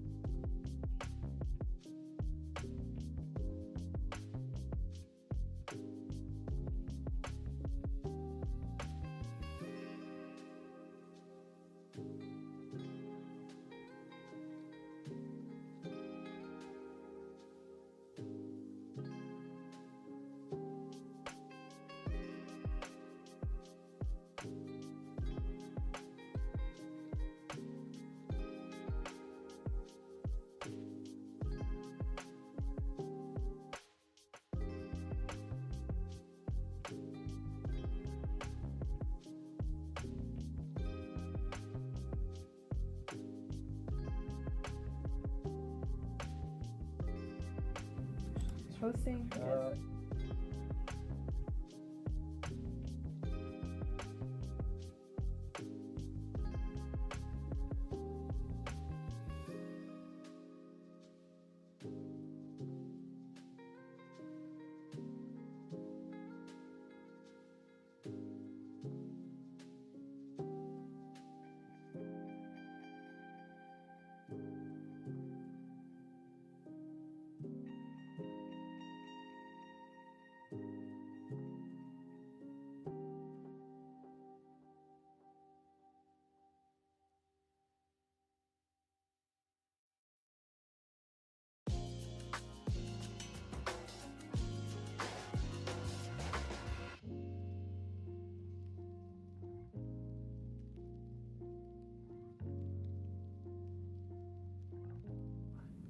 Hi everyone, welcome back. We're here. I'm so happy that we've been on the chat almost all day. I've seen a few familiar chat names in there, so keep it up.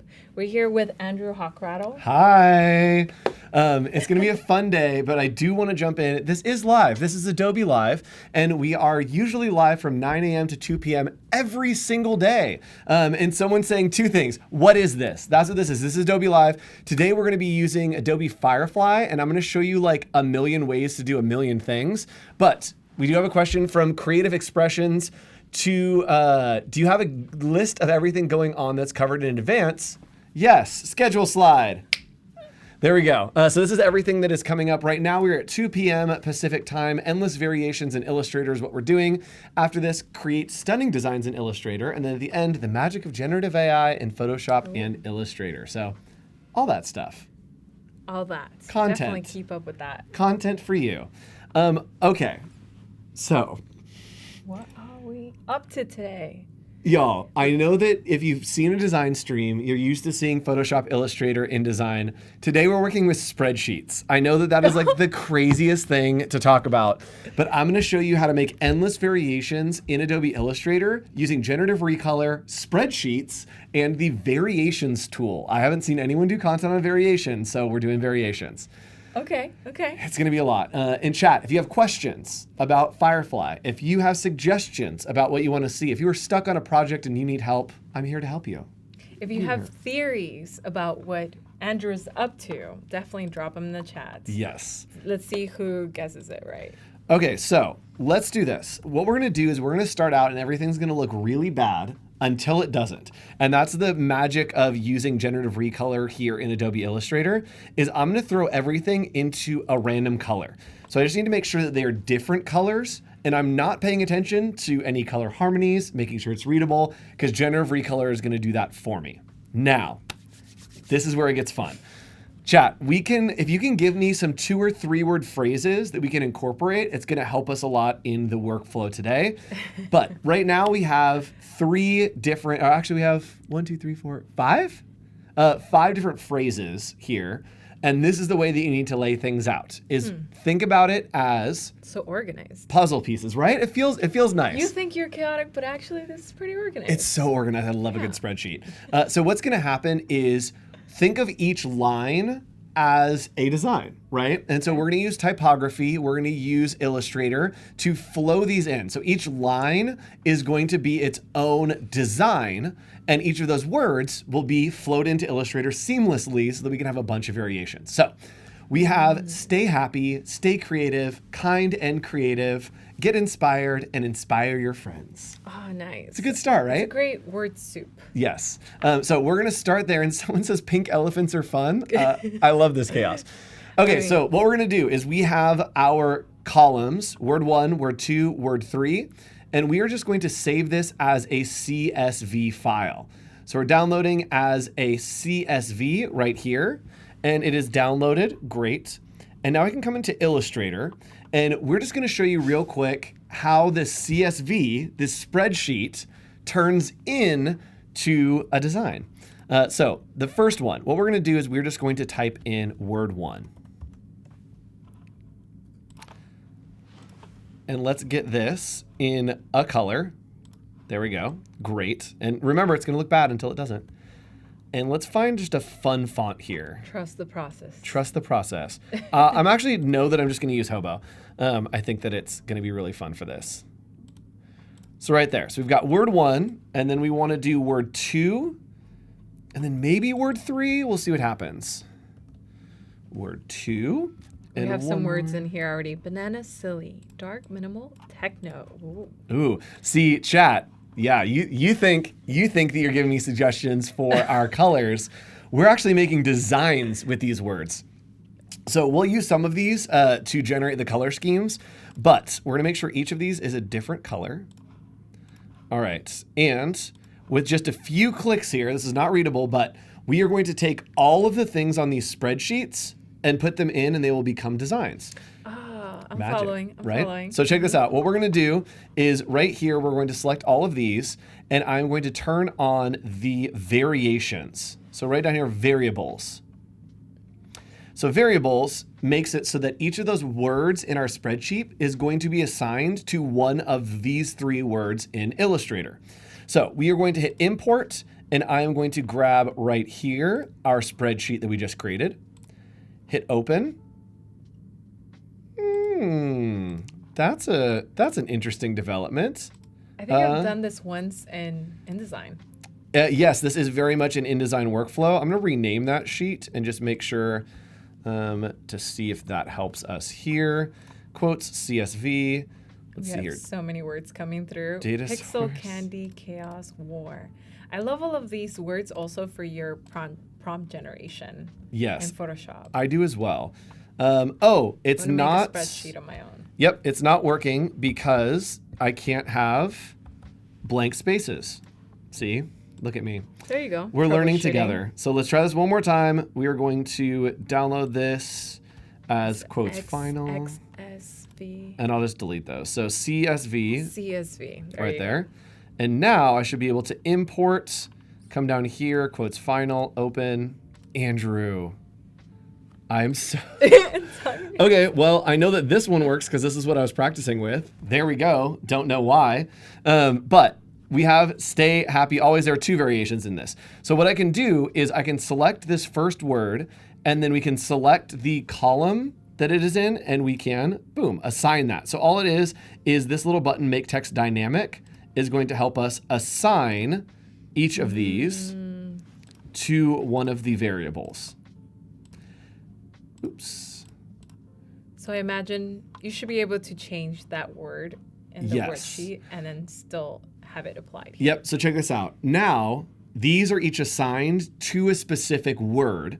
And so when I click, and I can do data set 1, be creative forever, data set 2, don't forget creativity. And so Magic. each of these is going through. So I am going to go back here, and I really want to make this work. This makes me just want to like create invitations, business cards, things just to create different variables, different variations. Yes. Okay. That's my design. So this is really good for name tags, actually, is Name what I use tags. it for a ton, is making just unique little name tags. All right, let's see if I can change the Carolyn. data set. Design, eat, repeat. Yep. Yes. That's a great t-shirt right there. Pixel mixing. All right, chat, let's give it one more shot here. We're going to import that CSV. Hold on, cross your fingers. Please work this time. Yay! It worked. Okay, so now we can assign word 1 is going to be right here. That is assigned to word 1. Word 2 is going to get assigned as well. Oops. I want to make sure word 2 is selected there. And word 3 is selected on our little panel as well. All right, so now I can come into my data set. You see we have 5 lines. Those are the 5 different words sets that we have. And now stay happy, stay creative, kind and creative, get inspired, inspire your friends. So super quick, super easy. What we're gonna do now is we are going to add some effects to these to give it a little bit of spice for each one. So we're gonna turn this off, turn off our preview. We'll just sit with data set 1, I think is good for now. And we're gonna select the top one, and we are gonna add effects. So any effect that we add to this type will stay anytime that we do anything to it. So we're gonna do warp, and I'm gonna do... So you can change the word and the effect will populate. Yes. Will still be a smart effect. Yes. So let's do wave. Let's get it way more wavy. Looks good to me. Let's do one down here. Warp. Let's do... For those of you just joining the chat, we're experimenting with Andrew in Illustrator. And with a bit of a plot twist, we're using spreadsheets. Yes, spreadsheets. Okay, so this looks good. In this lower one, I'm going to add an effect there as well. Let's do rise, I think. Let's do way less. I know it always goes all the way to the other side. It does. Okay, so you can see we have one design here. Looks pretty okay, but I think the stay happy we can kind of work with. But with those effects, check this out. It is keeping those effects through each of the data sets. And so if you want to have some like weird wonky type, it is going to keep that on every single one that you generate, which is really cool. So we're going to now use Generative Recolor to select these, go to Edit, Edit Colors, and Generative Recolor. And what were some of the suggestions we had? I think... The words. Yes. We had Design, Eat, Repeat. We had Dark, Minimal, Techno. Ooh, I like that one. So we'll do Dark, Minimal, Techno. Dun, dun, dun. Right? Okay. Ooh, okay. That looks a little bit more legible than the previous one. Ooh, I'm not mad about that. Okay, so this looks pretty good. So what's great is now I can just make a copy of this and pull it over to the side, right? So we're gonna leave that over there, and I think it looks fine. And I'm actually going to make outlines of this by hitting Command-Shift-O. And that only affects that one. And so now I can come back over here, and you'll see I can cycle through to my next variable, and now I have another version of that poster, right? And so the same thing, I can select this, and then go to Edit, Edit Colors, Generative Recolor, and we can do another version of it. This would be great to creating like emblems, like special tailored emblems for, I don't know, maybe a wedding or a design of that, something that's encompassed into a single one, and just change the words every single time. Change the color. Yes, let's do that real quick. That's a great idea. So we're just gonna do a type on a path here. This is actually gonna work really well. And I'm going to grab my circle, grab the type tool, and I'm gonna hold Alt or Option, and then click on right there, right on that line. And so I'm gonna type in word 1 here. I need to increase the size of that quite a bit. Annika's a fan. She said, I love variables and data merge. Sorry, not sorry. Yes, it's great. So I'm using the align to path, or type on a path, that's what it's called. Yeah. Sometimes it gets a little finicky. There you go. And I kind of just like shake it around until it works. I don't have a better workflow for you, chat. That's just how it works. And so we are going to push it into submission. Yes, exactly. Type on a path options, and we are going to align this to the center right here. So that looks good. I am needing to format all of this as we go. So I'm just kind of keeping in mind what the formatting needs to look like. And then I'm going to go into outline mode, Control or Command Y, and create a nice little border around this. I'm going to do that. I'm going to make this a compound path. Command 8 is the hotkey for that. Let's make it blue. And right there. All right, that looks pretty close to good. I want to make sure it's kind of centered in there. Yeah. All right, so let's make this green. And then let's do a copy. And this is where we're going to start plugging in those extra words. So we can copy, and I'm going to go to Edit, Paste in Place. This is a great idea, actually. Oops. Especially if you're in marketing and you're doing like a bunch of different things, or like have a lot of different copy. We're going to do word 2 here. Or just often we find ourselves remixing a design so that it still has a refresh, but you don't have to do the legwork from scratch. Yes. All right, so 1, let's do that. 2, oops. I need to grab the other one. Let's move that. Word 2. Somebody's word was, get this, supercalifragilisticexpialidocious. Oh, that's a lot. Oh my God, I did it. Stay happy, stay creative. Cool. So this worked, and this is a really, really smart workflow. So if we want to create a bunch of different badges, I'm actually going to turn on open type right here, sorry. I'm going to go to my type options, and we are going to make this all caps. Cool. And then let's make those larger. Great. And then if I wanted to add like some little dots, some fonts have that, and you can select your type and go to type and then open up glyphs, and it will show you everything that is in that font. Oh. Ooh, it has this little like...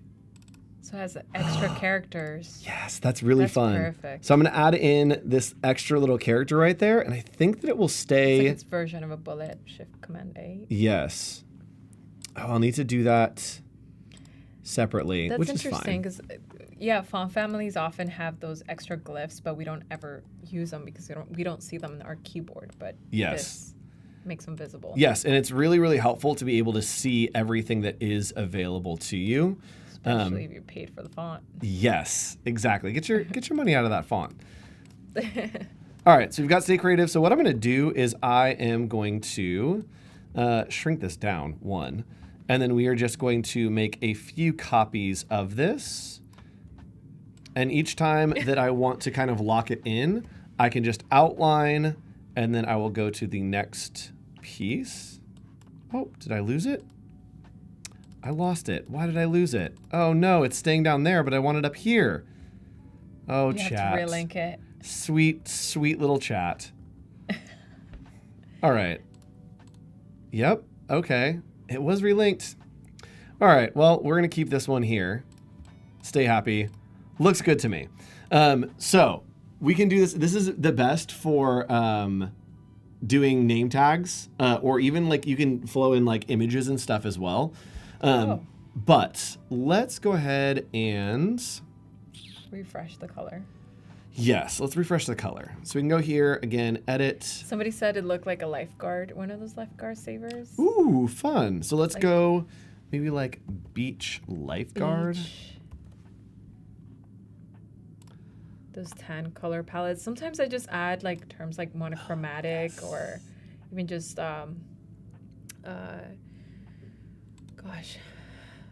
triad color palettes. Even just inserting that word alone can give you different results. Also, let's do this. So if we have something like this, and let's actually move down here, we have multiple colors.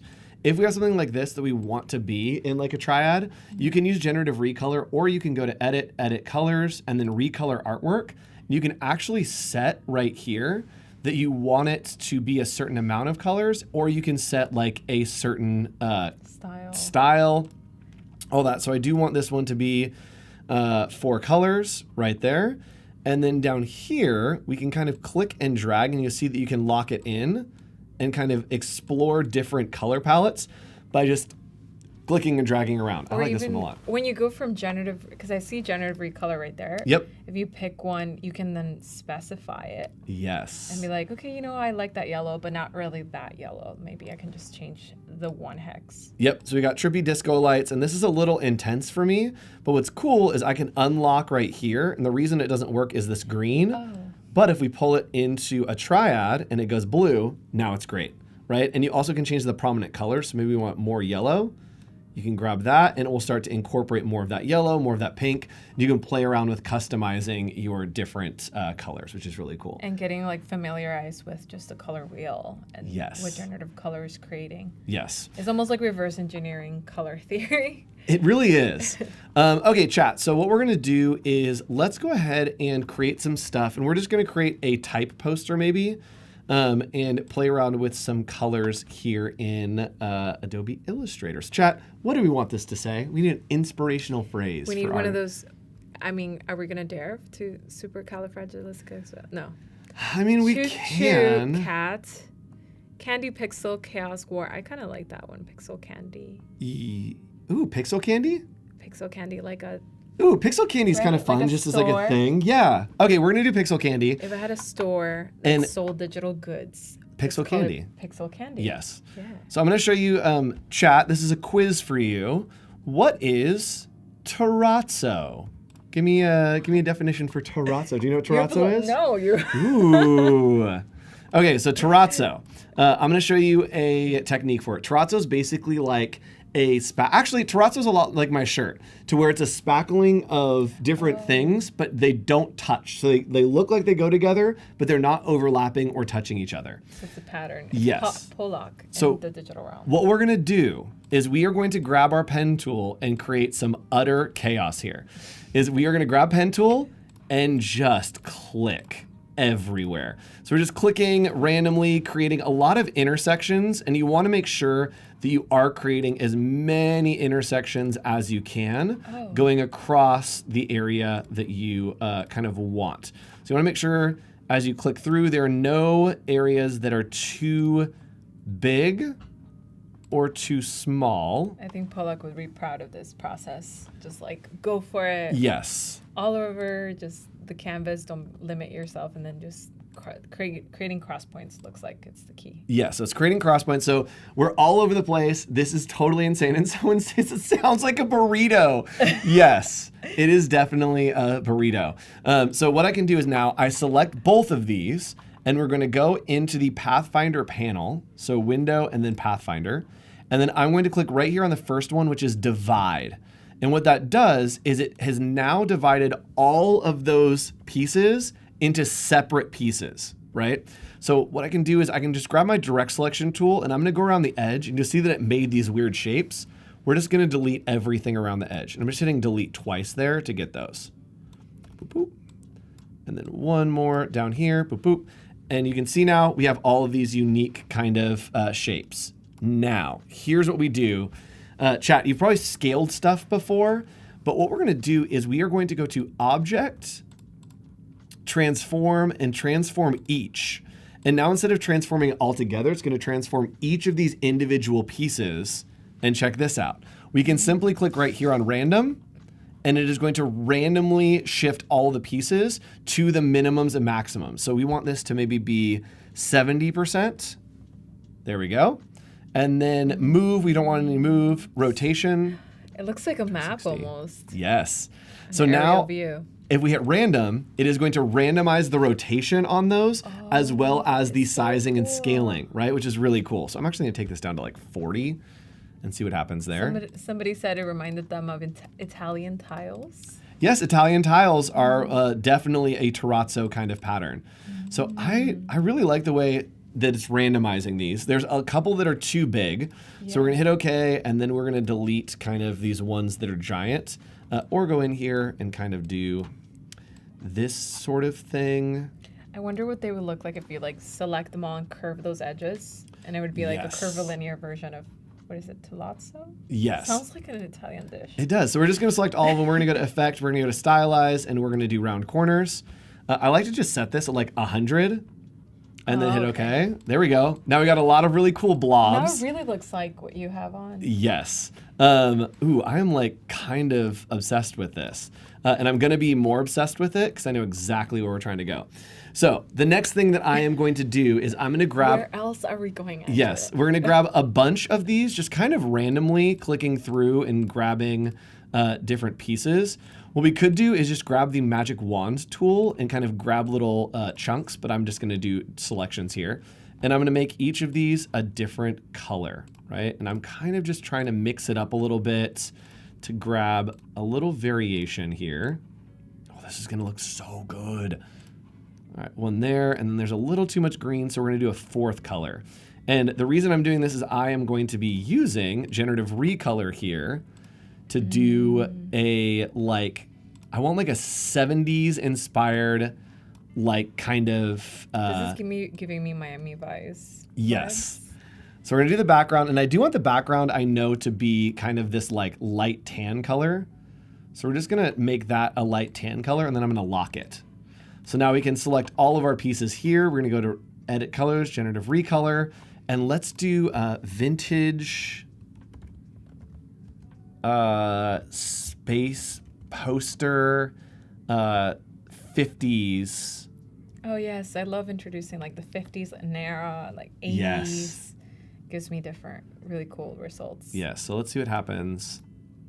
Ooh, I like that one a lot. Oh, I love that. So I like that. I like that one. I can see that being repeated on like a blanket, a t-shirt, yeah, a pillow. This is kind of fun. And just tile it together. Yep. So let's see.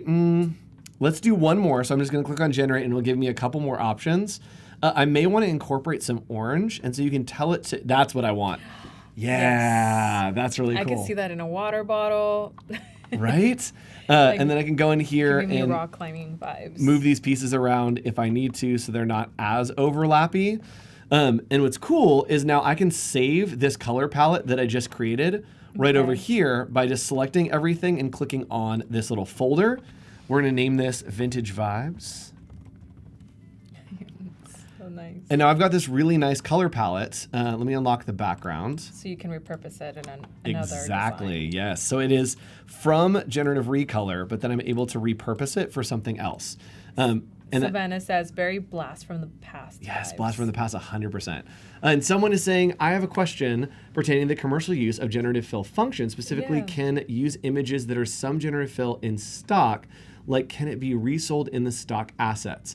Ooh, That's a really good question. That is a really good question. I don't know the answer to that. I think that the answer is yes. Content credentials will be attached to it and it will show that it has been edited with Firefly. I don't know the answer to that. But it's like a possibility, whether we've explored that possibility or not. I can see how you're saying it just becomes a different criteria of photo. It's an AI edited with content credentials in the metadata. So it's still a valid photo, whether we have a place for it for a stock photography yet.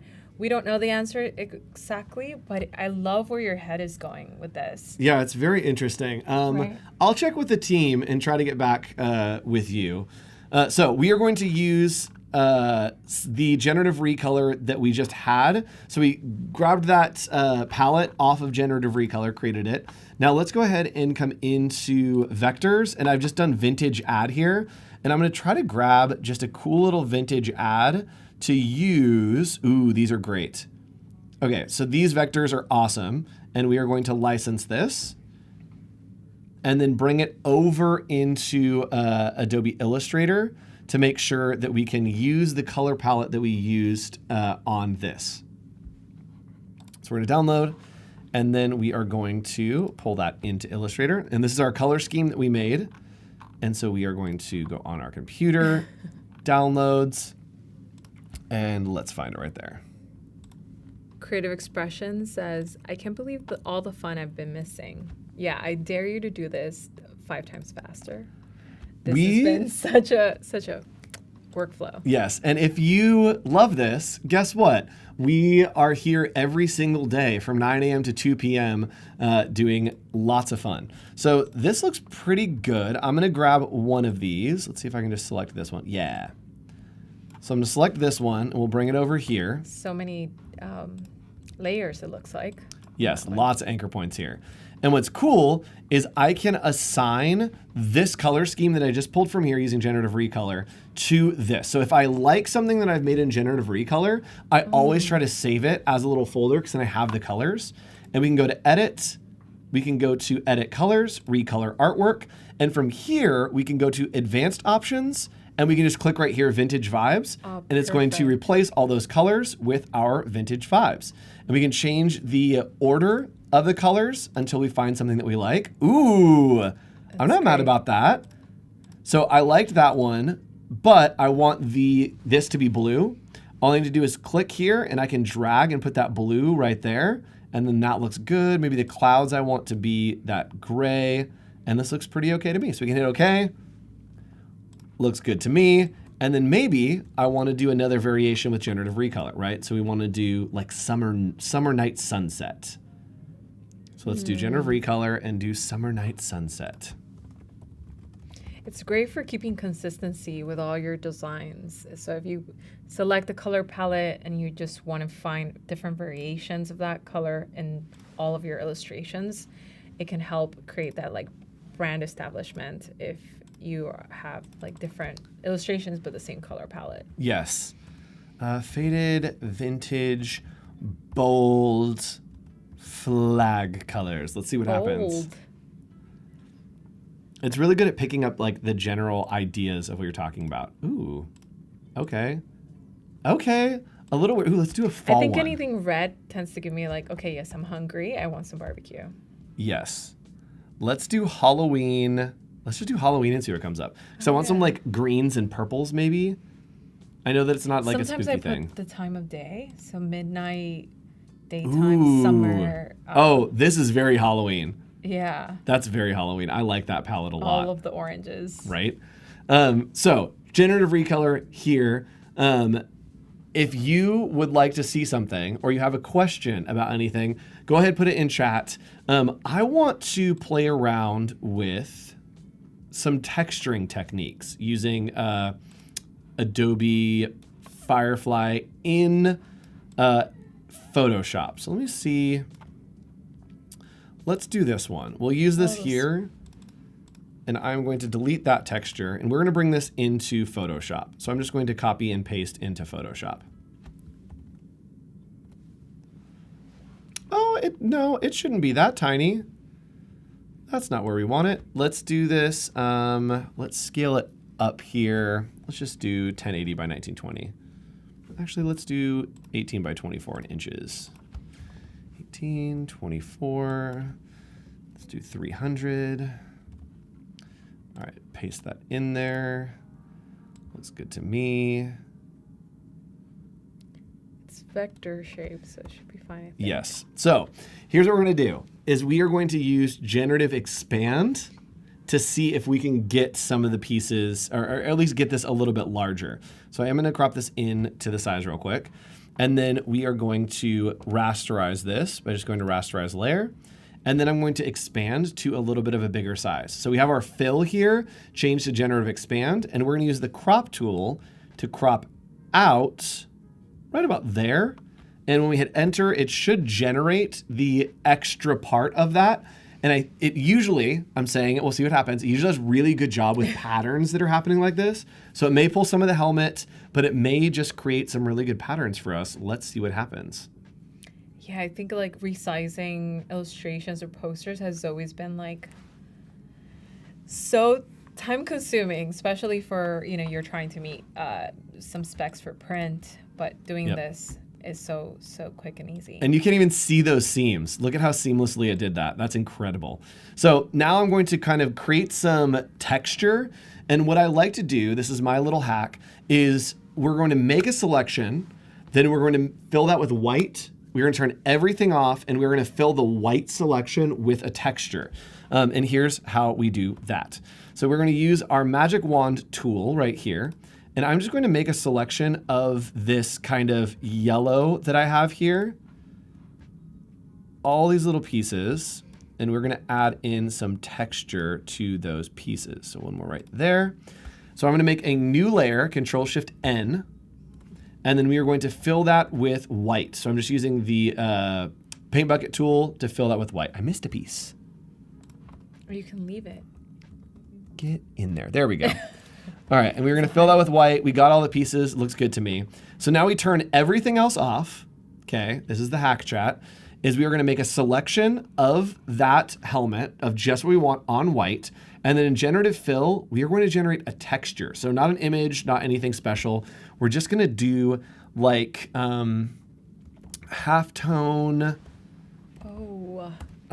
gritty texture and see what happens. Wow, that's interesting. I love that you created the selection. I often create textures on the entire canvas and then do a color mode to blend them together. But doing this ahead of time makes sense too. So we've got something. Ooh, that's going to look cool. Okay. It's like fabric. Almost. Yeah, right? So we have this here, which is looking pretty good. And I'm going to turn my other layers back on. And you can see that we have it in that yellow portion.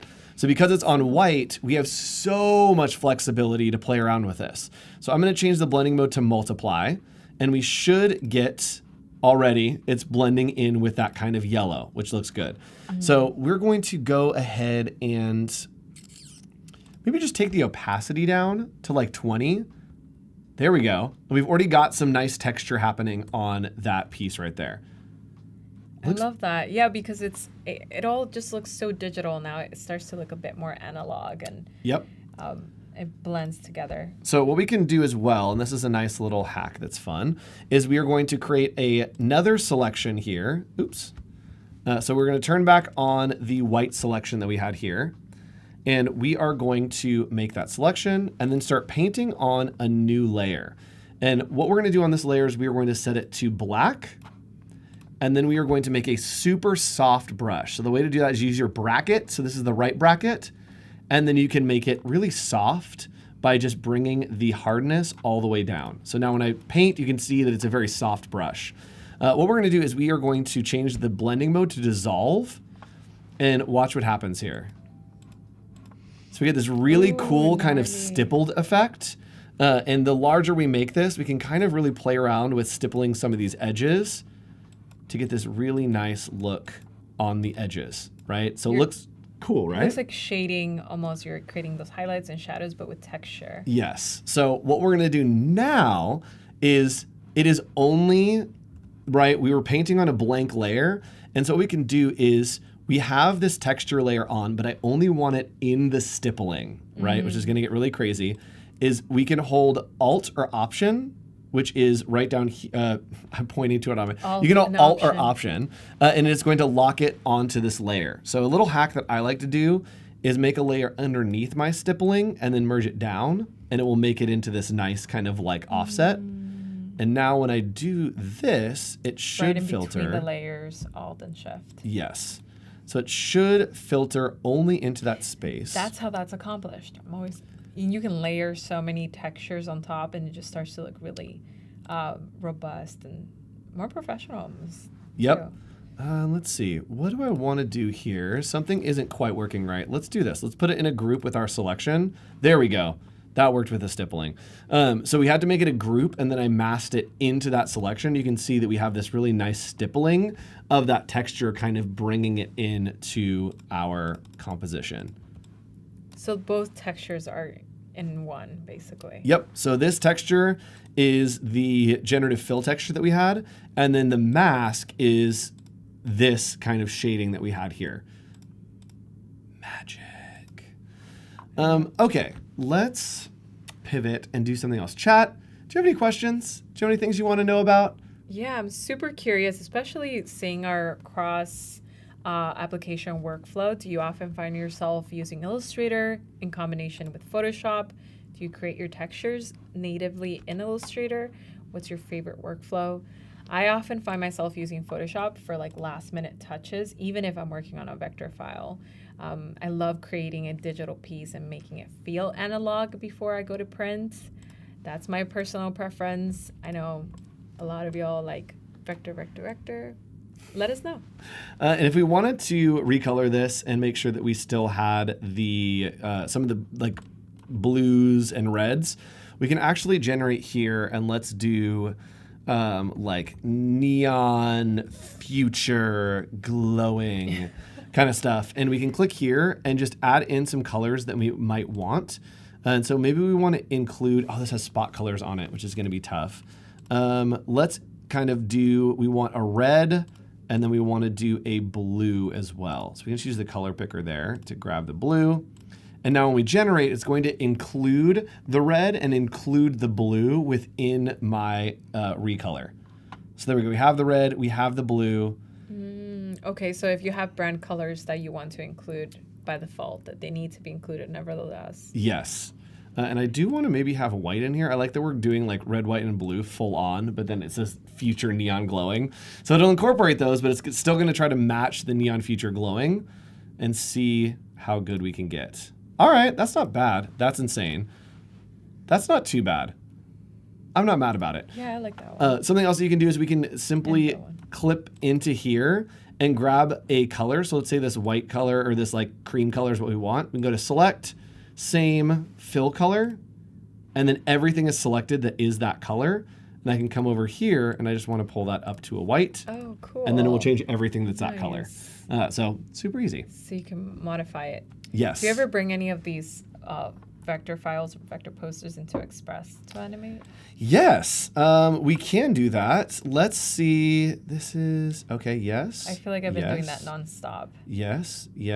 Okay, let's do I know this is one. a complex layers, but oftentimes it does really well with files like that for Yep, me. let's do this one. I'm gonna kill this type and we are going to use this. So I'm gonna get rid of all this type because I don't want it. I'm gonna put type in Express. And I'm looking here in Illustrator just at the different pieces to make sure that everything's going to be copacetic. Yeah, so, we're copacetic. Copacetic. We're cross-pollinating here. So being able to just mix different mix your workflow within all of the Adobe ecosystems. I mean, it's one of my favorite workflows. I know a lot of times I find myself at least in two, if not a triad workflow. This is going to be super cool. Yep. So what we're going to do is we need to make an artboard for this. So I'm going to hit Shift-O, or I can use the artboard tool. And with this grouped or selected, all you need to do is click on it, and it will lock an artboard directly to the closest edge. Oh, Magic, right? So we can delete that very easily. And from here, we are going to just save this file. And I want to make sure that everything here is looking okay. Yeah, sure. Okay. We're going to make these all one shape. The bottle and the grass are all going to be one shape right there. Okay, so you're making them more manageable. Yeah, so I'm trying to make my vectors a little bit more clean. And so a lot of these pieces that are separate, I'm going to kind of just pull together. And you can go to Command Y, and that will show you the outlines. And I'm just thinking of as I animate this, it'll be a lot easier. Yeah, so it doesn't animate those like micro shapes. Yep. It's a little bit of taking care of the file before you step into the new application. Yep, so we're going to save this as Grill. And then we are going to go into Adobe Express. We're going to go to Express, and it is an AI file. And so I can find Grill right here, and it should convert that for me into a file.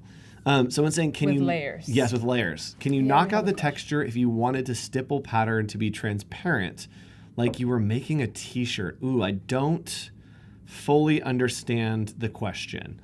If you can give me some more clarity on that, I can help out there. Can you knock it out?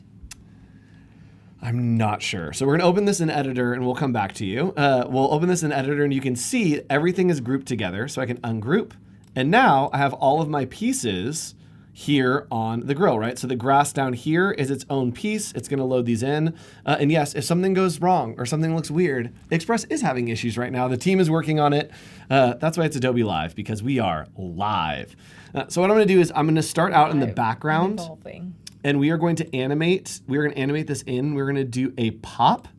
And then once it pops, I'm going to have it spin. And then I'm going to have it pop back out. So super easy animation. And again, we're going straight from Illustrator into Express. We hit play. Check that out. Wow.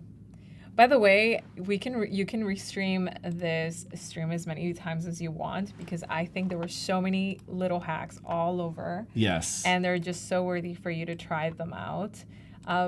Yeah, this animation, you did it in a flash. Yes. That's amazing. And even these little pieces, they are all scalable here. So I can scale these up if I want a little bit more kind of uniqueness. And the bird, same thing. I'm just going to animate these so that they drift in over a long amount of time. So it looks like they're kind of flying through. And again, we are just taking an Illustrator file directly into Adobe Express and animating, which is crazy.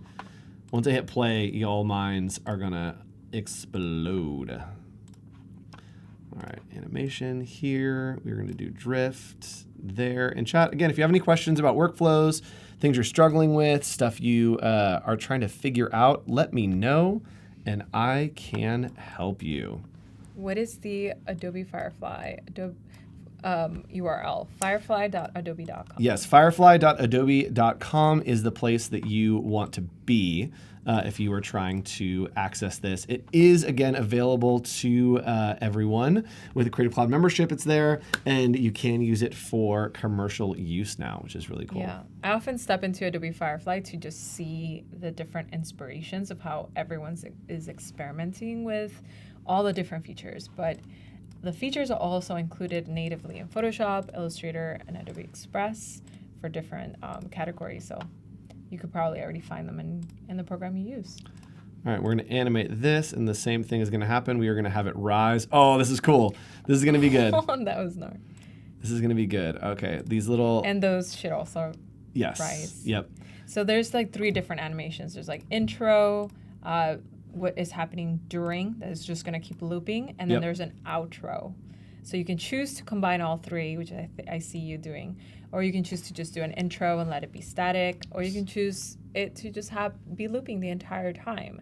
So experimenting with different combinations can give you a different result every time too. Yep. So I'm going to zoom out, and what you saw there is I was just doing like an Illustrator. You can click and drag using Option. Super easy to do. So now I'm going to hit play, and everything's going to move at the same time right now, but we're going to time it out a little bit differently. Watch this. Ooh, right? All of our little pieces. I missed one right here. What did I miss? Rise in, blob, and out. Let's see if it just didn't animate right. Oh, interesting. It's not animating right. Let me turn this off and then turn it back on and see what happens. So we are going to rise. Yep.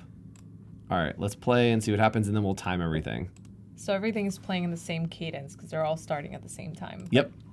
So we're going to click on Edit Timeline right down here in the corner, and I'm going to grab each of these individual pieces, and you can see Show Layer Timing, which is right underneath the timeline right here. And someone's saying the lines need to animate individually. Oh, gosh. Fine. Fine. I'll do it just for you, chat. So it seems like it's going to be a lot of work, but it actually won't be. I can come in here and I'm going to ungroup these, and I'm just going to grab one of them. And if you apply all of the animation to one, every time I copy it, it will keep that animation. So we're going to rise, we're going to do a blob, and I think we'll have it rise out. Why not? So now, I didn't do the right animation there. There we go, yeah.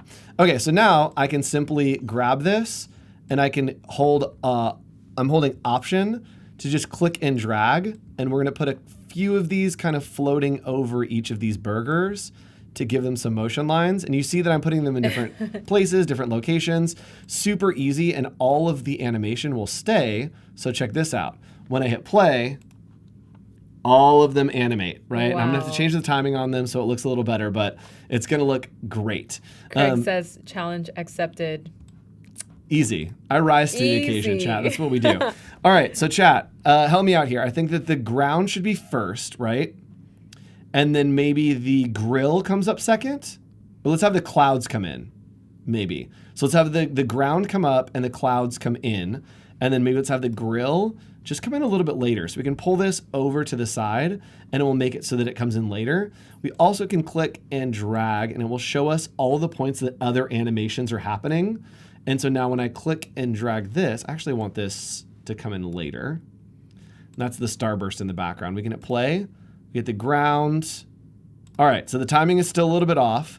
And I do want these to animate a little bit later. So I'm just gonna grab these so they come in a little bit later, maybe randomly. So every time you select a illustration, it shows up as a layer. Yes. They're not stacked up layers. Yeah, so every time I select something, I'm changing when it comes in the animation. And so all these little guys, I need to change the animation for, but I do want to get the grill a little bit later here. So let's see what happens if we wait on the grill. All right, here we go. Okay, so I think somebody said the grill needs to roll in. That's a great idea. Like roll with the wheels. Yes, so let's see if we can get it. Yeah, slide I think would be the one that we want. So let's have it drift. I think that's pretty good. Drift, slide. Somebody asked, why does Illustrator load into Express rather than Express features being accessible in Illustrator? I'm curious which features. Yes. Let me know which features you like. We can pass it along to the Illustrator team. You actually can export a PDF out of Express and then take it into Illustrator and it will open. So that does work. All right. So let's go ahead and hit play here. All right. Yes. All right. Everything looks pretty good to me there, except for the steam. So I'm going to go ahead and animate some of this steam, and we're just going to pull this way to the end here. And we're going to make those kind of come in at the similar time. Actually, let's have them all come in at the same time. Why not? It's getting steamy. I wonder if you can do something to the background too to change the color. Oh yeah. I never usually change. Ooh, let's generate some texture. Let's generate some texture that goes over the whole thing. We actually can put let's put a video texture over the whole thing. That is going to make me very happy. And I need to you take a nugget and just change go down to video. The timing on all of these real quick. All right, here, there, and here, there. All right, the timing on these is not something that I should be worrying about. All right, here we go. And let's hit play. Yay! Okay, let me fix these. Oh, it's so fun. Chat, I am so excited. And you know what's the best, chat? If you're good, I'll give you some voiceover on this as well in a few minutes. Okay, so let's zoom out here and let's see what happens. Here we go. Ready?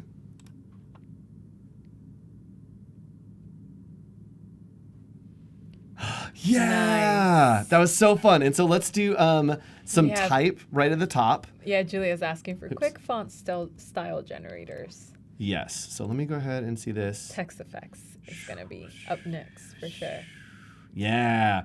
All right. So let's go into text and let's add, maybe we just do summer. Summer sizzle. Yeah, summer sizzle. We are going to put this in that font that we had used before. And it does suggest some fonts for me, but I do know that I want to use this. And then we are going to pull it up here. And what's going to be the most fun about this is I am going to make it so that it goes behind these clouds. So we're going to set it up right there, and then I'm going to pull it really far back in our hierarchy. So the clouds, let's put them behind, keep going. Ooh, one in front, one in back. I think that is going to look really cool. Gives some more depth. Yeah, so we have summer sizzle right there. Now let's go ahead and make it so that this animates. And we'll have this one, yes, bungee in. That is the correct answer. Have it do a little bit longer of a bounce. Yes. And we'll have it come in right at the beginning. All right, and let's zoom out and chat. Let's watch our creation animate. Here we go. That's great. It's pretty Now good. you can use it on a reel. Now it goes beyond print. You can also use it on social media marketing. Yes, and here's my little hack is we can do let's see here. It is paper texture. There we go. And what we're going to do is we are just going to click and drag all of this up here all the way across.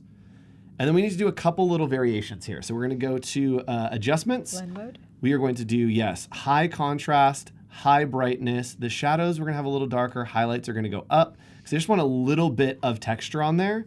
And then, yes, change that blending mode right there to multiply. And now watch what happens with this really cool paper texture. Wow, that's so cool. It's really good. And it is, again, just an Illustrator file that I've directly Savannah said put brilliant. into Adobe Express. So I'm going to add, I said if you were good, I would give you voiceover. And here we are. We're going to give you voiceover. All right, I'm going to put on these headphones and chat. Hopefully we will all be able to hear this together. So I'm going to go to media and click on audio. And here I'm just going to type in summer, maybe. And let's see here, summer future. That's too much. That's it. That's it.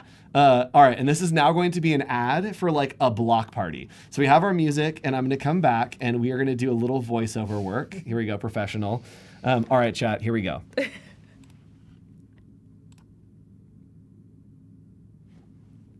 This Sunday, join us for the Summer Sizzle right here on Adobe Live. Wow. All right, chat, you ready for this? You ready to hear the whole thing? Here we go. This Sunday, join us for the Summer Sizzle right here on Adobe Live. Yes, so the music is a little too loud, but I can simply grab that, click on it, and then bring the volume down. Balance the We'll do music. one more. This Sunday, join us for the Summer Sizzle right here on Adobe Live. It's pretty great. That's great. It's pretty great, and it's super easy. Like, sorry, my computer was probably so loud. Summer Sizzle here on Adobe Live. Oh my gosh. And you can see it was right here. We literally took it from Illustrator directly into Express and then animated it into like a full-fledged ad, which is really cool. That was great. We refreshed the colors and we made it possible for both print and digital. Yes. So thank you so much for joining us today. What do we have coming up? You want to look at the schedule?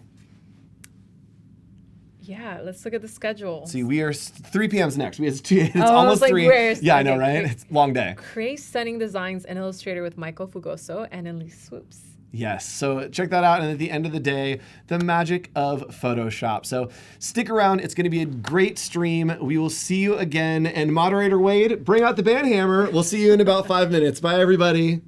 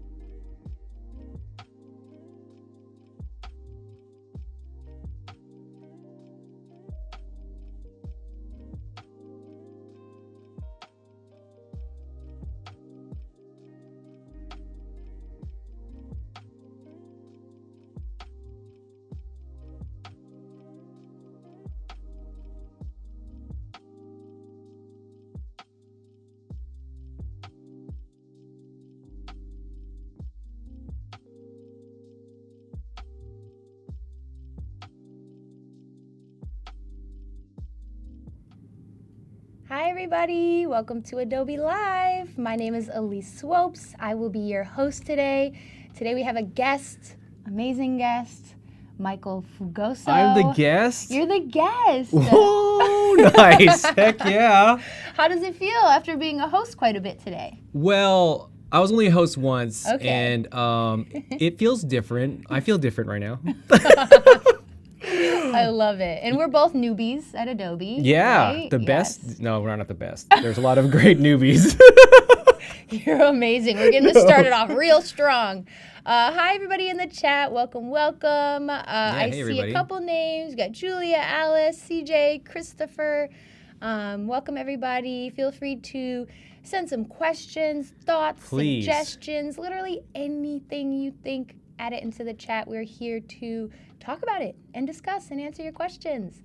Today, I'm really, really excited because we are going to be creating a stunning piece of art in Illustrator. Right? Yes, we are.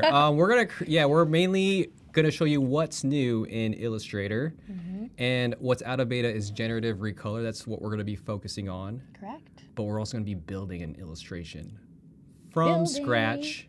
And if I'm moving too slow, then spoiler alert, I have it built out already. Perfect. We've got a backup plan. Well, I don't have a plan if I move too fast, though. That's what I don't have a plan for. But it's okay. Well, you're a creative guy. We can Yeah. make another one, maybe. Yeah. No pressure. Thanks for the welcome, Paul. Hi there, newbies, he said. Thank you so much. Hi, Joshua. Still hanging in there on a long day of streaming? Yes. Dude, yes. Thank appreciate you all for yeah. Yes. We're jinx, basically. We were just Big. about to thank you Oh. all for hanging out with us all day. It's been a long day, but a really fun, amazing day because today has been a huge day for Adobe, a huge day for Adobe Firefly. Right. We're officially out of beta, officially on the web, we're officially in Photoshop and Illustrator and Yeah. Adobe Express. So how about we get into it? Well, yeah, and we're here for you all, our next Yes. generation of creative pros, or already creative pros. Heck yeah. Pros. So we're gonna jump into it. Yes, we are. Nice. So what are you doing for us today? What is happening here So- in Illustrator? If you're familiar with my work, you don't have to be. It's all good. Tell us a little backstory. What's going on with you? I'm mainly an illustrator, and prior to me working in Adobe, I was an illustrator for the aerospace industry. So I did a lot of rockets. I swear it's not a lack of creativity that I draw a bunch of spaceships. It's just that was my job, and now it's like I could draw spaceships for the rest of my life, and that's what I'm gonna be doing. I love it. Today. Good. I'm excited. It's been a very alien-esque space day. I'm not gonna lie. Oh my gosh, you're right. I love it though. I think I hosted Aliens space are stuff trending. too. Yeah. They are. I'm telling you. I think it's coming. Things are changing. Yeah. Yeah. So I'll be illustrating this rocket badge for you all. If you want to see the results, I always like the spoiler alert. You know what I mean? Spoiler alert. This is everything. Oh, that's not it. But this is everything we are doing today. We're not really going to go over this right here. I just wanted to show you that we can do this in 3 different styles within Adobe Illustrator, and each of them can be used with generative recolor super easily, and it works really good. These are really beautiful, dude. I love Are you that you're. serious? Yeah, I'm very serious. I just we've been over this. I Yeah, have very sweaty elbow. hands, and I keep telling him stop stop My high-fiving bad. I'm a me. high five person. Literally, look at my hands are wet. Oh, so are mine. We're not going to connect wetness right Yeah. now. But I love that you showed us the different perspectives and the Yeah. different ways that it can kind of pop. Do you know the names for these types of styles? Because I think it's like flat lay, and then there's like. I might have my own names, but I'll tell you my own names. tell us. This is called aligned style, which I think is generally what it would be called. Of right? course. Seems like lines. You would work this way if you want to be very merch friendly. So if you're making patches and you need a line to separate one color from the next, you make things in lines. And the challenging part is making the lines thicker, which is really cool too if you can pull it off. Okay. So, this is like a medium width line. Yeah. So a very merch friendly pins, patches, t-shirts, screen printing stuff, all good. This is the flat style. You know what? These are general terms. These are not my own I feel terms. like you're killing it. You know what you're doing. Oh, that's what happens when you've worked for yourself for so long. You're like, wait, I actually do know what I'm doing. Yes. So this is a flat style. I think it's mainly used for like user experience stuff, branding. It's very brand friendly style because it's the change of color is easy, which is awesome with this generative recolor. Yes. Because it's easy. Well, with speaking all of color, styles. Val just said love the colors. Whoa, Are we gonna Voodoo play Val? around? Yes, that's Voodoo Val. Happy birthday again. What? We got Val in the building. Happy birthday, Val. I've never met her in person. I wish I could. You will. I met her on the screen.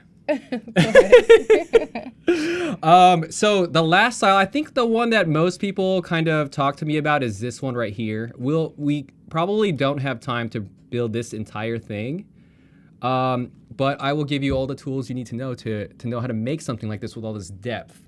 I think back then they called it a skeuomorphic style, which I just like to call it a realistic looking style, just because skeuomorphic is like, hey, what?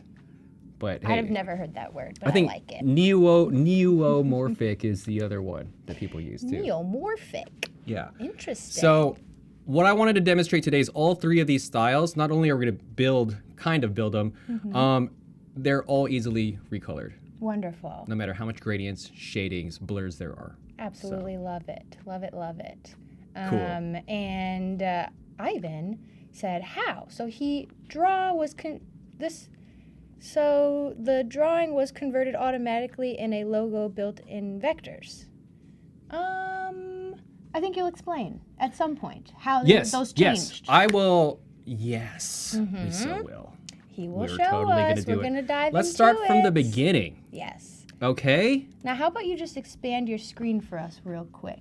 My bad. No, you're fine. Sorry, everybody. I like working in teeny little windows. I do too. You know? All right, so we're gonna dive right into this thing. Here's my process. I start with a sketch. I find this the easiest. Okay. For this one, I'm kind of lying. I created the sketch after just for demonstrative purposes, because like sometimes I just like to make the shapes right away. Of course. You know what I mean? When inspiration strikes. But the normal way to do it is to make a sketch first. You know what I mean? And I think it's the best way because it gives you that guideline. Your sketches never have to be perfect. They can just be guidelines. This one's pretty perfect. I know. I messed like that up. this. I needed to make it messed up. You know? It looks really great. Ugh. You're amazing. Okay. No. All right. I'm sorry. Enough stalling. You're fine. Also, name your layers. I'm gonna name this sketch. Cute. Yeah, let's get Really used to naming the layers. Oh, can I shrink this down a bit so I can see my... Oh, hello. So I can see the bottom part. Hold on. Sorry, everybody. I'm just going to shrink this down a little bit there. Boop, boop. You saw how unorganized my windows are? That's cool. It's all good. That's real life. It's very All real right. life. Adobe Live So- has always been real life. I'm going to lock this sketch layer. You know what? Before I lock it, let's get the properties panel. Turn the opacity down a little bit so I can see what I'm drawing on top of it. Absolutely. And I'm going to lock it so now I can't mess with it no matter how much I click on there. Amazing. I'll create a layer above that. Guess what I'm going to do next? Are you... I'm going to name that layer. What? I'm going to name that layer Rocket Ship. Michael. Very creative. Yes. You'll find that the creativity doesn't go into the naming the layers. And Leah says, love both of your energy. Thank you so much, Seriously? Leah. That means Oh, a lot. nice. Yes. Okay. Thank you. Michael loves to doubt his wonderfulness. He thinks he's a bother, but he's really the funniest, amazing person ever.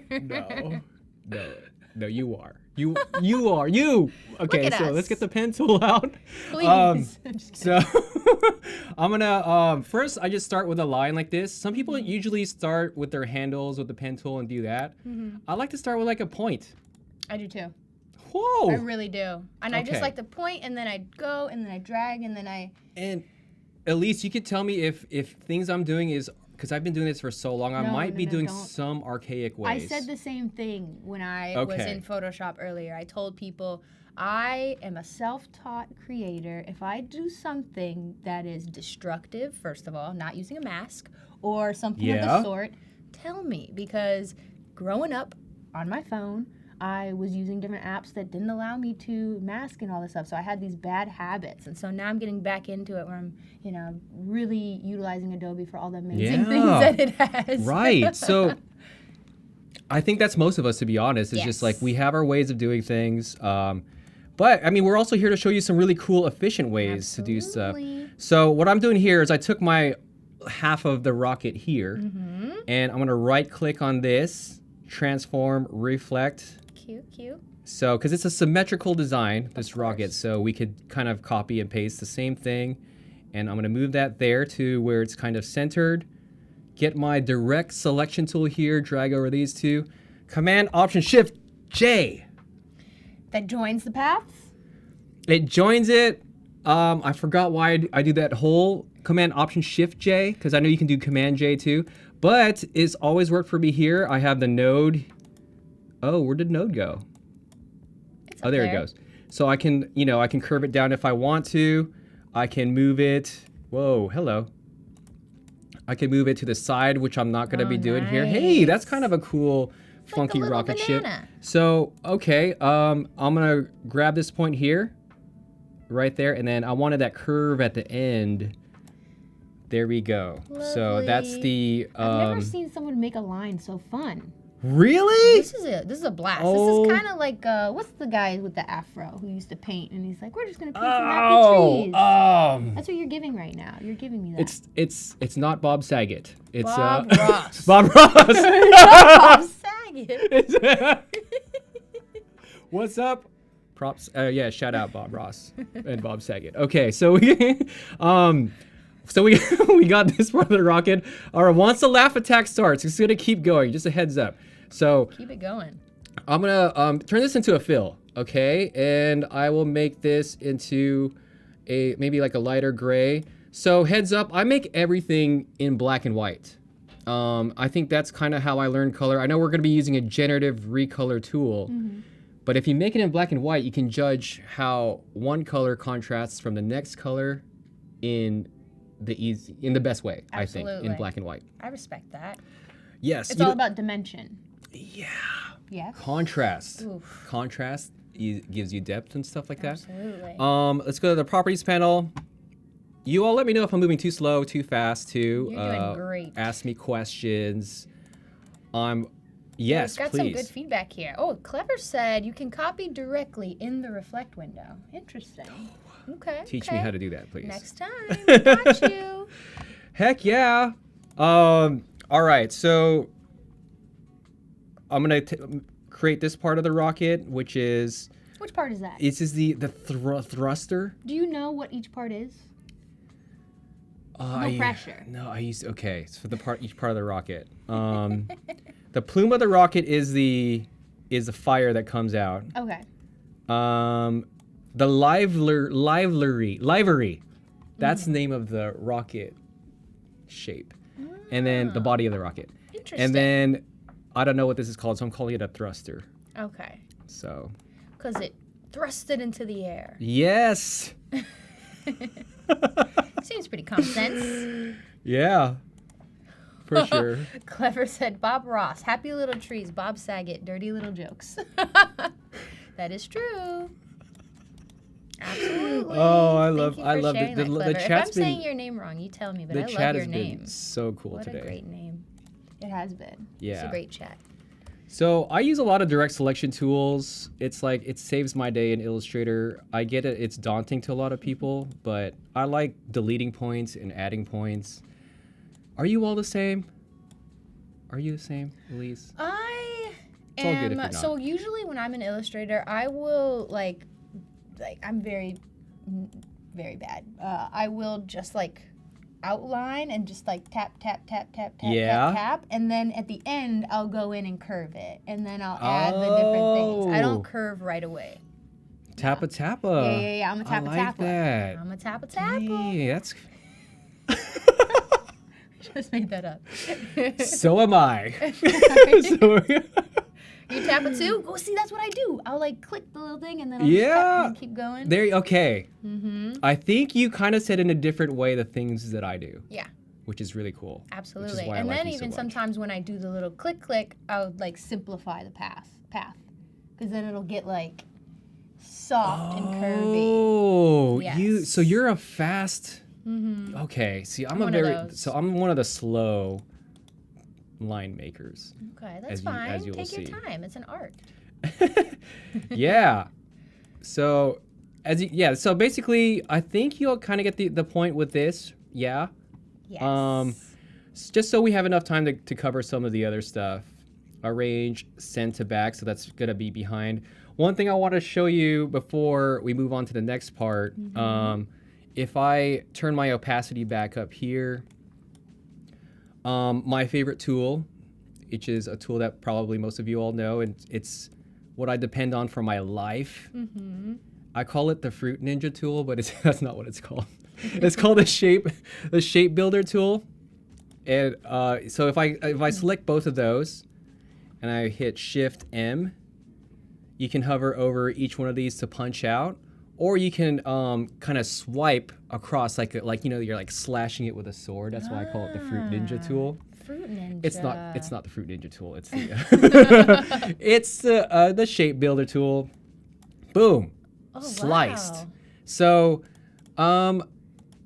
yeah, so So you What did was it? that Yeah. so that later they're separate, and or it's together but separate. there are two different shapes. Sorry, they were the same color. That's why they look like one thing. Yes, yes. So yes. if I grab this, you can see it's a whole other thing. And if you're familiar with the way I do these like layered style stuff, I separate the shapes into each layer and do the texturing individually. So this shape builder tool, like I said, I depend it on my life.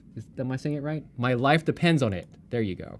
There we go. I kind of like, it's kind of similar to building Legos, I think. It is. You know, just shapes over shapes over shapes. And I always say that you don't have to be a brilliant hand drawer. Like, if you were, I would never be hired to be an illustrator for a comic book, for example, because there's like the amount of detail. You know what I mean? Yeah. No, I really do. Like I can't draw like Wolverine's claws coming at your face. You know what I mean? Like the Absolutely. perspective angles. Like I rely a lot on these like flat shapes. So you can all build a career doing very simple stuff like this. Absolutely. You know? We've got a couple of compliments in the chat, in the live chat. DXRT said nice. Julia said nice. Savannah gave it a little emoji with heart Wow, faces. So kind. You're all so awesome. Yes. So do you kind of have the idea with this rocket thing here? I've got an idea. Do you have any questions or hello? Do you have any questions on any of this stuff so far? You two Let us elites? know, you guys. We're always here.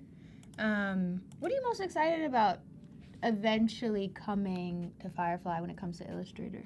Do you know? Ooh. Because there's so many things in the sneaks there. That's yes. There's text to vector. Yes. I think is probably. I can't wait. Yes. I cannot yes. wait. That is something I'm really excited about. You know, like I do like building stuff. You know, it's awesome building it like this too. But there are those days, especially you know, you work in the industry and you work for an agency. You do agency life.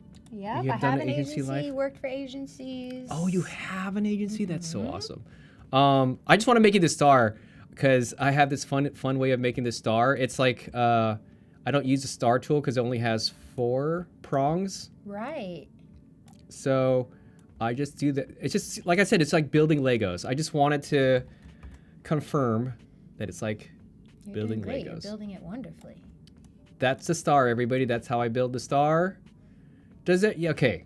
Okay. That's a good job. It's a great star. Everything I demonstrated there is pretty much how you build the shapes. Lovely. For And sure. would you what is the word? When you combine them, would you combine the star Yes. into one shape? Yes. What is that called? Simplify? Pathfinder. What is that, Pathfinder? Yes. I use a Pathfinder tool. Boom. So look at this. Unite. Yes. United. I love that word. It has been dubbed. Unite.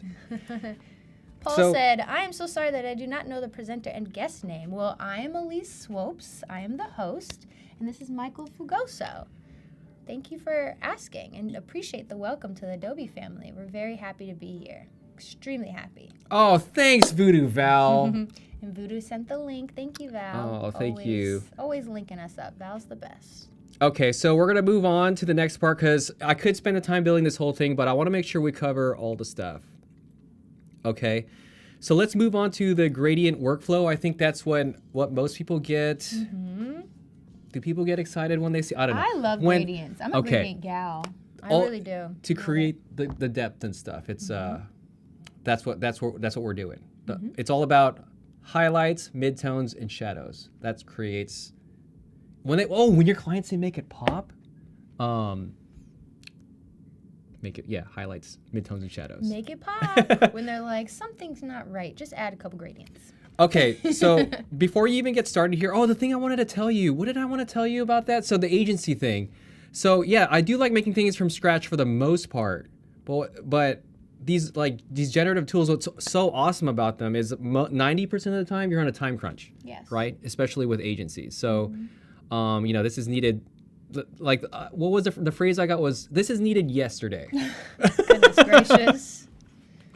So that would make me nervous. That's why text to vector is something I'm excited about. Generative fill is one of my I posted today that generative expand in Photoshop is my favorite tool ever. It's gonna change the game for so many people, and not just in a way where we're trying to add different elements, but just expanding our photos, making them fit on different platforms. I think that's a huge thing for me. It's been so hard for a lot of my work to be shown different places. Like, I work in 4x5. I love 4x5. And Instagram shaped me that way, unfortunately.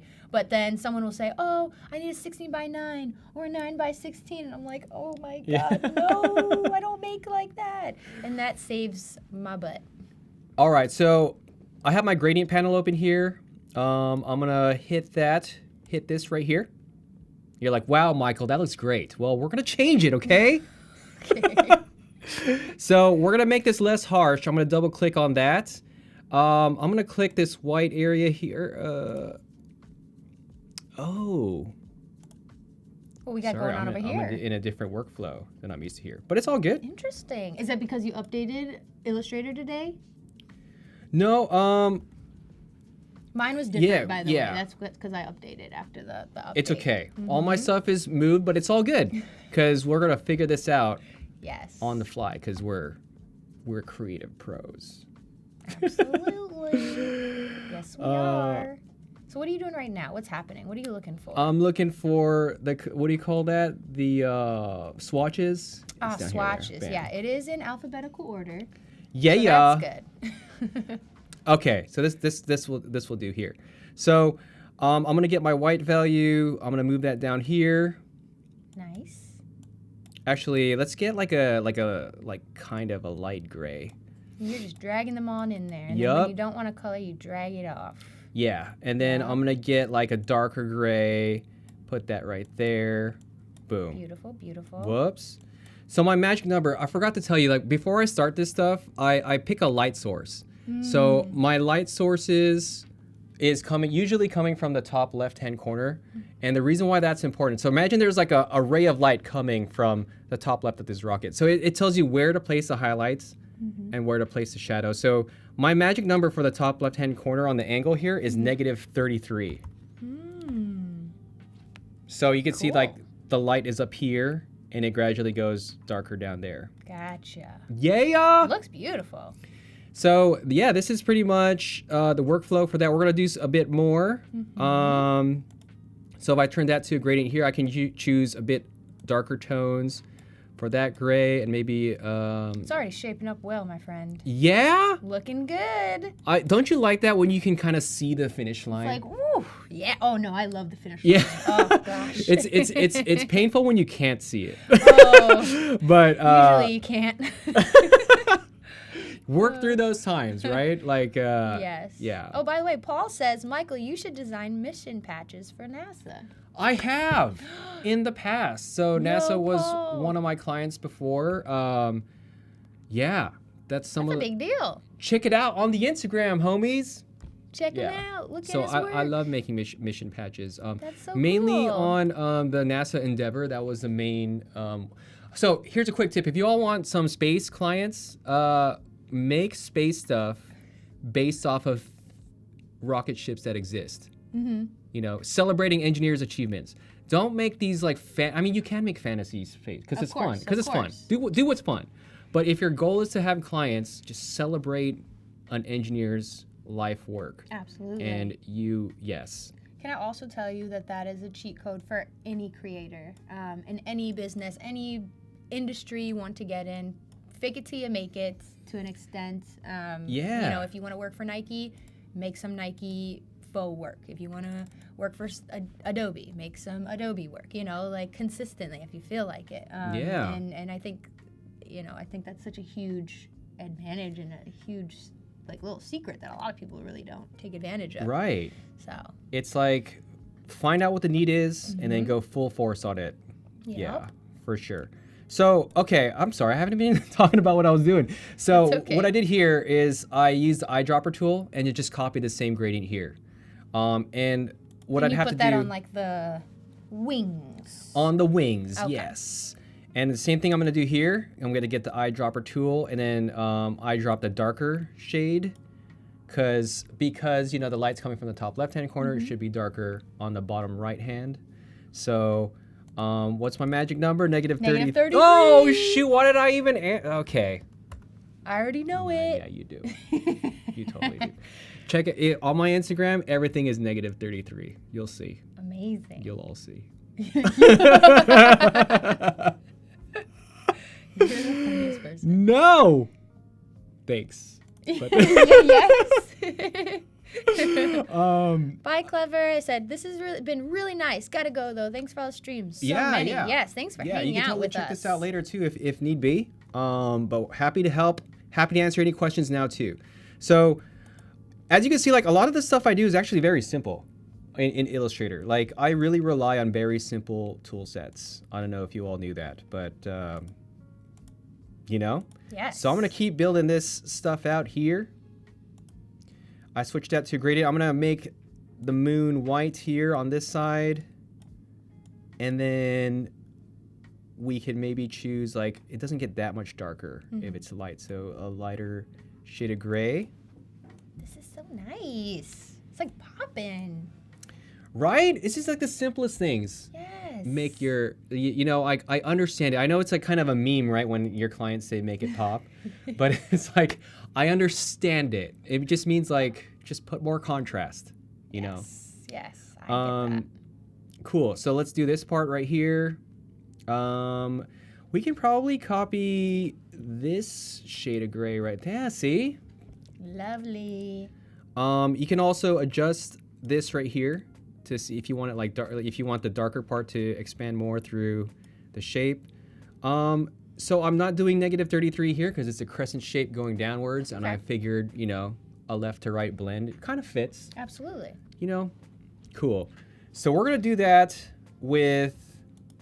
You know what? Let's finish this off because it won't take that long. We have we have a few more to go. We do. How are we with time? We're pretty good. We're pretty good. We got about 30 left. You're killing it. Oh. You're killing it. Yes. So thank you. So I'm gonna grab my circle. I'm gonna copy that right there. It's a little too light. So I'm gonna take these darker tones here. Darker. We need to go darker than that. So here we go.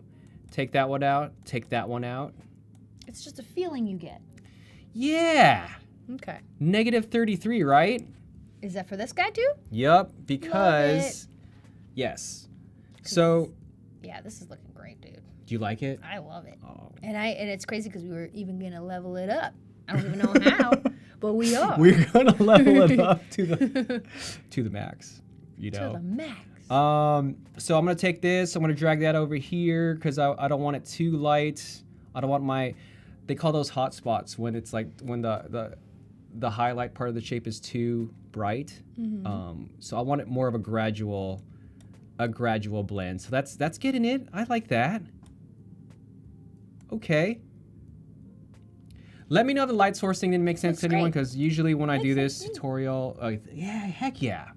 People are like, what about light sources? It's all good. I think it's one of the hardest things for any creator, especially, I mean, I've been working in Photoshop for a long time as well, and I think the shadows, the light, all that kind of stuff has been really hard sometimes Yeah. to get right. Right. But I think even cooler is that now we have AI, generative fill, generative expand. Yeah. That if we do want to figure out those light sources in Photoshop or beyond, it's kind of nice that it may help us Right. away. Yes. That's like one really cool thing I like about the generative tools, that it puts the light source into account. Yes. Right? It's huge. Did you just say that? You did. You're okay. backing me up. I'm sorry. No, this is how conversations go. Usually you say, yeah, that's what that you is. totally just said that, and I repeated the same thing. That's okay. But that's Made it just as yeah. more true. It's like, You solidified it, if anything. oh my gosh. Okay, what I'm do we doing do now next? is I'm going to represent the plume, right? The plume Okay. is usually very glowy, you know? I did see a glow when you showed me before, so I was curious how you were going to accomplish that. Yeah, so this is a very unorthodox thing to do in Illustrator, but we're gonna do it because I like how the color blends. This is my top secret, which I told you all to do before, which in the past if you followed my Instagram. So if I take this shape and I expand it from the center like that, Okay. I'll make it. And how are you expanding from the center? Are you pressing something? I'm holding Shift and Option Okay. as I drag the corner out. Lovely. I'm gonna turn this into white there. I'm gonna go to Effect, Blur, Gaussian Blur, which is a Photoshop effect. This is why I say it's a very unorthodox thing. But it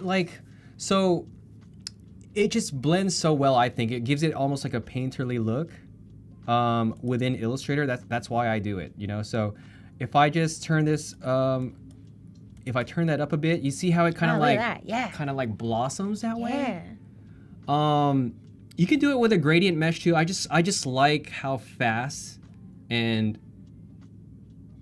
easy and how it looks like in the end using the Gaussian blur. Absolutely. So if I hit OK, it's like okay, it's the bloom is nice, but it's a little harsh. So you just go to your properties. You could turn the opacity down. Sometimes it's as simple as that. Yeah.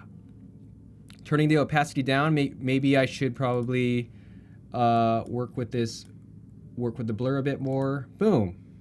Wow. One thing though is when you do That this, for sure, you might want to put it in its own layer with Gaussian blur. So I'll put this in the very top. Command Shift V pastes it in the same exact place.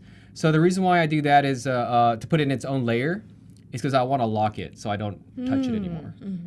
And the thing with Gaussian blur in Illustrator is like once you like hover around right there, it's sensing the amount of feather there is. Right. You know, which is a good thing. It's just that if you have a lot of them stacked on each other, and if you're familiar with this style, like I stack a lot of blurred shapes on top of each other. So it's important to kind of separate these into layers. Of course. I give my Illustrator files to people sometime, and sometimes they think I'm a crazy person with the amount of layers I have in there. It's like, making this style look really good is all about organizing the layers. I believe it. Bloom highlight. That's what I'm naming that layer. I'm gonna lock it. Lovely. The cool thing too here is like this piece, I can turn the opacity down there, and you kind of get like an even more transparent. You can even blur those if you want to, but I think they look fine like that. I do too. Because I think the bloom is kind of like doing that. It's almost like a fake candle that's I love it. stylistic. You know what I mean? It's so cozy. Yeah. I like being cozy.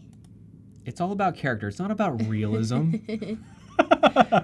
No. Anyway, I'm just joking. Realism is cool too. It's all cool. Everything is cool. So I'm gonna select all the pieces of this rocket. You're also cool. Oh wait, sorry. I was like looking at one of the chat stuff. Okay, so if I take this whole rocket here. Oh, Patrick's in the building. What up, Patrick? What's he said, up, hey, Patrick? Swopes, thanks for teaching us. Patrick, you're the best. Thank you for being here. Paul also said, Michael, we have not led you astray today. When you get the questions, you can go all sorts of places you didn't plan to. So don't worry about your answers. You can say whatever you want, my I friend. will say See, whatever we're I here to want. support you, Michael. Thank you. Don't You're all know? so awesome. The stream has been We're so fans. cool today. We're fans. I'm not telling you what I'm doing, which is I should probably do that. Tell us every step. So I took the rocket of the shape of the rocket. The rocket of the shape of the shape I took of the the shape of the rocket. I'm gonna push Command X. I made it a dark color. I'm sorry. Now, why did you do that? Because I'm gonna. Okay, you know what? Let's lock all of these. Okay. For this part, I'm gonna create a layer below rocket. Command Shift V. Oops. Oh, I didn't have to do that because I'm actually putting this below that we're creating a shadow. I see. So if you want to make things pop, you create highlights and shadows within the shapes, and then you take the whole thing and have that whole thing cast a shadow. That's how you make things really pop in your face. So Pop-a-loppin'. have you used Adobe Aero before? I have. I love Adobe Aero. Yeah, that really makes things pop in your face. Adobe Aero is the AR. It's AR, correct? It's not VR. Virtual reality would be in the headset, digital. VR is virtual reality, which means that it is placed into an environment that you are in with the device that you have in your hand. So, for example, recently I created something in Adobe Substance, and then I took it into Aero, and then I took my phone and I did a little video of my office, and then I had the little 3D design sitting on my floor, which was super cool. Can you show that to me later? It's on my Instagram. Okay. How many posts ago? Probably like 4 or 5.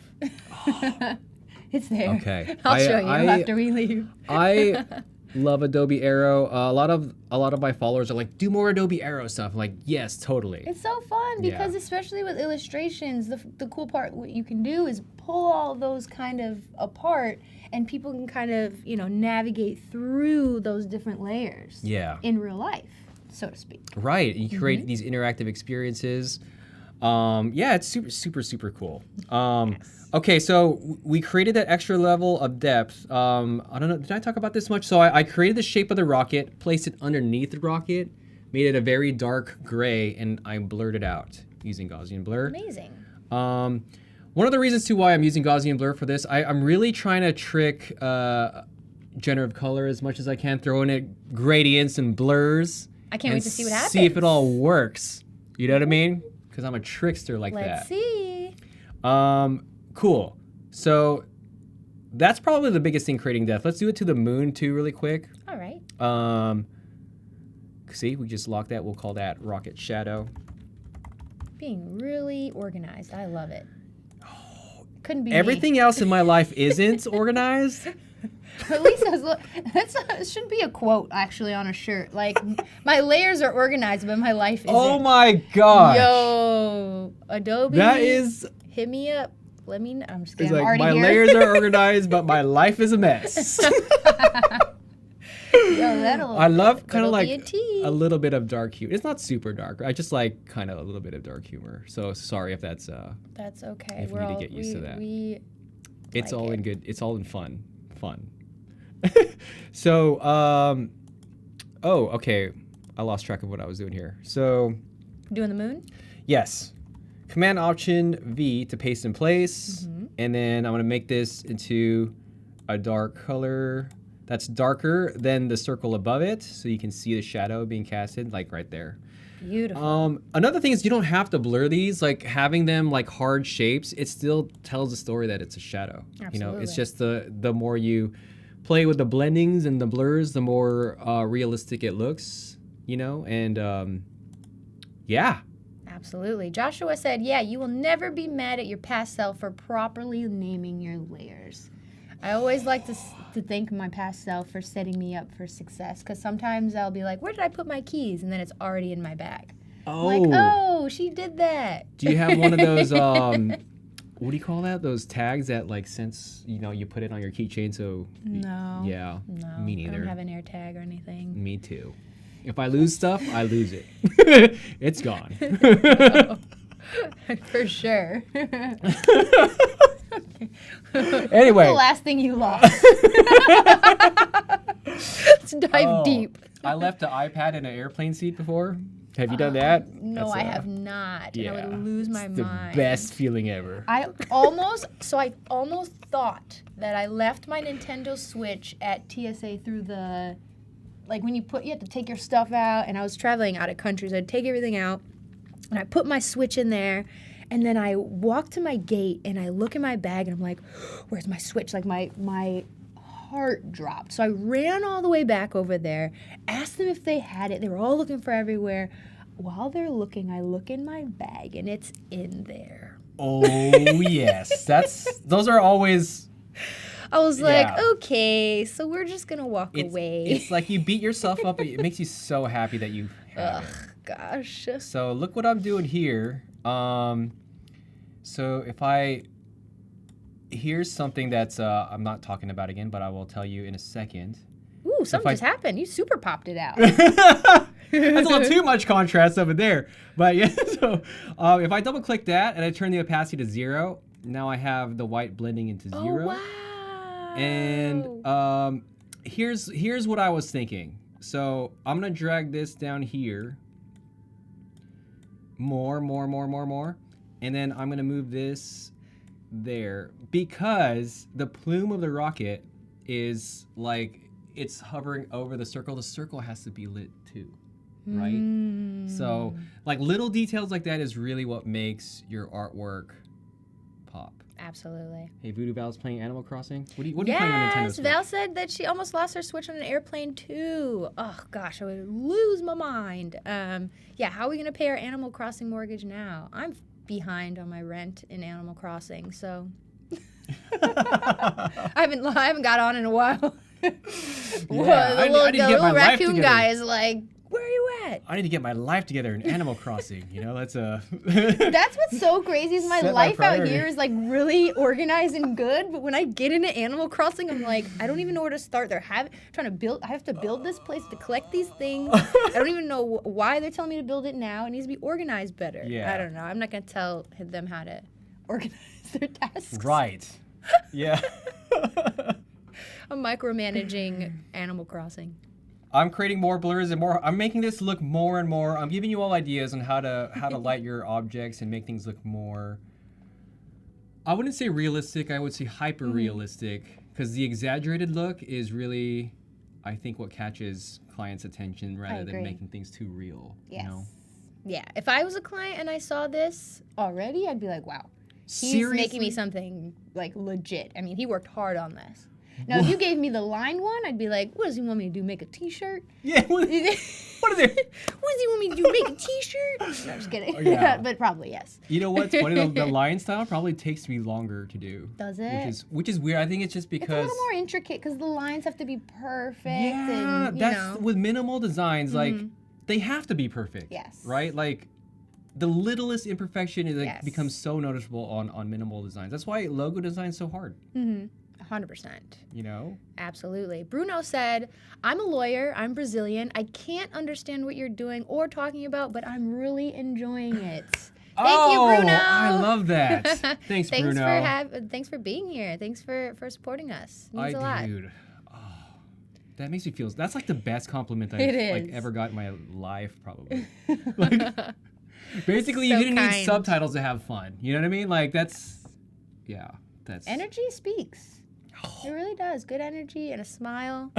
You know, a smile it's boundless. There's no language to a smile. So I can't get this out of my. I have to say it because we Say were it. talking about Nintendo stuff. Did you watch that Mario movie? I did, and I cried. It I was will. so Oh, good. that's what I was gonna say. It was so I thought I was the only one in the good. world that cried in that movie. No, I definitely cried. It was so Okay. good. But also, I didn't realize how nostalgic I would feel. Like, I really was like, I love everything about this movie. Like, Yeah. everything gave me goosebumps. Everything made me feel, like, so happy. And I didn't think it would do that. I don't know how that happened. Right. It's just.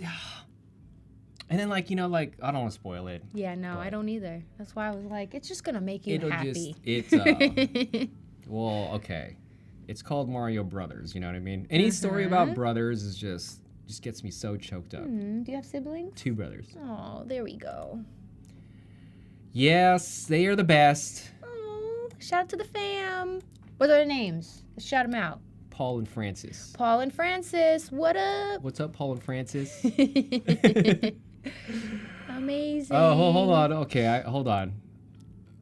What I'm doing here is supposedly. Joshua said, none of us know what they are talking about. Yeah. Hey, another great compliment. That's like. Genuinely, I love the makes chat. me The happy. chat's been like so awesome today. Yes. Like, I don't know if that You're chat on the awesome. top is for us or not. It's moving, but it does. Savannah did say this is my fave tutorial today. Very helpful. Really? I don't know if that's for us. I don't know if that's for the last one, but Savannah, if it's for the last one or for this one, doesn't matter. Thank you so much. You know what? A big part of it. I think it is. Potentially. Okay, I'm thinking about the Mario movie so much that I'm Don't messing tear myself up. I cried when I was on the live with Torian. Okay, so because he literally showed me, I did like a text effect with fruit, and I cried because the fruit was so small and it was so cute. Oh! It literally made me cry. Oh, excuse me. I Dude, I choked on wish my this laugh. stream was like 2 hours. We could just like illustrate and That talk was for about. you, by the way. Savannah said it is for you. Oh. But now we see it. Thank you so much, Savannah. I Thanks could for do this- confirming, Val. I could do this stream for like 3 hours and just illustrate and talk about movies. You know what I mean? So, but okay. So what I did here is, oh, you know what? I'm gonna change this to -40. The reason why I'm like being so specific with these numbers is I just been doing them for so long that I Yeah. kind of know. So you see, like, So what difference did that make? Can you just show me real quick? Like maybe a little undo. Okay. There you go. All right, there we go. so Oh, I I'm, see it I'm now. matching the Okay. light where the okay. So we have here's a tricky part with this is we have a light source coming from the top left-hand corner, which is a general rule for all of these, right? But we have another light source, which is the star that glows. So that causes light too. So there needs to be some light interference here and light interference on the rocket, which the glow is taken care of. And then there's light interference here. Light interference. Sorry, I never said that in my life. Light interference. And then I just caught myself on how ridiculous that You ever sounds. notice like when you're live or talking to someone you've never met and then you say a word or something that you've never said and Like, you're like, you know what, whoa, that's not light me. I don't know what interference? happened. Oh. It happens a lot. So, light interference where the blast off is. Yes. And so that's got to hit this circle. So you know what I mean? That's kind of how I see the lighting play out of this. If I was going really, really extra and if we had a lot more time, I would light the window too. I would put little extra slivers here. I believe There's you. a lot of things we could do. I believe you.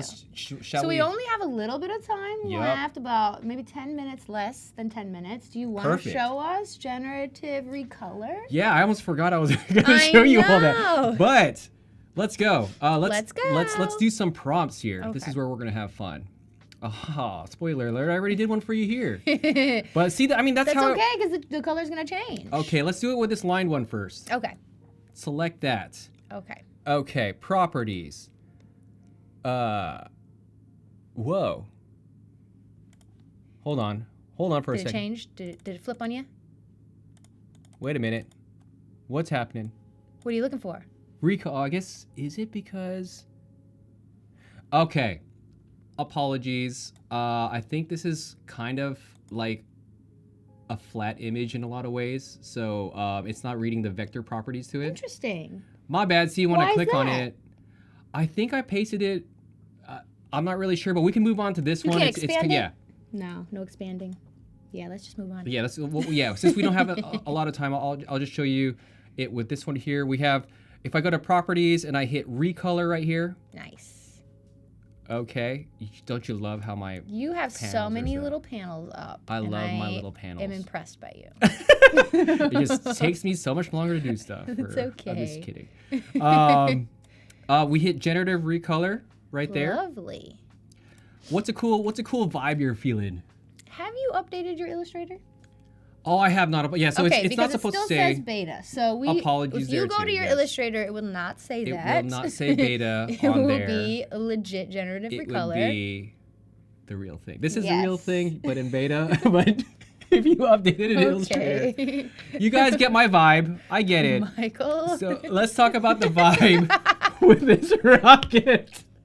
Let's. So, what are you feeling? I personally am feeling we need to do Alien Supernova. Alien Super Nova. It's very Beyonce. And then we're gonna hit. We're gonna hit. Okay. Hello. We're gonna hit. Hey, panels. That's my Let's fault. go. Hit generate. It's gonna give us a few variations here. Alien Supernova. Oh my gosh, beautiful. There we go. We have this. Whoa. Ooh, honestly, I like the one next to it. That This- one like 'cause this- immediately caught my eye. You know why you like this? Why? Because it has the contrast. It does. It It's has like the doing depth. the contrast. It has the pop in there. Yes. Boom, and boom. Lovely, lovely. I like this. Okay. Me too. I'm gonna move this because I'm gonna actually save this for myself later. Inspiration for me. Love it. So, okay. So I can just keep on generating. Sorry, I exited that one. It was called Supernova. Alien Alien Supernova. I'll just retype it really quick. Bruno said, I think you need another monitor to put all these little panels. Yes. You know what? I have another monitor, and it's just playing YouTube, or it's just playing YouTube videos. Is all the it? time. Or Netflix? Yeah, it's like yeah. Like I said, Absolutely. the only thing organized in my life is the layers. So. So All right, funny. so we have more options here. You can just keep hitting generate if you're not satisfied with those. Which I mean, honestly, they all look pretty great. You know what I mean? Yeah, I do think that the more contrasted ones are the best. I mean, that one down there is like really nice. The black with the pink. Right there. I like that one. That one's Yes. Let's move on to this. cool. Okay. So this is kind of like we built this out, right? Sort of. We kind of So we wanted, we wanted to test out the Gaussian blur, right? We did Gaussian blur. We did gradients. I really You tried to said trick Gaussian, you. right? How do you guys say it? Well, no, I guess you can't type it, but what do I say? I say Gaussian. Gaussian. I don't know if I'm Gaussian. supposed to say that. You say Gaussian? I don't know how you say it. I'm gonna say Gaussian from now on. Gaussian. I think it is Gaussian. No. Okay, recolor. Okay, you're gonna get used to. If you see me on here more, you'll get used to my weird noises. Okay, so what are we thinking here? Can I pick one? Neon Tokyo. Oh no, I did Neon Tokyo earlier this morning. Retro Tokyo. Cute, cute. Retro Tokyo. I should have done Retro Japan. We also had a suggestion for magenta blue. Oh, whoa. Ooh, I like that one. Oh my gosh. That's beautiful. Also, that blue one down there. I just have to say that blue What one I wanted is to show, poppin'. look how cool, the most impressive thing about generative recolor to me is how it behaves with gradients. Look at that. And if you, like I said, if you create your illustrations like I do, where you set the contrast in black and white, you hit generative recolor, it will put into account the levels of contrast you have from one shape to the other. So, yes. Yep. We've got some good feedback. So This cool. is okay. I am not letting this We one do have go. one question though, and it says it's a two-parter. It says, how is placing a masked cutout of a real person in the design? Would this keep the layers if you put it into Photoshop? How is placing a mask cutout of a real person in the design? Would this keep the layers if you... That would be a Photoshop thing, right? You wouldn't do that in Illustrator. Yeah, I wouldn't suggest placing a mask cutout of a real person in Illustrator. I mean, you can, but it may... I really don't use a lot of images in Illustrator very often. But you would... yeah, would this keep the layers if you put it in Photoshop? Yeah, no. If you were to add that in here... I think they're saying the seamlessness. Is that what the question is? I think that's what's happening. Would you... Okay, so the second part of that question... so I don't know about the real person thing is I wouldn't do that in Illustrator. But if I understand the question right, if you organize the layers in Illustrator, you can export it into Photoshop and it'll keep all the layers intact. Correct. That's how I do most of... because I have another texturing and lighting thing I do in Photoshop, and that's the exact process. Yeah. So Absolutely. anyway, let's just generate a few more really quick. Generate. Super. Someone's saying, "Where's the homies?" I am the homie. This is the best Retro Tokyo. Hey everybody, Retro Tokyo is like the best prompt this is ever. cute. That's beautiful. Oh my god, let's keep generating. Gorgeous. Okay, well, we need to wrap, unfortunately. I know you could be doing this all day. I know. Dang it. Well, today we had so much fun in Illustrator, right? Okay, back Yes. up off the mic. Okay, my God, Yes, we Sky. did. We had a great time. And we used Generative Recolor, which is now launched in Adobe Illustrator. Yeah. And available in Firefly Web. Have fun, everybody. It's now Yeah. out of beta. No need for watermarks. It's all Yeah. commercial use as well. So enjoy. If you have more questions on this stuff, hit me up in the DMs.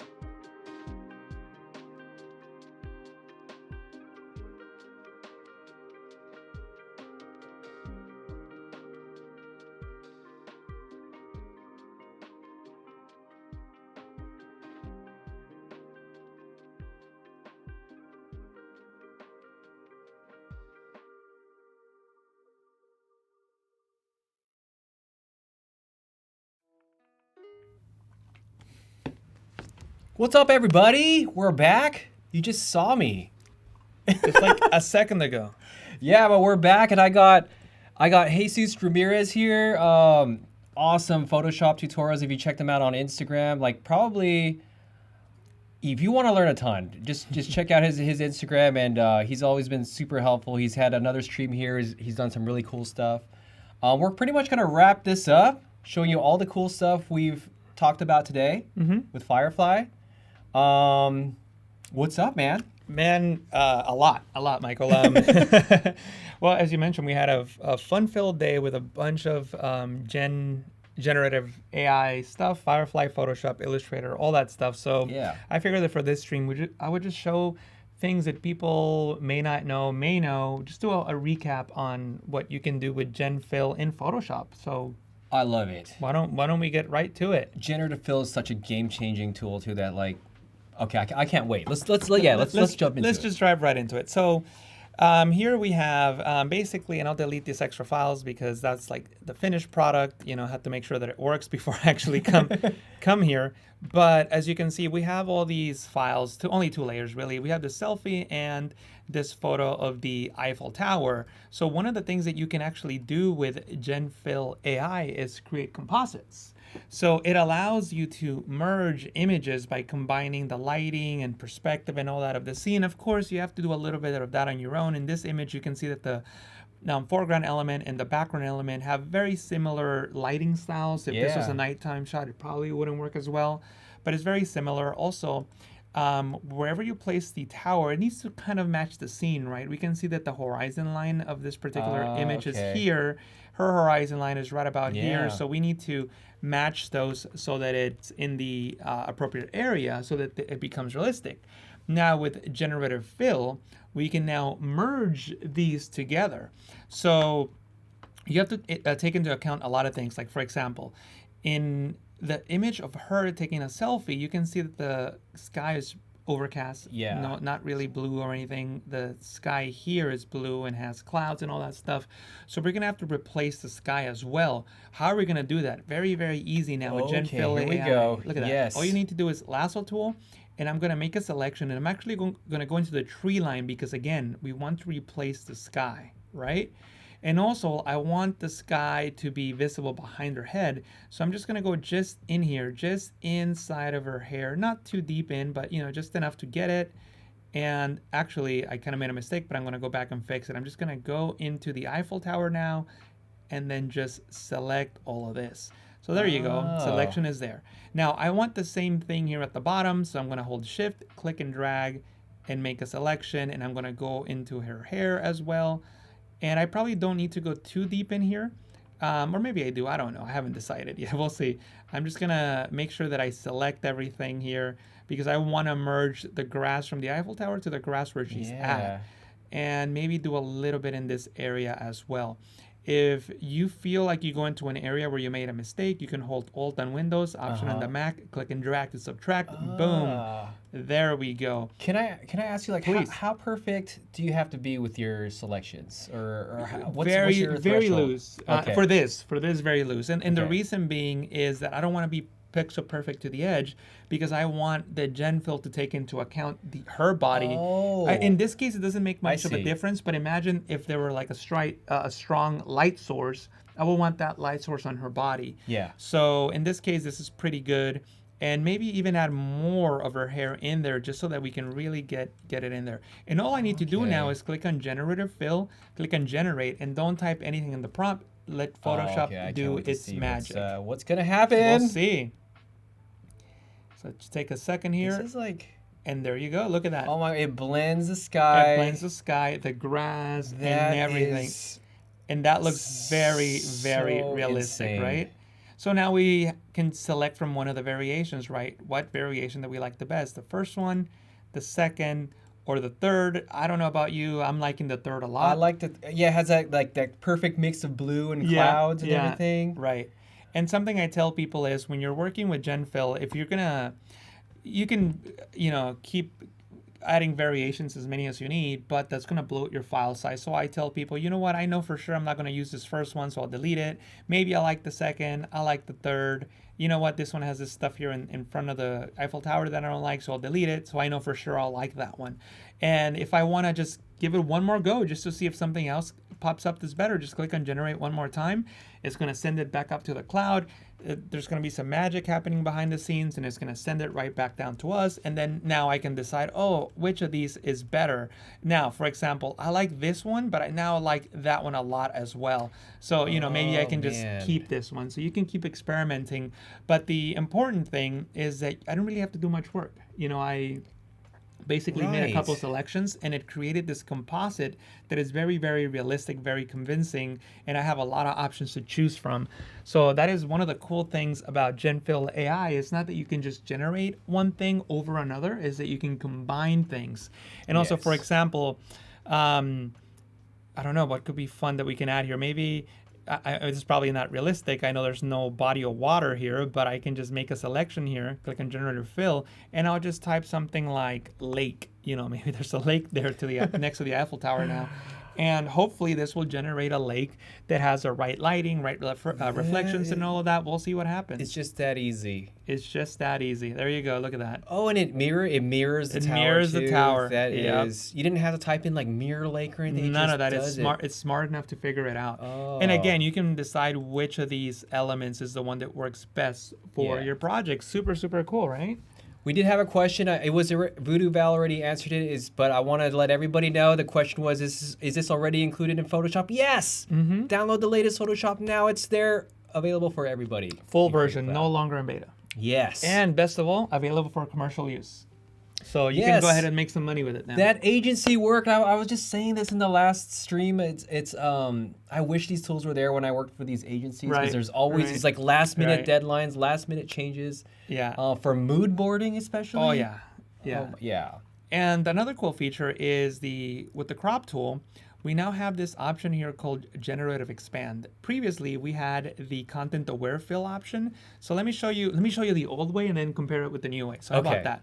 So I'm just going to set it to Content Aware Fill, which is what was there in the past. And basically in the past, if I wanted to make this into a horizontal image, maybe for like a Facebook cover or something like that, you know, I would expand and then commit the changes, and then Photoshop will, actually what I need to do now is, let me show you, I'm going to make a selection of all the layers, let me see, Control Alt Shift E to put it all into a layer. And then now I'm going to expand. What was that? Control Alt Shift E? What is that? Control Alt Shift D, Command Option Shift D on the Mac makes a new layer based on everything below that's visible. Oh, wow. What I like to tell people is you can just smash your forehead up against the keyboard. I'm sure you'll hit those keyboard shortcuts. So again, Control Alt Shift E. It's merge visible is really what the what is properly called. Oh, I see. And the reason is because I need to have it all in one layer to do the expand. But you don't need to do that with the new Generative Expand. But anyway, so once again, I'm going to go into Content Aware Fill, and I'm just going to expand this. Like I said, maybe you need a Facebook cover, whatever you need, YouTube thumbnail, whatever it may be. Especially for thumbnails. You know what I mean? Like... Yeah, so this is the old stuff. Clearly not very good. Now, this is an oversimplification. The Content Aware Fill is basically looking at the current image to generate the additional pixels that we need. Okay. Which is why we get this result. GenFill AI is looking at not just this image, but at millions and millions of other images that are primarily found through the Adobe Stock library, and there's other sources as well, but primarily through the Adobe Stock library. So that means that when we expand, we have access to all that information. So let's now compare with the new way of doing this. So with the new way of doing this, I don't need to create a new layer or do anything like that. All I need to do is select the crop tool and then change the drop down to Generative Expand and click and drag out. I'll do the same thing, and then I'll generate, and then Photoshop will use AI to fill the areas on the side. So I'll just give it a moment here. And by the way, that includes that fake lake or fake body of water that wasn't really there. You know, it looks at whatever the image is. It didn't do a good job in the hand, but that's okay. We have other variations that we can select. This is definitely much better. It's not perfect, so I kind of like this one, but I really don't like the Yeah. hand. So what we could do is we can just come in here and we can, leave it blank and we'll see what it does. And if not, we can give it a prompt. So maybe like Yeah. holding phone or something like that. I mean, you can just imagine how long that would take. Right. Just doing it like. Yeah. Oop. Not the best. But why don't we try a different prompt like holding phone? We'll see what happens. Yeah, I mean, like, it's just really cool. It's as simple as just selecting something. Mm-hmm. Maybe, none of the. Oh, she is holding a phone. She's holding a phone. Maybe It's just- selfie. It was probably, and that's. I guess that's the problem now. We have to figure out the words that'll get us what we Right. want. Yeah. Do you have like a list of like awesome prompts? You know what? No, not really. I kind of just try to figure it out. I mean, I guess I do have some off the top of my head. Like Hey. that was not terrible. But yeah, and this is what I was talking about earlier. You can click on Yeah. generate and keep generating until you Just find keep something going that, until something. Yeah. that you like. But as you mentioned earlier, we're doing this as we're talking, as we're explaining, and we Yeah. did it in just a few seconds. Like something like this would Right. have taken hours in the Yeah, past. just to do one, and you're not, right? Like, what do you call it? Clone stamping, and all that stuff. Yeah. Yeah, so, not terrible, but there you go. We were able to expand it. In the expand, we can keep going, right? I don't know how well this is going to work, but let's go. We did get a question. Can you just fill one side only? Yes, you can. There's two ways you can do that, and I'll explain them as soon as this is done generating. Okay. But when I generated the expansion, notice that I expanded outwards equally on either side. And there you go. This is what the... oh, look, she's wearing a skirt in this one. So pick the one that works best. Right? Isn't that incredible? That is so. Let's answer that question. So can I only fill one side? Yeah, if I just want to fill, say, the right side, I can just click and drag here.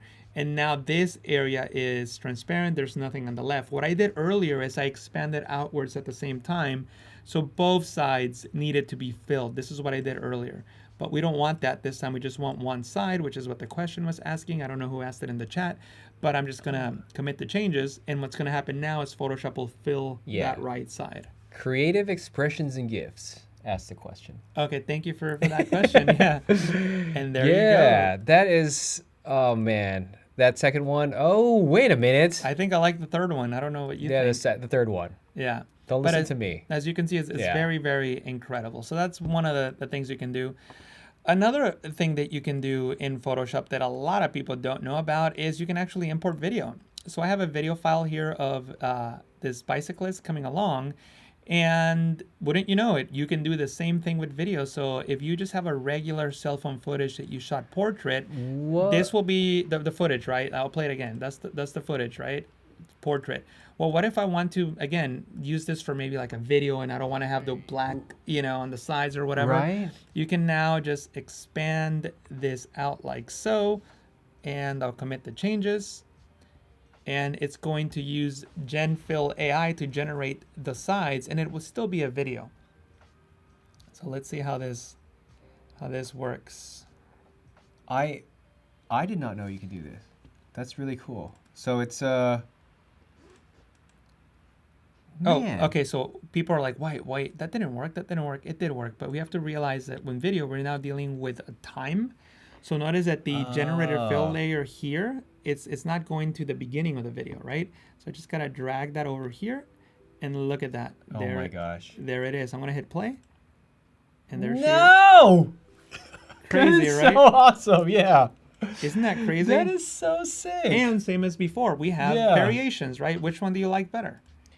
I think the first one was probably good enough. But you know what? Let's just say that we'll stick with the first one. The other ones don't matter. Wow. We'll hit play, and there she is. Now, a couple things. Number one is this only works if your footage is stable. Photoshop does not motion track. But think about it this way. This is why I think Adobe is incredible. The ecosystem, right? I think, in my opinion, that's why Adobe is so powerful. The ecosystem. For moving from one app to the next app. Absolutely. Yeah. You can make the argument. I wouldn't agree, but I guess arguments could be made that there's a better app than Photoshop for images, and there's another app that's better than Premiere for video or whatever. Maybe, but there is no ecosystem. Right. There is no ecosystem. This is far beyond this class, but I could now take these layers and take them into, say, After Effects or Premiere. Yeah. And if I had footage that was moving, then I could motion track in those applications.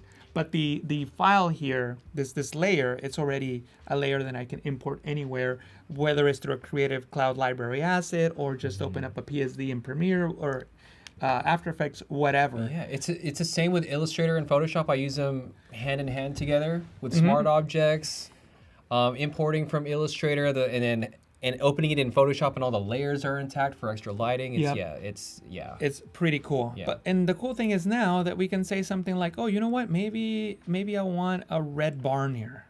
Why not, right? So I can type in red barn. So now I can. This is almost like dressing up your set, you know. So you can create some pretty convincing graphics here for video, not just a photo, which I think is something that a lot of people don't think about when it comes to these tools. That's not a red barn. That is indeed a barn, but not red. So I can try again. I'll click on generate. So if you don't get what you want, you can click on generate again. It's still, I mean, yeah. Yeah, and someone, Joshua in the chat wrote, the Adobe ecosystem is why I'm still a customer, and I completely agree. I think that's really what separates Adobe from other brands or other competitors, Right. is that whole ecosystem. Yeah, it's not giving me red, but whatever. It's giving me other barns that I think could work. And again, when I hit play, again, same issue. Timeline, you have to work. We're dealing with time now. Okay. So we got to make sure that the layer is long enough to cover the entire clip and that it starts in the beginning. But when I hit play, look at that. Yeah, wow. And something that will not work for this is it'll work on a frame, but not as a video. If I come in here and I'll do the same thing and I'll type the word lake once again. We're gonna get a bottle of water, but unfortunately, it's not gonna move. So that is one of the limitations I see. Yeah. So it's kind of, it works perfectly with static images onto a video. Right. Yeah. So as long as the thing that you generate doesn't need to have any motion, obviously water will, for like a 2-second clip, you might be able to get away with it, Oh yeah, like that looks perfect. Especially if the water is like still. Still, right. Yeah. But if we were doing something like this where there's actually waves, then it doesn't work. But again, we go back to the ecosystem, right? So maybe I can take all this, go into Premiere, and then I'm really not going to do this because it's take forever. But one thing I will do is if you go into stock.adobe.com, you have this free option, and you can just type in like water, and you can go into videos, and now you have video. So you might be able to find something that works, right? Maybe not water. Maybe this one. Yeah, I mean, obviously that one's too much, but you get the idea, right? You can find stock images of water that would work, and you can just mask it out in Premiere or After Effects and just overlay it here. You know what I mean? Yeah. But the base, the most important thing, is already there. Does that make sense? Yeah, totally. So this is like blows my mind. I don't have a lot of words because of just. I was always wondering like how people were doing the videos and the generative fills. This is super awesome. Yeah, there you go. And you can do as much or as little as you want. And at this point, you can just get creative, right? So like maybe, I don't know if this is going to work, but maybe there's like a dirt path going to the barn, right? So I'll type in dirt. Dude, that's not how you spell dirt. Dirt. That's one thing. Now I have to learn to spell things. I became a designer not to spell things, and I have to spell everything. But the point is that now we can simply just get creative and the videos that works, right? It's just a simple dirt path, right? Yeah. And there we go. Do you know a lot about video workflows? We do have a question about can you add a green screen into it for editing a layer? I guess you are overlaying an image into a video rather than CGI. Could you add a green screen into it for? Yeah. Okay. So the short answer to that is it'll be very difficult to generate specifically that with the prompt. So what I probably would do is, let's take this red barn, for example, right? If for whatever reason you wanted to have green screen behind it, I would literally just, make a green layer. Yeah. And, fill it with that color. And, oops, I gotta bring it up. There it is. And then just mask this out if you needed to, and then save that as your file. But I don't even, to be frank with you, I wouldn't even green screen it because Premiere can open up PNGs which are transparent. So just export a PNG with transparency and that has the right masking. So I wouldn't even worry about green screening it. It's just too much work in my opinion. Right. But if you wanted to have green screen, you definitely could. And that's the beauty of it, right? You can do whatever you want. Yeah. I was saying that in the last live stream too. It's like I'm typically someone that does stuff the long way. So it's not the wrong way. It's just maybe it takes a little bit longer, but it might take you to some really awesome places. It's whatever makes you happy. Yeah. Let me show you guys another. This is actually an example that is on Adobe's website. I made a course for Adobe. It's on the Firefly website on how to use the Firefly site. Although I'm not going to use the Firefly for this, this also works on the Firefly site. But basically, one of my favorite things to do with Photoshop and AI is just add content and replace content from an image. And I think it's like incredible how that works. Like for example, in this image, we have this gentleman walking through the street and he's wearing, white jeans and his hand looks a little distracting. Oh, okay. Like if you're thinking about that, you're like, you know what? His hand just looks weird there. Why don't we make him hold something? Okay, well, what is he going to hold? Well, I don't know. Let's have him hold a cup of coffee. And by the way, selections are important. So like I usually like to like draw it out, more or less. Doesn't have to be perfect. Okay. But because, and I'll show you guys another example. So like a cup about that big, I would say generative fill. And I'm just going to type the word coffee. Like sometimes if you just type the word, Photoshop understands the context. Obviously it's going to be, Photoshop will probably assume that we want a guy holding a cup of coffee, right? So there you go. So look at that.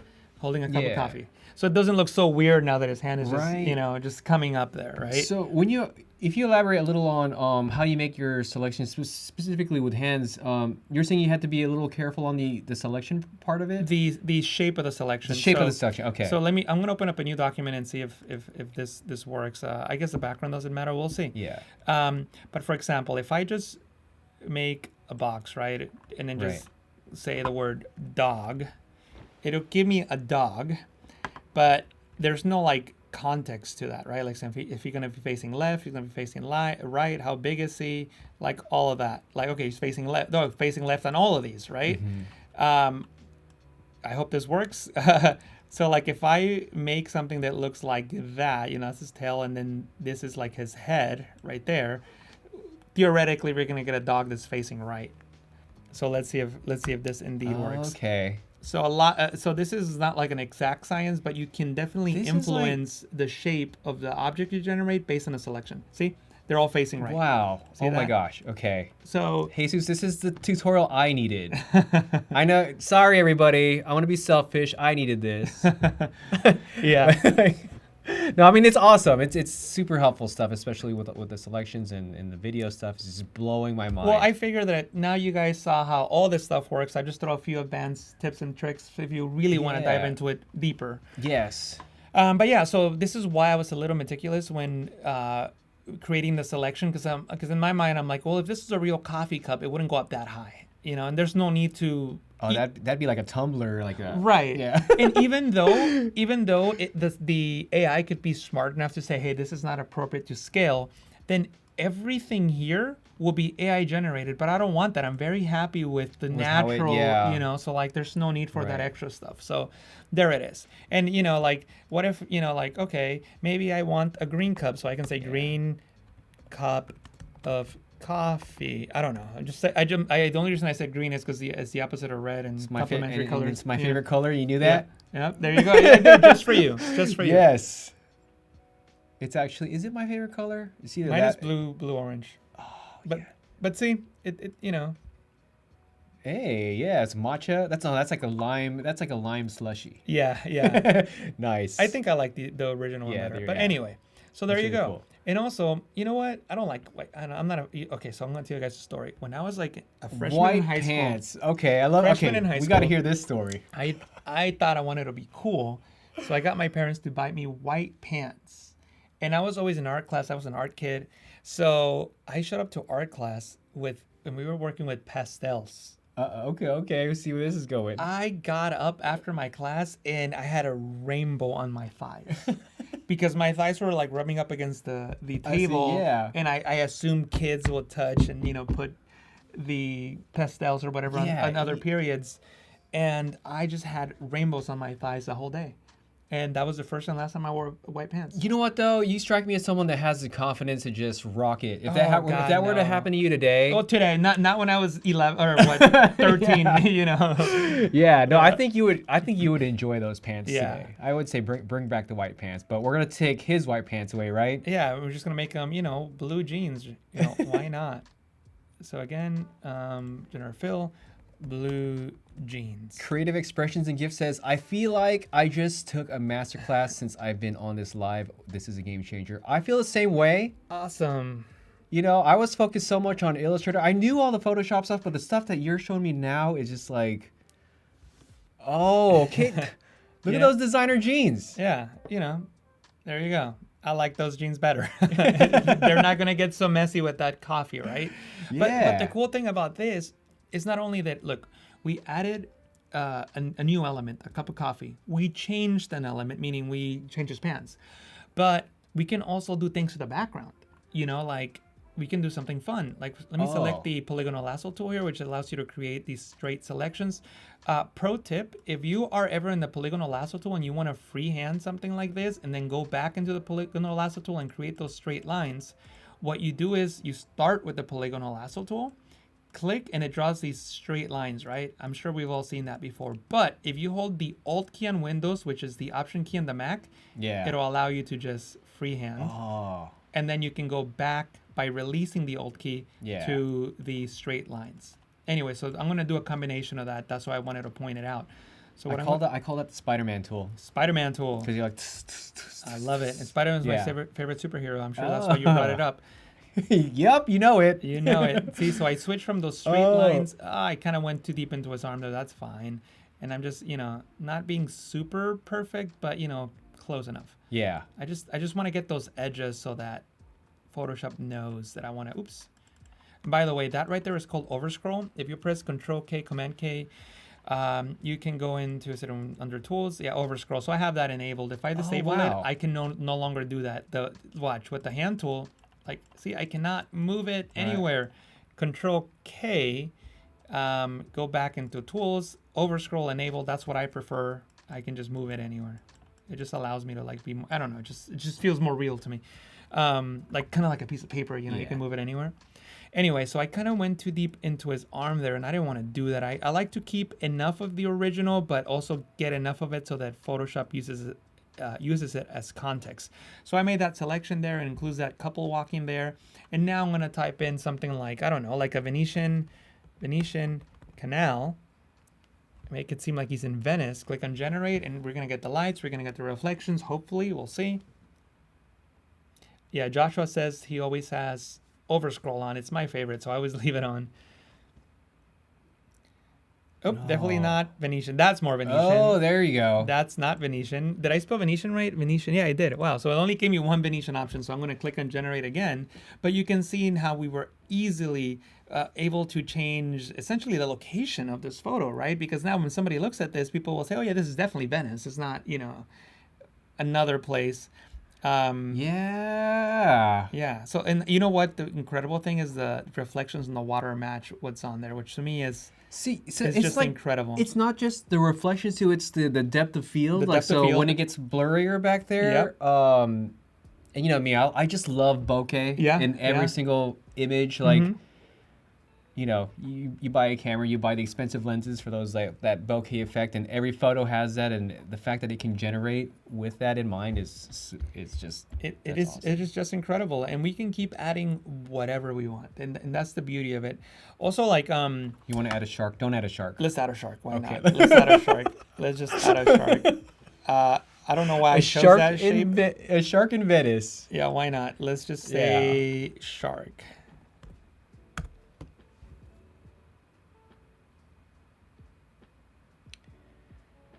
Never stop learning. I'm hoping that it's like sticky. Okay, so that's it. It's not in the water. All right, see, the thing is, if we wanted to place them in the water, we have to do something that's a little more advanced.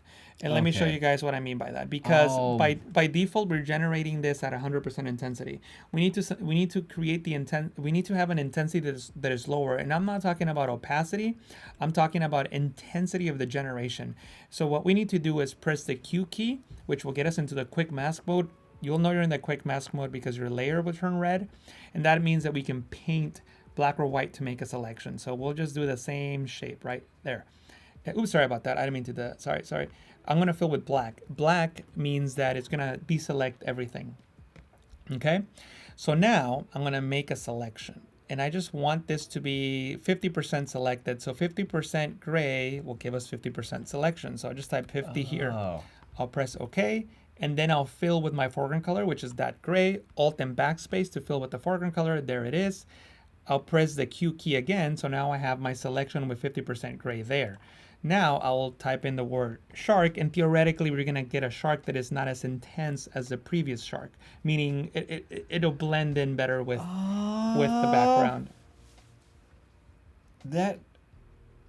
Okay, so look at the difference between that one and this one. See how this one really didn't blend? So you would just play with the levels of gray to get it more. Yeah. Absolutely. So let's do that again because I wasn't happy with that. So I'll press Q, fill with black, and then make my selection. Didn't I tell you this is the tutorial I needed? This is the tutorial we all needed for sure.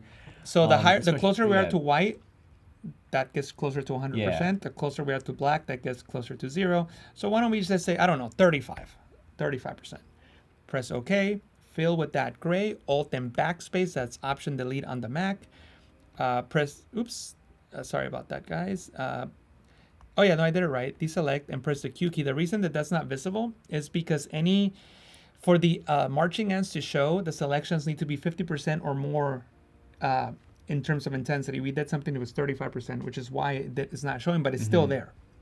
So now I'll click on Generative Fill, type the word shark, and theoretically we should get a shark that is even less intense than shark number 2. So the question is there an important announcement about Firefly? Yes, it's officially out of beta today, and it's available for commercial use for everybody. You can see now that how we were just the shark now is like really in there.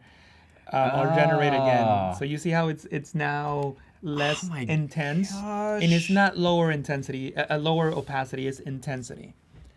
So, look, I guess you can kind of see how they are. Oh, that one's all right. Bad news for you is we became friends today. You're gonna be getting calls from me. Hey, hey, Suze, how do I make this? How do I make this shark, how do bro? I make this and blend this thing in? Yeah, and I have another example. I wasn't planning on showing it, but we're talking about it. So let me just quickly find the file that hopefully illustrates what we're talking about now, just a little better. I did a tutorial that was the first one on the internet on this. Now there's a whole bunch, but it was the first one on how all this stuff works. Yeah. And oh man, I thought I had the file here, but the file doesn't matter. I'm sure I have a library asset that will work. I think one. So also, Cody Bear is asking, could you fake the bokeh with generative fill? I think in a previous stream, I think we demonstrated that you would just generate a different background with bokeh. Mm-hmm. That's that's similar. So I think we had a picture of a picnic, and you would just pick your prompt would be shallow depth of field. Picnic. Yeah, background. and again, that'll be hit and miss. So you might have to try a few times, but eventually you might get something that works. Yeah. So the example that I've shown for this is if I do something that looks like this and just type the word fish. I probably made it a little too wide because I want my fish to be sticking up. So I should have probably made it narrower. But actually, this one's really good. Whoa! Off the bat. This is really good. Oh, with a koi fish too. But notice one thing: if this was a realistic photo, the intensity underwater will be different than the intensity on top. Oh, okay. Right? Yeah.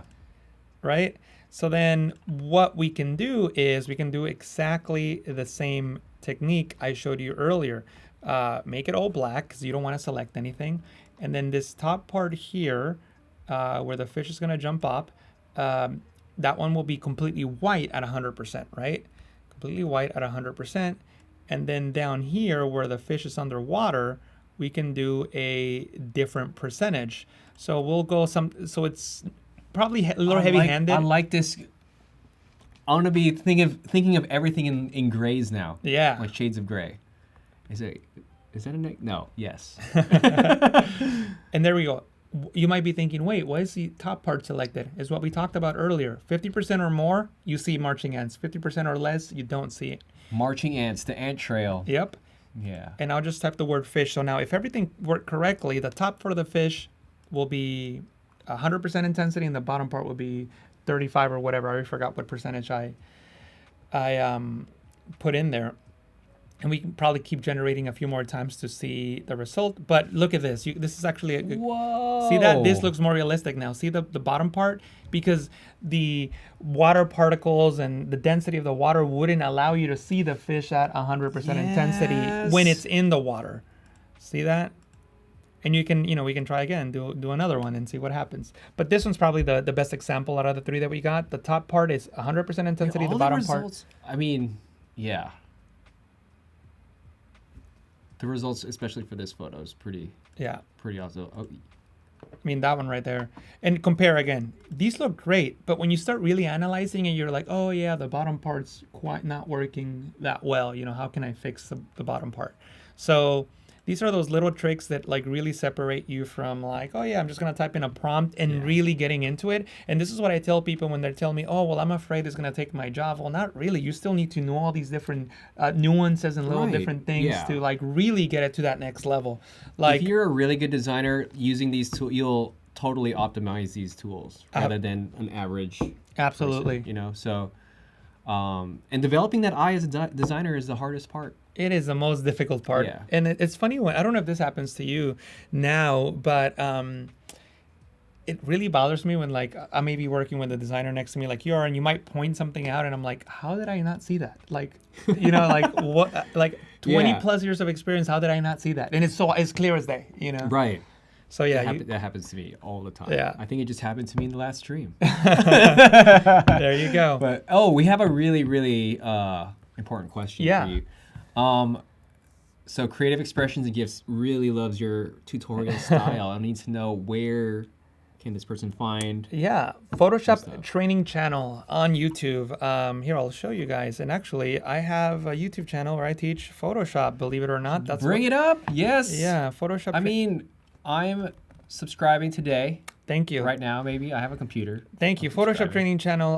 I'm very grateful to have 2.5 million subscribers, and I have a whole series on I mean, there's that fish example. There you go. And well deserved. Like, okay. So a lot of, the Eiffel Tower example, all that stuff, like it's in there, but it's obviously more in depth. But the advantage of having me here now is you can ask a question and I'll answer it. The videos, you're kind of just stuck with whatever.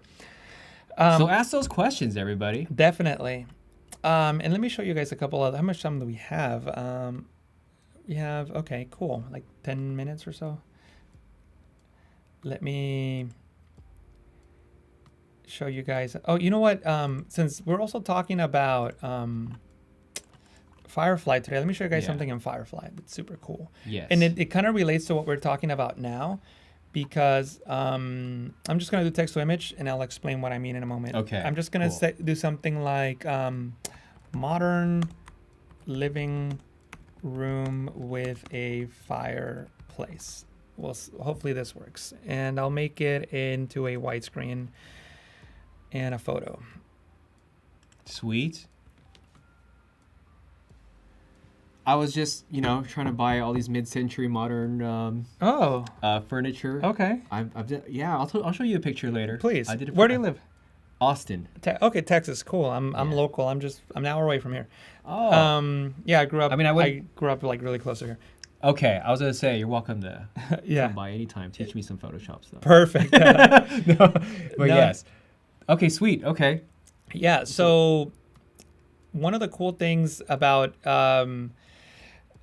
this whole thing is the whole use as reference image, right? So actually, before I do that, I should point something out. I'm just picking one that had a fireplace obviously on the left. The fireplace is not on the right or in the middle. It's obviously on the left, right? So use as reference as reference image. So then it's going to get us here, and it's going to create similar images where the fireplace will be on the left and everything else is more or less in the same spot, right? Which is great. Now, what I was just showing you guys was intensity. And Firefly, the website, has something very similar. You can think about the whole, you were talking about talking in gray, so 0 black, 100% white. Yeah. There's something very similar in here. When you click on this thumbnail, you'll get this little reference image thing, right? So by default, it's right in the middle. What that means is I can now come in here, and instead of saying modern living room, I can say something like Victorian. Oh. Victorian, did I spell that correctly? Living room. Now, do I want it to reference more the reference image or the prompt? Well, maybe the prompt a little more. That's cool. You have the, yeah. Yeah, so I'm just going to slide over a little bit. So this is maybe like 70%, you know, in the whole gray thing. That's cool that it still references, the source imagery too. So when I click on generate, now it's going to generate something that hopefully has the fireplace in the same, there you go. See, fireplace on the left, and it looks like a Victorian living room, right?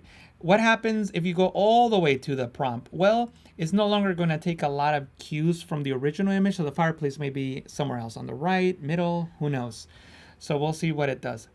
See how the fireplace is now in the middle? It changes the perspective a bit too. Right, because it's no longer referencing the image that much. Now, if I come all the way to the left, this is going to look like a fuzzy image.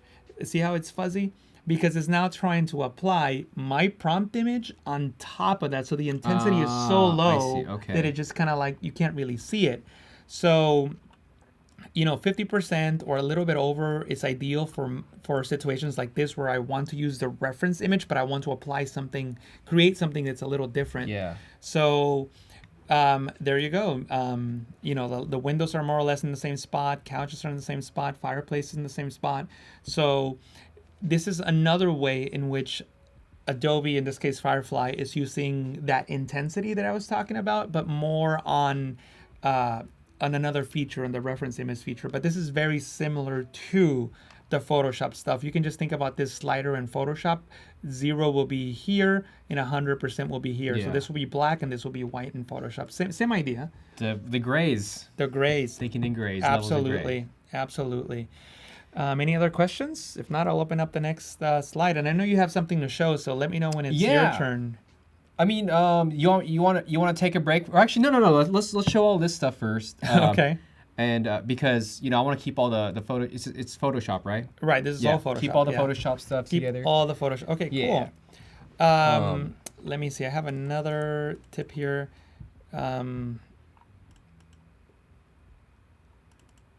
Okay, great. So we have this image here, and just to make everything like more concise and don't confuse anybody, I'll just delete all these layers because we don't need them, right? So a lot of times when we're working with GenFill, we might want to add an element, right? So in this case, why don't I add like an old red truck, right?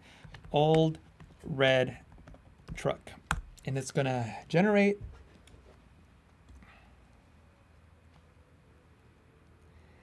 And an old red truck. Yeah. That's There you go. Oh. Old red truck, right? Which one do we like best? I don't know. We'll go with the first one. Yeah, the first one. The first one was amazing, right? Yeah. Look at the lighting, the shadows, everything's great. Where do you even get that? Adobe Firefly. That's right. So down payment on that thing. Okay. Sorry. No, it's all good. Yeah. So, this is a great truck. Yeah. It's whatever. But you know what? I don't like the positioning and I don't like the scaling. So what if we just move it here and maybe, make it larger or whatever? Like, oh my God, like this is not going to work because now, the background doesn't work. You can click on generate again, but the problem is that it's going to generate a new red truck. It's going to look great, but it's not the same red truck. Watch. See, it's a different truck. It's not the same one. I mean, that truck is okay. It's okay, but we we like that one. That one is so yeah. So what do we do now that we moved it and scaled it? How do we make it work? Well, just like we did with any other photo in the past, right? So select subject to have the AI make the selection for us, and then we can click on delete the layer mask, the original layer mask, and then just make that into a layer mask, and there it is. Boom. And now we can, with the brush tool, we can work on like the details, right? Because the grass, you know, we still want some of those shadows, right? So we can just paint with white on This that. is insane. On that truck, Right. and You there it even is. like created like a mound right there. Yep. That is, oh. And then right there's a harsh line. So we, you know, again, just like in the past, just Photoshop that out. Or if you really wanted to, you can come here and make a selection around that area and then just have Generative Fill take care of it for you. Up to you. But that's, again, I keep driving this point home. Yes, AI is amazing. It can generate things for you. But you being a master of your craft, you should be able to take that even further where the AI won't, quote unquote, replace you. Yes. And there we go. Yes. Whatever works best. 100%. Pretty cool. Now, in this case, if we wanted to say, hey, you know what, maybe I want to have the truck, like, you know, come down even further, what I probably would do in this case is just maybe like regenerate this. I'm hoping, I don't know if it will happen, I'm hoping that it generates the reflection. We'll see if it happens. Will this be available for replay? Yes, it will be. Yes, it's on YouTube as we speak. On and Adobe on Live. Adobe Live, that's right, the Adobe Live YouTube channel. Perfect. The perfect tutorial to end this on, just because it's like so mind-blowing. Yeah, and see, it added the edge here where the truck is standing, and it added the reflections. Look at that. That is so, I mean, insane. The sky is the like a limit now, as they broken say. Pretty cool. I guess I can show. I have a couple more examples, and I know I want to give you at least 10 minutes. Oh yeah. I mean, you know, I just wanted to cover Illustrator. It'll take really quick, so feel free to do what you do. All Because right. actually, I mean, it's incredible. Thank you. Let's see. I know I have a file here. I feel like I want to like grab a drink with you after this. Let's do it, man. There's a bar down the street. Let's invite everybody in the live let's go. stream. Yeah, Hey, everybody. Can you imagine if we just invited everybody to the bar and we walk over and there's like 1,000 people there? Take the bar over. Yeah, why not? Let me see. Oh, here's a fun fact. Actually, no, I won't talk about that now. I want to show something else. Oh, this is the one. Is this the one? Yes, this is the one. So cool. Here it is. So here it is. So empty room, right? And we can use GenFill to create all kinds of cool stuff, right? Like you were talking about furniture earlier. Okay. You know, we can add a couch here, and we can just say something like, I don't know, like we talked about the color combinations we like. I like orange, so I'll say orange couch, orange and blue couch. Yeah, green wouldn't be great in this one, I think. Right. We need some contrast in here. Right. So we'll say. Oh, you're like, I'm holding my tongue because I just want to talk about furniture all day. Because is that your thing? You're a furniture person, or not usually? But I'm just in that mode right now because I'm trying to buy some cool stuff. And this is a fun couch without any legs. Why not, right? Why not? And also, I can do something like, oh, you know what? Maybe there's like a wooden table here, right? Like wooden table, whatever you want, right? Let's see what type of wooden. This is great for like inspiration on your home decor too. Like yeah. You know, I typically go straight to the leather couch, but I've realized lately that like this looks way more comfortable. Mm-hmm. Cool. Yeah. And you know what? But what if like, you know what? Maybe we want like a really, really, let me look at the other tables before. Yeah, that round one works fine. I know it's not perfect, but whatever.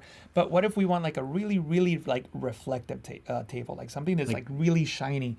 I can mess around. Glass or yeah. Yeah, like just really polished wood, right? And sure, we can definitely mess around with prompts until we get something that will get us where we want to be. But we could also try to get creative, and I don't know if this is gonna work, but I'll try it. I'll just make that selection there, and I'm literally type the word mirror.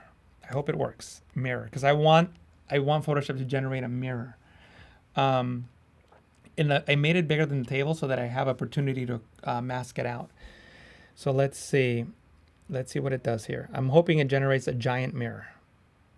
Perfect.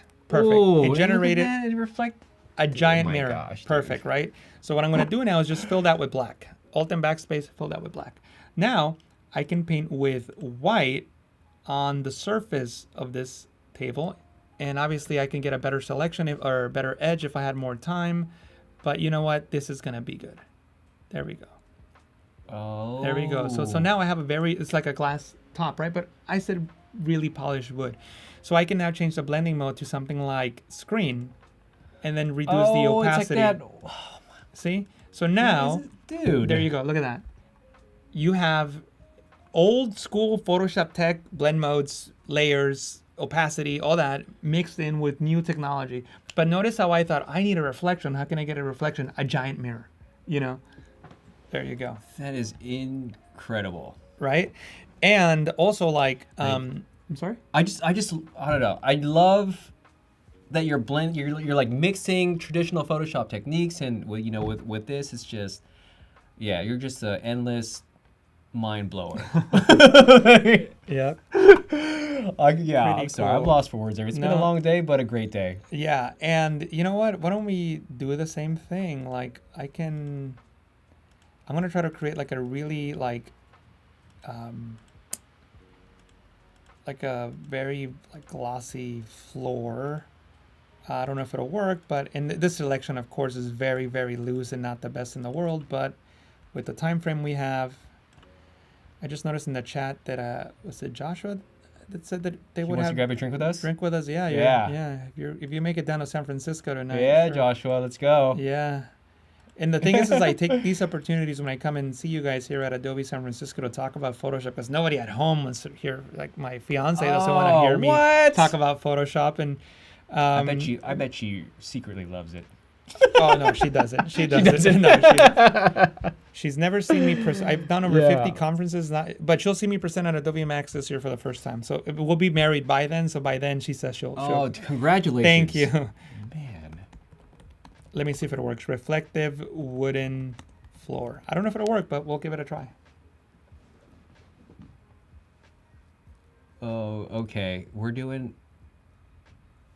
Oh. Because I want to get the reflection of the couch and all that, you know? Yeah, for sure. I do like... All right. Oh, okay. You know what I'll do? It makes me... I don't like it. I'm going to just type in the word mirror, see if that works. It still kind of did it, but yeah. You got the window. You can still kind of see the couch in there. Yeah. I was hoping it will keep the... I can probably do that whole intensity thing and maybe get it to work, but I like the original wooden panels, you know? Oh, the mirror definitely made it work. Yeah. Oh, with the rug too. Yeah.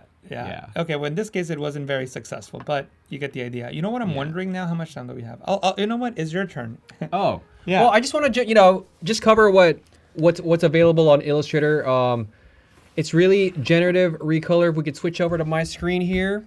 We just went over this about an hour ago too.